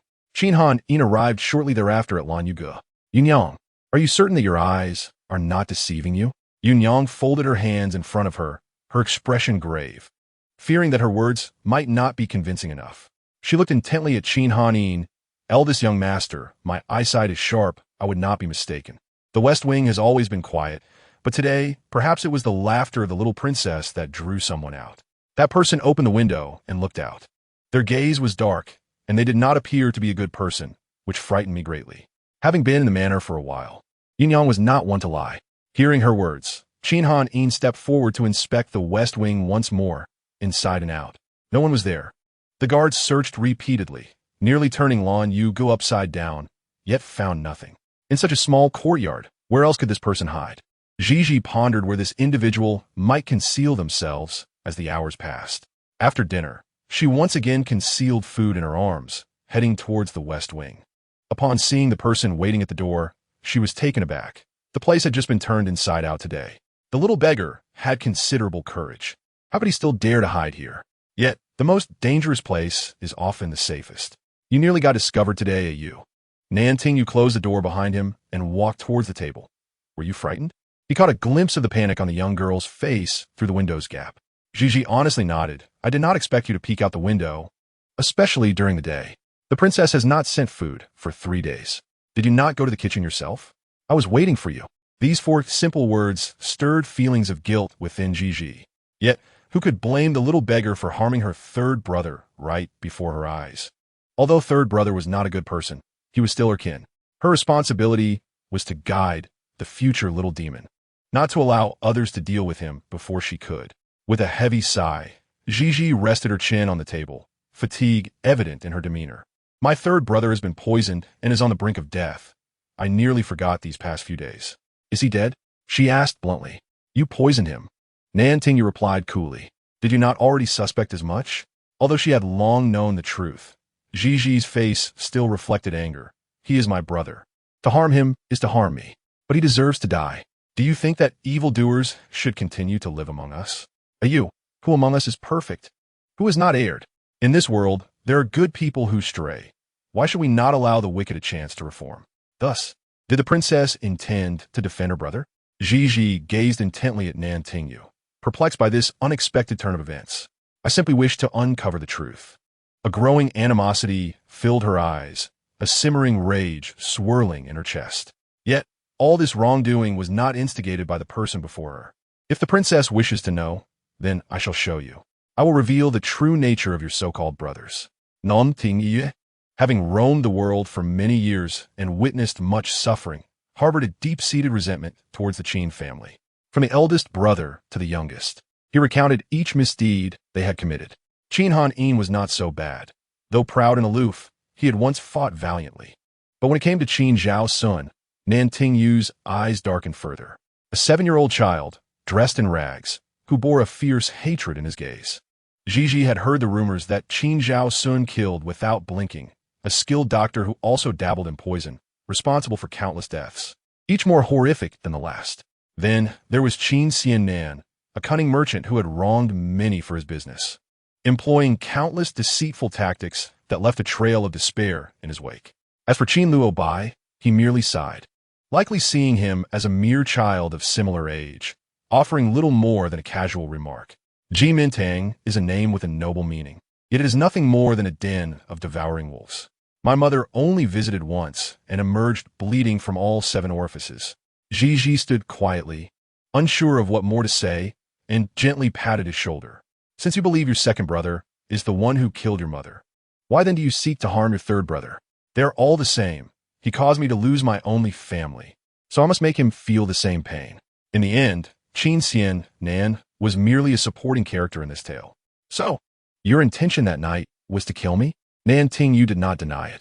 Gigi understood well that the little beggar, pursued by the people of the Qin Wang Fu for several days, had reached a state of near despair, on guard when they first met, clutching a weapon. You wish to kill third brother, kill me, and also wish to kill eldest brother. The weapon fell to the ground with a sharp clatter. It was a piece of sharp porcelain, the scent of blood permeating the air. I am powerless, lacking strength. But within my means, I will seek vengeance. Ayu approached her, his voice sweet and warm as he called out to him. The little princess's innocent eyes sparkled with a hint of mirth. Do not let hatred drive you, lest you become its pawn. Nantingyu found himself inexplicably captivated by those eyes. His life had been one continuous flight, begging to survive. He had encountered many people, their eyes filled with filth and malice, seeming to taint his heart.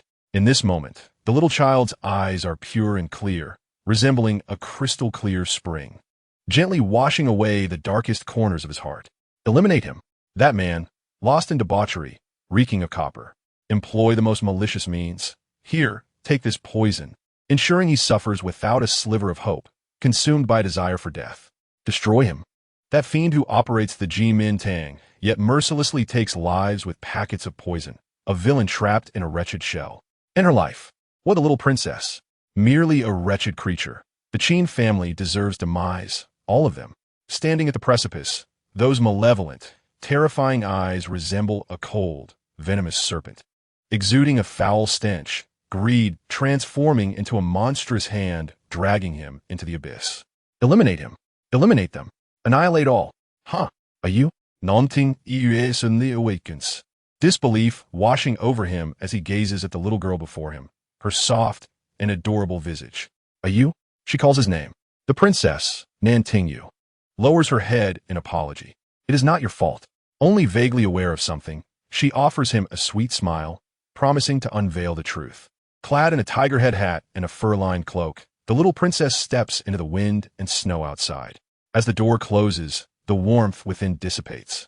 Nantingyu slowly curls up on the couch, recalling the source of the poison in the cloud tea. A mysterious figure in a black cloak had given it to him. Those seemingly enchanting words had originated from him. On the night of his mother's passing, that person appeared like a ghost behind him. The luminous pearl by his pillow emitted a faint glow, and he tossed and turned, struggling to find sleep. Suddenly, he remembers the scene he once glimpsed in the Chinquan mirror. Those images from afar to close gradually surfaced in his mind.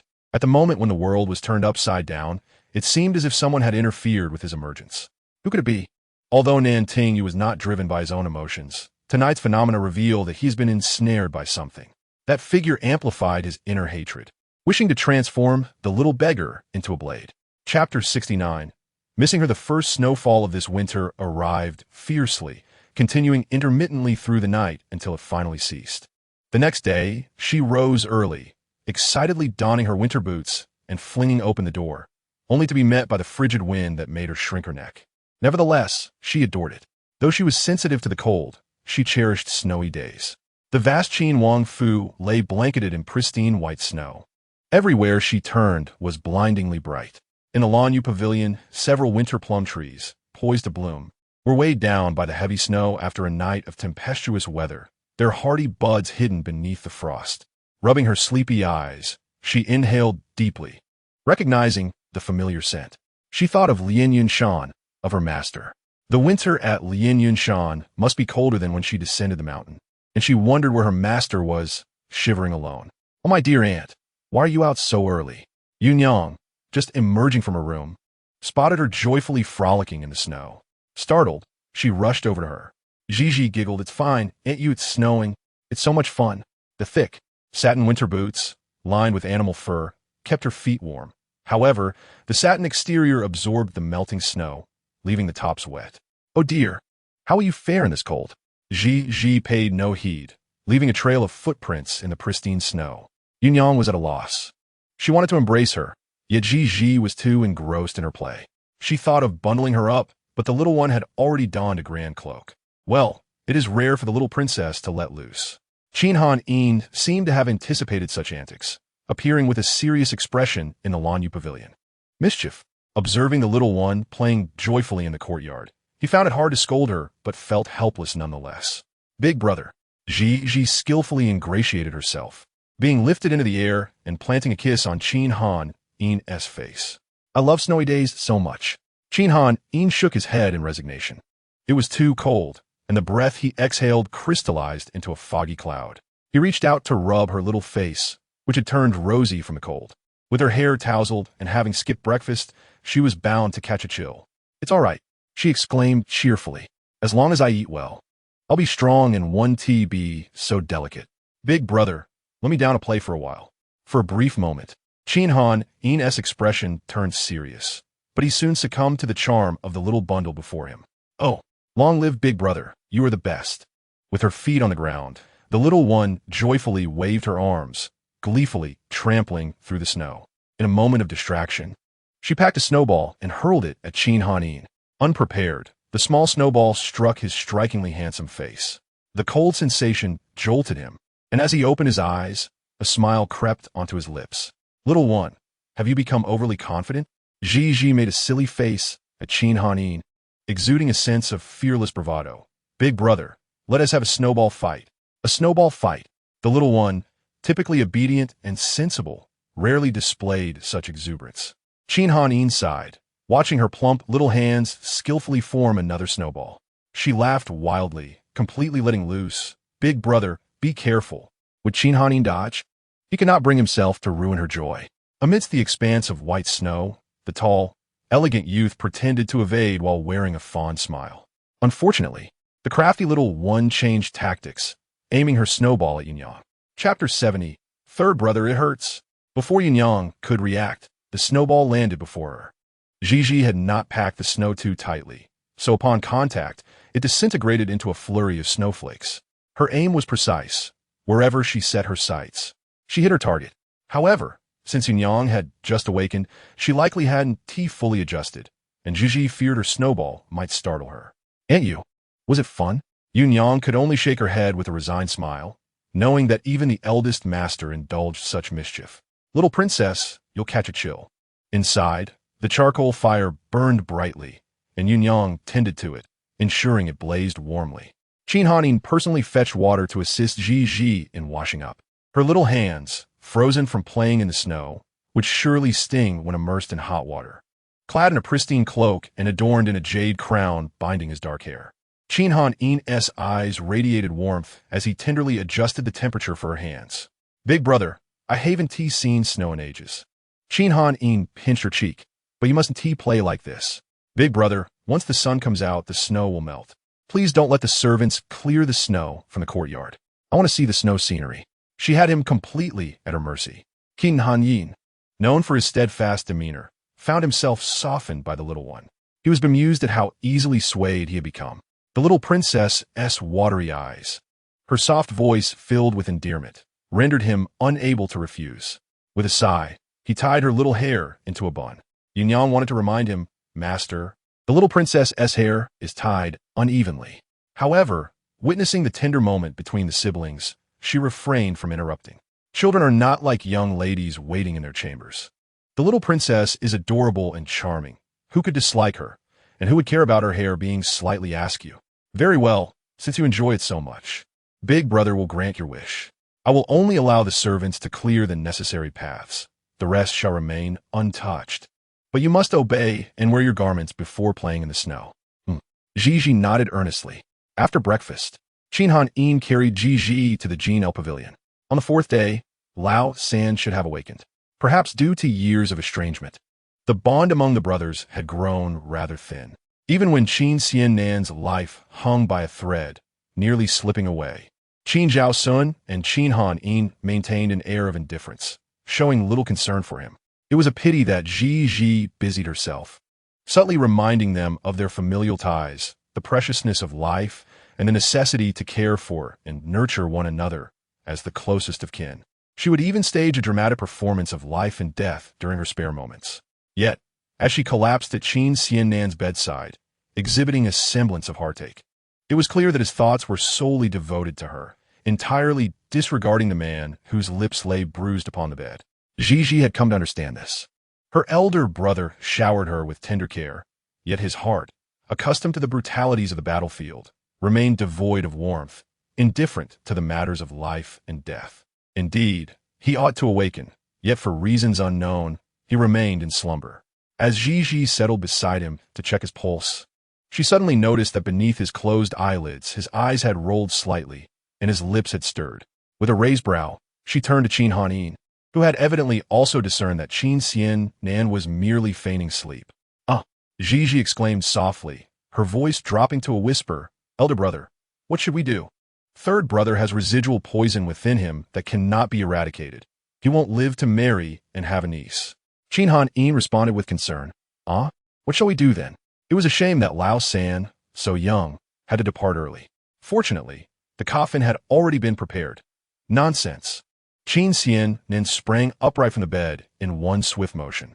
The sudden movement left him momentarily dazed, his vision darkening as he nearly fainted again. After muttering a few curses, he pulled the small, mischievous child sitting beside him into his embrace. "Well, little one, have you started playing tricks on your third brother after just 3 days apart?" Seeing the smile shared between the eldest and the little one, he realized he had been tricked. Gigi clung to Qin Xiannan's neck. Clearly, third brother woke up on his own, but chose to pretend to be asleep. "Were you hoping for a kiss from the little one?" "How shameless!" Observing the two already entangled on the bed, Qin Han interjected with a teasing smile. "Absolutely not," Qin Xian Nin retorted confidently, rubbing his chin against Gigi's delicate face. "It hurts, third brother." Despite lying down for 3 or 4 days, he had already developed a stubbly beard. Gigi pushed him away gently, covering his mouth with her small hand in protest. Unable to bear it any longer, Qin Han stepped forward and took Gigi away. "You've been bedridden for 3 days. It's time to get up and walk about. Don't waste away." Had it been the little one who made this observation, Qin Xian Nin would not have found it remarkable. However, hearing it from his elder brother was somewhat unexpected, considering that he was the least likely to concern himself with matters of life and death. To him, such occurrences were entirely commonplace. Some things need not be voiced aloud. He nodded in agreement, verbally expressing his willingness while turning to reach for Gigi once more. What a lively scene. Each time Gigi laid eyes upon Qin Zhao Sun's face, it was as if she might faint from the beauty of it. "Second brother, give me a hug." Under the somewhat envious gazes of the eldest and third brothers, Qin Zhao Sun, with a playful smile, gently lifted Gigi into his arms. His radiant smile, coupled with his crimson robe and dark hair, became the rare bright spot amidst the wintry weather. Gigi was utterly captivated, nearly drowning in the allure of Qin Zhao Sun's enchanting eyes. With the presence of the little one, the winter's icy winds seemed far less bitter. "Big brother, are the servants in the manor not diligent?" Qin Han retorted. "Ask the little dumpling in your arms." "Gigi?" Qin Zhao Sun's voice was exceedingly melodious. Gigi giggled. Gigi just wants to see the snowy scenery. Early in the morning, before the moon maiden had risen, she had been playing in the snow with her hair tousled. "As long as the little one is happy, let her play in the snow," Qin Xianan replied. Surprised, Qin Zhao Sun arched an eyebrow. "Little dumpling, you seem to fear the cold, yet you enjoy playing in the snow?" Gigi loves snowy days. Just as she finished speaking, a frail figure appeared at the door. "Little princess, a Yu has come to report." In the Wang Fu's front hall, all the summoned servants had gathered together today.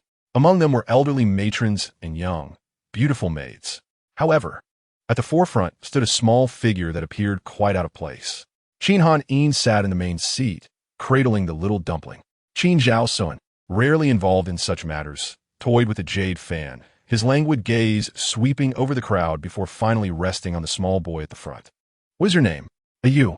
The boy was frail, with notably deep-set features. Qin Zhao Sun scoffed lightly, turning to Gigi with a teasing tone. "Little one, where did you pick him up?" "Oh dear. Second brother, why do you speak so?" She wriggled out of Qin Han Yin's embrace. "He is a little beggar I found on the way. He has no parents, poor thing, and Gigi just happens to need a playmate." The term little beggar was sensitive, so Gigi chose another way to express it, although he was dressed in clean clothes today, giving him a fresh appearance. What if third brother found out? Qin Zhao Sun smiled knowingly, a fleeting glint of coldness appearing in his eyes. Before he could finish speaking, Qin Xian rushed in, hastily dressing. "What's going on?" Always exuding an air of nobility, he now appeared somewhat disheveled, his hairpin askew. Qin Zhao Sun, still smiling, pointed at Yu. "Take a look for yourself." Qin Xian scrutinized the boy for a moment, then knelt before Gigi. "Gigi, how did you come to know him?" He instinctively knew there would be an interrogation. She had been close with Feng Qinghan and Li Pei in recent days. subconsciously hoping to inform her elder brothers of her solitude in the manor and her need for a playmate. After feeling down for a day or two, wouldn't it be justified to bring you in through the front door? Yet, she had acted on her own accord. Gigi recounted her earlier explanation. Finally, she added, "Third brother, I promise to make sure AU is well fed. Please let it be my playmate." "You're just a little girl." Qin Xian pursed his lips, then looked at the boy again. "If you want a playmate, I will find you a girl of similar age." For some reason, he felt an unsettling familiarity with the boy's features, causing discomfort in his heart. The child's dark eyes fixated on him, and even in silence, it felt eerie. No. Gigi shook her little arms in a playful manner. Seeing that Qin Xian refused, she turned to Qin Han, big brother. Qin Han affectionately ruffled Gigi's hair, unable to refuse the little dumpling's request, especially since this was the first time she desired something. He thought, was it merely a playmate she wished for? Gigi nodded vigorously. Must it be him? Qin Han sighed silently, glancing at the list in his hand and turning to Qin Zhao Sun. Qin Zhao Sun raised an eyebrow, giving a silent nod of consent. However, Qin Xian grew anxious as he watched his elder brother prepare to write a Yu's name in the servant registry. "Elder brother, are you certain you want this little rascal to be the little dumpling's playmate?" Qin Han replied coolly, "You should ask Gigi, not me." "Very well." Qin Xian turned directly to Gigi. "Little dumpling, are you sure you want this little brat?" Gigi nodded earnestly. A lady's word is her bond. He had nothing more to say. However, when it came time to record the name, Ayu had only stated his name, and nothing else was known. King Kanlinisa broch furuwa dape. Qin Xian muttered under his breath, still an unknown little rascal. Yet, Gigi had already joyfully approached Nan Tingyu, whispering something to him. "Elder brother?" Qin Zhao Sun stepped forward. "Rest assured, I will certainly uncover this child's background." Only then did Qin Han nod. After all, anyone around Gigi needed to be thoroughly investigated. Moreover, this child is a little beggar. Is he not merely a small mendicant? Qin Han's expression suddenly turned icy as a thought crossed his mind. Despite his reluctance, he could not refuse Gigi, and thus, Nan Tingyu was ultimately retained. On their way back, Gigi glanced around to ensure no one was watching before lowering her voice to speak. "Your audacity is truly remarkable. How dare you appear directly before my elder brother and his companions?" Nan Tingyu merely stated that she initially intended to step outside the residence for some fresh air, but fortuitously discovered that the household was recruiting servants. She thought to join the throng and entered alongside them. "I wish to inform you in advance, yet you were absent." Gigi suddenly interjected. "Are you certain that your only intention was to seek a breath of fresh air outside the estate?" Nan Tingyu paused slightly beneath his feet, falling into silence once more. Although their acquaintance had been brief, Gigi had gleaned a fair understanding of Nan Tingyu's character over the past few days.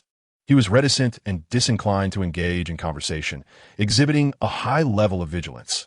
Any hint of dissatisfaction would provoke a fierce response, revealing his sharp white teeth like a young wolf. Despite his dark, emaciated appearance, resembling little more than a mere skeleton, he was undeniably formidable. Just as Gigi arrived at Lanhua Pavilion, Qin Zhaoxuan followed closely behind. Nan Tingyu instinctively retreated outside. Qin Zhaoxuan, with a cheerful smile, gathered Gigi into his embrace and unfurled a prescription on the table before her. "Little one, there is indeed an antidote for the calamity." "Huh?" Her petite mouth parted in astonishment, lingering in silence for a moment before she seemed to experience a sudden epiphany. "Oh, I remember now. It is indeed the poison from Sangugu, correct? How astute. But isn't there an antidote?" Qin Zhao Sun gracefully spread his wide sleeves across the table, and his excessively elongated fingers delicately tapped on the prescription laid before him. "My young apprentice informed me that the day before, someone had placed the antidote for Tian Sha at the counter of Jimin Tang, accompanied by a vial of the meticulously prepared remedy." With a gentle flutter of her glistening eyes and the delicate, butterfly-like curl of her long lashes, she appeared as if she had descended from the ethereal realm of spirits. "Wow, how impressive. Does Gij know who placed it? Is the antidote effective?" Qin Zhaoxuan narrowed his elongated, shimmering eyes slightly, a hint of subtle probing in their depths. He meticulously scrutinized the expressions on the petite face for a moment, and the tension in his heart suddenly eased. How could he have ever believed that the one who devised the antidote to Tian Sha would be such a little one? It is truly madness. The little one may possess extraordinary intelligence, and bear some mysterious gifts. Yet how could the antidote to the cursed be so easily concocted? The eminent individual remains anonymous. And even my brother is unaware. I have already attempted it, and the formula is indeed accurate. That is splendid. Does this imply that this distinguished person will be immortalized in history? Qin Zhao Sun chuckled as he playfully scratched the tip of Gigi's nose. Indeed, however, Tian Sha is a forbidden substance, and His Majesty would never allow such a poison to circulate among the populace. Yet, should malicious individuals wish to use it for harm, they need not worry about a cure being unavailable. He remarked that it was indeed a significant contribution. Gigi seemed rather disinterested in such matters, her fingertips idly tracing the recipe laid out on the table. This was the original version, with her pearly white teeth revealed. A delicate dimple appeared at the corner of her mouth as she gazed at the black characters on the white paper, grinning foolishly. Understanding the source of her amusement, Qin Zhao Sun joined her laughter. This was indeed the work left behind by a master, albeit the handwriting was haphazard, resembling the scrawl of a ghost. Even his brother had spent an entire day deciphering it. An entire day? Was that not an exaggeration? Her delicate lips parted slightly, yet remained unwilling to close. Very well. It is true that her handwriting leaves much to be desired. Chapter 72. The little ancestor to be taken home must be pampered even when kneeling. The charcoal fire in the hearth burned fiercely, and after the snowfall, the temperature plummeted abruptly. In just one night, the few remaining green plants in the Wangfu had vanished completely. Gigi was confined to the Lanyu Pavilion. Her elder brother, showing a lack of empathy, claimed that the roads were icy due to the cold weather and feared she might fall and catch a chill. Consequently, after Qin Zhao Sun departed, lunch was sent to the Lanyu Pavilion. Qin Han, having come to accompany Gigi for the meal, was halfway through when Qin Xian Nan also arrived. Is the third brother no longer upset? Gigi playfully bit on the chopsticks and chuckled. How infuriating! Qin Xian Nan pretended to exhibit ferocity, baring his teeth in frustration. I am vexed with myself, for I cannot fathom where this little rascal has found such a companion. Though he made fierce gestures, his tall stature and handsome features rendered him somewhat juvenile in appearance when he exchanged glances with the smaller individual. Qin Xian Nan appeared slightly naive. Qin Han could not help but chuckle. Stop it, sit down and eat. Thus, the three of them partook in their luncheon, while only peering through the window at the snow outside. Elder brother, shall we have a snowball fight? Qin Han, seated by the window with a bamboo scroll in hand, adorned in a robe of azure bamboo patterns, possessed a visage as pure as jade, with brows and eyes that exuded elegance. A waft of scholarly aura enveloped him, and while he was engrossed in his reading, he glanced up and softly uttered, "No." Though it was a refusal, his tone was gentle, lacking any harshness. Gigi gazed expectantly at Qin Xian Nan. Third brother, shall we go tread upon the snow? Qin Xianan was engrossed in a game of stacking gold ingots on his desk. As he successfully built a towering little structure, a voice suddenly called out to him. In a moment of distraction, his hand trembled, causing the carefully balanced tower to crash down. Unfazed, he licked his lips and remarked with a grin, "Send that little brat away." No. Gigi stood firm in her resolve, turning her head and deciding not to engage with Qin Xian Nan any longer. A strong sense of restlessness surged within Qin Xian Nan. Unlike Qin Han, he found it difficult to remain still. As he observed Gigi crouching, seemingly preparing to escape, he opened his mouth to speak. Just then, a piercing gaze swept across him. Although his elder brother voiced a prohibition, there was a subtle smirk on his lips, revealing a hidden indulgence, while also forbidding him from making a move. Consequently, the 4.5-year-old little darling managed to charm the two grown men. Gigi watched closely dashed out, her joy akin to that of a little rabbit frolicking in the snow, her face illuminated by a radiant smile reminiscent of a snow-kissed dawn. It was evident that she harbored a profound affection for snowy days. Was his elder brother truly allowing her such freedom? Qin Xian Nan smiled, remarking on the rarity of hearing such words from his elder brother. Qin Han felt increasingly unfamiliar with himself, a stranger to the person he once was. He pressed his lips together in silence, while Qin Xian Nan leaned closer to the window, gazing at Gigi outside. The festive red tiger hat partially obscured her face, revealing delicate and charming features, with her fair, slightly upturned nose turning a rosy hue from the cold. Breathing heavily from her hurried pace, She called out to Qin Xiannan. Yes, yes, third brother, it's so cold. Hurry and give Gigi a hug. Although Qin Xiannan pretended to be irritated with the little one, upon hearing her words, he wore a grin reminiscent of a wagging puppy. He bent down, his face brushing against Gigi's icy, soft cheeks. Suddenly, he felt her chubby little hands tugging at the back of his collar, and two small snowballs tumbled down his loose garment onto his back. Oh! Qin Xiannan gasped in surprise, shivering from the icy snowball that had struck him. He swiftly rose to his feet, attempting to grasp the snowball, yet remained just out of reach. Ha ha ha, you've fallen for it. Qin huklid, neglecting to pick up the bamboo slip that had fallen at his feet. Outside, the cold wind howled.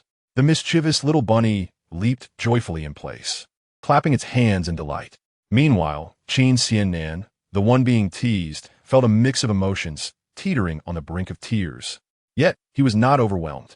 He merely indulged the playful antics of the little one. Upon hearing the melodious and clear laughter of the child, all his worries vanished in an instant. The sun emerged, casting its bright rays upon the snow, creating a dazzling scene that was almost blinding. The unshoveled snow in the courtyard gradually began to melt the following day. The tall trees, weighed down by the accumulation of snow, slowly raised their heads, and the air was thick with the scent of winter. What fate awaits those who frolic in the snow? Nestled beneath the covers, I am besieged by alternating waves of heat and cold, tormented to the brink of unconsciousness. I have succumbed to illness. The once tranquil Qin Wang Fu has once again descended into chaos. Eldest brother, you are not so young anymore, are you? You promised to take care of the little one with utmost confidence. Yet what transpired? Qin Han, reprimanded, wondered, is his younger brother chastising him? Could it be that he misheard? As the conversation shifted, the tone of reprimand directed at Qin Xiannan became sharp and unrelenting. Qin Xiannan, you have always been reckless. It is undoubtedly your reckless behavior, dragging Gigi into mischief on a snowy day, that has caused her to catch a chill. Are you but a child of 3 years? I'm unsure how to cope with the fact that only 4.5 years old. The young one cannot withstand the biting winter winds. Now that illness has befallen them, what course of action should be taken? Qin Xiannan's chest rose and fell with indignation as he retorted, why is it that every time something goes awry, the blame always falls upon me? It is evident that the elder brother indulges the younger one, striving to amuse the little one. He remains the victim in this scenario, having unknowingly endured countless snowballs hurled at him by the excited child. Who can he turn to, with his body still recovering from the effects of poison? With a sense of grievance, Qin Xiannan gazed sorrowfully at Qin Hanin, yearning to articulate his discontent. Qin Zhaosun also turned his attention to Qin Hanin. The latter's eyes shimmered with a coolness, and a frost seemed to settle upon his brow. His gaze conveyed an unspoken warning. Should you dare to reprimand me again, I shall take it upon myself to discipline you on behalf of our father. Qin Zhaosun relented, adhering to the hierarchy of age. He could not bring himself to speak against his elder brother. The arrival of Yunyang shattered the tense atmosphere. She gingerly approached the bedside, cradling a bowl of dark, murky herbal concoction. I shall take it, Qin Zhaosun declared, as he took the bowl and seated himself at the edge of the bed. Qin Hanyin, with his body burning with fever, nestled under the brocade quilt, while Qin Xiannan stood by, holding a plate of exquisite golden honeyed fruits. Could it not be made into pills? Qin Han was unable to endure the bitter taste of traditional Chinese medicine. Qin Zhaosun, with a hint of irritation, remarked that it was only at this moment that he could not swallow the medicine. Indeed, he was in a state of delirium due to the fever. Qin Xiannan, holding a jar of candied fruit, proudly declared that he had instructed his subordinates to procure the finest golden silk candied fruit, perfectly suited to alleviate the bitterness of the medicine for the little one. Gigi, dear, open your mouth. It's time for your medicine. Qin Zhaosun's low voice flowed gently from his lips, his downturned eyes exuding tenderness. At this moment, his magnetic voice was imbued with a persuasive charm. Though the strong bitterness of the medicine lingered in the air, and the little one frowned in mild resistance, upon hearing Qin Zhaosun's voice, he obediently parted his lips slightly. Chapter 73, Ayu, is simply shy. After considerable effort, the half-bowl of cooling medicine was finally administered. Qin Han supported Gigi's small frame, gently placing him back onto the bed and carefully covering him with a quilt. Qin Zhaosun once again checked the little one's pulse. How is it? Qin Xian then anxiously gazed at Qin Zhao's son. Qin Zhao's son remarked, "The fever has subsided after taking the medicine. As long as she avoids further exposure to the cold, a couple more doses should suffice for her recovery. This is my fault." Observing the pallid face of the young girl lying on the bed, Qin Han felt a pang of guilt. He knew that the cold weather would make her susceptible to illness, yet he failed to restrain her and even indulged her whims, causing her to suffer. Well, it was not intentional, Qin Zhao Sun contemplated. The little one delights in snowy days. It is hard to dampen her spirits. Qin Zhao Sun's medicine proved to be remarkably effective, reducing her fever within the span of a single incense stick's burning time, and her discomfort soon dissipated. She awoke from her slumber, slightly dazed, as her elder brother called her. He had prepared a bowl of warm, suitable congee by her side. Though it may not have been particularly palatable for someone ailing, it was indeed the finest nourishment. "Drink it well." The little one's eyes instantly widened. Qin Xian then affectionately tousled her small head, saying, "I know you like it. Once you recover from your illness, third brother will let you indulge to your heart's content." The little one beamed with delight. Not far away, Qin Zhao Sun approached with a cloth he had taken from the dressing table. The cotton cloth, soaked in warm water, was held with a gentle smile as he meticulously wiped her little face, moving on to her tiny hands, sparing no detail with each delicate finger. Due to the fever, she had broken out in a light sweat, and now, after this tender care, she felt refreshingly cool. "Thank you, second brother," she said. Qin Zhao Sun caressed her small face, advising, "Rest now." The little one nodded. Having caught a chill, she lacked energy, and soon after lying down, she fell into a deep slumber. That night, the lantern moon pavilion was brightly lit, and in the warm chamber, 3 preoccupied men set aside their affairs, vigilantly keeping watch at the foot of her bed. Who is she? The howling wind and snow rage, enveloping the lifeless body in a shroud of frost and ice, cast aside in the desolate outskirts. Fortunately, it is the winter month. Had it been summer, one fears the insects would leave the woman's remains in tatters. Amidst the tempest of swirling snow, fingers point towards that corpse. With no one around, she is unaware to whom her words are directed, only cognizant of a voice, tremulous and laden with sorrow, echoing from afar amidst the howling wind and snow. "She is my mother." Gigi was suddenly awakened, her eyes fluttering open. The candlelight in the Lanyu pavilion was about to extinguish, and the wax tears had pooled across the table. Had Gigi been plagued by nightmare? Qin Hanin hurriedly approached the young girl resting on the couch. Qin Zhaoxuan followed the sound, lifting the bed curtain to check the temperature on her forehead. Qin Xinan, belatedly aware, also leaned closer. The girl, Gigi, gazed at the 3 individuals before her, 6 pairs of eyes fixed upon her. She licked her parched, chapped lips and murmured, "Thirsty." Upon speaking, she realized her voice was hoarse. Qin Hanin gently supported her, while Qin Xinan brought forth water. Gigi managed to quench her dryness with 2 cups. Qin Zhaoxuan remarked, "There is no high fever. That is a sign of improvement." The 2 others, upon hearing this, breathed a sigh of relief. "Little one, what would you like to eat?" "Did Sangu ask the chef to prepare bird's nest soup for you?" "I ordered someone to prepare chicken soup." Qin Han, understanding the situation, retrieved aged ginseng from the storeroom. Qin Zhao Sun furrowed his brow slightly and remarked, "It is unwise to supplement during illness. A simple congee with light dishes would be more suitable. We had congee yesterday. Must we have it again?" Qin Xianan remarked, while Qin Han questioned. "Listening to just the voice, it sounds somewhat feeble. Perhaps nourishment is in order." Qin Zhao Sun, feeling helpless, merely pressed his lips together. Thus, the 3 brothers of the Qin family found themselves embroiled in a dispute, while Gigi, suffering from headache, lay down.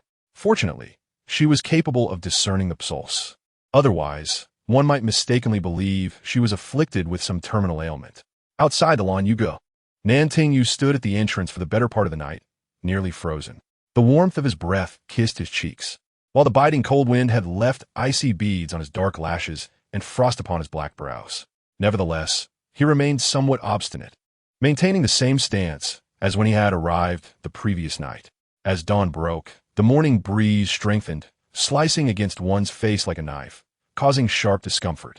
This was the courtyard where the servants of the Wang residence resided.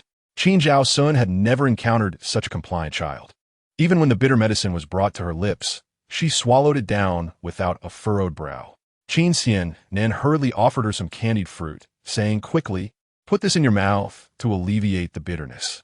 Gigi complied, taking a small bite and instantly breaking into a smile, exclaiming, "So sweet." Qin Xian then smiled in response. "Brother, did you all stay up the entire night looking after Gigi?" 3 individuals donned garments from the previous day, exquisitely crafted yet somewhat wrinkled, which, despite their undeniable elegance, could not conceal the weariness etched upon their faces. Qin Han approached with a smile, inquiring, "How could you possibly find rest, dear brother, when Zhu is so unwell?" His clear, moist eyes were veined with crimson, evoking a pang of compassion. "Big brother, my health has nearly returned to normal, and there is no cause for concern. You should rest now." In the end, Qin Zhao Sun took his pulse, watching as Gigi consumed merely half a bowl of congee and a cup of milk before feeling at ease. At Gigi's earnest insistence, the 3 brothers dispersed, although not for the purpose of rest. Qin Han, having donned his official attire, hurried off to attend the morning court. Qin Xianan, on the other hand, ventured to his own apothecary to gather nourishing herbs.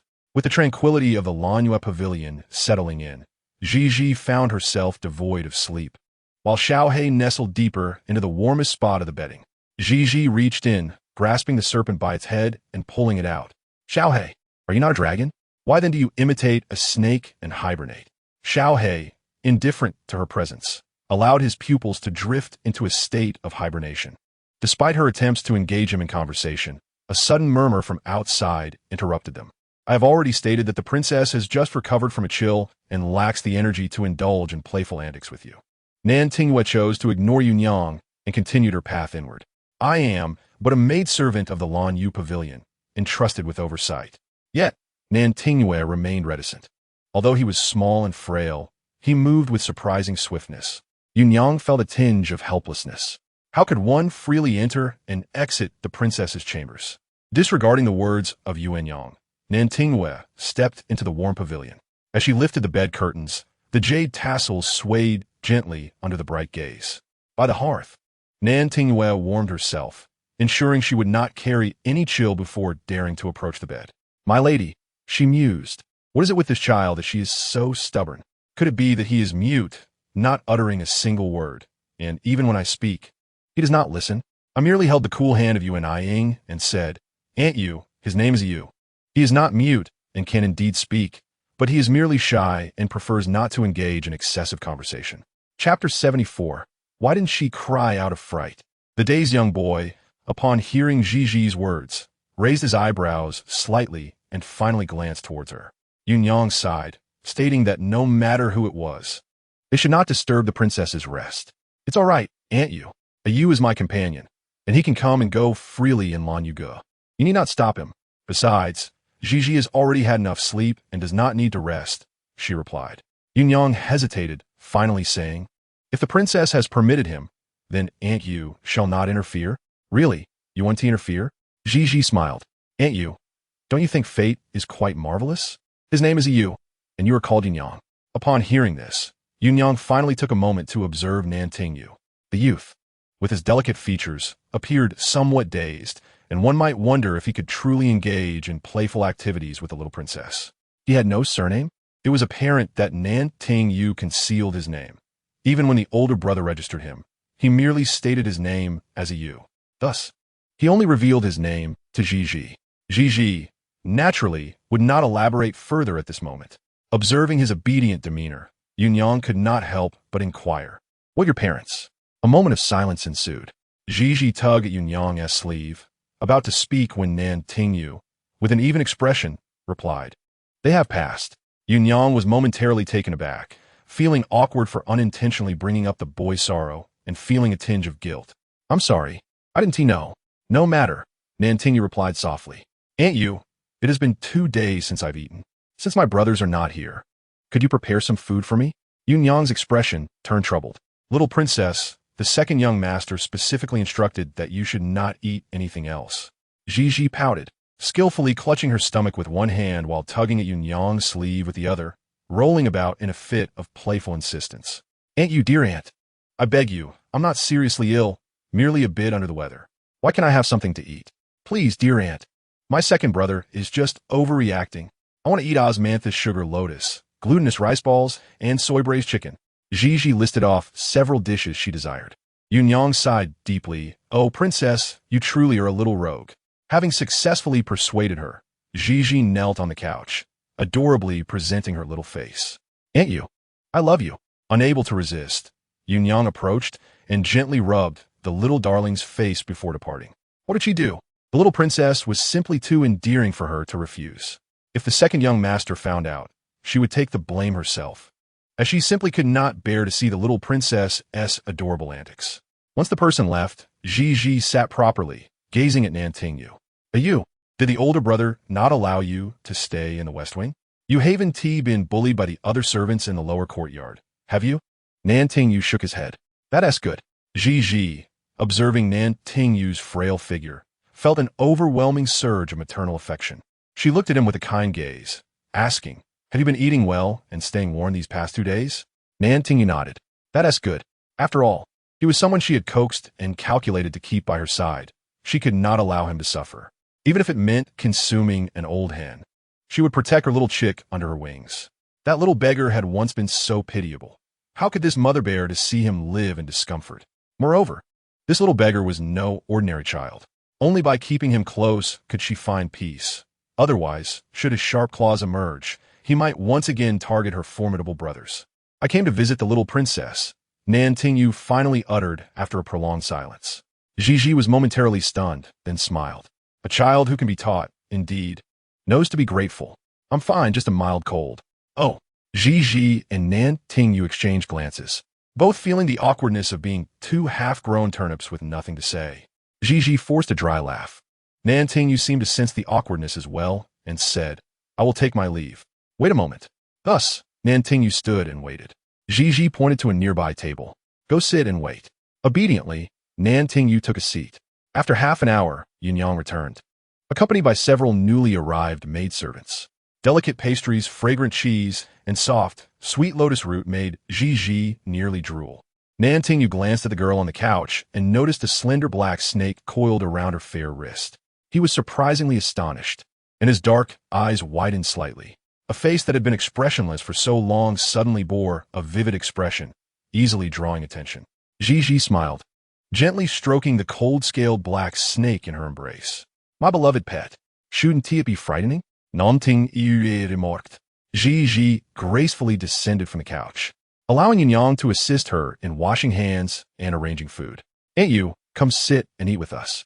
Gigi had never adhered to many formalities, always displaying a cheerful demeanor towards everyone. Yunyang, touched, patted her head.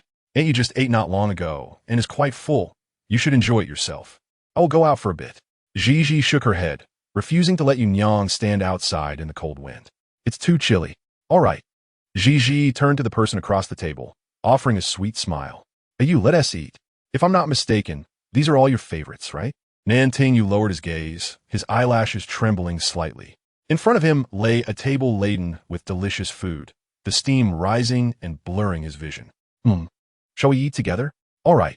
Gigi's illness had come swiftly and departed just as quickly. By the third day, she was already lively and bouncing about.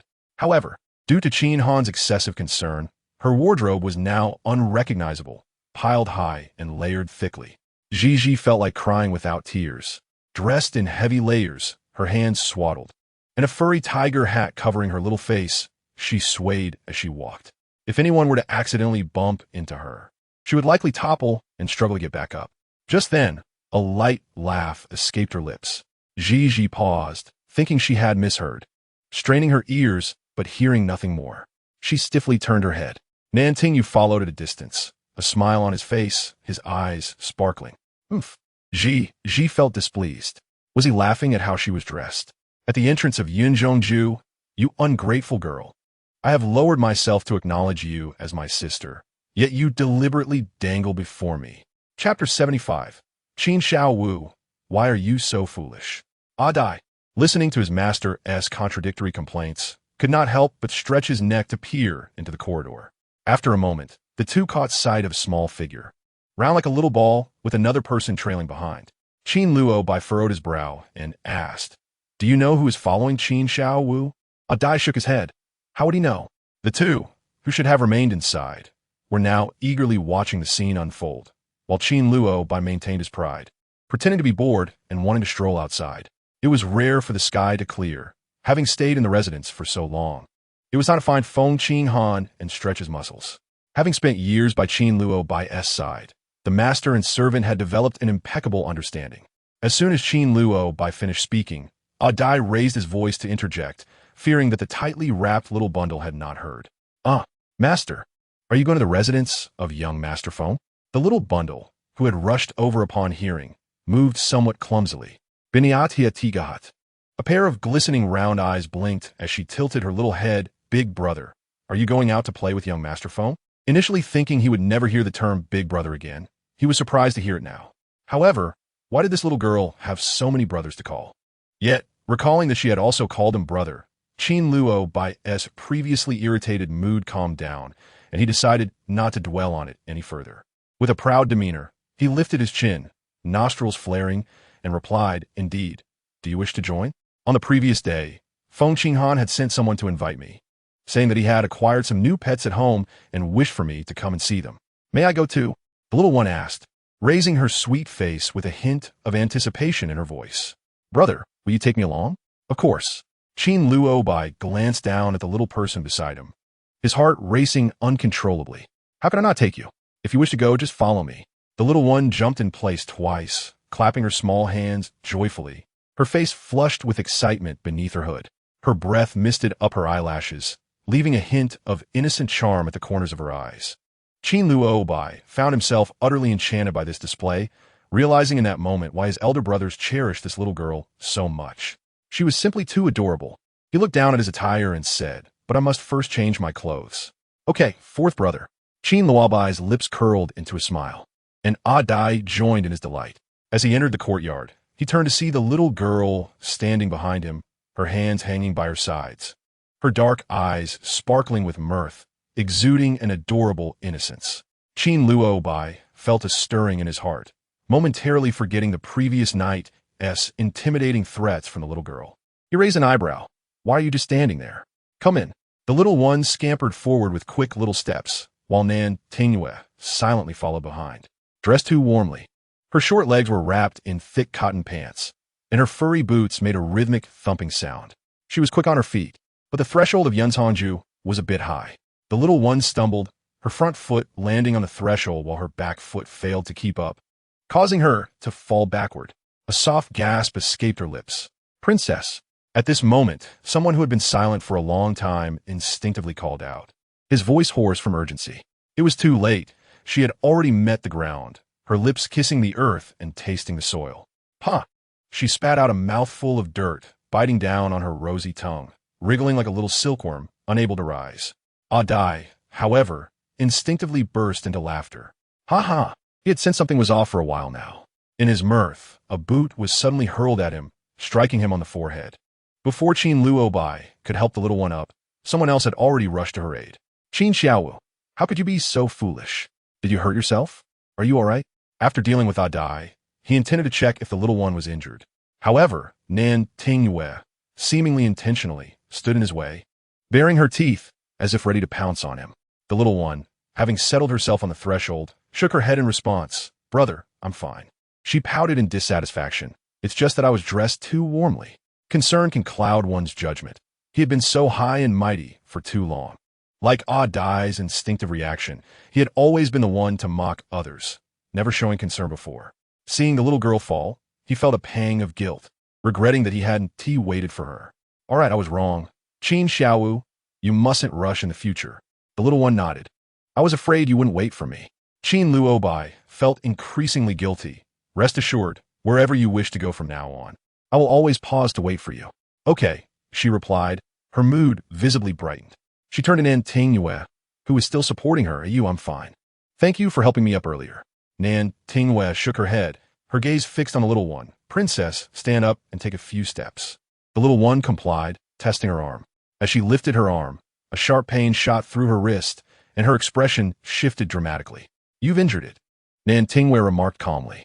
Qin Luo Bai grew anxious. "Where's it hurt?" Dai quickly summoned the physician. "It's just a sprain. There's no need for the physician. You can handle this," The little one said, a hint of regret in her voice. But, brother, I won't be able to visit Feng Xiaoge today. Qin Luobai had no thoughts left for Feng Qinghan. As long as you are all right, rest today, and I will take you tomorrow. Really? Absolutely.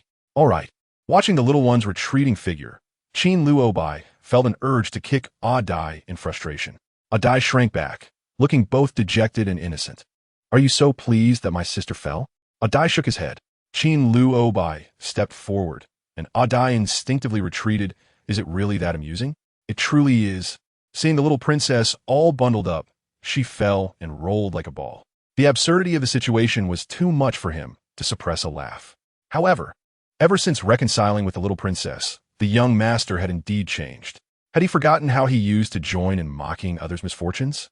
Chapter 76. The little beggar isn't going to cause trouble again, is she? Princess, where did you acquire these things? Once back at Lanhua Pavilion, the little one instructed Nan Tingyue to rummage through the cabinets for some medicinal supplies. Once everything was gathered, curiosity got the better of Nan Tingyue, and he finally asked. The little one placed her injured arm on the table, speaking lightly.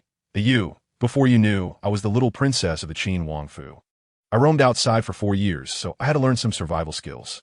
It was truly unimaginable that such a tiny bundle had endured such hardship. Nan Tingyue's long, dark lashes fluttered. I still think we should call for the physician. No, the little one interjected. Nan Tingyue asked, are you afraid the eldest young master will find out?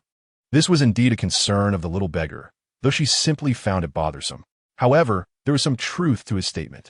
A minor injury need not be made public, especially to the third brother. Let us not dwell on them. It's just a small injury. Could you please help me apply some medicine? Nan Tingyue turned his head away, seemingly reluctant. You can't do it? The little one was somewhat taken aback. Nan Tingyue bit his lip, staring at the little one's delicate arm for a long moment. He didn't say he couldn't, but approached nonetheless.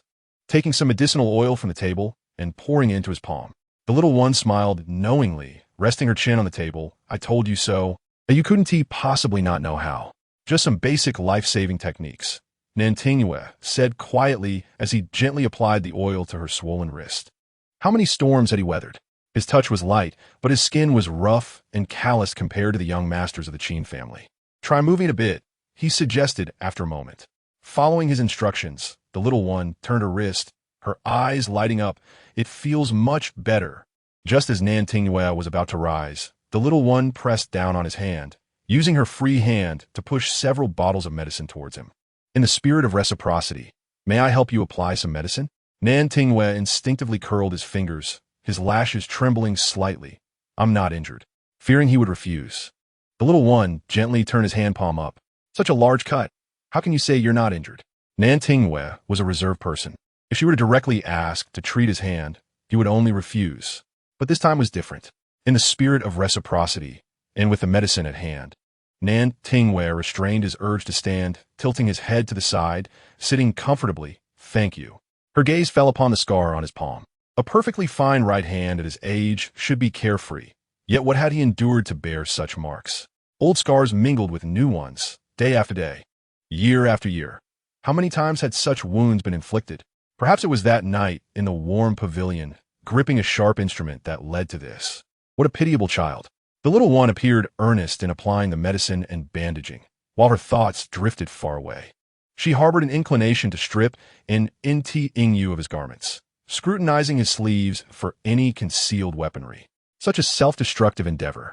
Inflicting harm upon an adversary while simultaneously wounding oneself was a notion only he could entertain. Once his wounds were thoroughly bandaged, and Ingyu finally rose to his feet, standing before the table, his demeanor a mixture of hesitation and unspoken words. With a sweet smile, she sought to alleviate his tension. Oh, if you have something to say, please do. Yet, Ingyu remained silent. During this interval, Qin Lu Bi I paid a visit, claiming to bring ADI to offer an apology to Gigi. Observing ADI's demeanor, Gigi could not suppress a laugh. Dear brother, have you considered why ADI laughed instinctively when he witnessed my fall? Qin Lu Bi cleared his throat. Naturally, he is carefree, unable to resist. Gigi playfully poked Qin Lu Bi's cheek, teasingly stretching her tone. My dear brother, ADI bears part of the responsibility in this. The incident of her tumble had been successfully concealed, and the elder brothers remained oblivious. On their way back, Q and Lu B, I kicked a small pebble. Unable to restrain his curiosity, ADI, what did Q and Xiao mean by that? ADI replied, I dare not say. You must. As he observed Q and Lu B, I preparing to act. ADI, I resignedly explained. The young princess is advising the gentleman not to lead his servant astray. Understanding the implication made it even more difficult to digest coming from ADI's lips. Q and Lu B, I felt a pang of discomfort.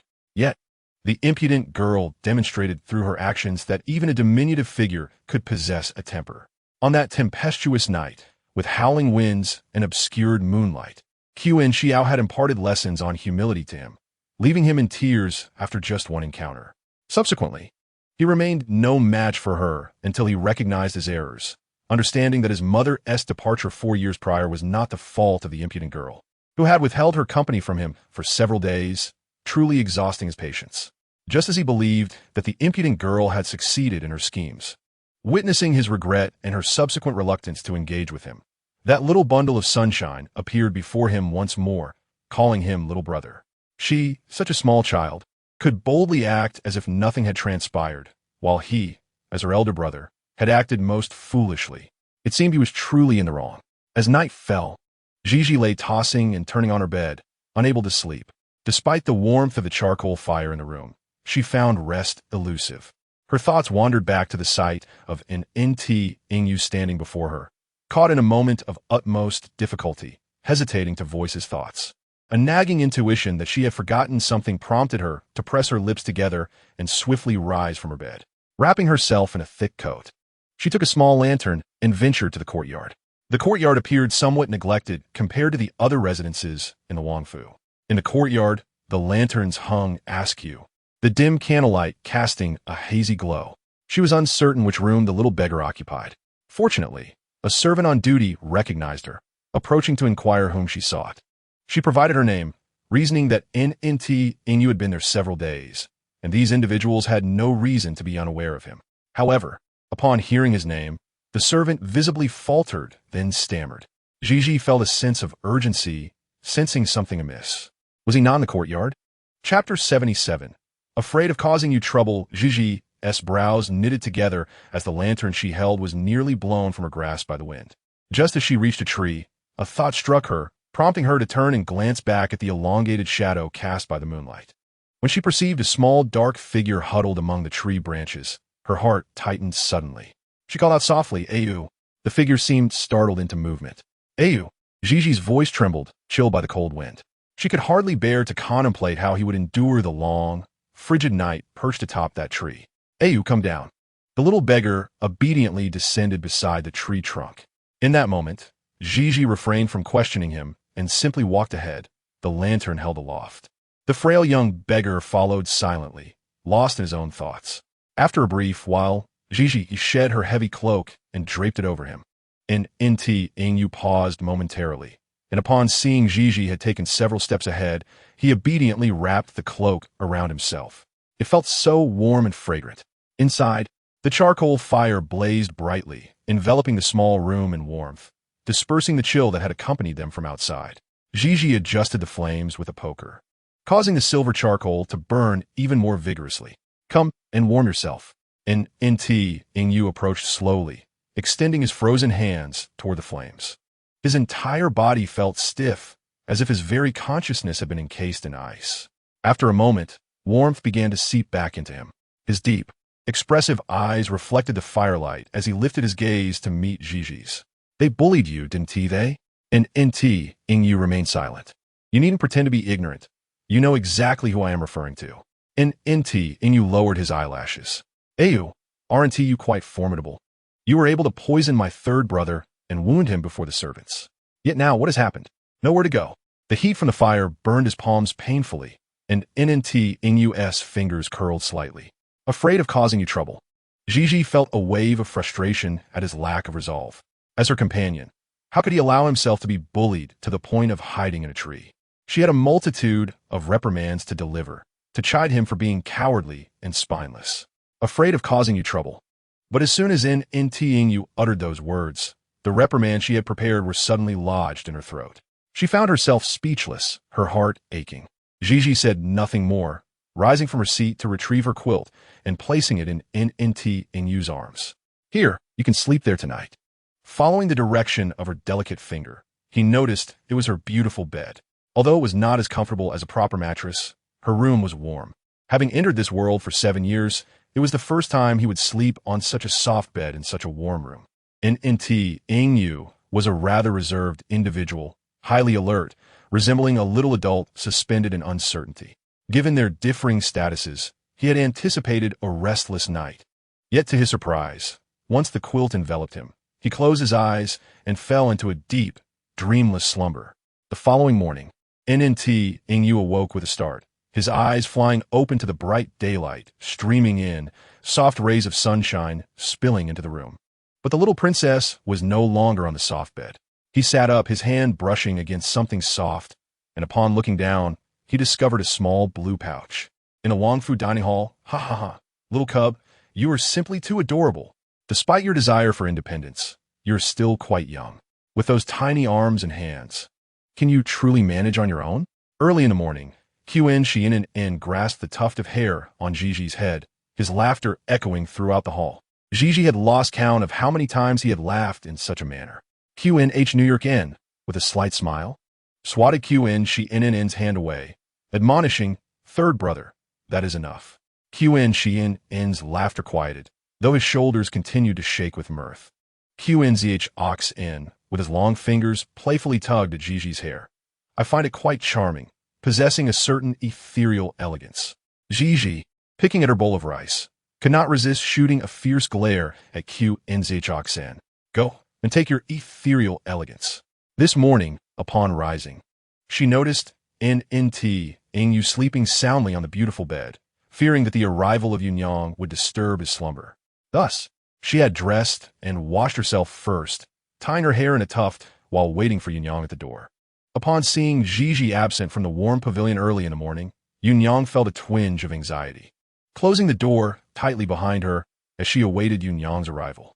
Upon inquiring, it became apparent that the child was merely overwhelmed by hunger, clutching his stomach and expressing a desire for an early breakfast. Consequently, the originally scheduled breakfast was advanced by half an hour, resulting in a chaotic scene in the kitchen. However, upon learning that the child could no longer endure his hunger, all 4 brothers of the Qin family also decided to have their breakfast earlier. After they had washed up and gathered in the dining hall, they were greeted by the sight of the child adorned with 2 amusingly round hair buns, one at the front and one at the back. The child's comical appearance with the hair buns was simply too amusing to resist laughter. Thus, Xian was the first to chuckle in acknowledgement.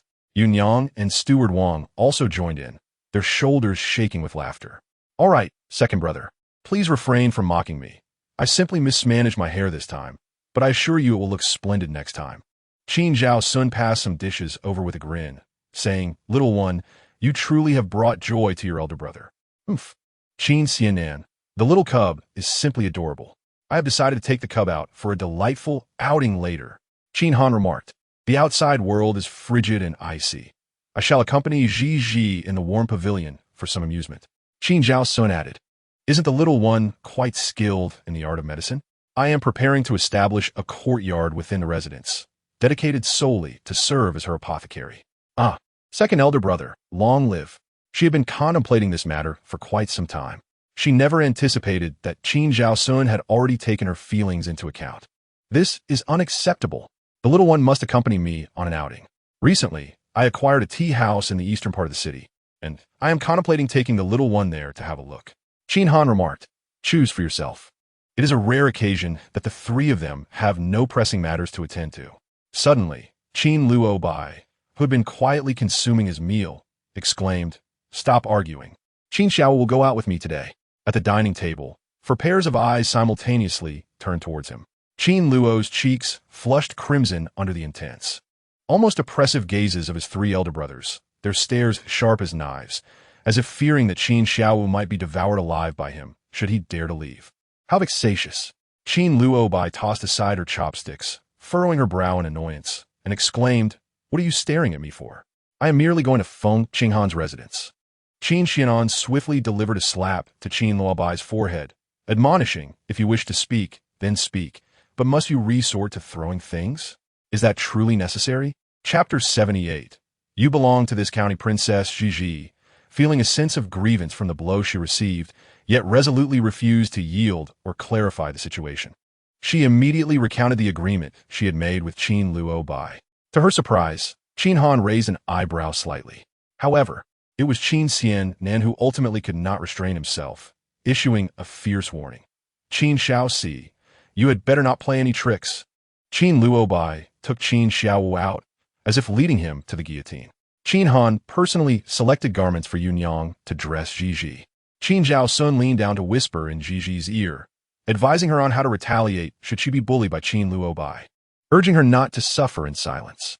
The group harbored concerns regarding Qin Luobai's mannerisms. Qin Xianan was particularly theatrical, selecting several hidden guards from the manor to accompany Zhizhi for her protection. Qin Luobai's expression grew increasingly grim, and upon witnessing Zhizhi's petite figure transformed into a perfect sphere by the antics of his 3 elder brothers, he could no longer contain himself and took Zhizhi's hand, fleeing the scene. Enough of this. Enough is enough. Once, they were all strapping young men, but now they are more nagging than a mother. I have had my fill of this. Qin Xianan promptly removed his boots with the intention of hurling them. Yet upon witnessing the little figure beside him being yanked aloft by Qin Luobai, struggling to keep pace with the latter's strides, he refrained from carrying out his action. That little rascal, thinking his wings have grown now that he has matured, believes we can no longer rein him in. Does he? Qin Han remarked with a hint of chill. When have the 3 of us ever been able to restrain him? Qin Xianan coughed lightly, clearing his throat, pretending as if he had not uttered those words moments ago. Qin Zhaoxuan chuckled. Elder brother, the effect is remarkable. Indeed, he had not anticipated such a response. Qin Xianan leaned closer, inquiring, what are the 2 of you secretly discussing behind my back that I am unaware of? Qin Han remarqued. Our second child can only manage Xiaoxi. And then? We won. Qin Xianan expressed some dissatisfaction. With such a fortunate opportunity, why was I not invited? Lao San, I now pose a question to you. Do you place your trust in Xiao Budian? Do you believe that Xiao Budian possesses the ability to handle Qin Xiaoxi and bring him to complete submission? Ha! Qin Xianan chuckled without hesitation. What a joke. With Qin Xiaoxi's unyielding nature, no matter how many methods my elder brother attempted, he was unable to make him relent. As the conversation drew to a close, he sensed something amiss. Both the eldest and the second brother were gazing at him with mischievous smiles. Qin Xianan furrowed his brow, recalling the scene at the dining table where Zhizhi had been the sole advocate for Qin Xiaoxi. He also remembered the image of those 2 little rascals, unable to endure the nagging, running side by side in perfect harmony.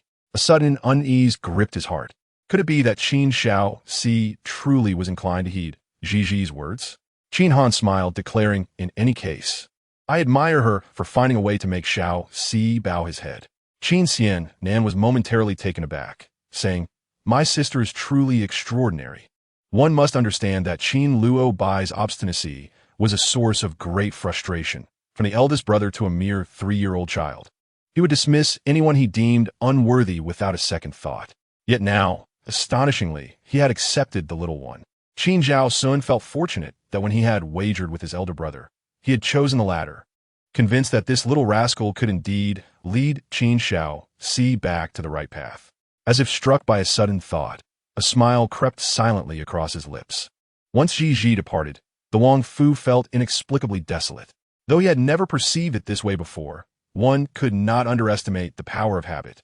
Just then, Yunyang happened to emerge from Lan Yugu, prompting Qin Xianan to frown and remark, since Zhizhi is left, why are you still here? Recently, Yunyang has been feeling rather gloomy, her spirit dampened by the realization that the young princess no longer clings to her, as before. Qin Xianan was taken aback and turned his gaze towards Qin Han-yin. Qin Han-yin nodded in tacit agreement. The little one had confided in him that their gatherings were meant for children only, excluding adults. In contrast, Yunyang, as an adult, felt genuinely hurt. It was she who had been most needed by the young princess. After a moment of contemplation, Qin Xianan suddenly understood. How infuriating. It must be that impudent boy who has followed her, causing her to disregard Yunyang. Yunyang nodded vigorously, exclaiming, with a ewe around, The little princess no longer requires my assistance for her ablutions. Ayu, recalling this name, turned her gaze toward Qin Zhao Sun. Qin Zhao Sun stepped forward, stating, I have investigated, and the information is indeed accurate. He originates from a beggar's background and possesses no support. Yun Yang murmured, had I known to keep a closer watch on the little princess during our last outing, she would not have shown such benevolence to that little beggar, ensuring his comfort. Alas, now the little princess has grown distant from me. Naturally, compared to Yun Yang, Ji prefers to frolic with her peers. On the journey to the Xiao Yao Ho residence, Ji and Qin Luo parted ways, each taking a separate carriage. Nan Tingyu followed closely beside one of the carriages, lost in thought, unaware of when that small hand reached out from beneath the curtain. Ayu, until Ji called out. Nan Tingyu momentarily paused his steps, looking up at the caravan, the dappled sunlight casting playful shadows upon the little girl's face. A faint smile graced her lips as she sat in the carriage, her spirit restless. A delicate arm, akin to a tender lotus root, waved at him. Despite the sun shining, the chill of the wind made her little wrist tremble. Nan Tingyu instinctively furrowed his brow, feeling an urge to pull Ji's arm back into the carriage. Yet he refrained, only managing a frown as he inquired, What instructions do you have, princess? The carriage came to a halt as Ji's petite hand struck the wooden planks, commanding the driver to stop. She leaned out, her figure almost entirely outside, and called, Ayu, come aboard. Nan Tingyu shook her head, her eyes filled with defiance. Ji asserted, this is an order. Consequently, in the next moment, Nan Tingyu obediently climbed onto the carriage. Who was the young princess that she could share a carriage with a mere servant from the lower courtyard? Yet, under the watchful gaze of the crowd, the young princess displayed unwavering trust in this servant. Not only did she brave the biting wind to poke her head outside and share laughter with him, but she also audaciously commanded the carriage to halt in order to allow the lowly servant to board. After the princess, Nan Tingyu boarded the carriage. She stood with her head bowed, not taking a seat. She appeared anxious and uneasy, softly stating, What you are doing is quite unreasonable. Qin Han prepared an opulent and spacious carriage for Ji. Were it not for the jolting movements of the carriage, one might hardly discern it from the warmth of the Nwangu. Crafted from exquisite golden silk namu, the carriage featured a soft couch adorned with animal furs, a white jade tabletop replete with pastries and tea, and an intricately carved incense burner emitting a delicate fragrance, filling the air with a soothing aroma. The young princess shed her heavy cloak, revealing a resplendent gown, her delicate visage partially obscured by a snow-white fur collar. Ji shifted aside, gently patting the seat beside her. No need for formality. You're brought by this princess. I'll take care of you. Nan Tingyu extended his hand to his chest, contemplating further words, but as the carriage resumed its journey, he nearly lost his balance and fell. Stop resisting. Come sit here, Ji urged, with a sense of resignation. Nan Tingyu approached and took a seat, producing the pouch that had appeared at his bedside that morning. Observing the pouch in his hand, Ji reassured him, You needn't worry. This is your earnings from being my companion. Nan Tingyu's captivating eyes, deep and dark like swirling vortices, tightened around the pouch. What must I do? Your duty is to remain by my side, protect me, and bring me joy. Taking a deep breath, Nan Tingyu, under Ji's gaze, tucked the pouch back into his embrace. Ji mused that his hesitance last night might indeed stem from a need for money. The dream he had was not without reason. The corpse wrapped in tattered straw was discarded atop a hillside, and the voice echoing from the abyss on that blustery night belonged to Nan Tingyu, did it not? The Xiaoyaohou residence was not far from the Qinhuang residence, merely separated by a street. A shortcut through an alley would suffice. Aware that Qin Luobai was on his way, Feng Qinghan had eagerly pulled Li Pei to wait at the entrance. Upon spotting the two carriages approaching, he promptly stepped forward. Qin Luobai awaited Li Pei and Feng Qinghan to lift the curtain and flatter him. But after a moment of silence, he instead heard commotion outside. Furrowing his brows, Qin Luobai lifted the curtain and disembarked. The individuals from his carriage had already been welcomed, with Feng Qinghan and Li Pei flanking the unruly girl, both wearing obsequious smiles. Feng Qinghan, holding a slingshot, glanced at the person trailing behind Ji and inquired closely, Little Five, who is this person following you? Ji replied, He is my friend. A friend? Feng Qinghan turned to scrutinize Nan Tingyu, who was unfamiliar to him despite knowing everyone of note in the capital. Li Bengzi, do you know who he is? Li Pei, called upon, also turned to appraise Nantingwe, but shook his head. Gigi asserted, people should not be judged by status. Who says only those from noble families can have friends? Ayu, come here. The person behind stepped forward as Gigi confidently patted Nantingwe's shoulder. Today, I formally introduce you all to Ayu, my best friend. Meeting him is like meeting me. We are all friends from now on. Her explicit introduction signified a close bond. While Feng Qinghan was curious about Nantingwe's background, he refrained from questioning, graciously declaring, since little five says so, we shall all be friends henceforth. Li Pei stepped forward to shake Nantingwe's hand. I am Li Pei. From now on, we are brothers. Qin Luobai, feeling sidelined, was quite displeased. When did he become an accessory, standing there unnoticed? Ada remarked, do you regret bringing the young princess along? Get lost. Only after greeting did Feng Qinghan approach him with a friendly arm around his shoulder. Why are you so servile? Calling her little five so affectionately. Isn't that to avoid making her uncomfortable? She's just a young girl, and it's her first time at the Ho residence. I prepared extensively to ensure she feels welcome. Prepared for what? Feng Qinghan smiled mysteriously. You'll see once we enter. Welcome, Minghui Junju, welcome, young master. We are delighted by your presence at the Xiaoyao Ho residence. May you enjoy your time here. As they approached the Vermilion Gate, the servants and maids flanking the sides greeted them earnestly in unison. Ji felt her cheeks warm, while Nantingwe lowered his head shyly. Qin Luobai's face flushed with embarrassment. Yet, Feng Qinghan, blissfully unaware, beamed as if thoroughly pleased with his own cleverness. Truly, he had a knack for devising such ingenious ideas. To underscore the significance of Qin Luobai and his sister, Feng Qinghan led Li Pei to the other side, stating, today, you two are the stars. This path is yours. With his head spinning from the attention, Qin Luobai glared at Feng Qinghan, seething, who thought up this absurd idea? He nearly growled in a low voice. As they made their way through, Ji realized the Xiaoyao Ho residence was unusually bustling, with welcoming voices stretching from the entrance to the courtyard. As the throngs around them thinned, Ji finally breathed a sigh of relief. Ayu, don't be nervous. It's all right. Nantingwe looked up at Ji, amused by her small, round figure in her tiger hat, barely recognizable, and couldn't help but smile. Good, little five. Today is a splendid opportunity. Coinciding with the winter months, the Guozijian has released students for a 15-day break. I've also invited some of my and your elder brother's classmates. We shall play together when they arrive. Ji nodded. All right, Feng Qinghan, having long desired a younger sister, but unable to convince his father to grant him one, had dreamt for years of hearing someone call him brother. His heart swelled with sweetness. Leading Qin Luobai and Ji to the courtyard entrance, Feng Qinghan went to greet the others. Upon entering the courtyard, Ji felt a sense of familiarity with the surroundings, reminiscent of Qin Luobai's Yun Changju, with rockeries encircling the area, willow trees drooping, and verdant plants radiating the essence of spring. However, a tall canopy had been erected above the courtyard, shielding them from the cold. Stepping into the enclosure and closing the door felt like stepping into a warm spring. Ji curiously surveyed her surroundings, noticing delicate cages hanging from branches, where various unfamiliar birds chirped, flapping their wings in a yearning for freedom, yet confined in their tiny spaces, their calls growing increasingly fervent. As she observed, a small white ball of fluff scurried towards her. Wow! Ji looked down, unable to suppress her laughter at the adorable creature, a small snow leopard. Qin Luobai, initially entranced by a bird in the cage, turned at Ji's exclamation, his eyes nearly popping out in shock upon seeing the fluffy creature in her arms. How could this girl be so bold? Was she not afraid? Put it down. Put it down. That is a leopard. It eats meat. It can bite.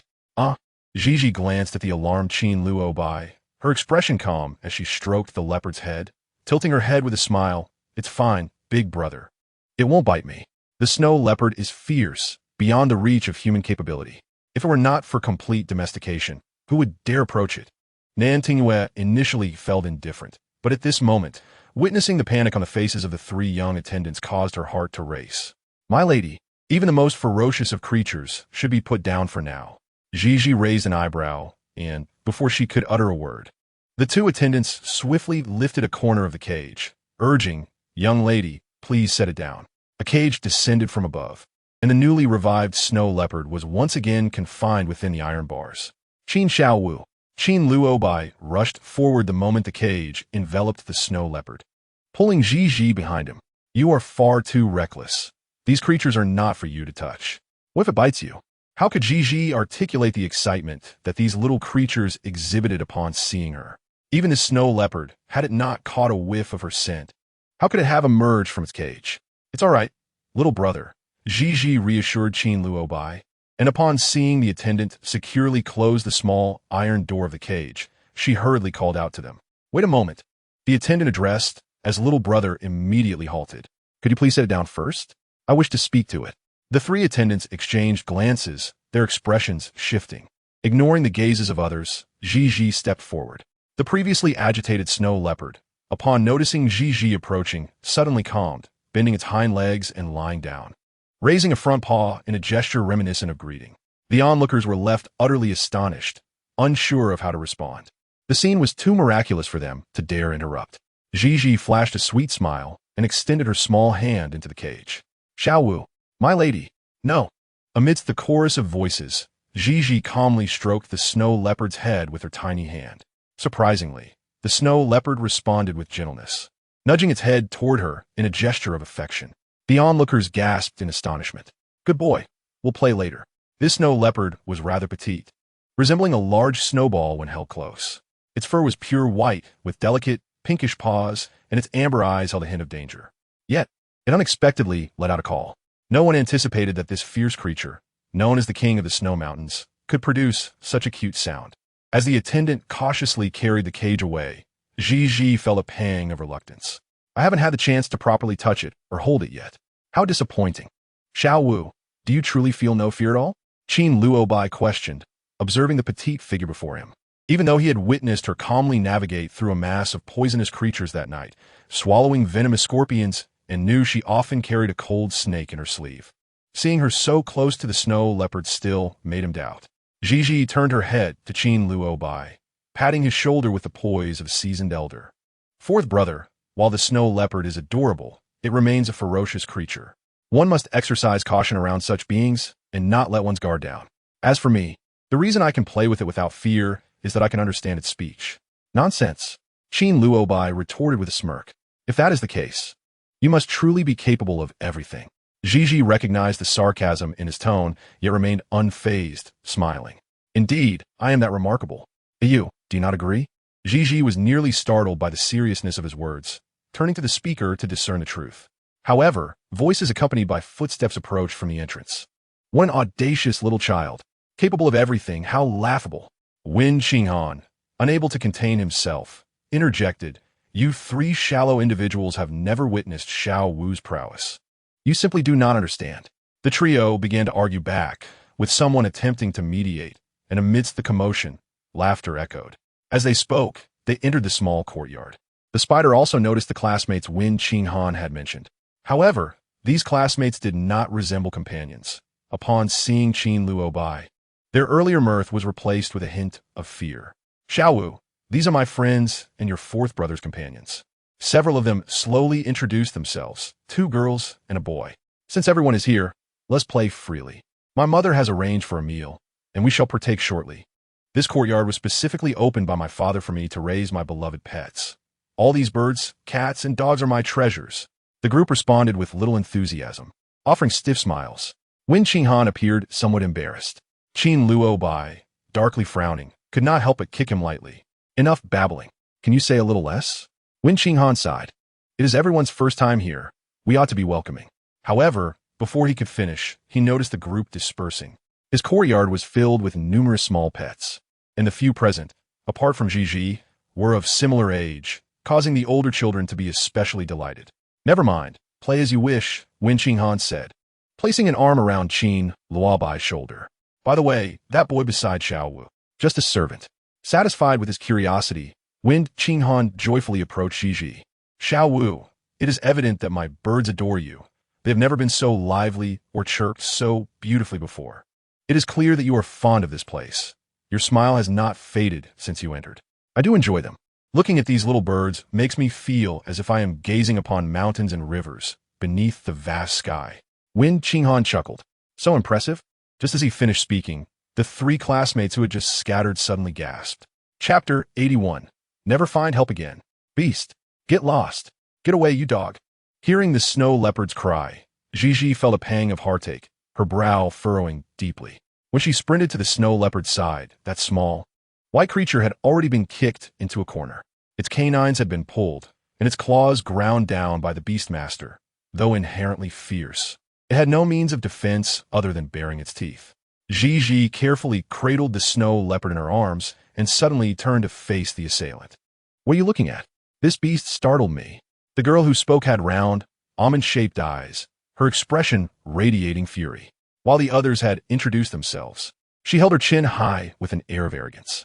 "I am a cousin of the Prime Minister." At the mention of the Prime Minister's residence, Gigi immediately thought of Su Yenner.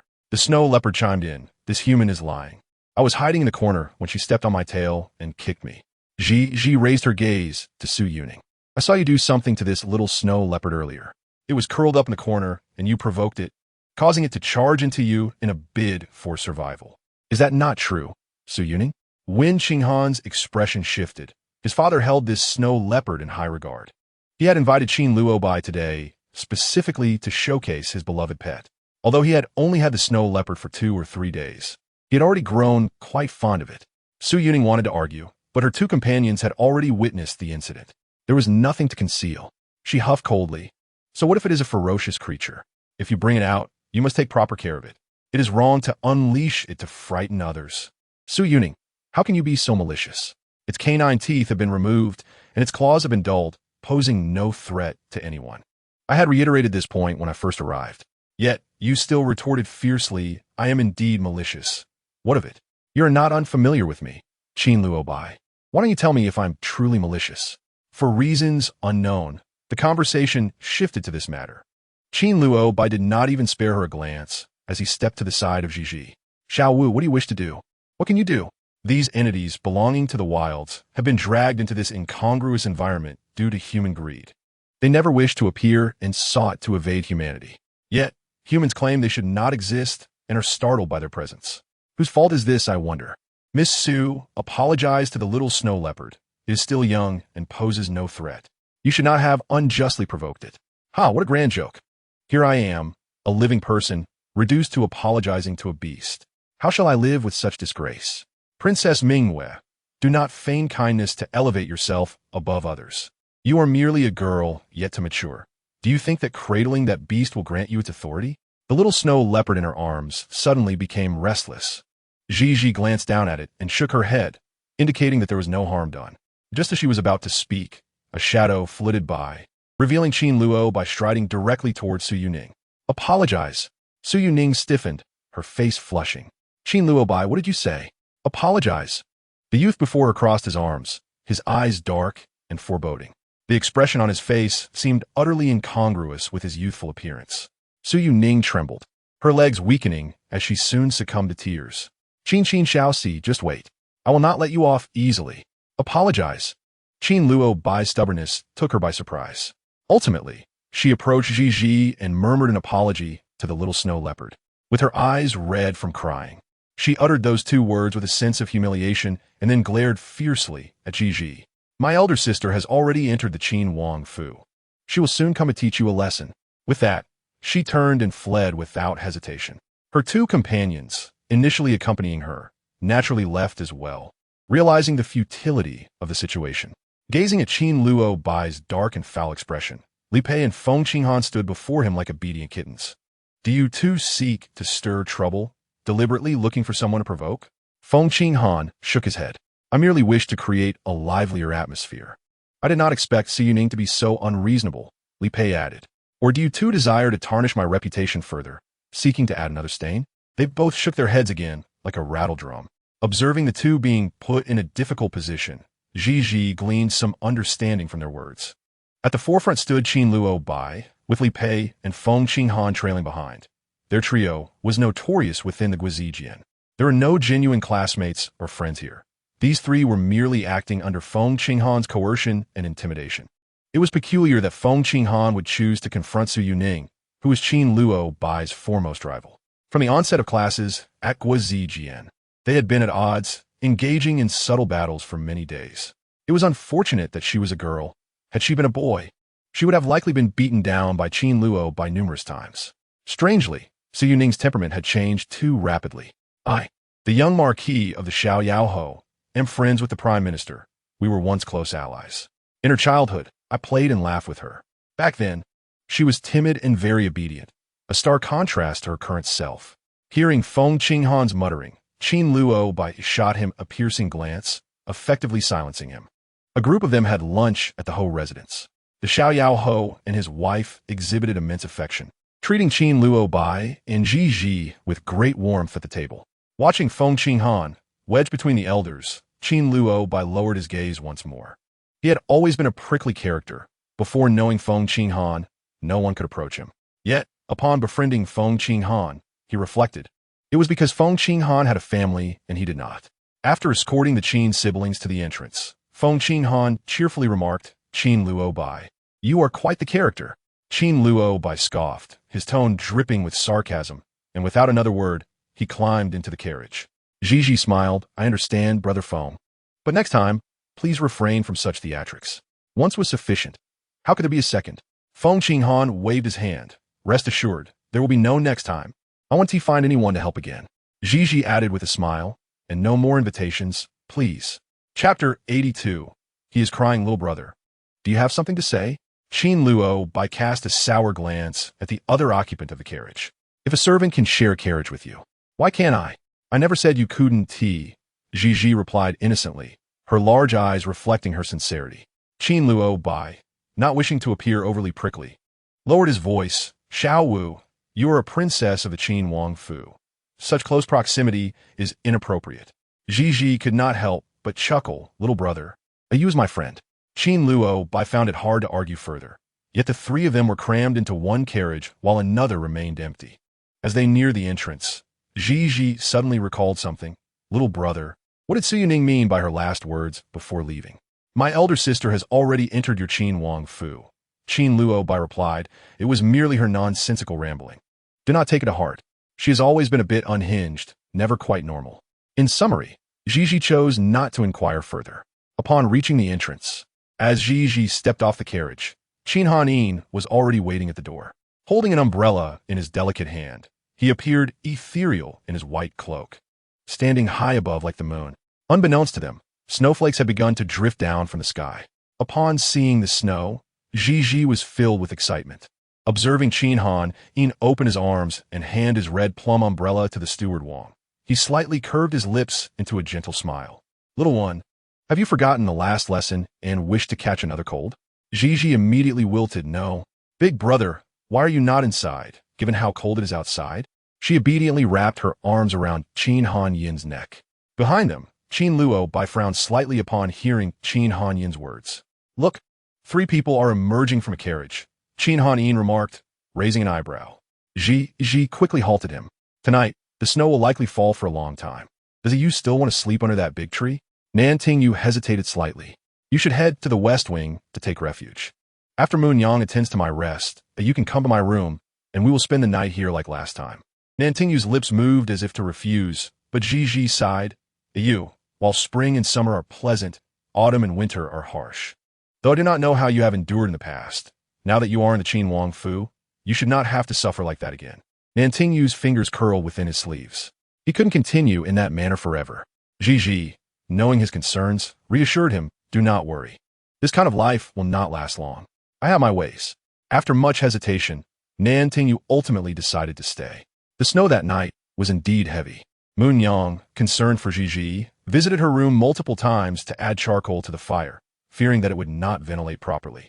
She remained by the window, waiting until the smoke dissipated before leaving. Even after she departed, the window remained partially ajar, allowing a gentle breeze to enter. Nantingyu was understandably frightened, having felt panicked several times. In the darkness, the frail and delicate figure resembled a mouse hiding during a game of hide-and-seek, unsure where to conceal itself. Deep within the bed, Ji let out a soft laugh. Before long, a voice from the beautiful bed stirred. Princess, are you asleep? Ji instantly perked up. Of course not. Then, accompany me to a place. As Ji rummaged through the belongings in search of clothing, Nantingyu furrowed her brow. Seeking out the warm water pot, and selecting a thick cloak. The chill outside was palpable. And you? The young boy, with his slender fingers, helped Gigi fasten the cloak. I'm not cold. The Qin Wang Fu had never been harsh on its servants. Nan Tingyu wore a thick, fitted robe, her waist cinched delicately with a sash. Gigi handed him another warm water pot from her bed, saying, "Hold this for me." The two exited the royal residence and did not venture far. The western part of the capital was relatively secluded and chaotic. As they walked westward, they approached a forest, where the darkness deepened and the starlit sky was obscured by the branches overhead. Gigi seemed well prepared. He produced a luminous pearl from his bosom, its light mingling with the moonlight above, casting a gentle glow. Snow settled on their shoulders as Nan Tingyu trailed closely behind Gigi, never stepping more than a pace ahead. The enchanting night enveloped them. Gigi turned to glance back at Nan Tingyu, who silently held an umbrella, its handle tilted to protect them from the falling snowflakes, while his own dark brocade robe was dampened by the melted snow. Nan Tingyu felt compelled to inquire the young princess, who had so blindly followed him into the night without a hint of curiosity about their destination. Was she always so trusting of others? They halted after a brief walk, and before them lay a scene reminiscent of a dream. On this snowy night, the body once covered by a tattered mat had been properly interred, the soil around the small grave freshly turned. Nan Tingyu stepped forward, offering the umbrella to Gigi, who then knelt down. The journey had been arduous, and she had remained steadfast by his side. Gigi, at a loss for words, solemnly remarked, "You, death is irreversible. Do not grieve too deeply." In the darkness, Nan Tingyu's profound gaze reflected the swirling snow. "I have no money to provide her with a proper resting place. Even this coffin was acquired on credit." Indeed, it seemed that the silver in her purse would be used to repay the coffin debt. Nan Tingyu's shoulders trembled slightly.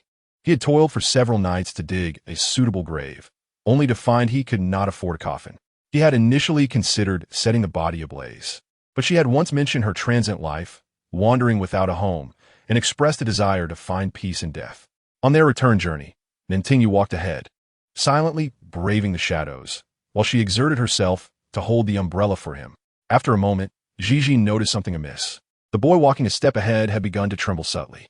Quickening her pace, she drew closer and discovered that he was crying. He wept silently, tears streaming down his face, and Gigi felt a pang of sympathy. How pitiful was her instinctive reaction. How could he cry without sound, yet be so visibly affected? Chapter 83. What is the significance of the red phoenix star? Nan Tingyu remained silent, and Gigi likewise refrained from speaking, allowing his tears to flow freely. The two entered the residence without uttering a word, the snowfall having ceased, and the warm water pot in her arms was now cool. She raised an eyebrow, suggesting, "Shall we go and see the Ting Shui Tang?" Nan Tingyu, puzzled, felt the tip of his nose grow cold. Gigi nearly chuckled at the expression on his face. They quietly approached the entrance of the Ting Shui Tang, the darkness enveloping them in stillness. Suddenly, a sound of footsteps emerged from within the tightly shut courtyard door. "Quick, hide," Gigi whispered urgently. Fortunately, Nan Tingyu was quick-witted, and they swiftly concealed themselves. With a loud bang, the courtyard door swung open, and something was flung out from inside. The noise startled Gigi, her heart racing. While she had not initially felt alarmed, the unexpected turn of events in the dead of night left her stunned. Hiding in the dark corner. They had been speculating about the object thrown out until they heard a woman's startled exclamation, causing their eyes to widen further. Oh no, Gigi exclaimed. This was the courtyard of the eldest brother. Could it be that the dark and brooding elder brother had succumbed to madness and was caught in the act of murder? If that were the case, not only would they fail to educate him, but their own lives would be at risk. However, the woman, wrapped in a blanket, managed to rise after a few moments of struggling on the ground. The blanket slipped, revealing her thin attire, which left her shivering from the cold. She sneezed several times before standing at the door, hands on her hips, furiously scolding, "Qin Hanin, I now question whether you're truly a man of stature. How can there be a man as devoid of warmth as you? Qin Hanin, mark my words. One day I will make you regret casting me out in the night." Her voice broke with emotion, and her chest heaved with agitation. So, the elder brother is not engaged in murder, but rather in matters of the heart? Gigi mused. What does it mean when the red phoenix star stirs? The dazed boy paused momentarily, shaking his head slightly, his ears tinged with crimson. The following morning, Qin Han summoned the servants he had recently hired, his fury palpable. His expression was grim, and the atmosphere around him was oppressive, causing those who dared to gaze upon him to instinctively lower their heads, wishing to disappear. Gigi, having not slept well the previous night, yawned repeatedly, resting her head on Qin Hanyin's back, drowsy. Steward Wang stood rigidly, embodying the demeanor of a pine tree. Such incidents had not occurred for many years, yet last night, an audacious woman had dared to provoke the eldest young master. Now, trouble loomed, as the young master was enraged. Whoever trespassed into my Ting Shui Tang last night, stepped forward. The hall contained only a handful of people, yet none dared to reveal themselves. Very well. Qin Hanyin's lips curled into a smirk. Steward Wang, filter out those who entered and exited the Ting Shui Tang last night. Once confirmed, execute them. Oh no, elder brother, that is too rash. Gigi exclaimed in a soft, sweet voice, causing Qin Hanyin's ire to diminish slightly. Though he did not speak, his eyes conveyed a message to Steward Wang to act accordingly. As soon as Steward Wang departed, Qin Zhao Sun entered, fanning himself. Elder brother, you tossed someone out last night. How do you know? Qin Han Yin inquired.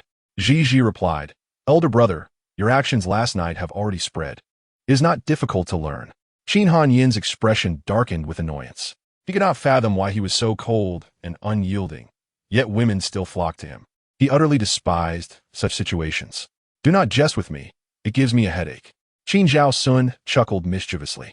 Elder brother, rather than being angry, it would be wise to ascertain who infiltrated our residence. Qin Han Yin's face stiffened. This was a sensitive topic. Qin Zhao Sun lifted Ji into his arms. Elder brother, you investigate while I keep an eye on the little one. Qin Hani nodded. Very well. You will succeed. Ji, nestled in Qin Zhao Sun's embrace, gave Qin Han Yin a thumbs up.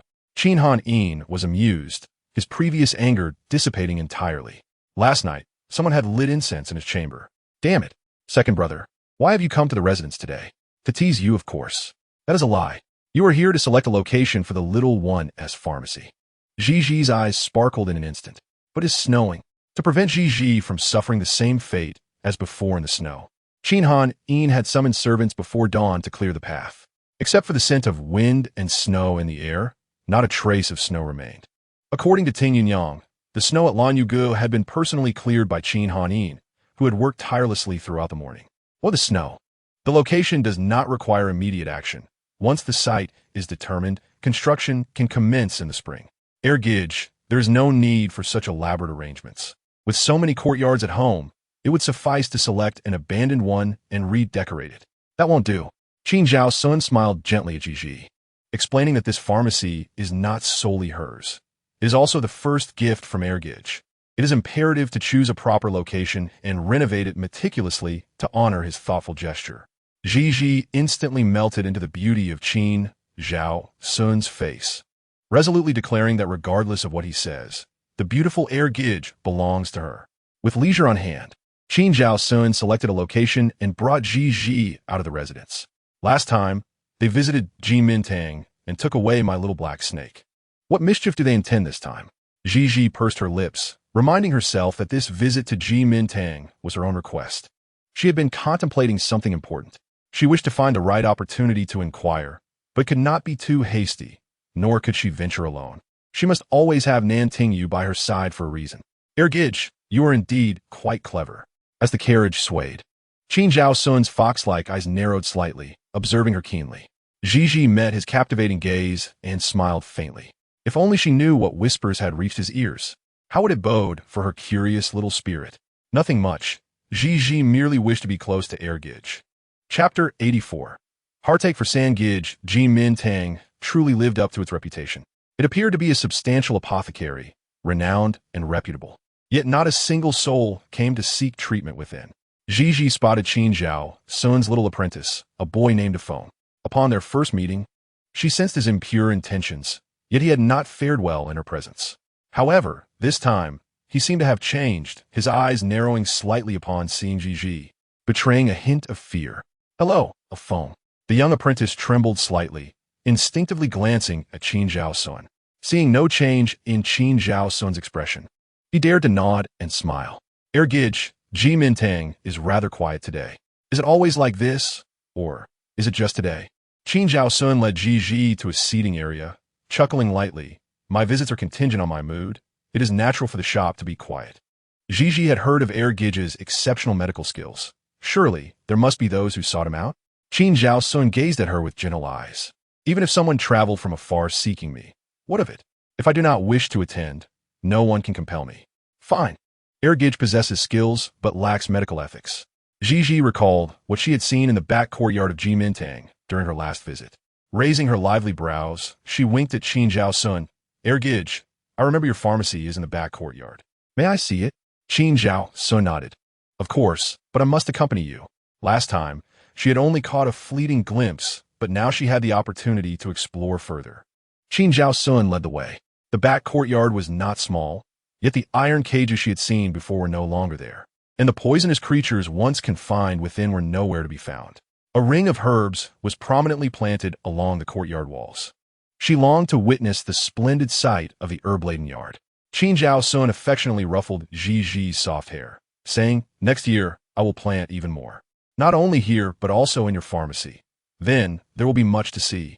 Gigi nodded, her heart brimming with joy. She recognized herbs and was observant. After a thorough inspection, she had nearly confirmed her suspicions. Upon exiting the back courtyard, a Feng stood nearby, his head bowed, while the table was already laid with tea, fruits, and pastries. Perhaps due to Qin Zhao Sun's presence, a Feng appeared remarkably obedient, devoid of the mischievous demeanor he had initially displayed. Let us have a bite to eat first. It will tide us over until lunch when Ergij takes you elsewhere. Ji picked up a pastry and nodded eagerly. All right, did you bring Xiaohei? Ji shook her head. Mentioning this reminded her of Xiaohei's claim of being a great black dragon. She blinked and inquired, Ergij, where did that little black snake come from? That little black snake held a special place in his heart, and he could never bear to use it in medicine. For years ago, when you were still in swaddling clothes, you were stolen from Puti Temple. In an instant, the previously harmonious and warm Qin Wang Fu underwent a drastic transformation. Father mobilized all his resources to search the city for you, and naturally, we young masters were no exception. I found this snake in the back courtyard while searching for you at Puti Temple. It has accompanied you for so long? Qin Zhao Sun nodded, reaching out to pinch Gigi's nose gently. Do you now understand how important that little creature is to me? Gigi couldn't help but pout, and, with a cautious tone, said, Ergij, since you like poisonous creatures so much, perhaps I could find something else to gift you? Qin Zhao Sun chuckled at her flattery, but narrowed his eyes at her suggestion. So, you know that Ergij has a fondness for poisons? Feigning nonchalance, Gigi replied. Of course, I noticed during my last visit when I saw you tending to the poisonous creatures in the back courtyard. Qin Zhao Sun smiled lightly. You seem to know quite a bit. Is Ergij practicing poison? Qin Zhao Sun was unbothered and even candid. What do you think of Tian Shaji do? It is difficult. Anyone capable of refining it in this world must be remarkable. Then what do you think of Ergij? Ji squinted slightly. Ergij is undoubtedly extremely remarkable. What if Tian Shaji do was refined by Ergij? Though Gigi had already suspected it, she gasped slightly, her dark eyes widening in surprise. Egiga. Qin Zhao Sun reached out, playfully scratching Gigi's chin like one would with a cat. So what do you think? Is your Ergij impressive? Gigi swallowed hard. Ergij, Tian Sha's claimed lives. At the mention of this, Qin Zhao Sun straightened, his expression shifting to one of cold intensity, though not directed at Gigi. He spoke through gritted teeth. Over the years, some have lurked in shadows, resorting to underhanded tactics. Gigi wished to ask further, but Qin Zhao Sun resumed his previous smile. Forget it. Why speak of such things? Kulme. Ergij will take you to enjoy something delicious. Gigi refrained from asking more, jumping off the chair and extending her hand, allowing Qin Zhao Sun to lead her outside. It was cold outside. Qin Zhao Sun, tall and long-legged, walked briskly, making it challenging for Gigi's short legs to keep pace. He couldn't help but chuckle, pausing for her to catch up before lifting her into his arms. Why are you so short? Qin Zhao Sun sighed softly. The little one in his arms wiggled her short legs, pouting, I'm still small. I will continue to grow. Ergij, please do not tease me. All right. Ergij won't tease you. Let's eat well and grow tall, shall we? Okay.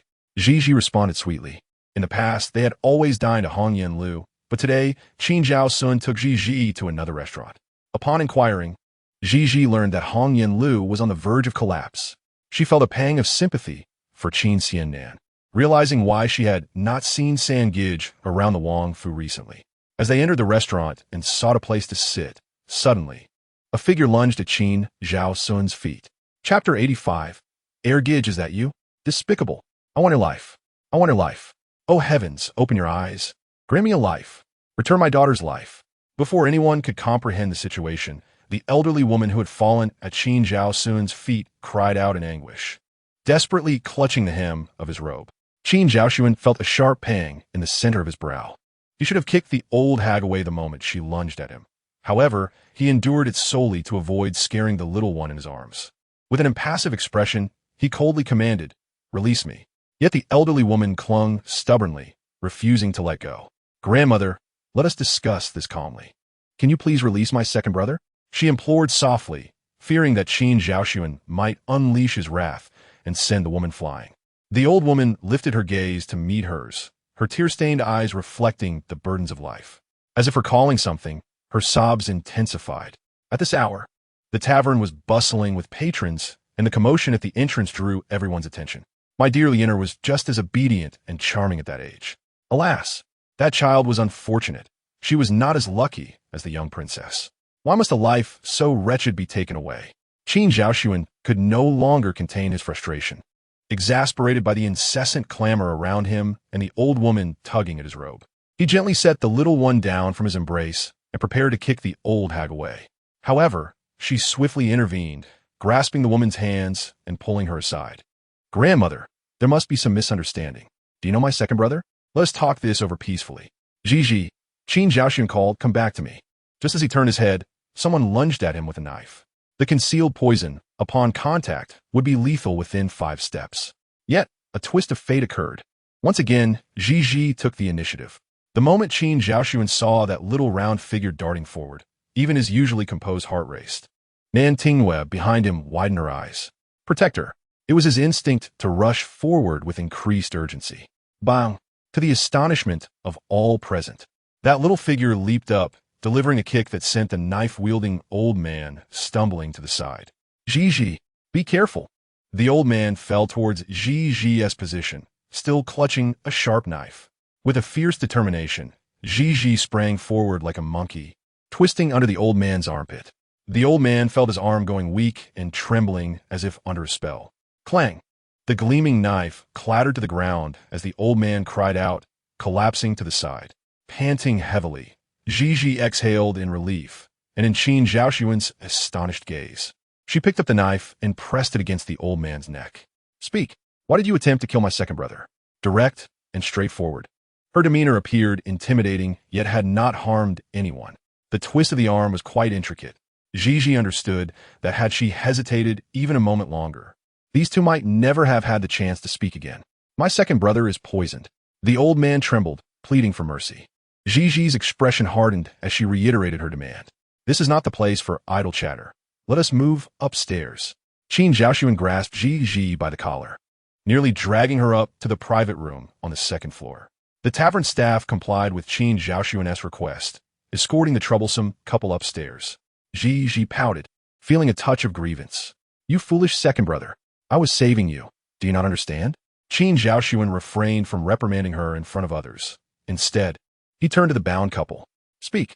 The old man trembled, about to respond, but was silenced by a fierce glare from the old woman. "How did I end up marrying such a spineless wretch? Coward! What does a woman know? Life is paramount.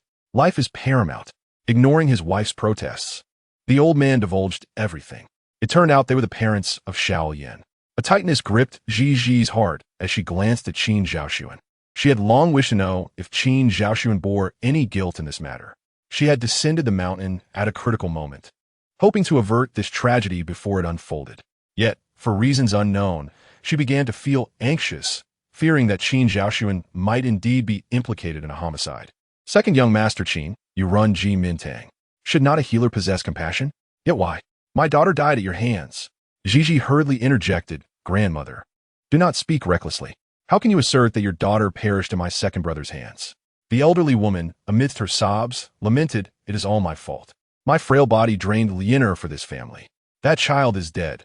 She was poisoned and clutched several prescriptions in her hands as she breathed her last, her voice hoarse.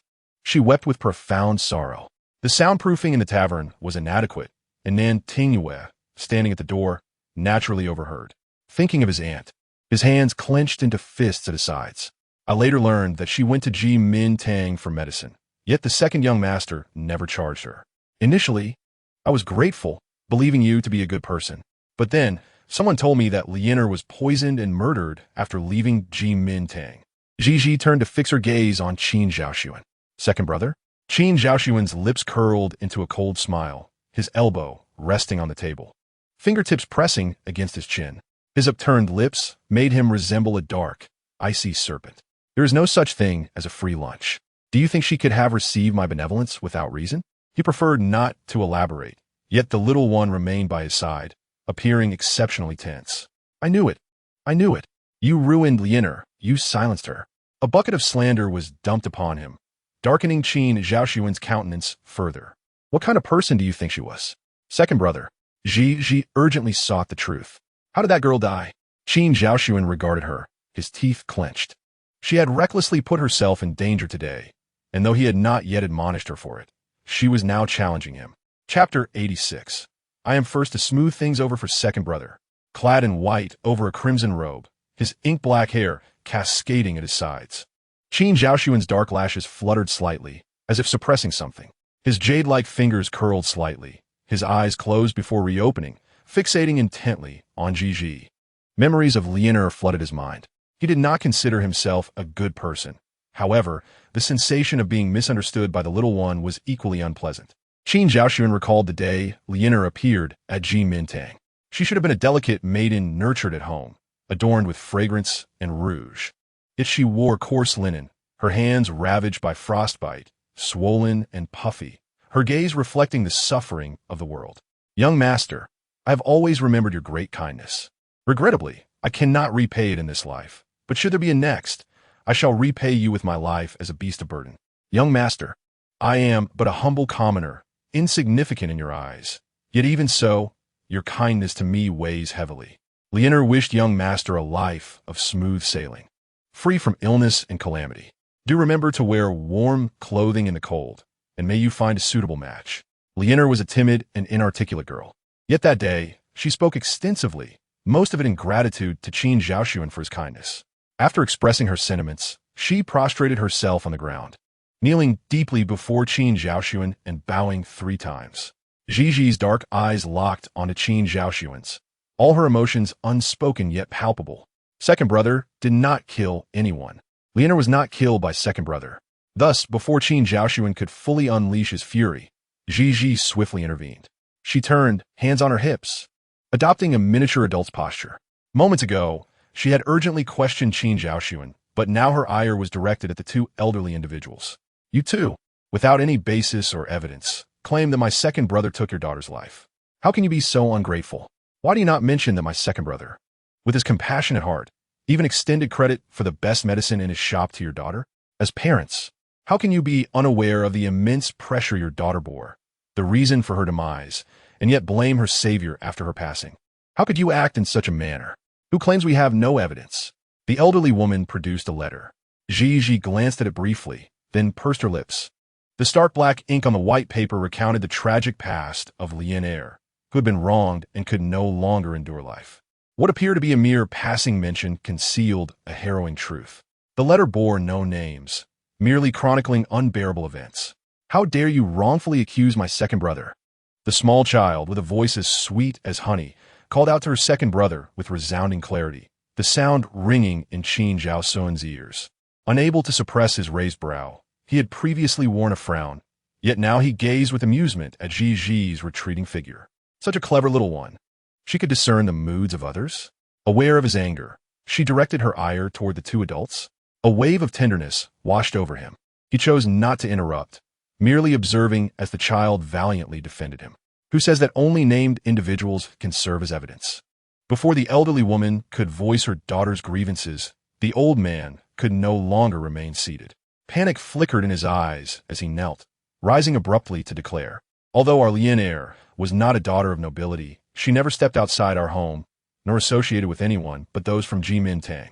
Since she had no contact with others, who else could be implicated? His finger trembled toward Qin Zhao Sun, yet his resolve faltered. Upon meeting the cold, piercing gaze of the man at the table, his finger gradually bent, and the arrogance in his eyes dimmed.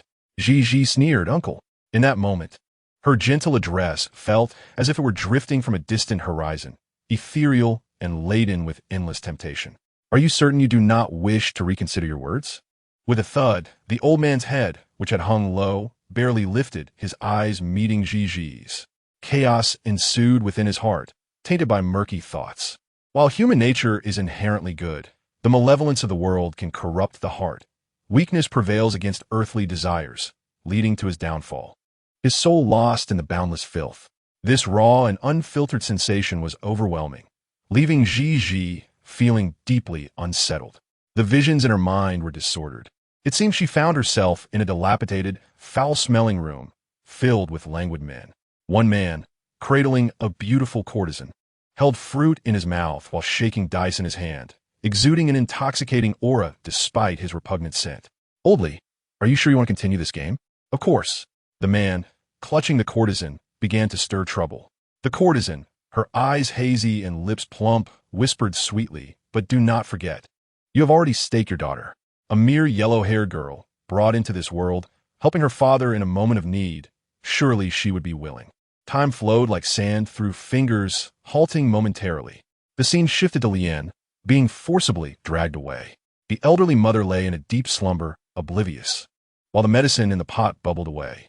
She was in despair, crying out, yet the man showed no mercy, growing increasingly exhilarated as tears glistened in Lian's eyes. The drunken man ruthlessly tore the young girl's garments, revealing her unblemished skin, radiant as fresh snow. A single tear fell, and the vision in her mind froze. Ji stared wide-eyed at the old man. Life returned to everyone present. The atmosphere in the private room was tumultuous, yet outside, the world thrived, oblivious to the turmoil within. In this world of chaos, everyone was preoccupied with their own lives. As the mother who had given her life for Lian remained unresponsive, Lian donned her tattered dress, blood scattered in the air. Dragging her weary body, she wept silently, cleaned herself up, and sought out the only clean dress she possessed. With a smile gracing her lips, she visited Ji Mintang one last time.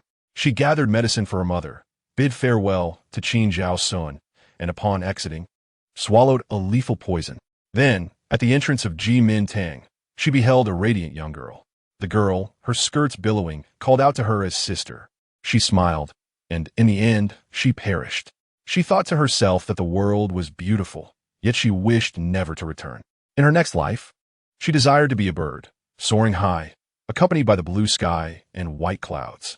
With a thud, the old man collapsed to the ground. His face was cold, and he did not understand his own actions, raising his hand to wipe his face, now stained with tears. Chapter 87. It is he who deserves death. Suddenly, the old man knelt and struck his head against the floor. The sound of his repeated blows sent tremors through the elegant room. "Ah, it is I, it is I. I was wrong. It is my fault. All of it is my doing. Lian Air is dead because of me. I am not human. I deserve to die. I deserve to die." He continued to bow, tears streaming down his face, murmuring his penance. His blows were directed at Ji. "It is I who am unworthy of being a father. I deserve death. I have harmed Lian Air. I lost a bet, and, having nothing to repay, staked her instead. I never imagined that it would lead to her demise. Ah, it is my fault." The elderly woman listened to her husband's fragmented confessions, her entire being seeming to petrify in place. Time passed without her notice until her lips quivered, and she slowly turned to face him. "Is it you?" At that moment, the old man's forehead was bloodied from repeated blows, a pitiful sight. "It is you. How dare you? You wretched man. I hate you. That was our daughter, my precious Lianea. How could you? Ah, I will kill you, I will kill you." Ji remained expressionless as a hand covered her eyes from behind. Her body was lifted, and a warm, sturdy hand pressed her small head against a shoulder. "Second brother will take you somewhere else." His palm felt damp. A sharp pain pierced Qin Zhao Sun's heart. He carried Ji downstairs, away from the clamor of the room. The street remained bustling, with hurried passers-by. "Were you frightened?" Qin Zhao Sun's voice was unexpectedly gentle, different from his usual tone, imbued with a careful tenderness. Exhausted, Gigi rested her small head on Qin Zhao Sun's shoulder, her delicate arms wrapping tightly around his neck. No. Then why does Gigi look so unhappy? Gigi sniffled. Her little face turned towards the quietly following Nan Tingyu. This little beggar often walked with her head down, seemingly oblivious to her surroundings. Yet today she stared at Gigi's face without blinking. I just didn't expect Lien Er's sister to have died like that. Qin Zhao Sun asked, do you know her? On the day of her incident, it was my first day at Jimintang, and I saw her at the entrance. Later, when she passed away, I saw her again near the Qin Wang Fu. Aunt Yu had mentioned that Lien Er's sister had a tragic background and was a good child. The townsfolk praised her. She bore the burden of supporting her family at such a young age. She did not deserve this. Qin Zhao Sun walked slowly, gently patting Gigi's back. Gigi, what do you think of this world? Gigi furrowed her brow. What do you mean? Having just come into the world, she had not experienced many things firsthand. Qin Zhao Sun replied, in this world of chaos, for some it is paradise, while for others, it is purgatory. Her departure may be a form of liberation. Gigi understood that Qin Zhao Sun sought to comfort her. Yet, she found it somewhat perplexing. Second brother, why do you wish to help Lien Er's sister? Do you wish to know? Gigi nodded earnestly. I made certain arrangements with her. What arrangements? Little one, although you are still young, you should realize that in this world, opportunities do not simply fall from the sky. Recently, I have been experimenting with some medicine, and it requires someone to test it. Gigi finally understood and asked, so, did second brother find her? Qin Zhao Sun shook his head, explaining that she had been sent by her father to settle gambling debts, and such occurrences were not uncommon. So, why didn't T's second brother claim to be a hero rescuing her? Qin Zhao Sun cleared his throat, emphasizing that it was merely a matter of removing an obstacle in his path. Gigi chose not to confront Qin Zhao Sun's stubbornness and quietly remarked that second brother was a good person. This brought to Qin Zhao Sun's mind the time when little one had questioned him in the elegant chamber. He wished to interrogate her, but the small figure nestled against his shoulder was peacefully asleep. She was so tiny, yet her presence was endearing. Gigi had not slept long upon entering the carriage. She awoke, rubbing her eyes. She gazed sleepily at Qin Zhao Sun's delicate features. Are you awake? Even while seated in the carriage, Qin Zhao Sun did not place the little one on the soft couch, but held her close, covering her with a soft blanket. Gigi opened her mouth to yawn, but upon hearing Qin Zhao Sun speak, she was startled into silence mid-yawn. A faint chuckle escaped from above her, and Gigi, just waking up, was entranced by the handsome visage before her. Second brother's smile was captivating. He was as beautiful as the legends of stunning women, like a fallen fish or a shy flower. But alas, those descriptions are meant for women. Regardless, second brother possessed an unparalleled beauty, paired with an ethereal grace that left all others in the realm in the dust. Why are you staring at your brother in such a daze? Have you forgotten about Jimintang? Qin Zhao Sun shook his head. What about the two people left at the tavern? Whether they would be punished or spared, what concern was it of ours? Gigi opened her mouth and offered a piece of osmanthus cake to her lips. Are you hungry? She nodded eagerly. Qin Zhao Sun smiled, relieved that he had prepared these snacks earlier. Otherwise, his little one would surely go hungry now. Having made the necessary preparations, the kitchen staff quickly set about their tasks. And by the time they arrived, a feast was already laid out on the dining table. Qin Zhao Sun sighed, pondering what he could do. The situation had escalated unexpectedly, and he could have resolved it with poison, but his little one had a tendency to meddle. At the dining table, Qin Hanin watched as Gigi immersed herself in her meal, his heart aching for her. With the second and third brothers proving unreliable, it was clear that he alone should take responsibility for Gigi. Once they finished eating, Qin Hanin inquired about the situation. Just as he was about to confront Qin Zhao Sun, out of the corner of his eye, he noticed Gigi had eaten half of her food, saving the other half in her waist pouch. Qin Hanin remarked, eldest brother, are you raising pigs? Allowing a little beggar to follow you and endure hunger all day? It is no wonder the kitchen's preparations are slow. Gigi has no choice but to do this. Yet she did not expect her small gesture to be noticed by her elder brother. In Ting Shui Tang, the two Qin brothers wore solemn expressions, their eyes shadowed with unexpressed sorrow. This was the first time Yue Yang was summoned here. Upon entering, she bowed respectfully. The eldest and second young masters had called her forth, each time for matters concerning the little princess. Thus, what could this summons entail? Yuelyang, how is the little princess's appetite on a daily basis? This was a question the eldest master frequently posed. Even when the little princess dined, the eldest master always accompanied her. She bit her lip and replied honestly, "The little princess has a normal appetite, but recently, it has suddenly increased, and she insists on having extra snacks each night, claiming she cannot sleep if she is hungry. Does she have a habit of hoarding food?" Yuelyang furrowed her brow, contemplating. She had not noticed this before, but it seemed that the little princess had indeed done so not long ago. Understood. Qin Hanyan's voice was slightly hoarse. "You may leave now." After Yuelyang departed, Qin Zhao Sun suddenly asked, "Eldest brother, what are you suspecting?" Qin Han Yin remained silent for a long time, and his eyes began to redden. After a moment, he covered his weary eyes, thinking that Ji had endured too much suffering over the years, fearing she might not have enough to eat, which led her to hoard food. Even within the Grand Qin residence, it was not enough to put her at ease. For the first time, Qin Zhao Sun felt a profound ache in his heart. It was agonizing. In the Langyue pavilion, unaware of her brother's thoughts, Ji placed all the dried food she had hoarded from the dining hall onto the table. "Come, taste this. It is made by the new chef. It is delicious." After a few days in the Qin residence, the little beggar had become slightly fairer. He looked at Ji with his dark, glistening eyes. Ji smiled sweetly. "Ayu, did you hear what my second brother said today?" Ayu nodded. "Then can you guess how your mother died?" Ayu narrowed his dark eyes, and the food in his hands suddenly lost its appeal. Unlike the couple met today, his mother had died at the entrance of Ji Mintang. Ji sighed heavily. She had been circling around second brother all day, hoping to gather some news, and had coincidentally encountered Lien Er's parents. Before understanding the truth, she had thought second brother was responsible for everything. However, upon learning the truth, she discovered that Lien Er had taken poison, unable to continue living. Ayu stated, "I heard everything from the doorway." Ji nodded. "Yes, many things are not as you imagine." Heaven knows her heart could not fathom the little beggaress' thoughts. She was concerned that without her presence, he might harbor ill intentions towards her brothers. She did not fear for her brother's safety, but worried that the little beggar might be like an egg striking a stone. After all, her four brothers were no ordinary individuals.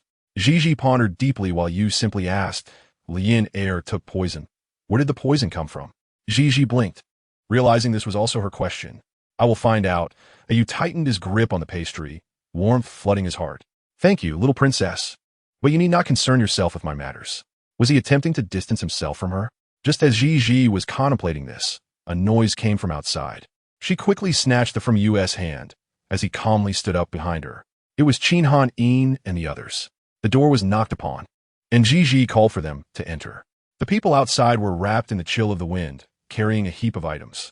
Qin Han Yin said, "Ji, these are snacks that your second brother and I bought for you while we were out. If you feel hungry at night, feel free to indulge." Another pile of items was set down, and a small table was soon piled high with food. Qin Zhao Sun, with his dark lashes veiled in the frost of winter, remarked, "Eat freely. If it is not enough, seek your second brother." Ji was momentarily taken aback, the sweet aroma of the wafting through her senses. "Thank you, eldest brother and second brother. Little one, there is no need for gratitude among family," Qin Zhao Sun replied. Waves of warmth surged within Ji's heart. Regardless of how her brothers interacted with outsiders, they were exceptionally kind to her, their sister. The little hamster had a habit of hoarding food. Yet, gazing at the mountain of treats on the table, Ji mused that her brothers probably viewed her as a little hamster to be nurtured. In Yunzhongju, Qin Luo learned that his brothers had swept through the North Street, gathering a variety of delicacies for the Langyue pavilion, and an odd feeling arose within him. Dai chuckled awkwardly, thinking that the fourth young master was indeed self-aware. "Let S go. Even if I want to hold it against him, I can at least admire the splendor of the Langyue pavilion. Can't I?" Thus, as Ji marveled at the table piled high with food, Qin Luo joined her. Ji silently exchanged a glance with Yu. The pressure weighed heavily on NNT Ingyu as the eldest and second eldest of the Qin family exchanged playful banter with Zichish. She, feeling neglected by the servants, could not help but express her displeasure when Qin Lu Bi stepped in front of her, declaring, "I am here." A sense of satisfaction washed over him as he thought to himself, "Do they believe they are raising pigs?" This remark, however, offended three individuals. QNH New York N and QNH Ox N's expressions darkened. While ZHH's face fell, she asked, "Big brother, are you referring to me as that pig?" QN Lu B. I cleared his throat, maintaining an upright posture, though fear flickered in his eyes. He could never forget the scene of being beaten down by his elder brothers. A chill ran down his spine, but then a thought struck him, and his eyes lit up. "Elder brother, haven't you been strictly investigating the identities of the household servants recently? I know something." The others regarded him with curiosity as he hesitated. "That night I saw it. A woman climbed over the wall from my courtyard." QNH New York N's face darkened instantly. No wonder, after regaining his senses that night, he had sent any to find that person, only for the dark guard to come up empty-handed. "And who was she?" "QN Luby," I replied, "a lady from the SHN family." ZHH's expression brightened with recognition. SHNQNGX. The others turned to her, and blushing, added, "Sister SHN came to our washing ceremony and said she would be my future sister-in-law." Chapter 89. We mustn't mislead the young ones. The memories of that night were vivid. At his age, QNH New York N had never encountered such a stubborn individual, akin to a stubborn adhesive plaster, refusing to retreat despite his self-talk. "ZHH, you play for now. Your big brother has matters to attend to." Feeling a headache coming on, he ruffled ZHH's hair before departing. "Is there a chance?" QN Luby's dark eyes sparkled with intrigue. QNH Ox N lightly tapped his head with a folding fan, admonishing, "You rascal. What nonsense fills your head? Instead of focusing on your studies, you concern yourself with such trivial matters." "Second brother, QN Luby," I retorted. "No matter how foolish I may be, I am still part of this family. You cannot expect me to ignore family affairs." QNZH Ox N smiled in appreciation, pleased to see him taking an interest in family matters. QN Luby's cheeks flushed, and he quickly averted his gaze. Feeling a strange discomfort at the word family he had once resisted but now desired to embrace. Since the departure of their father and mother, QN Luby I had transformed completely, his character shifting dramatically. Though still a child then, he had engaged in many absurd antics. Now, however, everything was changing. "Enough. I typically avoid such bothersome issues. You all can chat amongst yourselves. I shall take my leave," he declared, hastily grabbing a pile of snacks from the table. QNZH Ox N watched him depart with a gentle smile. "Watch your step." Indeed, in his haste and distraction, QN Luby I stumbled over the threshold, landing unceremoniously. QNZH Ox N chuckled at his misfortune. Ishich, filled with concern, hurried towards him, but by the time she reached the spot, QN Luby had already made his exit. "Why are you still laughing, second brother?" She pouted. "Should I cry?" With a huff, she added, "Big brother fell."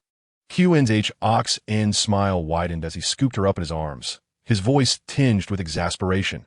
"That rascal is tough. He has nothing like our delicate selves, and he won't be harmed by a fall." ZHH cupped QNZH Ox N's face, recalling the earlier antics of her big brother, and could not help but become curious. "Second brother, what is the relationship between big brother and that sister SHN?" Upon mentioning sister SHN, QNZH Ox N's amusement grew, as he gently touched her soft, cherubic face. His eyes sparkled with mirth. "Big brother and SH and QNGX have fought side by side. They share a bond. Although SH and QNGX harbors feelings for him, our big brother is as dense as a block of wood. How can he possibly understand such romantic entanglements?" QNZH Ox N's words trailed off as he glanced at the little one who was attentively listening, then turned his gaze towards NNTing. Biting his lip, he could not suppress a chuckle, realizing he had almost led the children astray. After all, what could these two little ones possibly comprehend? He felt quite remiss in his role as an adult. "Ah, well, this is not something you children should be prying into," he concluded. But ZHZH protested. "Second brother, please tell me. Our big brother does not like her, but SHNQNGX is generally regarded as a pair with him in town." ZH seemed to grasp the situation. She understood that while sister SHN aspired to be the big sister-in-law, big brother did not reciprocate those feelings. Hence her efforts to win him over. Coughing softly, ZHZH's imagination ran wild as she recalled the image of the woman wrapped in a brocade blanket being tossed out of Tingxating by her big brother that night. That delicate voice belonged to SHNQNGX, determined to become the big sister-in-law. The SHN family lady was quite relentless. Her cheeks flushed, and she stole another glance at NNTing you. With QNZH Ox in by her side, H munched on the abundant snacks laid out before her. And, as evening approached, the moon cast its gentle glow over the land. CICI, come here. Third brother wants to give you a hug. QNH New York, N held HEH tightly. You're filthy. Who knows how many days it's been since you last washed up? Go bathe before coming to dinner. QN Sheehan and wrinkled his nose, yawning and appearing rather disheveled. This rascal doesn't he usually act like this? The trio was discussing when I suddenly arrived with news that QN Luby I was missing and had not been seen in the courtyard since last night's dinner. Chapter 90. I am not alone. I have you I knelt, trembling as he recounted the events leading up to QN Luby's disappearance. It turned out that after dinner the previous night, he had not laid eyes on QN Luby since. Young master, punish me if you must. It is my negligence that has led to the disappearance of the fourth young master. I have searched the entire Wangfu, yet he remains elusive. Before dawn, I ventured to the Shitzi mansion to seek out Li Gongzi, but the fourth young master was not there either. Where could he possibly have gone? A person cannot simply vanish without a trace. Qin Hanin's expression darkened, and Qin Zhaoxuan narrowed his eyes. Meanwhile, Qin Xianan anxiously paced the floor, declaring that this mischievous child, despite his usual antics, would not act so willfully without reason. Something must have happened. What could have happened? Gigi suddenly recalled, elder brother. Little brother often offends many with his antics. Perhaps he was taken by someone seeking revenge. As she spoke, her gaze fell upon the corner where Nan Tingwe stood. This was indeed a possibility. Qin Hanin promptly dispatched guards to search everywhere. Yet, after a full day and night, Qin Luobai seemed to have evaporated from existence. The previously calm individuals began to grow anxious. As dawn approached, Qin Hanin and his companions conferred and decided to personally search for him. With the sudden absence of several individuals, the Wangfu turned eerily quiet, yet the three brothers reiterated their instructions to Yunyang to look after Gigi before departing. That night, Gigi slept restlessly, dreaming of a dilapidated courtyard. The walls crumbled, revealing traces of decay, while the wind stirred the dry leaves. In a corner, a figure was bound hand and foot, shivering and murmuring incoherently. The dreamscape was ethereal, slipping through her fingers. Suddenly, a shadow flickered before her. Qin Shaoxi, did you not consider yourself invincible? How is it that you now resemble a wretched rat, discarded here? The bound boy in the corner whimpered, his mouth covered. The girl, her skirts billowing, spoke with a sweet yet venomous tone. What do you hope to achieve by crying out now? Do you wish to assert that you are not so easily defeated? Or that your brothers from the Qin Wangfu will surely rescue you? King Xiaoxi, you are far too naive. Do you even know where you are? This is the Guozi Academy, and no one knows you are here. Even if they turn the entire city upside down, no one would discover that I have brought you here. The girl's voice in the dream was sharp, her tone resembling that of a seasoned adversary rather than a young maiden. A thin sheen of sweat formed on Gigi's forehead as she abruptly sat up. Her eyes void of emotion fixed on her. Gigi took a few shallow breaths, and the cold, dry hand of the figure reached out to touch her forehead. Did the princess have a nightmare? Gigi exhaled. You, it's so dark in here. Please light a lamp. All right. As the candlelight flickered to life, Nan Tingwe turned, and Gigi had already donned heavy clothing and boots. You, accompany me to a place, will you? Nan Tingwe hesitated, but, seeing the petite figure of the girl in the shadowed corner, he nodded, very well. As dawn broke, the two exited the Wangfu. Gigi glanced at her companion and softly asked, You, do you not wish to inquire where I am going? Nan Tingwe shook his head. Gigi replied, I know where my brother is. Nan Tingwe showed no surprise, his expression remaining impassive. After a brief walk, Gigi hired carriage. Observing her skillful assent and declaration of their destination, his dark brows furrowed slightly. Gigi shook her head. I'm concerned for my brother's safety. I must see for myself. Besides, I am not alone. You are here with me. Nan Tingwe relaxed his taut lips slightly. However, when Qin Luobai went missing, the princess had been the first to suspect him. Although her prophetic dreams had revealed his whereabouts, without witnessing his safety firsthand, Gigi remained uneasy. Each late-coming prophetic dream was a punishment bestowed by the heavens, while her timely dreams represented hope. As the carriage passed through the city gates and arrived at the Guozi Academy, daylight illuminated the surroundings. This marked Gi's first visit to this place. To ensure the students focused on their studies, Emperor Qi had decreed that the Guozi Academy be constructed at a secluded mountain base outside the city, far removed from civilization, and during the students' breaks, it became utterly desolate. Nan Tingyue gazed at the imposing plaque of the Guozi Academy and could not help but ask, "Will the princess also come here to study in the future?" Gigi nodded. "Of course, I will bring you along." After a moment of silence, Nan Tingyue inquired, "How did the princess know ahead of everyone that the fourth young master was here?" The girl, standing with her hands clasped behind her back, turned to him, her smile fading. She cleared her throat, deliberately raising her brows in a mysterious manner, and replied in a low voice, "Having endured much suffering, a celestial being entered my dreams to offer guidance." Nan Tingyue's dark eyes reflected the girl's earnest demeanor as she spoke. Her serious expression was almost comical. He hastily looked down, unable to suppress a smile. In that instant, it was as if stars had fallen, creating ripples across the sky.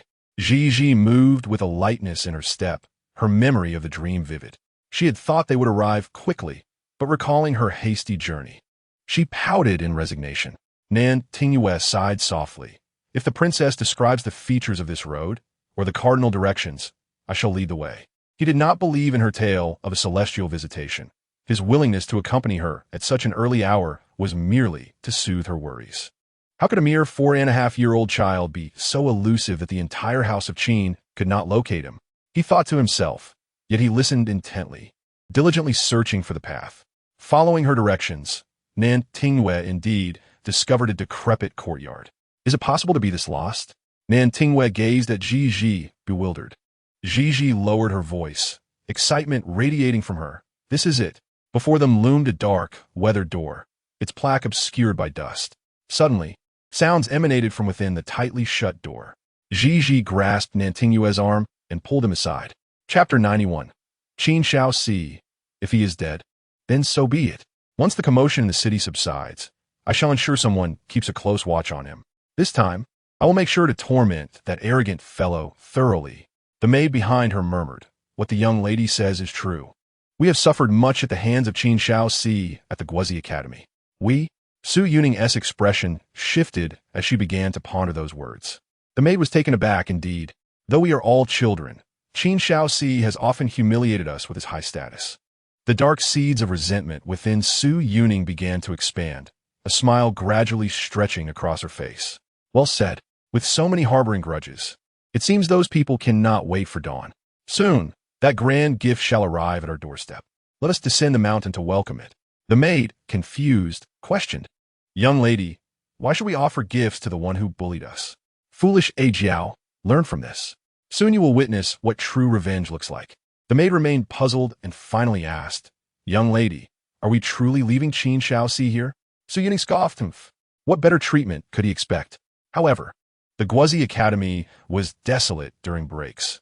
If anything were to happen to him, an incident, how delightful.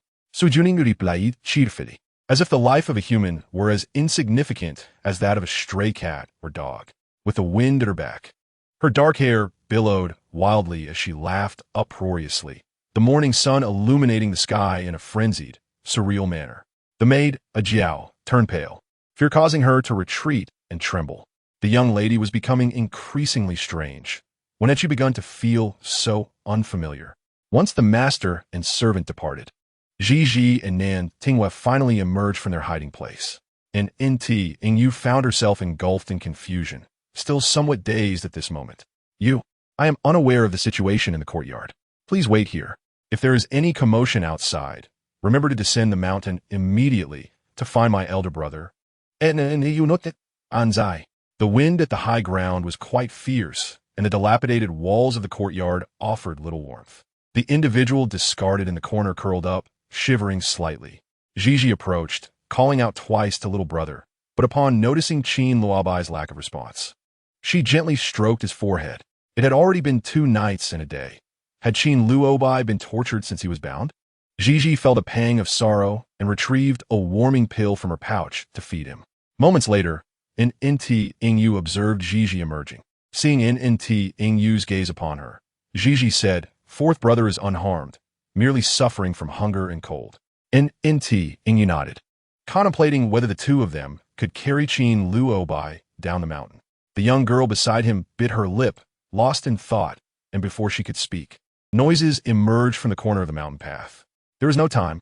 Gigi pulled in you, and they concealed themselves in the dilapidated courtyard.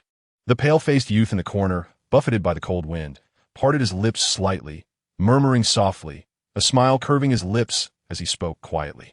Is it her? That small voice. Yet, just as awareness dawned upon him, the chaotic sounds of footsteps erupted outside. Wyaning, are you certain about this? Will we not be recognized by him? Indeed. Wyaning, what if we are identified? We would be in trouble. Speaking of which, I'm also somewhat frightened. They're all a bunch of cowardly rascals. She has already brought him here, yet they pose no real threat. What are you afraid of? I have blindfolded him. Today, we shall take our revenge for past grievances.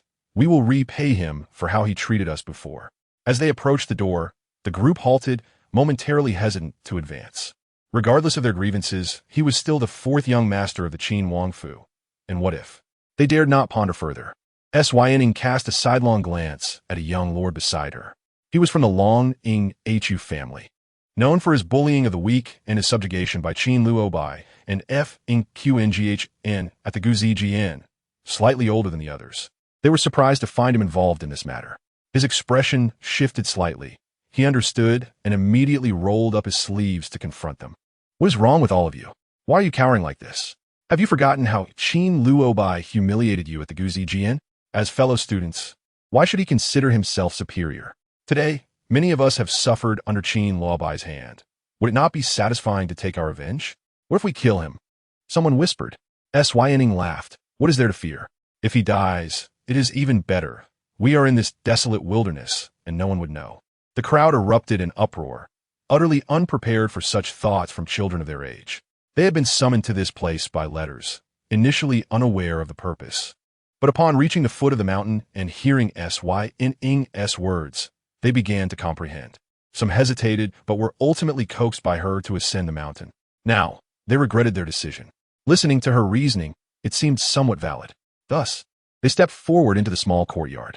Ultimately, he was merely an 8-year-old child, curled up in the corner, appearing far less malicious than usual. However, those who had clamored for revenge at the foot of the mountain found themselves unable to move. Wyaning incited them further. N.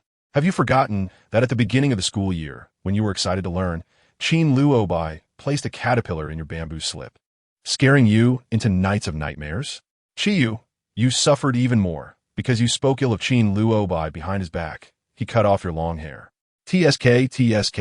ZHOL. Have you forgotten the time a rat scurried under your trousers? And you, the esteemed heir of the Long Ing Hu family, were forced to endure humiliation at the hands of Qin Luobai.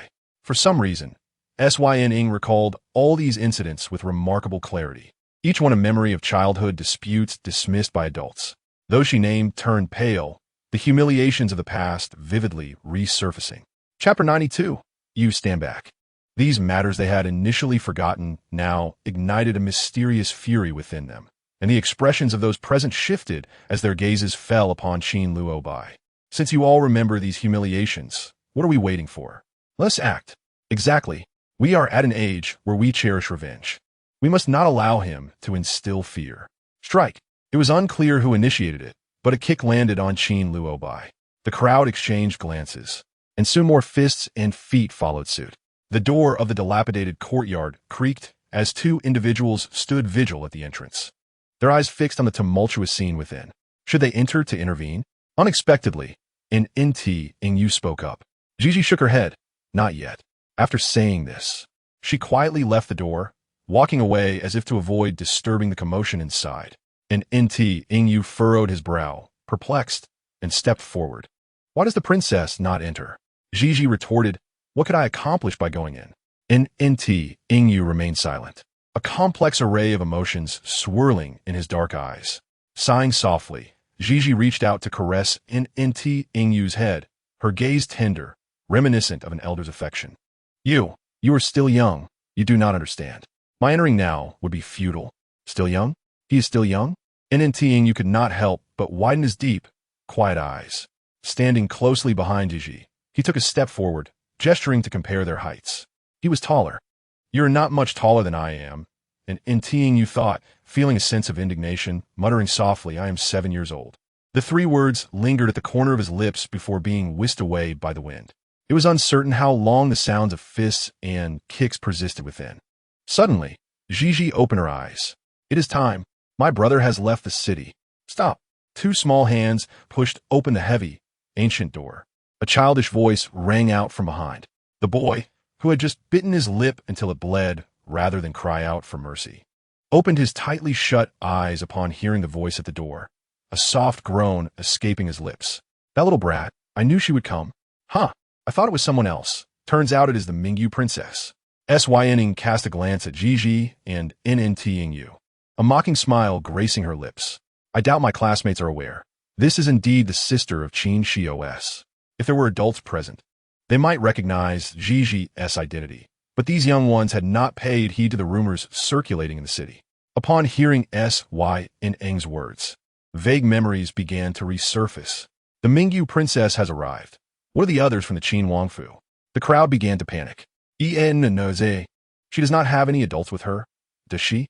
Yning's expression turned serious as she looked at the heir of the Long Ning Hu family. "Would you be so kind as to check?" Su Xiaqing complied and immediately approached the door. He hardly regarded the 2 small figures at the entrance, considering them mere children, likely to topple over with a gentle push. However, the individuals at the door blocked his path. Observing Gigi's advancing steps, Ntinu frowned, instinctively baring his teeth in a defensive posture. This was his usual means of self-preservation. Detecting danger, he would preemptively strike to ensure his survival, even if these individuals were not targeting him. Yet, he did not forget his current duty, to protect the princess. "You step back." And Ntinu could scarcely believe his ears. How could a master rush into danger while instructing a servant to retreat? However, the princess spoke in a soft, coaxing tone, leisurely and enticing, making it impossible for one to resist compliance. Nan Tingyue was obedient, and he indeed retreated.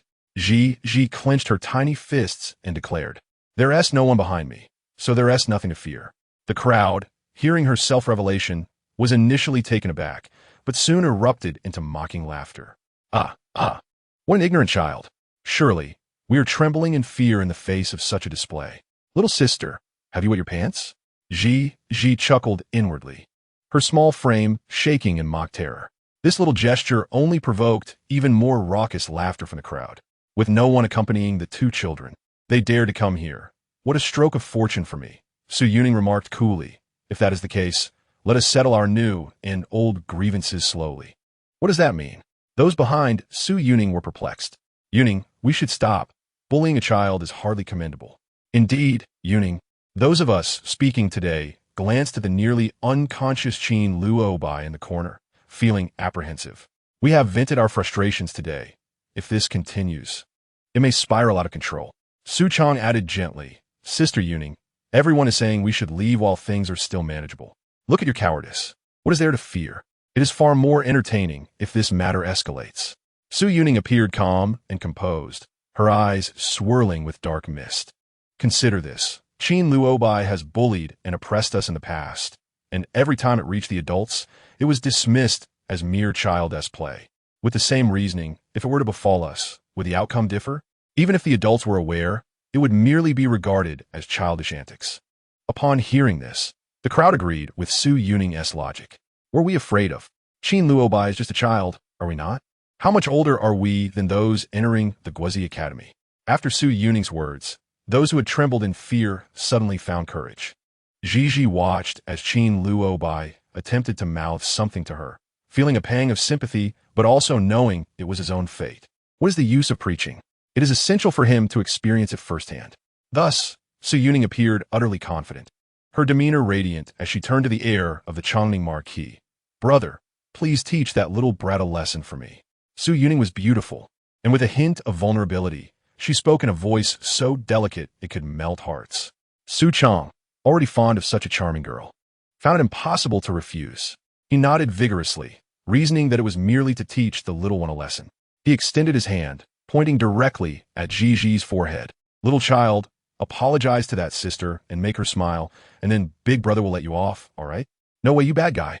Qin Luobai's face was swollen and bruised, his body battered without a patch of unblemished skin. He longed to rise and stop Su Chong, wishing to scold that audacious little girl out of sight.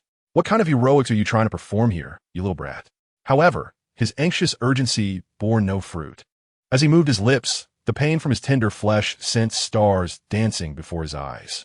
Yet he still struggled to mouth the words, "Run, run." He knew the little girl had seen him and understood his meaning. He squinted and clearly saw her trembling like a leaf, yet she stood firmly, her small back straightened. Su Chong advanced step by step. Su Yuning clapped her hands, unable to restrain herself from exclaiming, "Brother, you are so valiant. You are amazing." For such a young boy in the Guozi Academy, constantly overshadowed by Qin Luobai, it was a long time since he had heard anyone speak to him with such admiration. Su Chong, in that moment, was filled with joy, forgetting where he was. "No," someone scolded. "Su Yuning, this is utterly shameless." "Bullying a 4-year-old child is hardly an achievement," said the son of the Minister of Justice, Lin Yi. "That's right." Several others chimed in. "Moreover, we are so many. It is truly disgraceful to partake in such actions. I will not participate either." Su Yuning, who had just moments ago been smiling sweetly, suddenly darkened, her composure turning serious. Su Chong remarked, "Yuning, these individuals may speak thus, but they were clearly involved in what transpired earlier." Su Yuning sneered, "Lin Yi, do you think yourself so lofty? Brother is right. We are all in this together now. Even if you disagree, you are still complicit." His chest heaved with indignation, his pale face flushed with anger. He cast a guilty glance at Ji, seemingly unable to bear it. He turned away, facing the entrance. After all, he was merely a child, and Su Chong was not a villain. He would not do her any harm. Ji felt a flicker of joy in her heart, realizing that these young sprouts of the Dechi nation still possessed virtue. Given this, she could not allow them to witness her brutal side. With this thought, her clear, warm eyes sparkled with excitement. "Sister Su, if you wish to discipline me, could you not do it before so many people?" Su Yuning was taken aback. She had not forgotten how, on that day at the Xiaoyao Marquis' estate, this audacious girl had stubbornly stared at her, compelling her to bow and apologize to a beast. Even as tears brimmed her eyes, was this a display of submission now? Su Chang's heart softened. He was not one to see only in black and white. If he truly thought so, why not just kick her instead? However, Su Chong did not possess the foresight to know that it would have been more effective to kick rather than point. He merely heard of Su Yuning's humiliation a few days prior and wished to seek justice for her and elicit a smile. Upon hearing Ji's words, he felt a surge of joy. "Then what are you waiting for? Hurry and apologize to Yuning." Su Yuning, realizing the moment, declared, "Kneel and bow to me in apology." "Kneel, is it?" Ji's voice was low, as if laced with laughter, speaking to herself. Su Yuning raised an eyebrow, feeling triumphant. Since that fateful night, her heart's unrest had found immense satisfaction at this moment. About 3 times, oh no, 10 times. Su Yuning felt entirely oblivious to the impending calamity. "Are you certain?" Ji's voice grew slightly louder, her youthful tone tinged with playful mischief. Su Yuning replied, "If you truly feel remorse and believe you have erred, it wouldn't hurt to bow a few more times." Alas, some individuals simply loved to court disaster, completely unaware of moderation. "Princess," a deep voice interrupted Ji's thoughts. Nan Tingyue's dark eyes stirred, a hint of ferocity flickering beneath, baring his teeth, ready to pounce at any moment. After spending time together, he had almost forgotten the first impression of the little beggar. It was the same expression, filled with vigilance and ferocity, eyes tinged with crimson, as if ready to tear flesh from bone. Su Yuning could not help but chuckle as she caught Su Chang's gaze, nodding slightly. "In that case, those who do not wish to be involved may leave. Are you even human? She is just a child." He felt a stir in his heart, but could not bear to shout in anger. "Leave, all of you." Su Chong raised his voice, ignoring the protests. The crowd exchanged glances, reluctant to stir trouble in ignorance, and one by one, they exited. As they stepped over the threshold, they cast sympathetic glances at Ji. Soon, the courtyard, aside from Su Yuning and Su Chong, was left with only the motionless Qin Luobai in the corner, Lin Yi, who had not yet departed, and Nan Tingyue, standing silently behind Ji. Yu turned her head to glance at the youth behind her, a wave of maternal affection swelling within her. Although the little beggar had been blind to revenge, her heart was not tainted. She gazed at Nan Tingyue with her clear, watery eyes. You should also step outside and wait for me. Nan Tingyue suddenly held his breath, his pupils tightening. Gigi found herself stifling a laugh at his intense reaction. The little beggar usually wore a stoic expression, making it a rare delight to witness such vivid emotions on his face. If it were not for the current predicament, she would surely seize the opportunity to tease him mercilessly. Alas, her little jest came too late. How could he be obedient? Nan Tingyue's heart rose and fell. He suddenly realized he was quite angry. Behave, he urged, inhaling deeply, his dark eyes swirling with emotion, his voice suddenly hoarse. What will you do? Gigi playfully blinked, her delicate brows arching. What can I do? I simply need to apologize. Sister Su and the others can't really do anything to me, but you will be humiliated. Nan Tingyue refrained from voicing this thought, his eyes inexplicably reddening. He had once been unsure of his own desires, but now he knew. He adored the moon. The princess's eyes resembled the moon's glow. I will wait for you, he declared solemnly, his previously clenched fingers now loosening. Gigi nodded. All right, before Nan Tingyue departed. She even reached out to affectionately pat the back of his head. Fortunately, the little beggar had not grown much due to his difficult upbringing. Had he been raised in luxury, she might have had to tiptoe to reach him. At this critical juncture, all Gigi could do was entertain such trivial thoughts. She chuckled to herself. Chapter 94. That pitiful child, the dilapidated door creaked shut, the sound reminiscent of an ancient elder's sigh echoing from a distant past. What to do? What to do? She felt a pang of sympathy. Alas, little sister, are you still not going to apologize? Su Chang said smugly. With Su Chang's backing, Su Yuning grew even more arrogant, glancing over at the corner where Qin Luobai's scarlet eyes were fixed upon her with unwavering intensity. This unfolding drama seemed to grow increasingly engaging. Unable to suppress her amusement, she stifled a laugh and slowly approached Qin Luobai. Qin Xiaoxi, do you still consider yourself formidable in this state? Qin Luobai closed his eyes in disdain, oblivious to how long he had been held captive, only aware of the cold, hunger, and pain that rendered him numb. Yet, pride coursed through his veins. Su Yuning had just mentioned that as long as he admitted his fault, they would refrain from harming him, but he resolutely refused. He would not acknowledge his mistake, remaining silent, determined to bear the consequences of his actions. No one would force him to admit wrong. Such a stubborn wretch. Su Yuning seethed. Very well, since you are so obstinate. Allow me to teach you a lesson in humility today. Qin Xiaoxi, I have heard that you do not treat your sister well at all. In that case, I shall take it upon myself to discipline her. Qin Luobai's curled up form began to stir. Su Yuning, if you have grievances, direct them at me.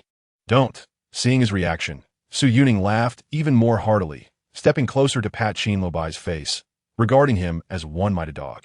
Oh, it seems you do not despise your sister as much as others claim. But if you truly loathe her, why would you plead on her behalf?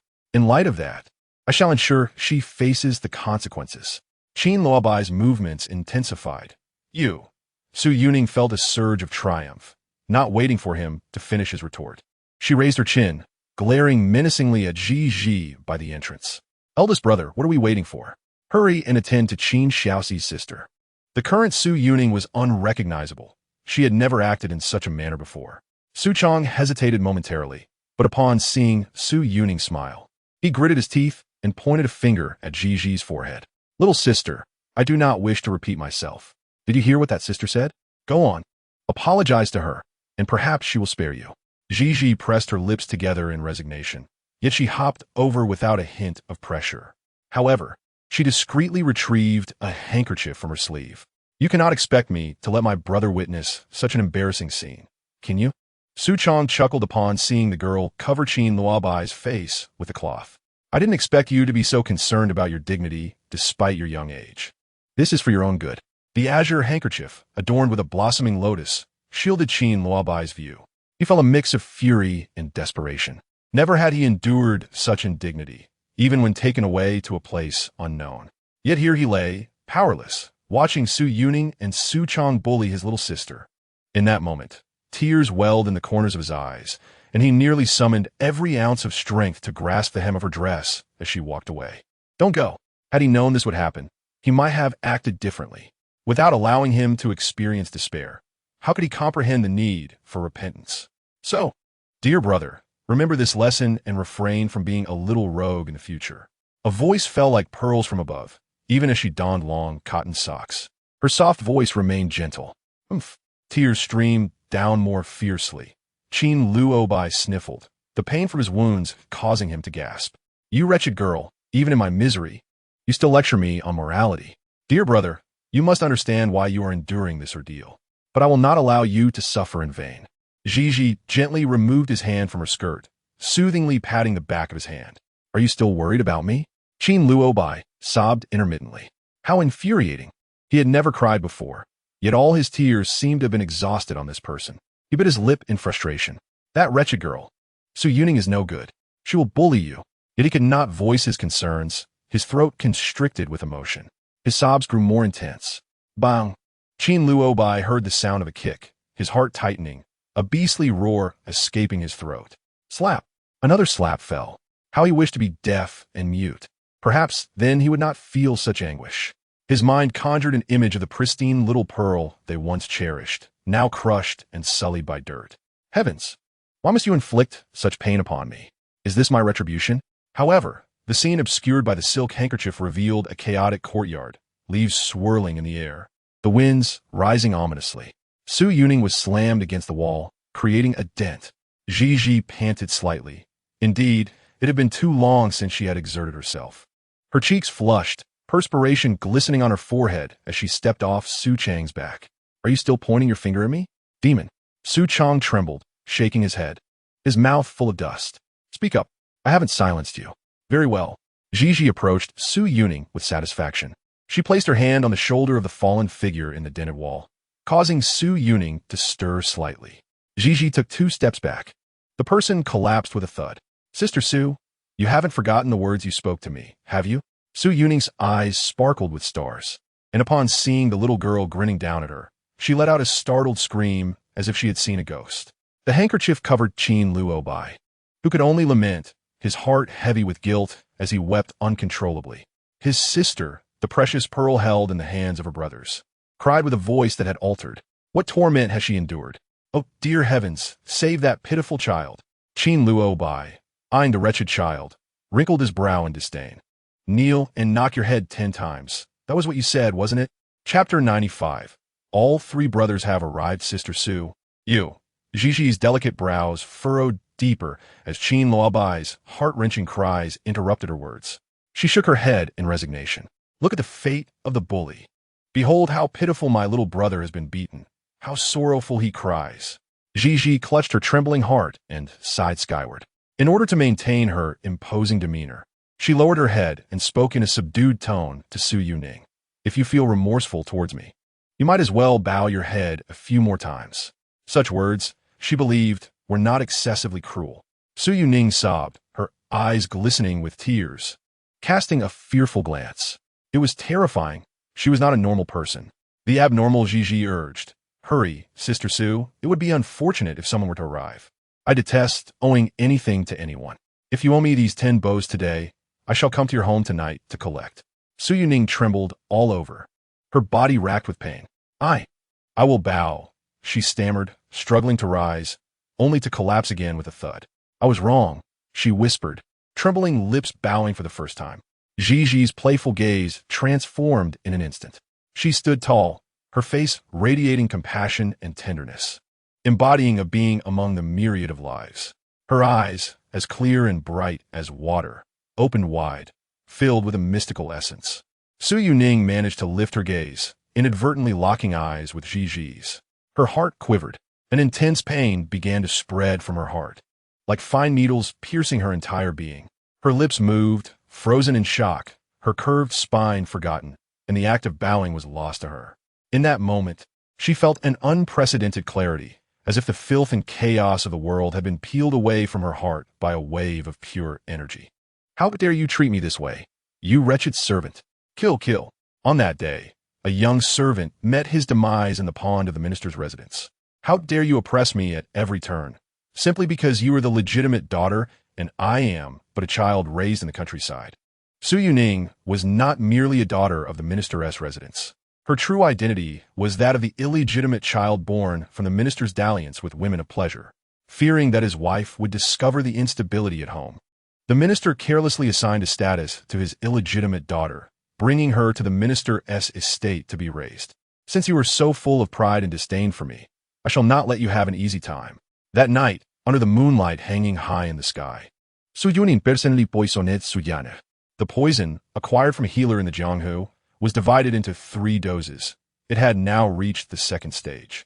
Su Yinner of the minister's estate was already gasping for breath, relying solely on the final cup of poison that would soon claim her life. Qin Shaoxi, how ruthless! A child devoid of manners and humanity. I shall make him understand the malice of human nature. That night, Qin Luo escaped after dinner, only to be knocked unconscious and taken away on his way to Yinzhongju. A fleeting image flashed in his mind. The petite figure of a girl carrying him out through the back gate seemed vaguely familiar. Qin, stinky girl, what are you doing? Let go of Yuning. The vision in his mind was abruptly interrupted as Ji turned her displeased gaze toward the source of the voice. Su Chong cautiously approached, trembling as he held a wooden stick, his lips quivering and his eyes fixed on Ji, unable to articulate a complete sentence, yet determined to protect Su Yuning. You're not normal. What are you? Ji tilted her head, observing him. Su Chong swallowed hard, attempting to mask his unease by raising his voice. Let her go. We will not speak of today's events. A normal child at 4.5 years old could not possibly be this terrifying. How could one strike Su Yuning into a corner? Everything felt like a dream. Su Chong closed his eyes, replaying the moment in his mind when he merely poked the stinky girl's forehead to make her apologize to Su Yuning. The little girl had broken into a strange smile, wrapping her soft little hand around his finger. What happened next? The stinky girl simply seized his finger and swung him around as if tossing a pancake. That was not the end. She then grasped his ankle with a terrifying force and speed, spinning him around dozens of times. The nauseating sensation in his stomach persisted. Just a fleeting thought brought him to the brink of despair. How could there be such a fearsome child in this world? She was clearly a monster. Princess Mingwei. Let go of Yuning. Yet Su Yuning's voice was hoarse, her gaze fixated on Ji's face for just a moment. Deep sorrow welled up within her, a pang of bitterness seizing her heart as tears streamed down her face. This was not pain, it was remorse. The changes over the past year felt like a fleeting dream. In just a moment, everything she had done replayed in her mind as if she were reliving it. She was in agony, crying loudly, unable to suppress the flood of tears that cascaded down, her sobs uncontrollable. With a thud, her forehead struck the ground. This was a head she willingly bowed. Yuning. Su Chang's heart ached at the sight. What are you doing? Stop, please. Su Yuning paid no heed, resolutely pressing her hands against the ground, bowing deeply. It was a plea for her salvation from an irreversible fate. Yet, these words lingered unspoken in her heart, drowned in the river of time, leaving her without memory. Why did she cry? Why did she bow to her? Why did she prostrate herself with such devotion? With a resounding crash, the courtyard door was kicked open, and Ji's small figure fell to the ground in the wake of the loud noise. So tired, she thought, her fingertips weakly curling. Such a heavy atmosphere. Su Yuning was but a child. How could she harbor such profound resentment and bitterness? The answer remained elusive. The surroundings were chaotic. The hurried footsteps ceased abruptly. Ji, little one, the little one? Her 3 brothers had arrived. A faint smile creased Ji's lips. She knew that Nan Tingyu was the first to push through the door. He stood silently and motionlessly nearby, his expression devoid of words, yet filled with concern. Before the other 2 could react, Ji was swept into Qin Han Yin's embrace. Big brother, is it you? She murmured, exhaustion lacing her voice. You came? Yes. Brother is here. Qin Han Yin trembled uncontrollably, holding the small bundle tightly. Chapter 96. That person is worried about little brother. Is the little one all right? Qin Xian then circled around Qin Han Yin, seeing that his elder brother's breath had steadied. He anxiously inquired. Qin Han Yin shook his head. The little bundle in his arms had already fallen asleep, her steady breathing a soft whisper in his ear. He exhaled heavily as Qin Han Yin posed his question. The dilapidated courtyard had been surrounded by a throng of soldiers. The outsiders had been herded into the small courtyard, all mere children, staring blankly at the current scene. The gathered young lords and ladies were all invited by the legitimate daughter. Upon witnessing Qin Luo in such a state, Both Qin Han Yin and Qin Zhao Sun felt a pang in their hearts, a silent pressure enveloping them. The officer felt the sweat bead on his forehead, his legs weak, unable to stand firm. This subordinate has understood. All present have played a part in the injuries sustained by the fourth young master. Who would have thought that the once untouchable fourth young master of the Qin royal family would one day be beaten by other wealthy youths in the city? And this sight was utterly absurd. Qin Han Yin did not wish to frighten the little one in his arms. He tried to keep his voice from sounding too cold. But it was futile. His younger brother had been beaten to such a state. Commander, this is merely a matter between children. Spare me your nonsense. Qin Xian Nan interrupted the officer's words harshly. What do you mean a matter between children? Are you blind? Can't you see how my brother has been treated? He placed Qin Luo by on the ground. Qin Zhao Sun immediately stepped forward to assess the injuries and begin bandaging them, their eyes filled with a crimson hue. The officer's leader took a few steps back in fright. Qin Xian then clenched his fists, as if ready to strike the man at any moment. Third young master, remain calm. Calm my foot. Qin Xian Nan could hardly contain the turbulent rage within him. His chest rose and fell erratically. How dare they imprison those from the Qin Wang Fu? Qin Han Yin uttered gravely. The constable looked troubled, yet upon meeting Qin Han Yin's cold, oppressive gaze, he ultimately relented. These children were tied to numerous influential families in the city. This matter was far from simple. The constable glanced at the small child in Qin Han Yin's arms, then at the barely conscious fourth young master on the ground, feeling helpless. No, we refuse to accept this. The children, though young, were no match for the adult's authority. Among the crowd, one child questioned, but soon fell silent. However, more children began to resist. Those who had entered the Guizi Jian to study alongside Qin Luo Bai were certainly from well-off families, bolstered by their status. Their courage grew. We were deceived in coming up the mountain. We had no idea Qin Luo Bai was here. Exactly. Why is it acceptable for him to oppress us while we face imprisonment for merely protesting? Their voices, still youthful, rang out. The constable cautiously observed the expressions of the Qin family's young masters, hoping the children would evoke some sympathy. Yet, he forgot that these young masters were no ordinary youths. How could they possibly feel pity? A few cold chuckles echoed, standing at height. The man in red appeared flamboyant, his attire dancing in the wind like a blazing flame. His eyes sparkled with life, a smile playing at the corners of his mouth. Yet when he narrowed his gaze, an invisible pressure enveloped everyone present. If such words had been spoken by a child, it might have been acceptable, but coming from a tall and striking man, it bore an air of unreasonable arrogance. Once he spoke, no one dared to utter another word. The second young master of the Qin Wang Fu, who had not heard the rumors about him, the one who toyed with life as if it were a mere game. When she finally regained consciousness, she found herself in the Lan Yuge. 3 burly men stood vigil by her bedside. Some offered tea and water. Others inquired about her well-being, while one simply watched, causing her heart to flutter with joy. When asked about her condition, she shook her head, indicating she felt no discomfort. Her voice was slightly hoarse from sleeping too long as she asked, "Are you all right, big brother?"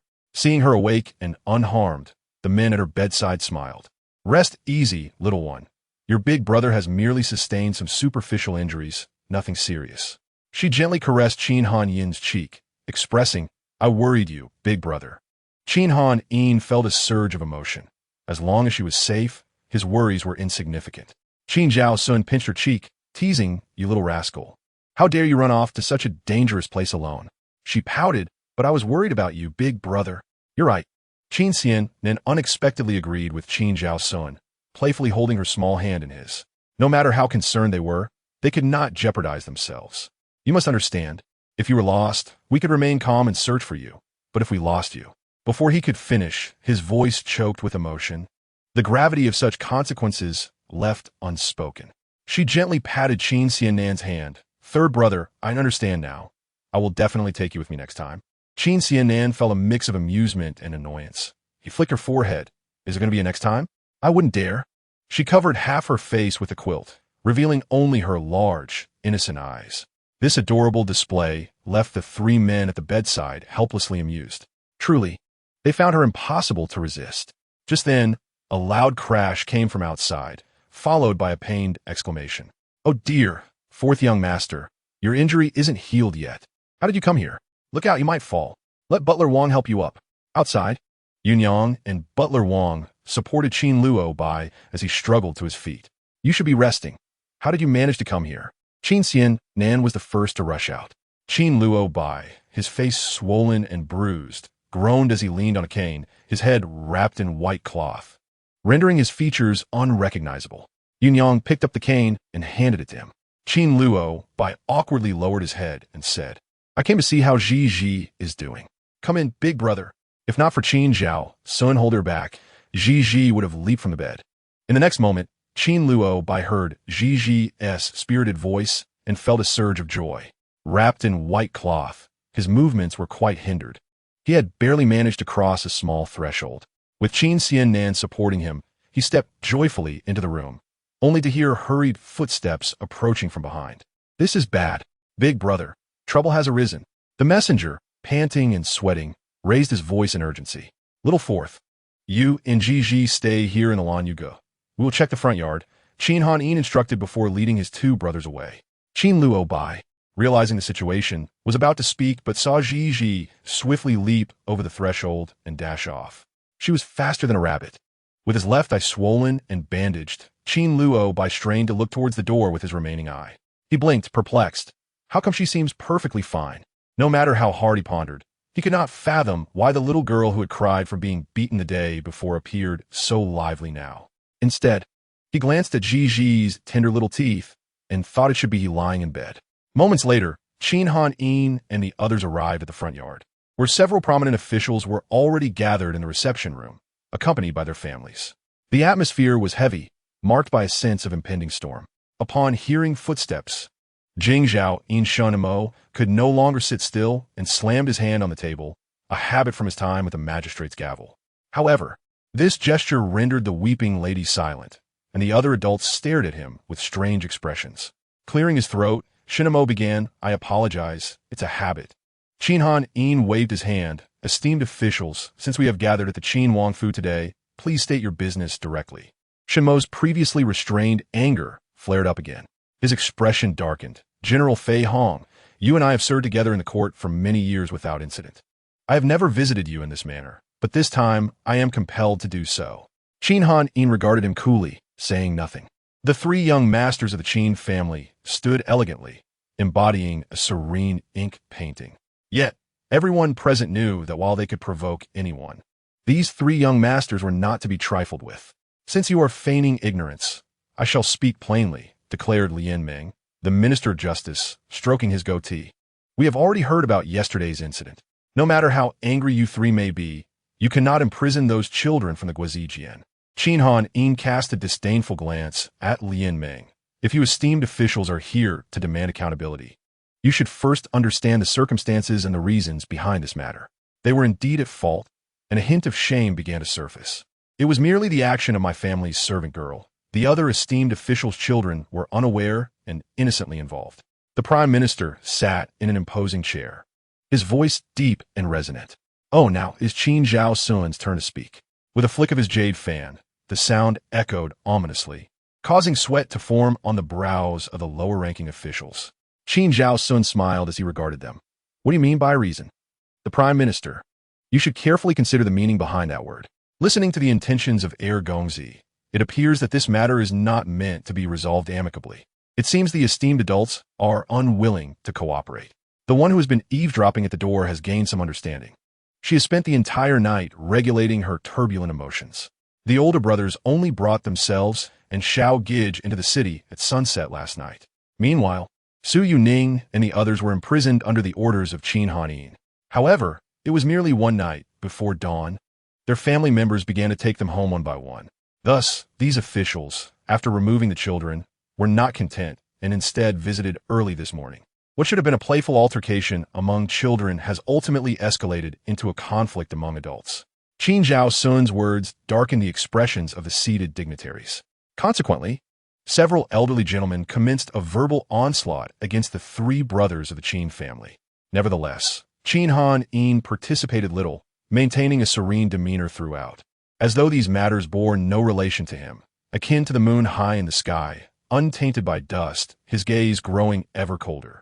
In contrast, Qin Zhao Sun perpetually wore a smile, yet never missed an opportunity to strike back with a sharp tongue, his words potent enough to sting.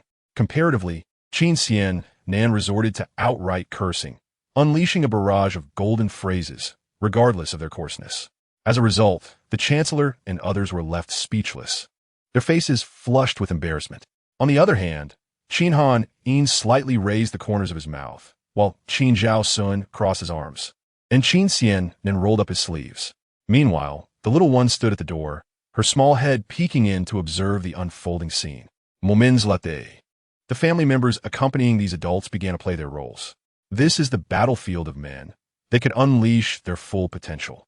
However, pitting the three exquisite and elegant young masters of the Qin family against a group of well-dressed ladies was indeed a challenge for them. If you are capable, you should step up, Qin Han Yin said calmly, stepping back and pushing Qin Xianan forward. Qin Zhao Sun similarly placed his folding fan against Qin Xianan's back, stating, "You excel in this sort of scene, you should take the lead." "I would rather not," Qin Xian then exclaimed vehemently. He felt utterly helpless as he realized the situation was unfavorable. "It's my turn to perform." Qin Luo Bai lay on the couch, caught off guard by the words from his sister. He watched as she pushed him to the dressing table, and soon, the little girl in her pale yellow dress began to busily prepare. Qin Xianan was on the verge of tears. Women are the most sacred beings in the world. They give life and endure suffering with love. Thus, no matter how terrible Qin Xianan could be, he would never hold a grudge against a girl. But today, Chapter 98, in the yellow cabbage field, father is absent, mother is absent. Qin Xianan's lower lip trembled rapidly, and he was about to cry. The woman before him was almost poking her fingers into his eyes. "You children, when the princess was still in the residence, we were good sisters. Yet I never imagined her children would end up like this. Alas, how things have changed. How have you grown so awry? Go and see what has become of my Yuning. What was merely a playful skirmish among children? How could you adults bear to lock them away? How outrageous! The magistrate's office is where criminals are held. What crime has my little E committed to deserve such treatment?" Unable to withstand it any longer, Qin Xian lamented. Ultimately, he bore the brunt of it all. His elder brothers cunningly used him as a shield, while they stood their ground, indifferent to their own fates. With no way out, having reached a corner, he did not know who among the elder brothers was in a worse position. Qin Xian then recalled stepping on someone's foot. Suddenly, just as he was about to cry without tears, he heard the voice of his little darling at the door. "Oh dear, it sounds like she's suffering."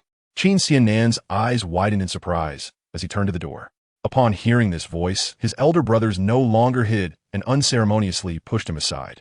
Qin Xianan stumbled into the arms of an elderly lady. He vaguely recalled that this was the chancellor's wife, Su Chuishi. "Father, mother, where have you gone? Don't you care about my brothers and sisters?" The residence was filled with uncles and aunts, and the little one was frightened. Before anyone could react, the little girl dragged something into the room. Bang! Poor Qin Luo Bai had fallen twice that day. "I'm so sorry. I'm so sorry." The little one hurriedly apologized to Qin Luo Bai, her small hands attempting to help him up. Yet he was too heavy to lift. So she simply sat down on the ground. Everyone present was at a loss, staring in astonishment at the little girl dragging a bundle resembling a human figure into the room. It was referred to as a human-shaped bundle because it was entirely wrapped in fabric. The girl, clad in the pale yellow dress, tripped upon entering, casting her eyes around in fright, her small mouth pouting as she began to cry. In a yellow cabbage field, father is absent, mother is absent, and no one comforts me. Others' parents come to support them, while my brother has had his leg broken. Qin Luo Bai, with a broken leg, attempted to flail his limbs. Only then did the crowd realize that the moving bundle was indeed a person. After sorrowfully singing her lament, the little girl squeezed her eyes shut, and large tears instantly rolled down her cheeks. She appeared delicate and soft, sitting on the ground, and her tears made her even more endearing, especially when those big tears fell. Her innocent and clear eyes gazed at everyone present. Upon witnessing the fierce women pushing her third brother into a corner, her eyes reddened once more, and she pouted her lips, bursting into tears. The chancellor and others exclaimed, "Ji!" Qin Han Yin felt his heart shatter. He had never considered the absence of his father and mother to be a tragic affair. He had never truly mourned. Yet at this moment, observing the room full of people seeking justice for their children, he wondered whose fathers and mothers they were. Yet they stood there without support. He could not recall when he had begun to learn to stand alone. He finally felt weary and pulled Ji into his embrace. The tall, aloof young general revealed a fragile side. He too harbored fears of being unable to protect his beloved sister. Gentle, filled with boundless affection. But at this moment, he was moved by Ji's tears.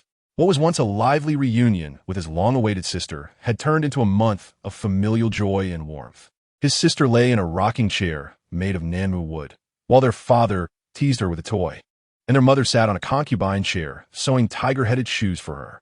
The four of them either gathered around the sister for a glance or accompanied Qin Xiao Si in playful antics in the yard. However, he could not suppress the sourness in his nostrils. The burning heat surged into his eyes. As an elder statesman of two dynasties, the chancellor had witnessed countless political intrigues. Yet at this moment, seeing that little babe wailing and hearing her lament in the yellow cabbage field, father is absent, mother is absent, his heart ached unbearably, and tears streamed down his face in mere moments.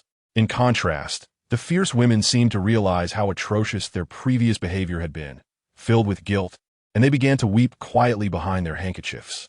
"Child dear, do not cry." The chancellor's wife, Su Chui-shi, was the first to approach Ji, extending her hand. She recalled that when the princess had not yet departed the capital, their relationship had been quite close. With her friend leaving, she had promised to look after the four children in the residence, yet she had neglected her promise, thinking the boys needed no care. Over time, their past friendship had faded, and she had forgotten her earlier commitments. Ji, sniffling, looked at Qin Luo by beside her. "Annie, my brother has been hurt very badly. It is indeed a trivial matter, yet how heart-wrenching it would be for a mother, far away, to learn of her son's misfortunes." With a pouting mouth and tears cascading down, her long, dark, curled lashes glistened with moisture. Such cruelty! Su Chui-shi felt as if the softest part of her heart had been struck. How utterly inhumane! We arrived without fully grasping the situation, only to discover the extent of the harm inflicted upon Qin Xiao Si. Can our conscience endure this? We must seek reparation and extend our apologies. Realization dawned. We were in the wrong. Qin Xiannan, triggered by Su Chui-shi's elevated tone, tilted his head back and silently made his way toward the door. He recalled that this very aunt had nearly jabbed her finger into his eye moments earlier. Yet now, she admitted her fault. Alas, who would have thought that after living so many years, one could commit such an error? What were we truly doing? The chancellor sighed deeply, his eyes reddened. With the prince and princess absent, and only a few children left in the residence, our intrusion is profoundly shameful. We were the ones at fault. We should not have bullied the children. What reparation can we seek? The chancellor's wife is right. Apologies must be made. Thus, the previously chaotic scene transformed into one of warmth and familial affection. The once fierce women now overflowed with maternal love, expressing concern for Qin Luo Bai and opening their arms to embrace Ji. Ji, in turn, obediently extended her little arms into each embrace offered. Qin Han Yin Vat Shid, Somevat Bemusit. Qin Zhao Sun waved his jade fan, realizing for the first time that dealing with these individuals could be effortlessly simple, thanks to his little one. "Child, confide in your aunt. If you fancy a particular girl, do not hesitate to inform me. I shall speak on your behalf." After embracing Ji, the chancellor's wife turned to Qin Xiannan with a look of earnest inquiry. Qin Xiannan blinked vigorously, astonished that this was the same woman who had just attempted to poke his eye. He hurriedly shook his head and waved his hands, exclaiming, No need for such formality. Please inquire of my elder brothers instead." The focus shifted to Qin Han Yin and Qin Zhao Sun. The previously contentious atmosphere of the reception hall became warm and hospitable. "Han Yin, by lineage, you ought to address me as uncle. However, with your father and mother so far away and your families having lost touch over the years, it seems you have grown distant. No matter. We can certainly reconnect in the future. As for today's incident, we were at fault. Though the children are innocent, we merely sought to defend our own, not realizing that our child was the instigator." On the stretcher, Qin Luo Bai lay weak and breathless.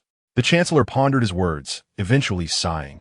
"Has this Xiao Si's injury been properly examined by a physician?"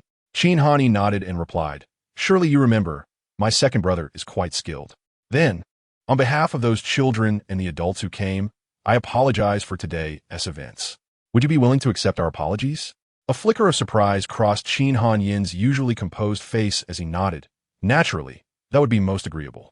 He was known for his aloof demeanor. The chancellor refrained from further comment, offering a few words of care to Qin Luo before exchanging pleasantries with Qin Han Yin and departing with his entourage. The tea on the table had grown cold, and the refreshments remained largely untouched. At the entrance of the royal residence, many curious onlookers had rolled up their sleeves to witness the unfolding drama. After all, the previous evening, the eldest son of the Qin family had led a grand procession of noble sons into the old residence. Those in the know recounted the entire sequence of events, though some embellished the tale. In any case, it was evident that this was no simple matter. By evening, those who had wronged Qin Luo were thrown into the dungeons. As dawn broke, industrious merchants began hawking their wares along the streets, noticing the unrest in the city. The officials, unable to contain themselves, rushed to the Qin royal residence at first light. The idle citizens were eager for gossip, as news of the royal household's affairs spread like autumn winds scattering leaves, becoming the talk of the town. However, contrary to expectations, no sensational event transpired. Observing the chancellor and others emerging from the Qin royal residence, all smiles and laughter, before parting ways in their carriages, the onlookers were left in disbelief. Had they witnessed a mirage? They rubbed their eyes, struggling to accept that the matter had been resolved so quietly. How could this be? It was far too tranquil. Surely a brawl was in order. Could it be that a private settlement had occurred? Had the three young masters of the Qin family succumbed? But perhaps strength in numbers could sway the outcome. As the steward closed the gates, muffling the outside commotion, he pondered why these individuals couldn't hope for something favorable from the royal residence. Though he thought this, his heart brimmed with joy, uncertain of what to do next. The little princess was indeed a stroke of fortune from the heavens. He had anticipated a fierce confrontation between the royal household and those of differing ranks. Fearing the matter would escalate to the emperor's attention, he had spent a sleepless night, anxious that he might fail the prince and princess, worried that the young masters and the little princess would be mistreated. Yet, unexpectedly, it was resolved just like that. The steward, filled with elation, leaped 2 feet in the air. In the reception hall, with the door closed to outsiders, Qin Nan could no longer contain himself and pulled Gigi's little head into his embrace. Little cub, your third brother understands that you miss your father and mother, but do not fear. Even if the sky were to fall, your third brother will shield you. Gigi wondered, what do my brothers think of me? When it was time for the eldest brother, Qin Han Yin merely smiled, leaning down to gaze at the little one. Little dumpling, I detect the scent of mustard. Indeed, it was the eldest brother who understood her best. Gigi clapped her tiny hands, pulling out a crumpled handkerchief from her sleeve. Eldest brother is right. Mustard? Qin Nan frowned, utterly perplexed. Qin Zhao Sun raised his beautifully shaped brows, resting the jade fan against his forehead. Little one, my second brother truly admires you. What mustard? What admiration? Qin Nan exclaimed, bewildered. Before he could finish, he was met with relentless teasing from his elder brothers. Qin Han Yin remarked, didn't you claim to be cunning and exceptionally clever? Brother, merely calling someone clever suffices. Why add cunning to it? Then perhaps we should say you are shrewd and charming? Qin Nan gritted his teeth. These all sound like insults rather than compliments. Qin Zhao Sun chuckled softly. Meanwhile, Qin Luo, left on the stretcher, gazed skyward in silence. Oh, my dear third brother, can you not see? This entire spectacle was orchestrated by our dear sister. Qin Nan continued, first, she made me appear in such a pitiful state and used mustard to elicit tears, intentionally playing the victim before these people to evoke their sympathy, ensuring they recognized Su Yuning's culpability. Awakening from his reverie, Qin Nan concluded, in the end, he is the true jester. How ironic that he had shed so many secret tears earlier. Gigi raised an eyebrow, playfully observing Qin Nan. Third brother, why did I just feel like I saw you crying? No, I did not. You are mistaken. As the steward approached the door, he heard the joyous laughter of the Qin family resonating from the hall. In that moment, his frail heart experienced a jolt, recalling words he had unintentionally overheard, prompting tears to stream down his face. Prince and princess, did you hear that? After resting for 2 days, Qin Luo could no longer resist his mischievous nature and began to sneak about, exploring and playing. Gigi had taken on the role of a caretaker, busily preparing soup and porridge for him, while also leading to Huang in search of someone. Woof! Qin Luo possessed a resilient spirit, refusing to bow down easily or yield to anyone. However, Gigi discerned that beneath his obstinate arrogance lay potential. With proper guidance and time, he could blossom into a commendable young man. Of course, dealing with a child accustomed to his own ways posed considerable challenges. For instance, he insisted on holding to Huang's leash. Qin Luo enjoyed climbing trees and scaling walls, dragging his frail body along despite the pain, determined to reach greater heights. De Huang had been brought by Feng Qinghan yesterday to visit Qin Luo, but after being kicked away by Qin Luo in his boots, he returned here, looking quite pitiful. Feng Qinghan had forgotten De Huang while engrossed in play with Qin Luo, leading to the scene of Gigi leading De Huang around the Wang Fu in search of Qin Luo. Big brother, come out.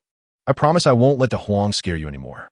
At this moment, Qin Luo was adept at hiding, making it impossible for Gigi to find him. Little princess, if he can't be found, then let it be.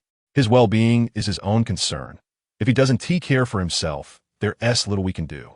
As winter arrived, the chilling winds froze the land, and Yunyang, noticing Gigi's little face turning red from the cold and her tiny hand tucked into her sleeve, spoke with concern. Gigi shook her head, saying, "You goo, it's too cold. My big brother is injured. I fear that if he plays too roughly, he'll end up crying from the pain at night." Yunyang, feeling helpless, thought it a blessing that the 4.5-year-old princess was so considerate. All right. You goo will help you search." The sky was a vast expanse of white, and the howling winds seemed to carry shards of ice. Before long, Gigi's little nose was bright red from the cold. She felt a surge of emotion as she held the warm soup pot in her arms, eagerly asking, "You? This soup pot was brought by us together from the Lanyu Pavilion. Mine is cooled. Why is yours still warm?" Nan Tingyu replied, "It's actually cool." Yunyang chuckled and shook her head, saying, "This child is so sensible, yet says nothing. Clearly, you warmed it with your own body." Nan Tingyu maintained a calm demeanor, but Gigi was excited, forgetting about the temperature of the soup pot as she rushed to check if Nan Tingyu's belly was burnt. Suddenly, she bumped into someone. Woof! De Huang barked at the opportune moment. Qin Xiannan, wrapped in his white fox fur coat, enveloped Gigi entirely. "What are you up to, little one?" The entire Wang Fu appeared barren, with only the pavilions and long corridors adding to the ambience. "Why do you look so glum, third brother? Are you unhappy?" Qin Xiannan bent down and scooped Gigi into his arms. "You're looking for your big brother while holding on to that dog?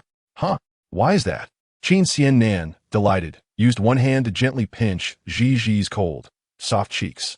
"For years ago today was when our father and mother left the manor. That boy is likely crying somewhere in secret right now." Gigi felt a small pang in her heart amidst the snowy night. Did my big brother go to cry? She blinked her large, misty eyes, the cold wind leaving a layer of frost on her lashes. Qin Xiannan glanced at the long leash in Gigi's hand. "Little one, your big brother used to be unafraid of dogs. Why is he afraid now?" Gigi could sense that the fear ran deep within Qin Luo. A haunting shadow that he could not shake off, a fear that would likely accompany him for life. As they conversed, Qin Xiannan had already carried Gigi into the Lanyu Pavilion. Noticing that the sky was still bright, he held Gigi close and began recounting the tale of Qin Luo's fear of dogs. For years ago, on a snowy day similar to today, their mother fell ill from longing for her daughter, crying daily. On that day, her condition worsened, and both the palace physician and city doctors were at a loss. In desperation, their father promised to take their mother traveling the world, vowing to find Qin Yunji no matter the distance. Thus, they did not linger. Making a sudden decision, they prepared provisions in a carriage, selected capable servants, and set forth on their journey. The three older brothers were fortunate, having matured enough to understand their parents' heartfelt intentions. However, 4-year-old Qin Luo was still in an age where he clung to his mother, unable to part with her. She coaxed him to sleep before they departed in the carriage. Yet, as if sensing something, Qin Luo, who had fallen asleep early that night, woke from his dream in tears, calling for his mother. The elder brothers were at a loss, recalling their father's instructions to look after the youngest. Thus, they arranged for someone to watch over Qin Luo. They underestimated his determination.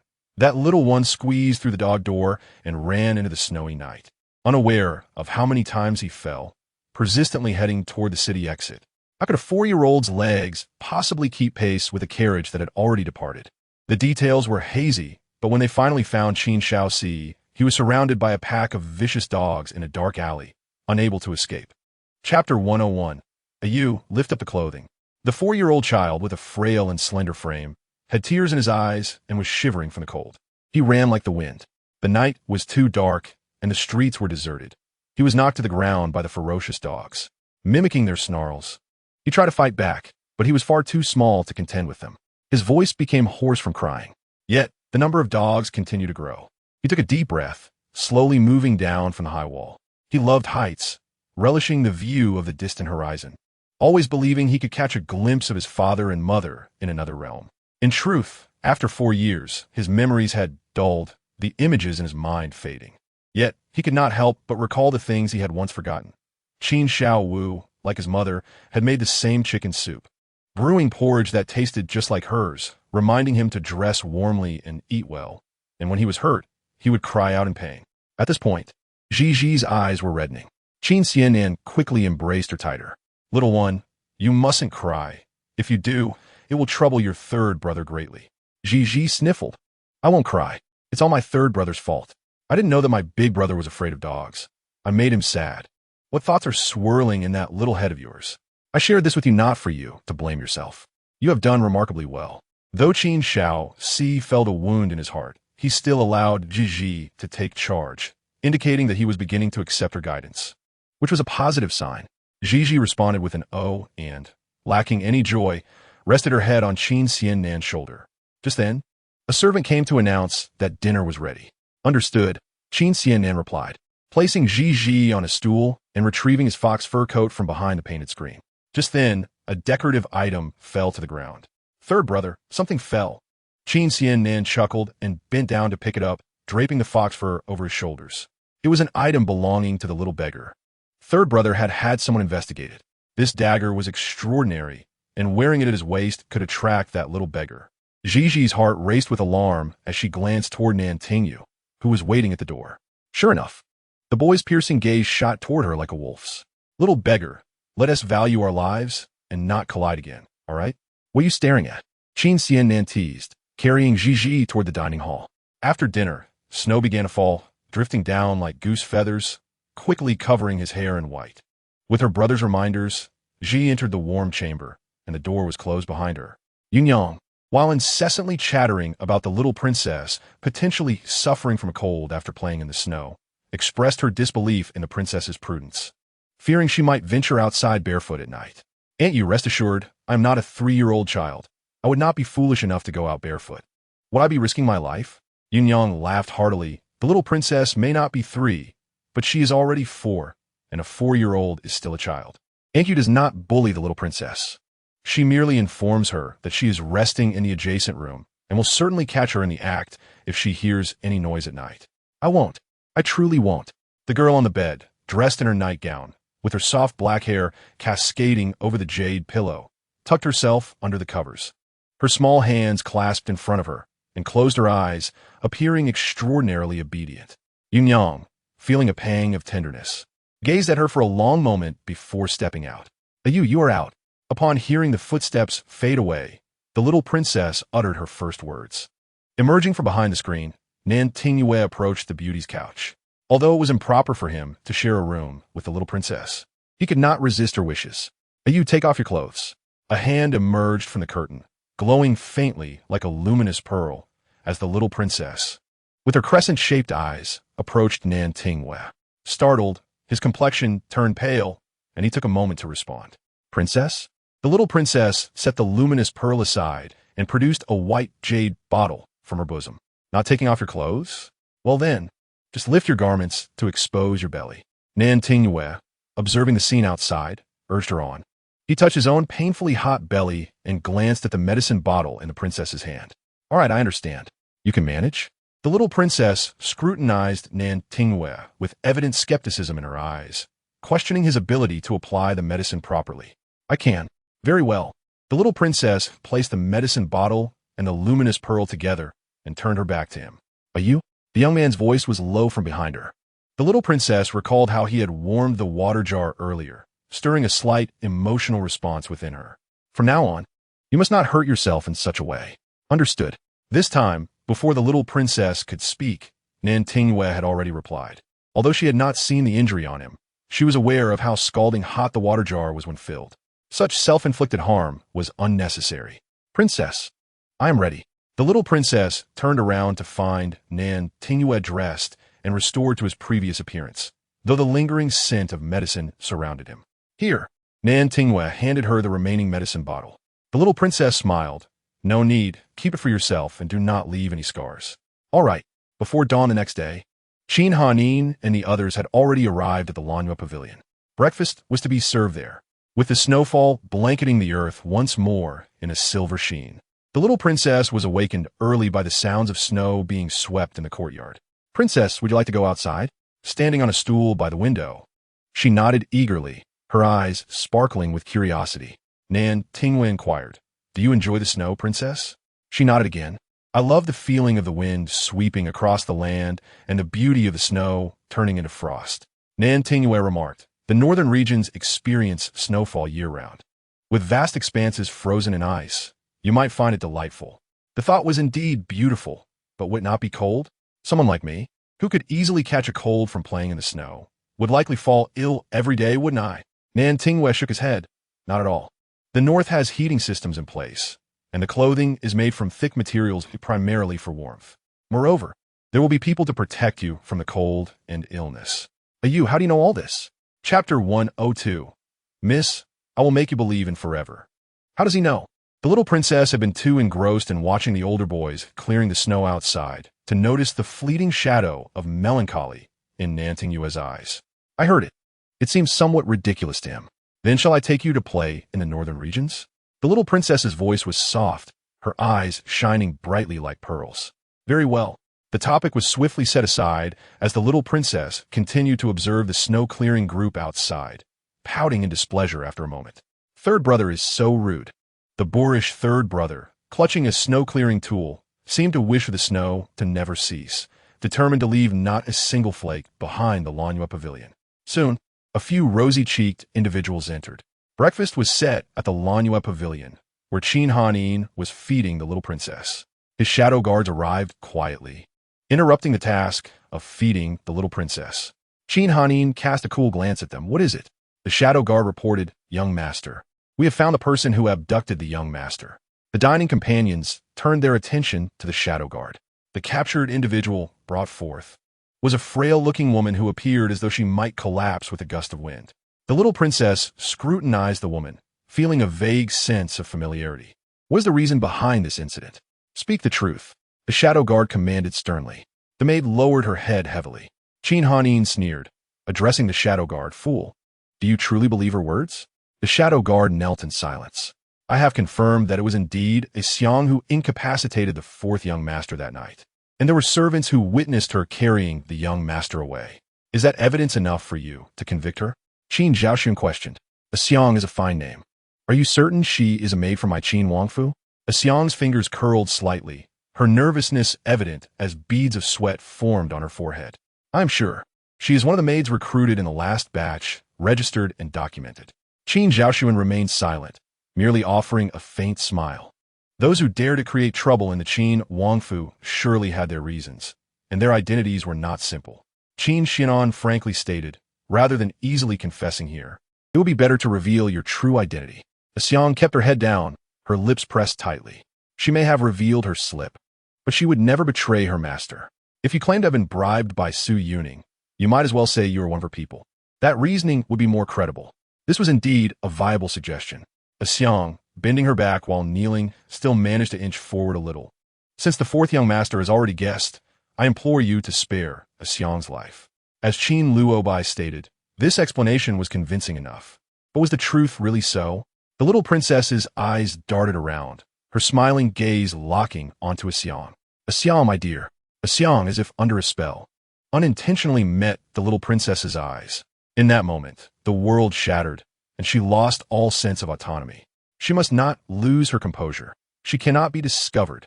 How could she bear to implicate the princess? As long as Su Yuning refrained from harming the princess, she would do anything. A Xiang's most unforgettable memory was from her childhood, when she was small, sporting twin buns and playing alongside a little girl who was her companion, their bond strong. However, the little girl often bossed Xiang around, and Xiang always indulged her with a beaming smile. As the seasons changed and time passed, they had both grown up in the blink of an eye. The scene in her memory shifted to a young girl leaning against the window, gazing into the distance. Asking the person behind her, Xiang, do you believe that there is such a thing as forever? Xiang, perplexed but earnest, replied, yes, there is. I do not believe it. Su Yin'er spoke dismissively, for even her father, who seemed to cherish her mother deeply, could still take a concubine and bring an illegitimate daughter under his roof to care for. There is. Xiang reiterated earnestly, though you may not believe it now. One day, I will make you believe in forever. In this world, there truly exists a person who, undeterred by any obstacles and unencumbered by ties, willingly chooses to accompany you for eternity until the very end of her life. This person is Su Yin'er, though she is aware of the truth.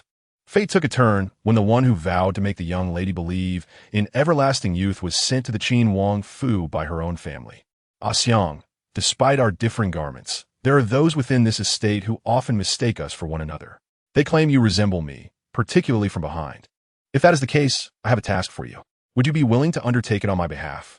Upon hearing this, Xiang nodded, her eyes brimming with loyalty. Regardless of the lady's command, be it ascending a mountain of blades or descending into a sea of flames, Xiang shall accomplish it without fail. It is not that I am overly demanding, but there is someone I've cherished since childhood whom I wish to marry, yet he has never regarded me with any significance. Sweet words are never spoken in my presence, and beautiful garments are reserved solely for his sister. Jealousy has taken root within my heart, and I long to be closer to him, ever so close. However, my status forbids me from bowing my head, thus, Xiang, I have heard that the Qin Wang Fu is in search of servants. You shall go. Although I cannot meet him in person, it is sufficient that you can see him. After you meet him, please write down his daily preferences and deliver them to me, if you would be so kind.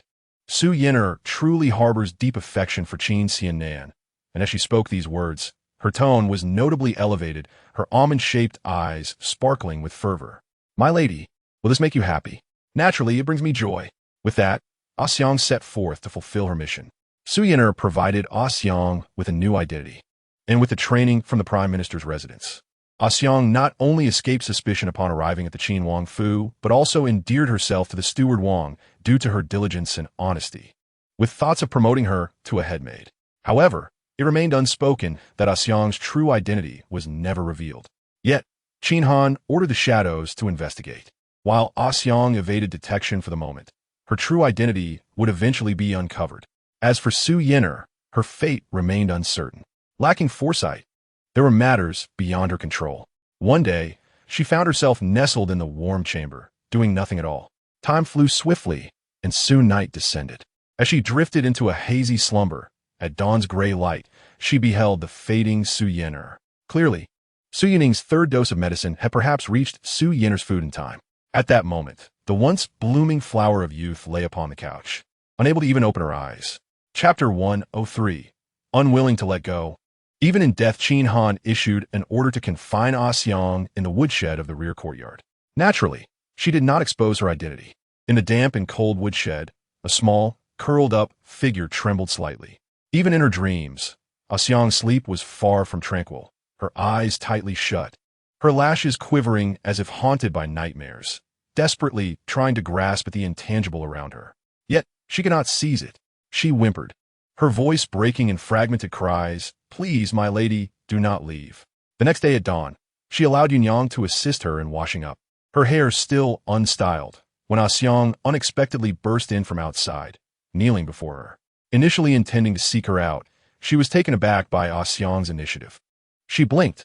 "Xiang, you need not kneel to speak. Rise and share your words." Xiang shook her head, tears streaming down her face.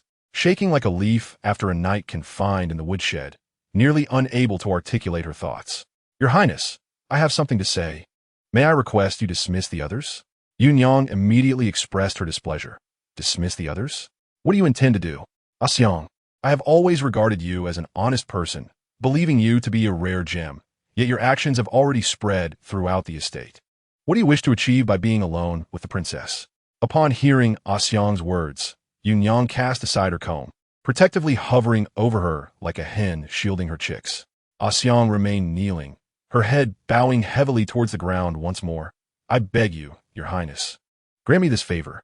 Only then did Su Yinar look at Yunyang and urge, Aunt you, could you step outside for a moment? Yunyang shook her head, her expression revealing her unspoken concerns.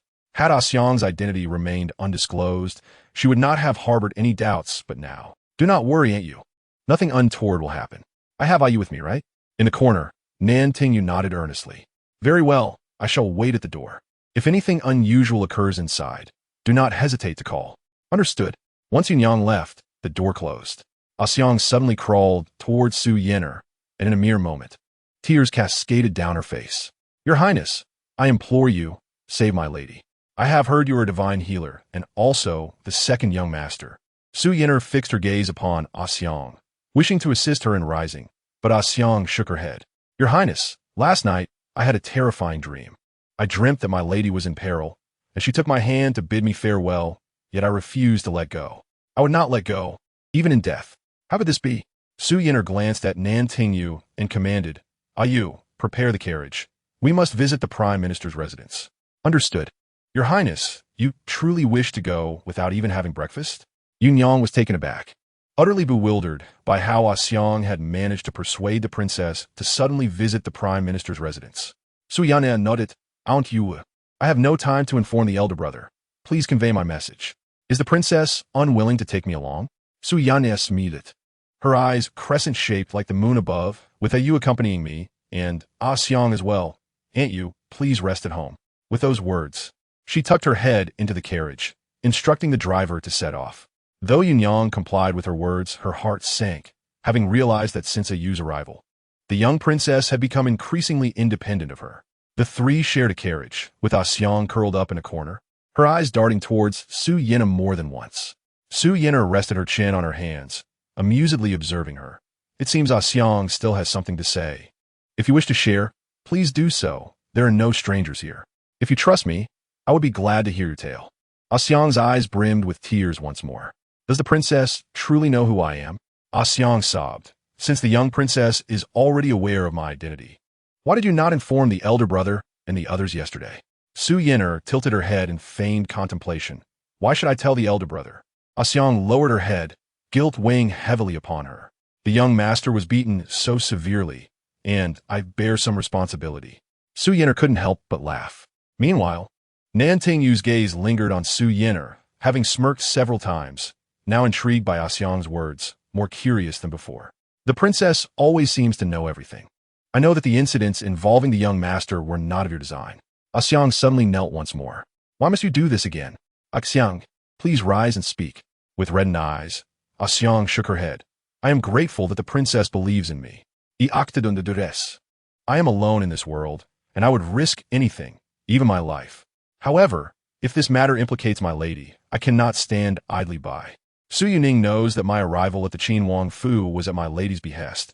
She has relentlessly pursued me, seeking my compliance. I refused her twice.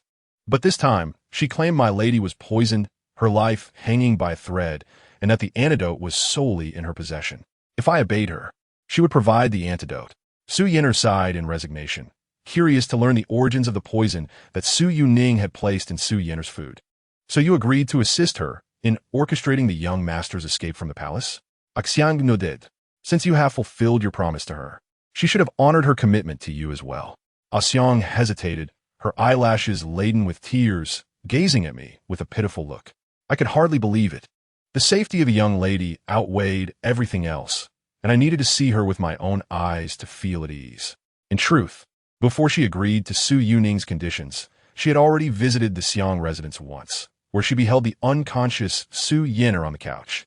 Su Yinar was rescued from the slave camp when she was merely 6 years old, and the young lady had saved her life, bestowing upon her the gift of recognition.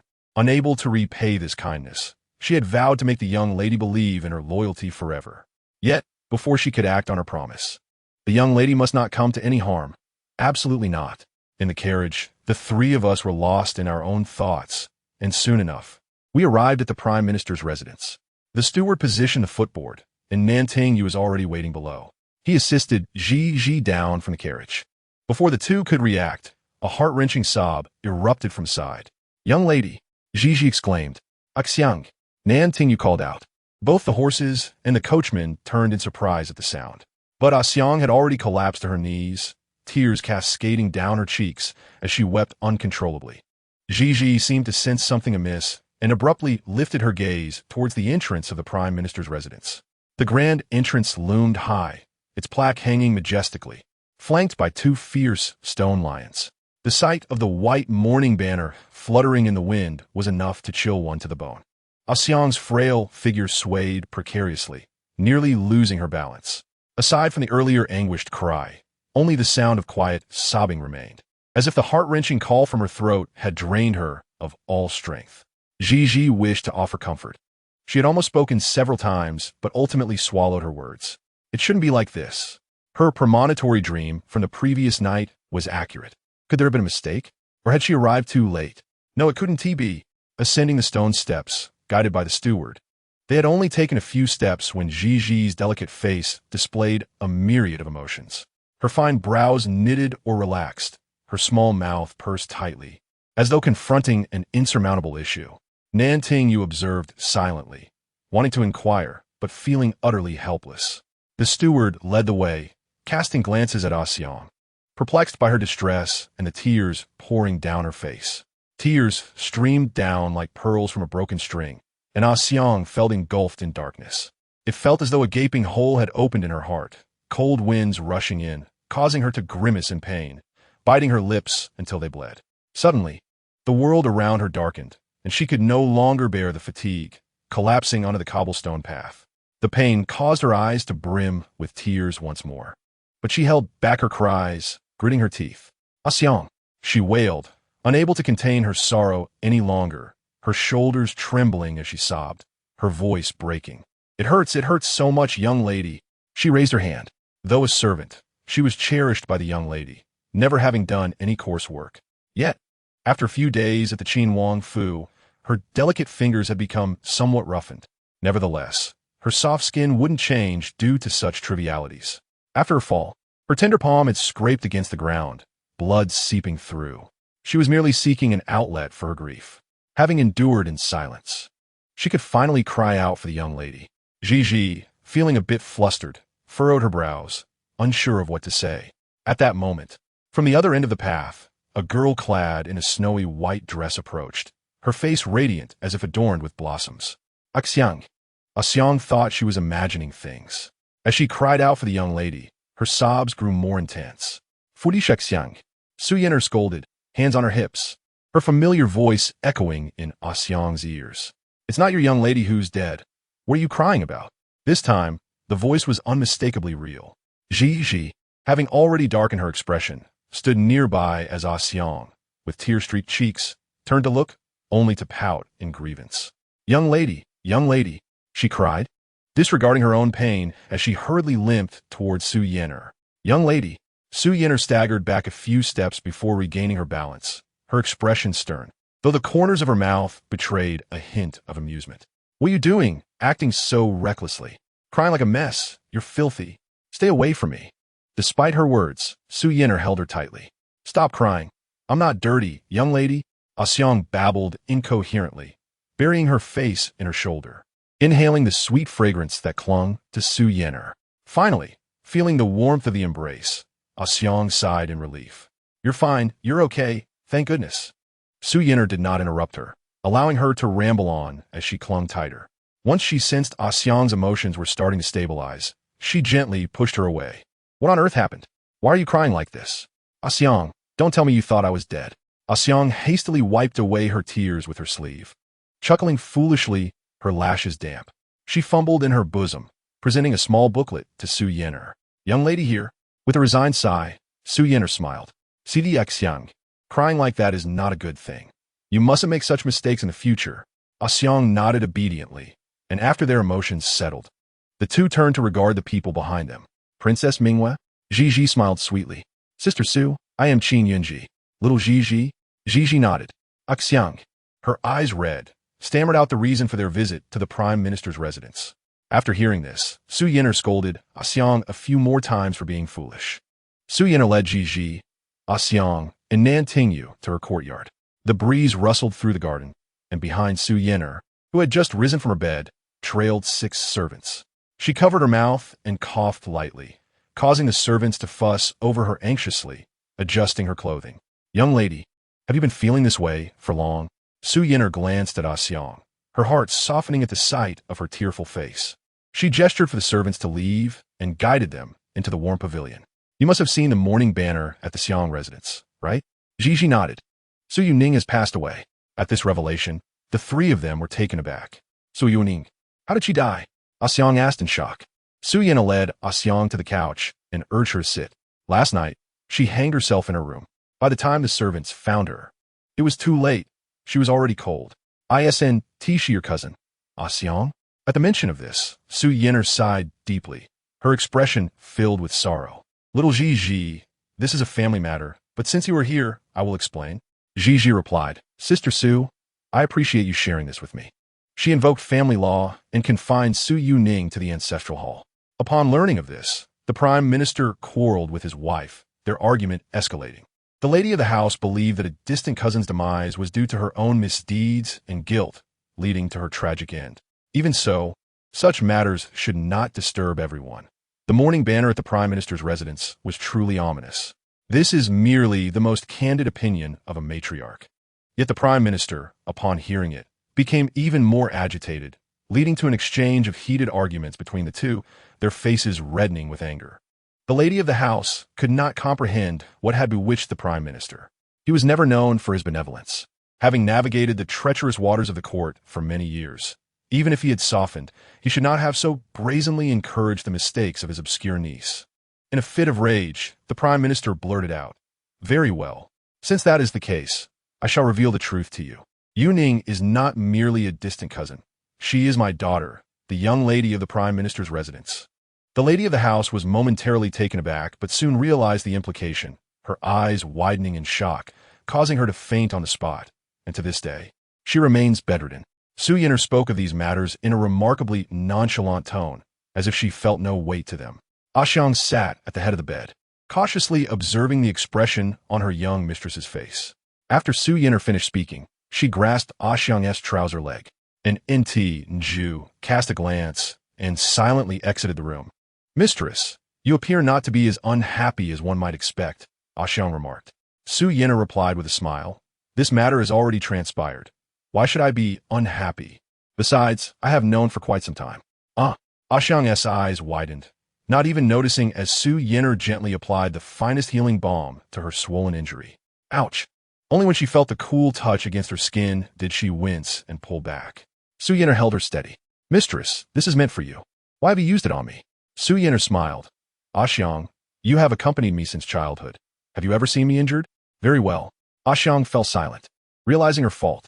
"But how did you know that Miss Su Yuning is the prime minister's daughter?" Su Yen'er feigned casualness. "One night, she told me herself. Perhaps she intended to provoke me, but to her surprise, I reacted indifferently, which only bored her." Su Yuning was not a virtuous person. Her self-destruction was something Su Yen'er could never believe. After all, given her character of secretly stabbing others while appearing humble, it was inconceivable that she would act in such a manner. What, then, awakened her conscience to the point of choosing death? Gigi, sitting by the window, observed the interaction between Su Yen'er and Xiang, a smile unconsciously creeping onto her lips. Su Yen'er was not a villain. On the contrary, she possessed a tender heart, though she appeared prickly on the surface. She generously offered the best healing balm to Xiang without needing her to specify her injury. It was precisely this kindness that attracted a loyal servant like Xiang. Su Yen'er opened Xiang's palm, rolled up her trouser leg, and saw her delicate hand bruised, her swollen knee in a poor state, feeling both anger and pity. "Foolish Xiang, what will you do in the future? You assumed I was dead without verifying the truth," wailing so loudly. At the mention of this, Xiang bowed her head in shame. "I was wrong, mistress. I shall not act recklessly again. I will ascertain the truth." Su Yen'er ist in Resignation. Gigi hopped down from her stool. "Sister Su, since you are well, I shall take my leave." She had originally come with Xiang to visit Yen'er. However, the white banners at the door had caused quite a misunderstanding, which was now clarified. Su Yen'er lowered Xiang's trouser leg, stood up, and approached Gigi. "Little Gigi, since you are here, would you care to join us for breakfast?" Indeed, the little princess Axiang gently stood up, immediately wincing in pain. It was evident that she had become rather delicate under such care. Only moments ago, she had felt no discomfort, but after Su Yin'er applied the balm, the pain became unbearable. You are not to leave until you heal. You must rest here in my room. Axiang nodded, happily sitting back down. Little princess, please stay. You have been so kind to me. What do you mean? Axiang's expression shifted slightly as she recounted her experiences at the Qinhuang residence.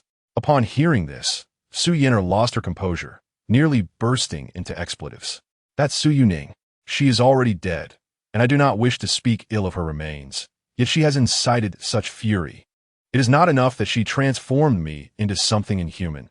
She also tormented those around me. What on earth does she desire? Su Yin'er's words were laden with helplessness and sorrow. She could not fathom how a person could undergo such a drastic transformation. It was utterly maddening. Axiang hastily soothed. Mistress, do not let your anger consume you. The person is already gone. What good will further distress do you? Su Yin'er stamped her foot in frustration, huffing as she pulled Ji along outside. She was indeed amiable now, a stark contrast to her earlier demeanor of commanding others with an air of superiority. She was like an elder sister, truly a daughter of noble lineage, cherished by the prime minister and his wife, her delicate hands holding Gigi's, radiating warmth. Little Gigi, I lost my composure just now. Not all. Sister Su, that was your genuine reaction. Su Yin'er laughed. You are quite the charmer. Yet, it is indeed true that Su Yuning is utterly despicable. I remember when she first arrived at the prime minister's residence. She was not like this at all. Gigi furrowed her brows, curiosity evident. Many have said so. Feng Qinghan and Su Chong have both mentioned it, and now it seems your turn has come. But what kind of person was she before? Su Yin'er pursed her lips in thought. When she first entered the prime minister's residence, she was about your age.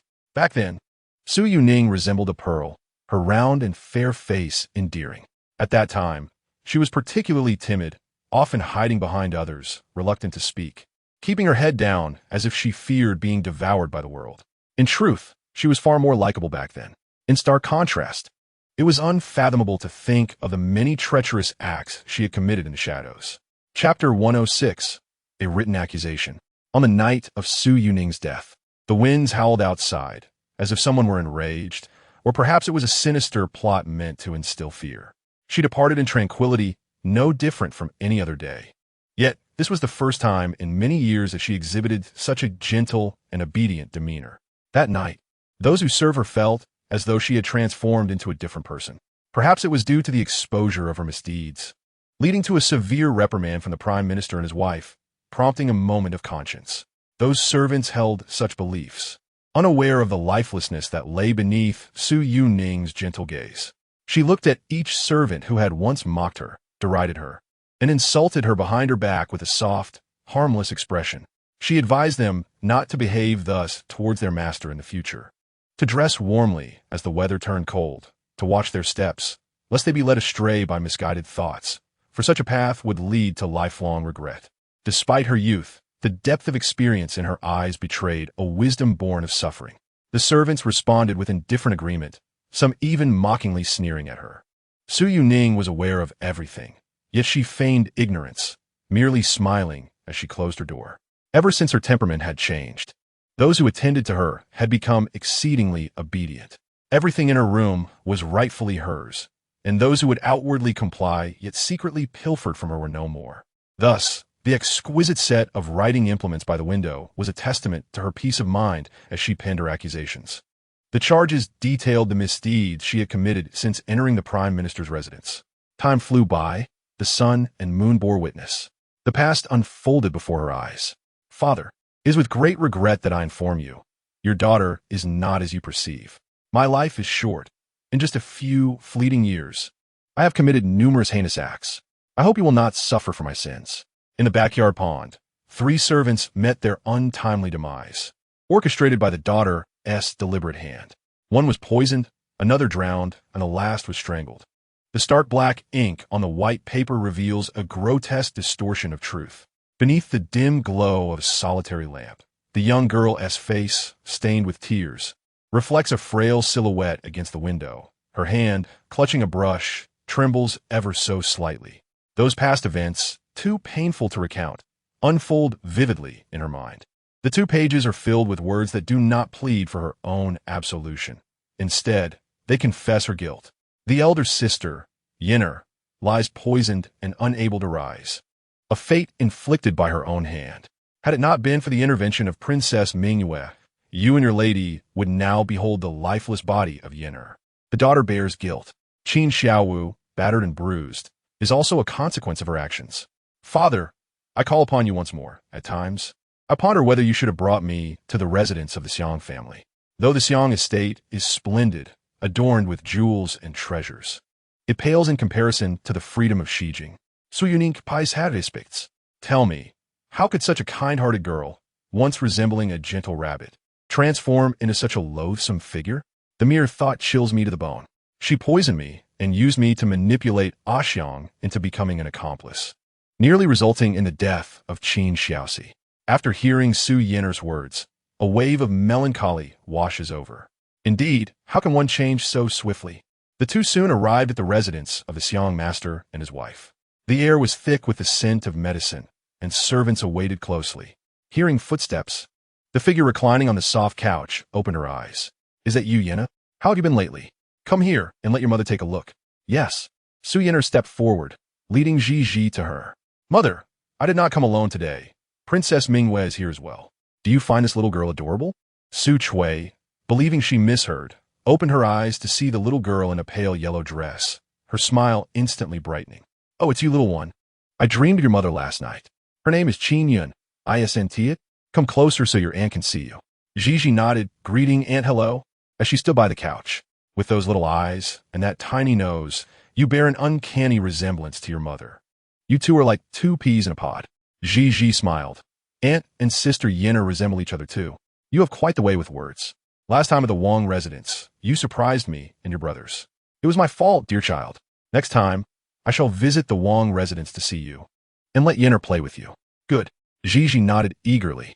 Su Chui's expression soured, her anger simmering just beneath the surface. However, seeing Ji and Su Yinner together, she forced a smile. Aunt, are you feeling unwell? Su Chui coughed lightly. I am growing old. My health has waned, but it is nothing serious.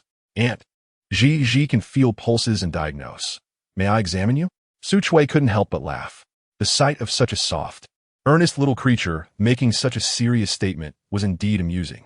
Yet, the earnestness on her tiny face evoked sympathy, shared among everyone in the room. Rarely did Su Yinner witness her mother's expression shift from sorrow to a semblance of lightness, prompting her to embrace Ji and sit by the couch. Mother, I have heard that little Ji is quite remarkable. Shall we let her get a try? Yes. Sukui exclaimed thrice. The elderly matron attending to her appeared concerned. While entertaining these little ones was harmless, there was worry about the potential consequences for the lady's health. Su Mama intended to step forward to intervene, but caught the glance of the lady. The illness struck suddenly. Though it appeared inconspicuous, it left her bedridden, causing a tightness in her chest, as if something obstructed her breath. The bitter herbal concoctions were hard to swallow. If little Ji possesses such abilities, let her examine it. After all, what could a mere 4 or 5-year-old manage? It was merely a game for the child.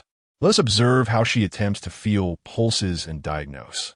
Suyane atuli stepet azida. Aunt, you must lie flat. Su Chui allowed the matron to assist her into a comfortable position. Just as she inhaled, suddenly, a flash of the pale yellow dress appeared, and a plump little hand struck a spot on her body. Princess, little Ji. Su Yinner called out, but Ji swiftly waved her small hand, displaying displeasure at the interruption. Subsequently, she raised her small arm, and her hand came down. Mother, are you well? Ji pressed on various acupoints around Su Chui, then suddenly clenched her tiny fist and struck her mother's chest with a thud. Ouch!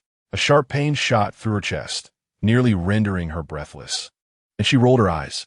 Ji was promptly pulled away by the matron and Su Yinner, who shouted in concern, Mother, how are you? Are you all right?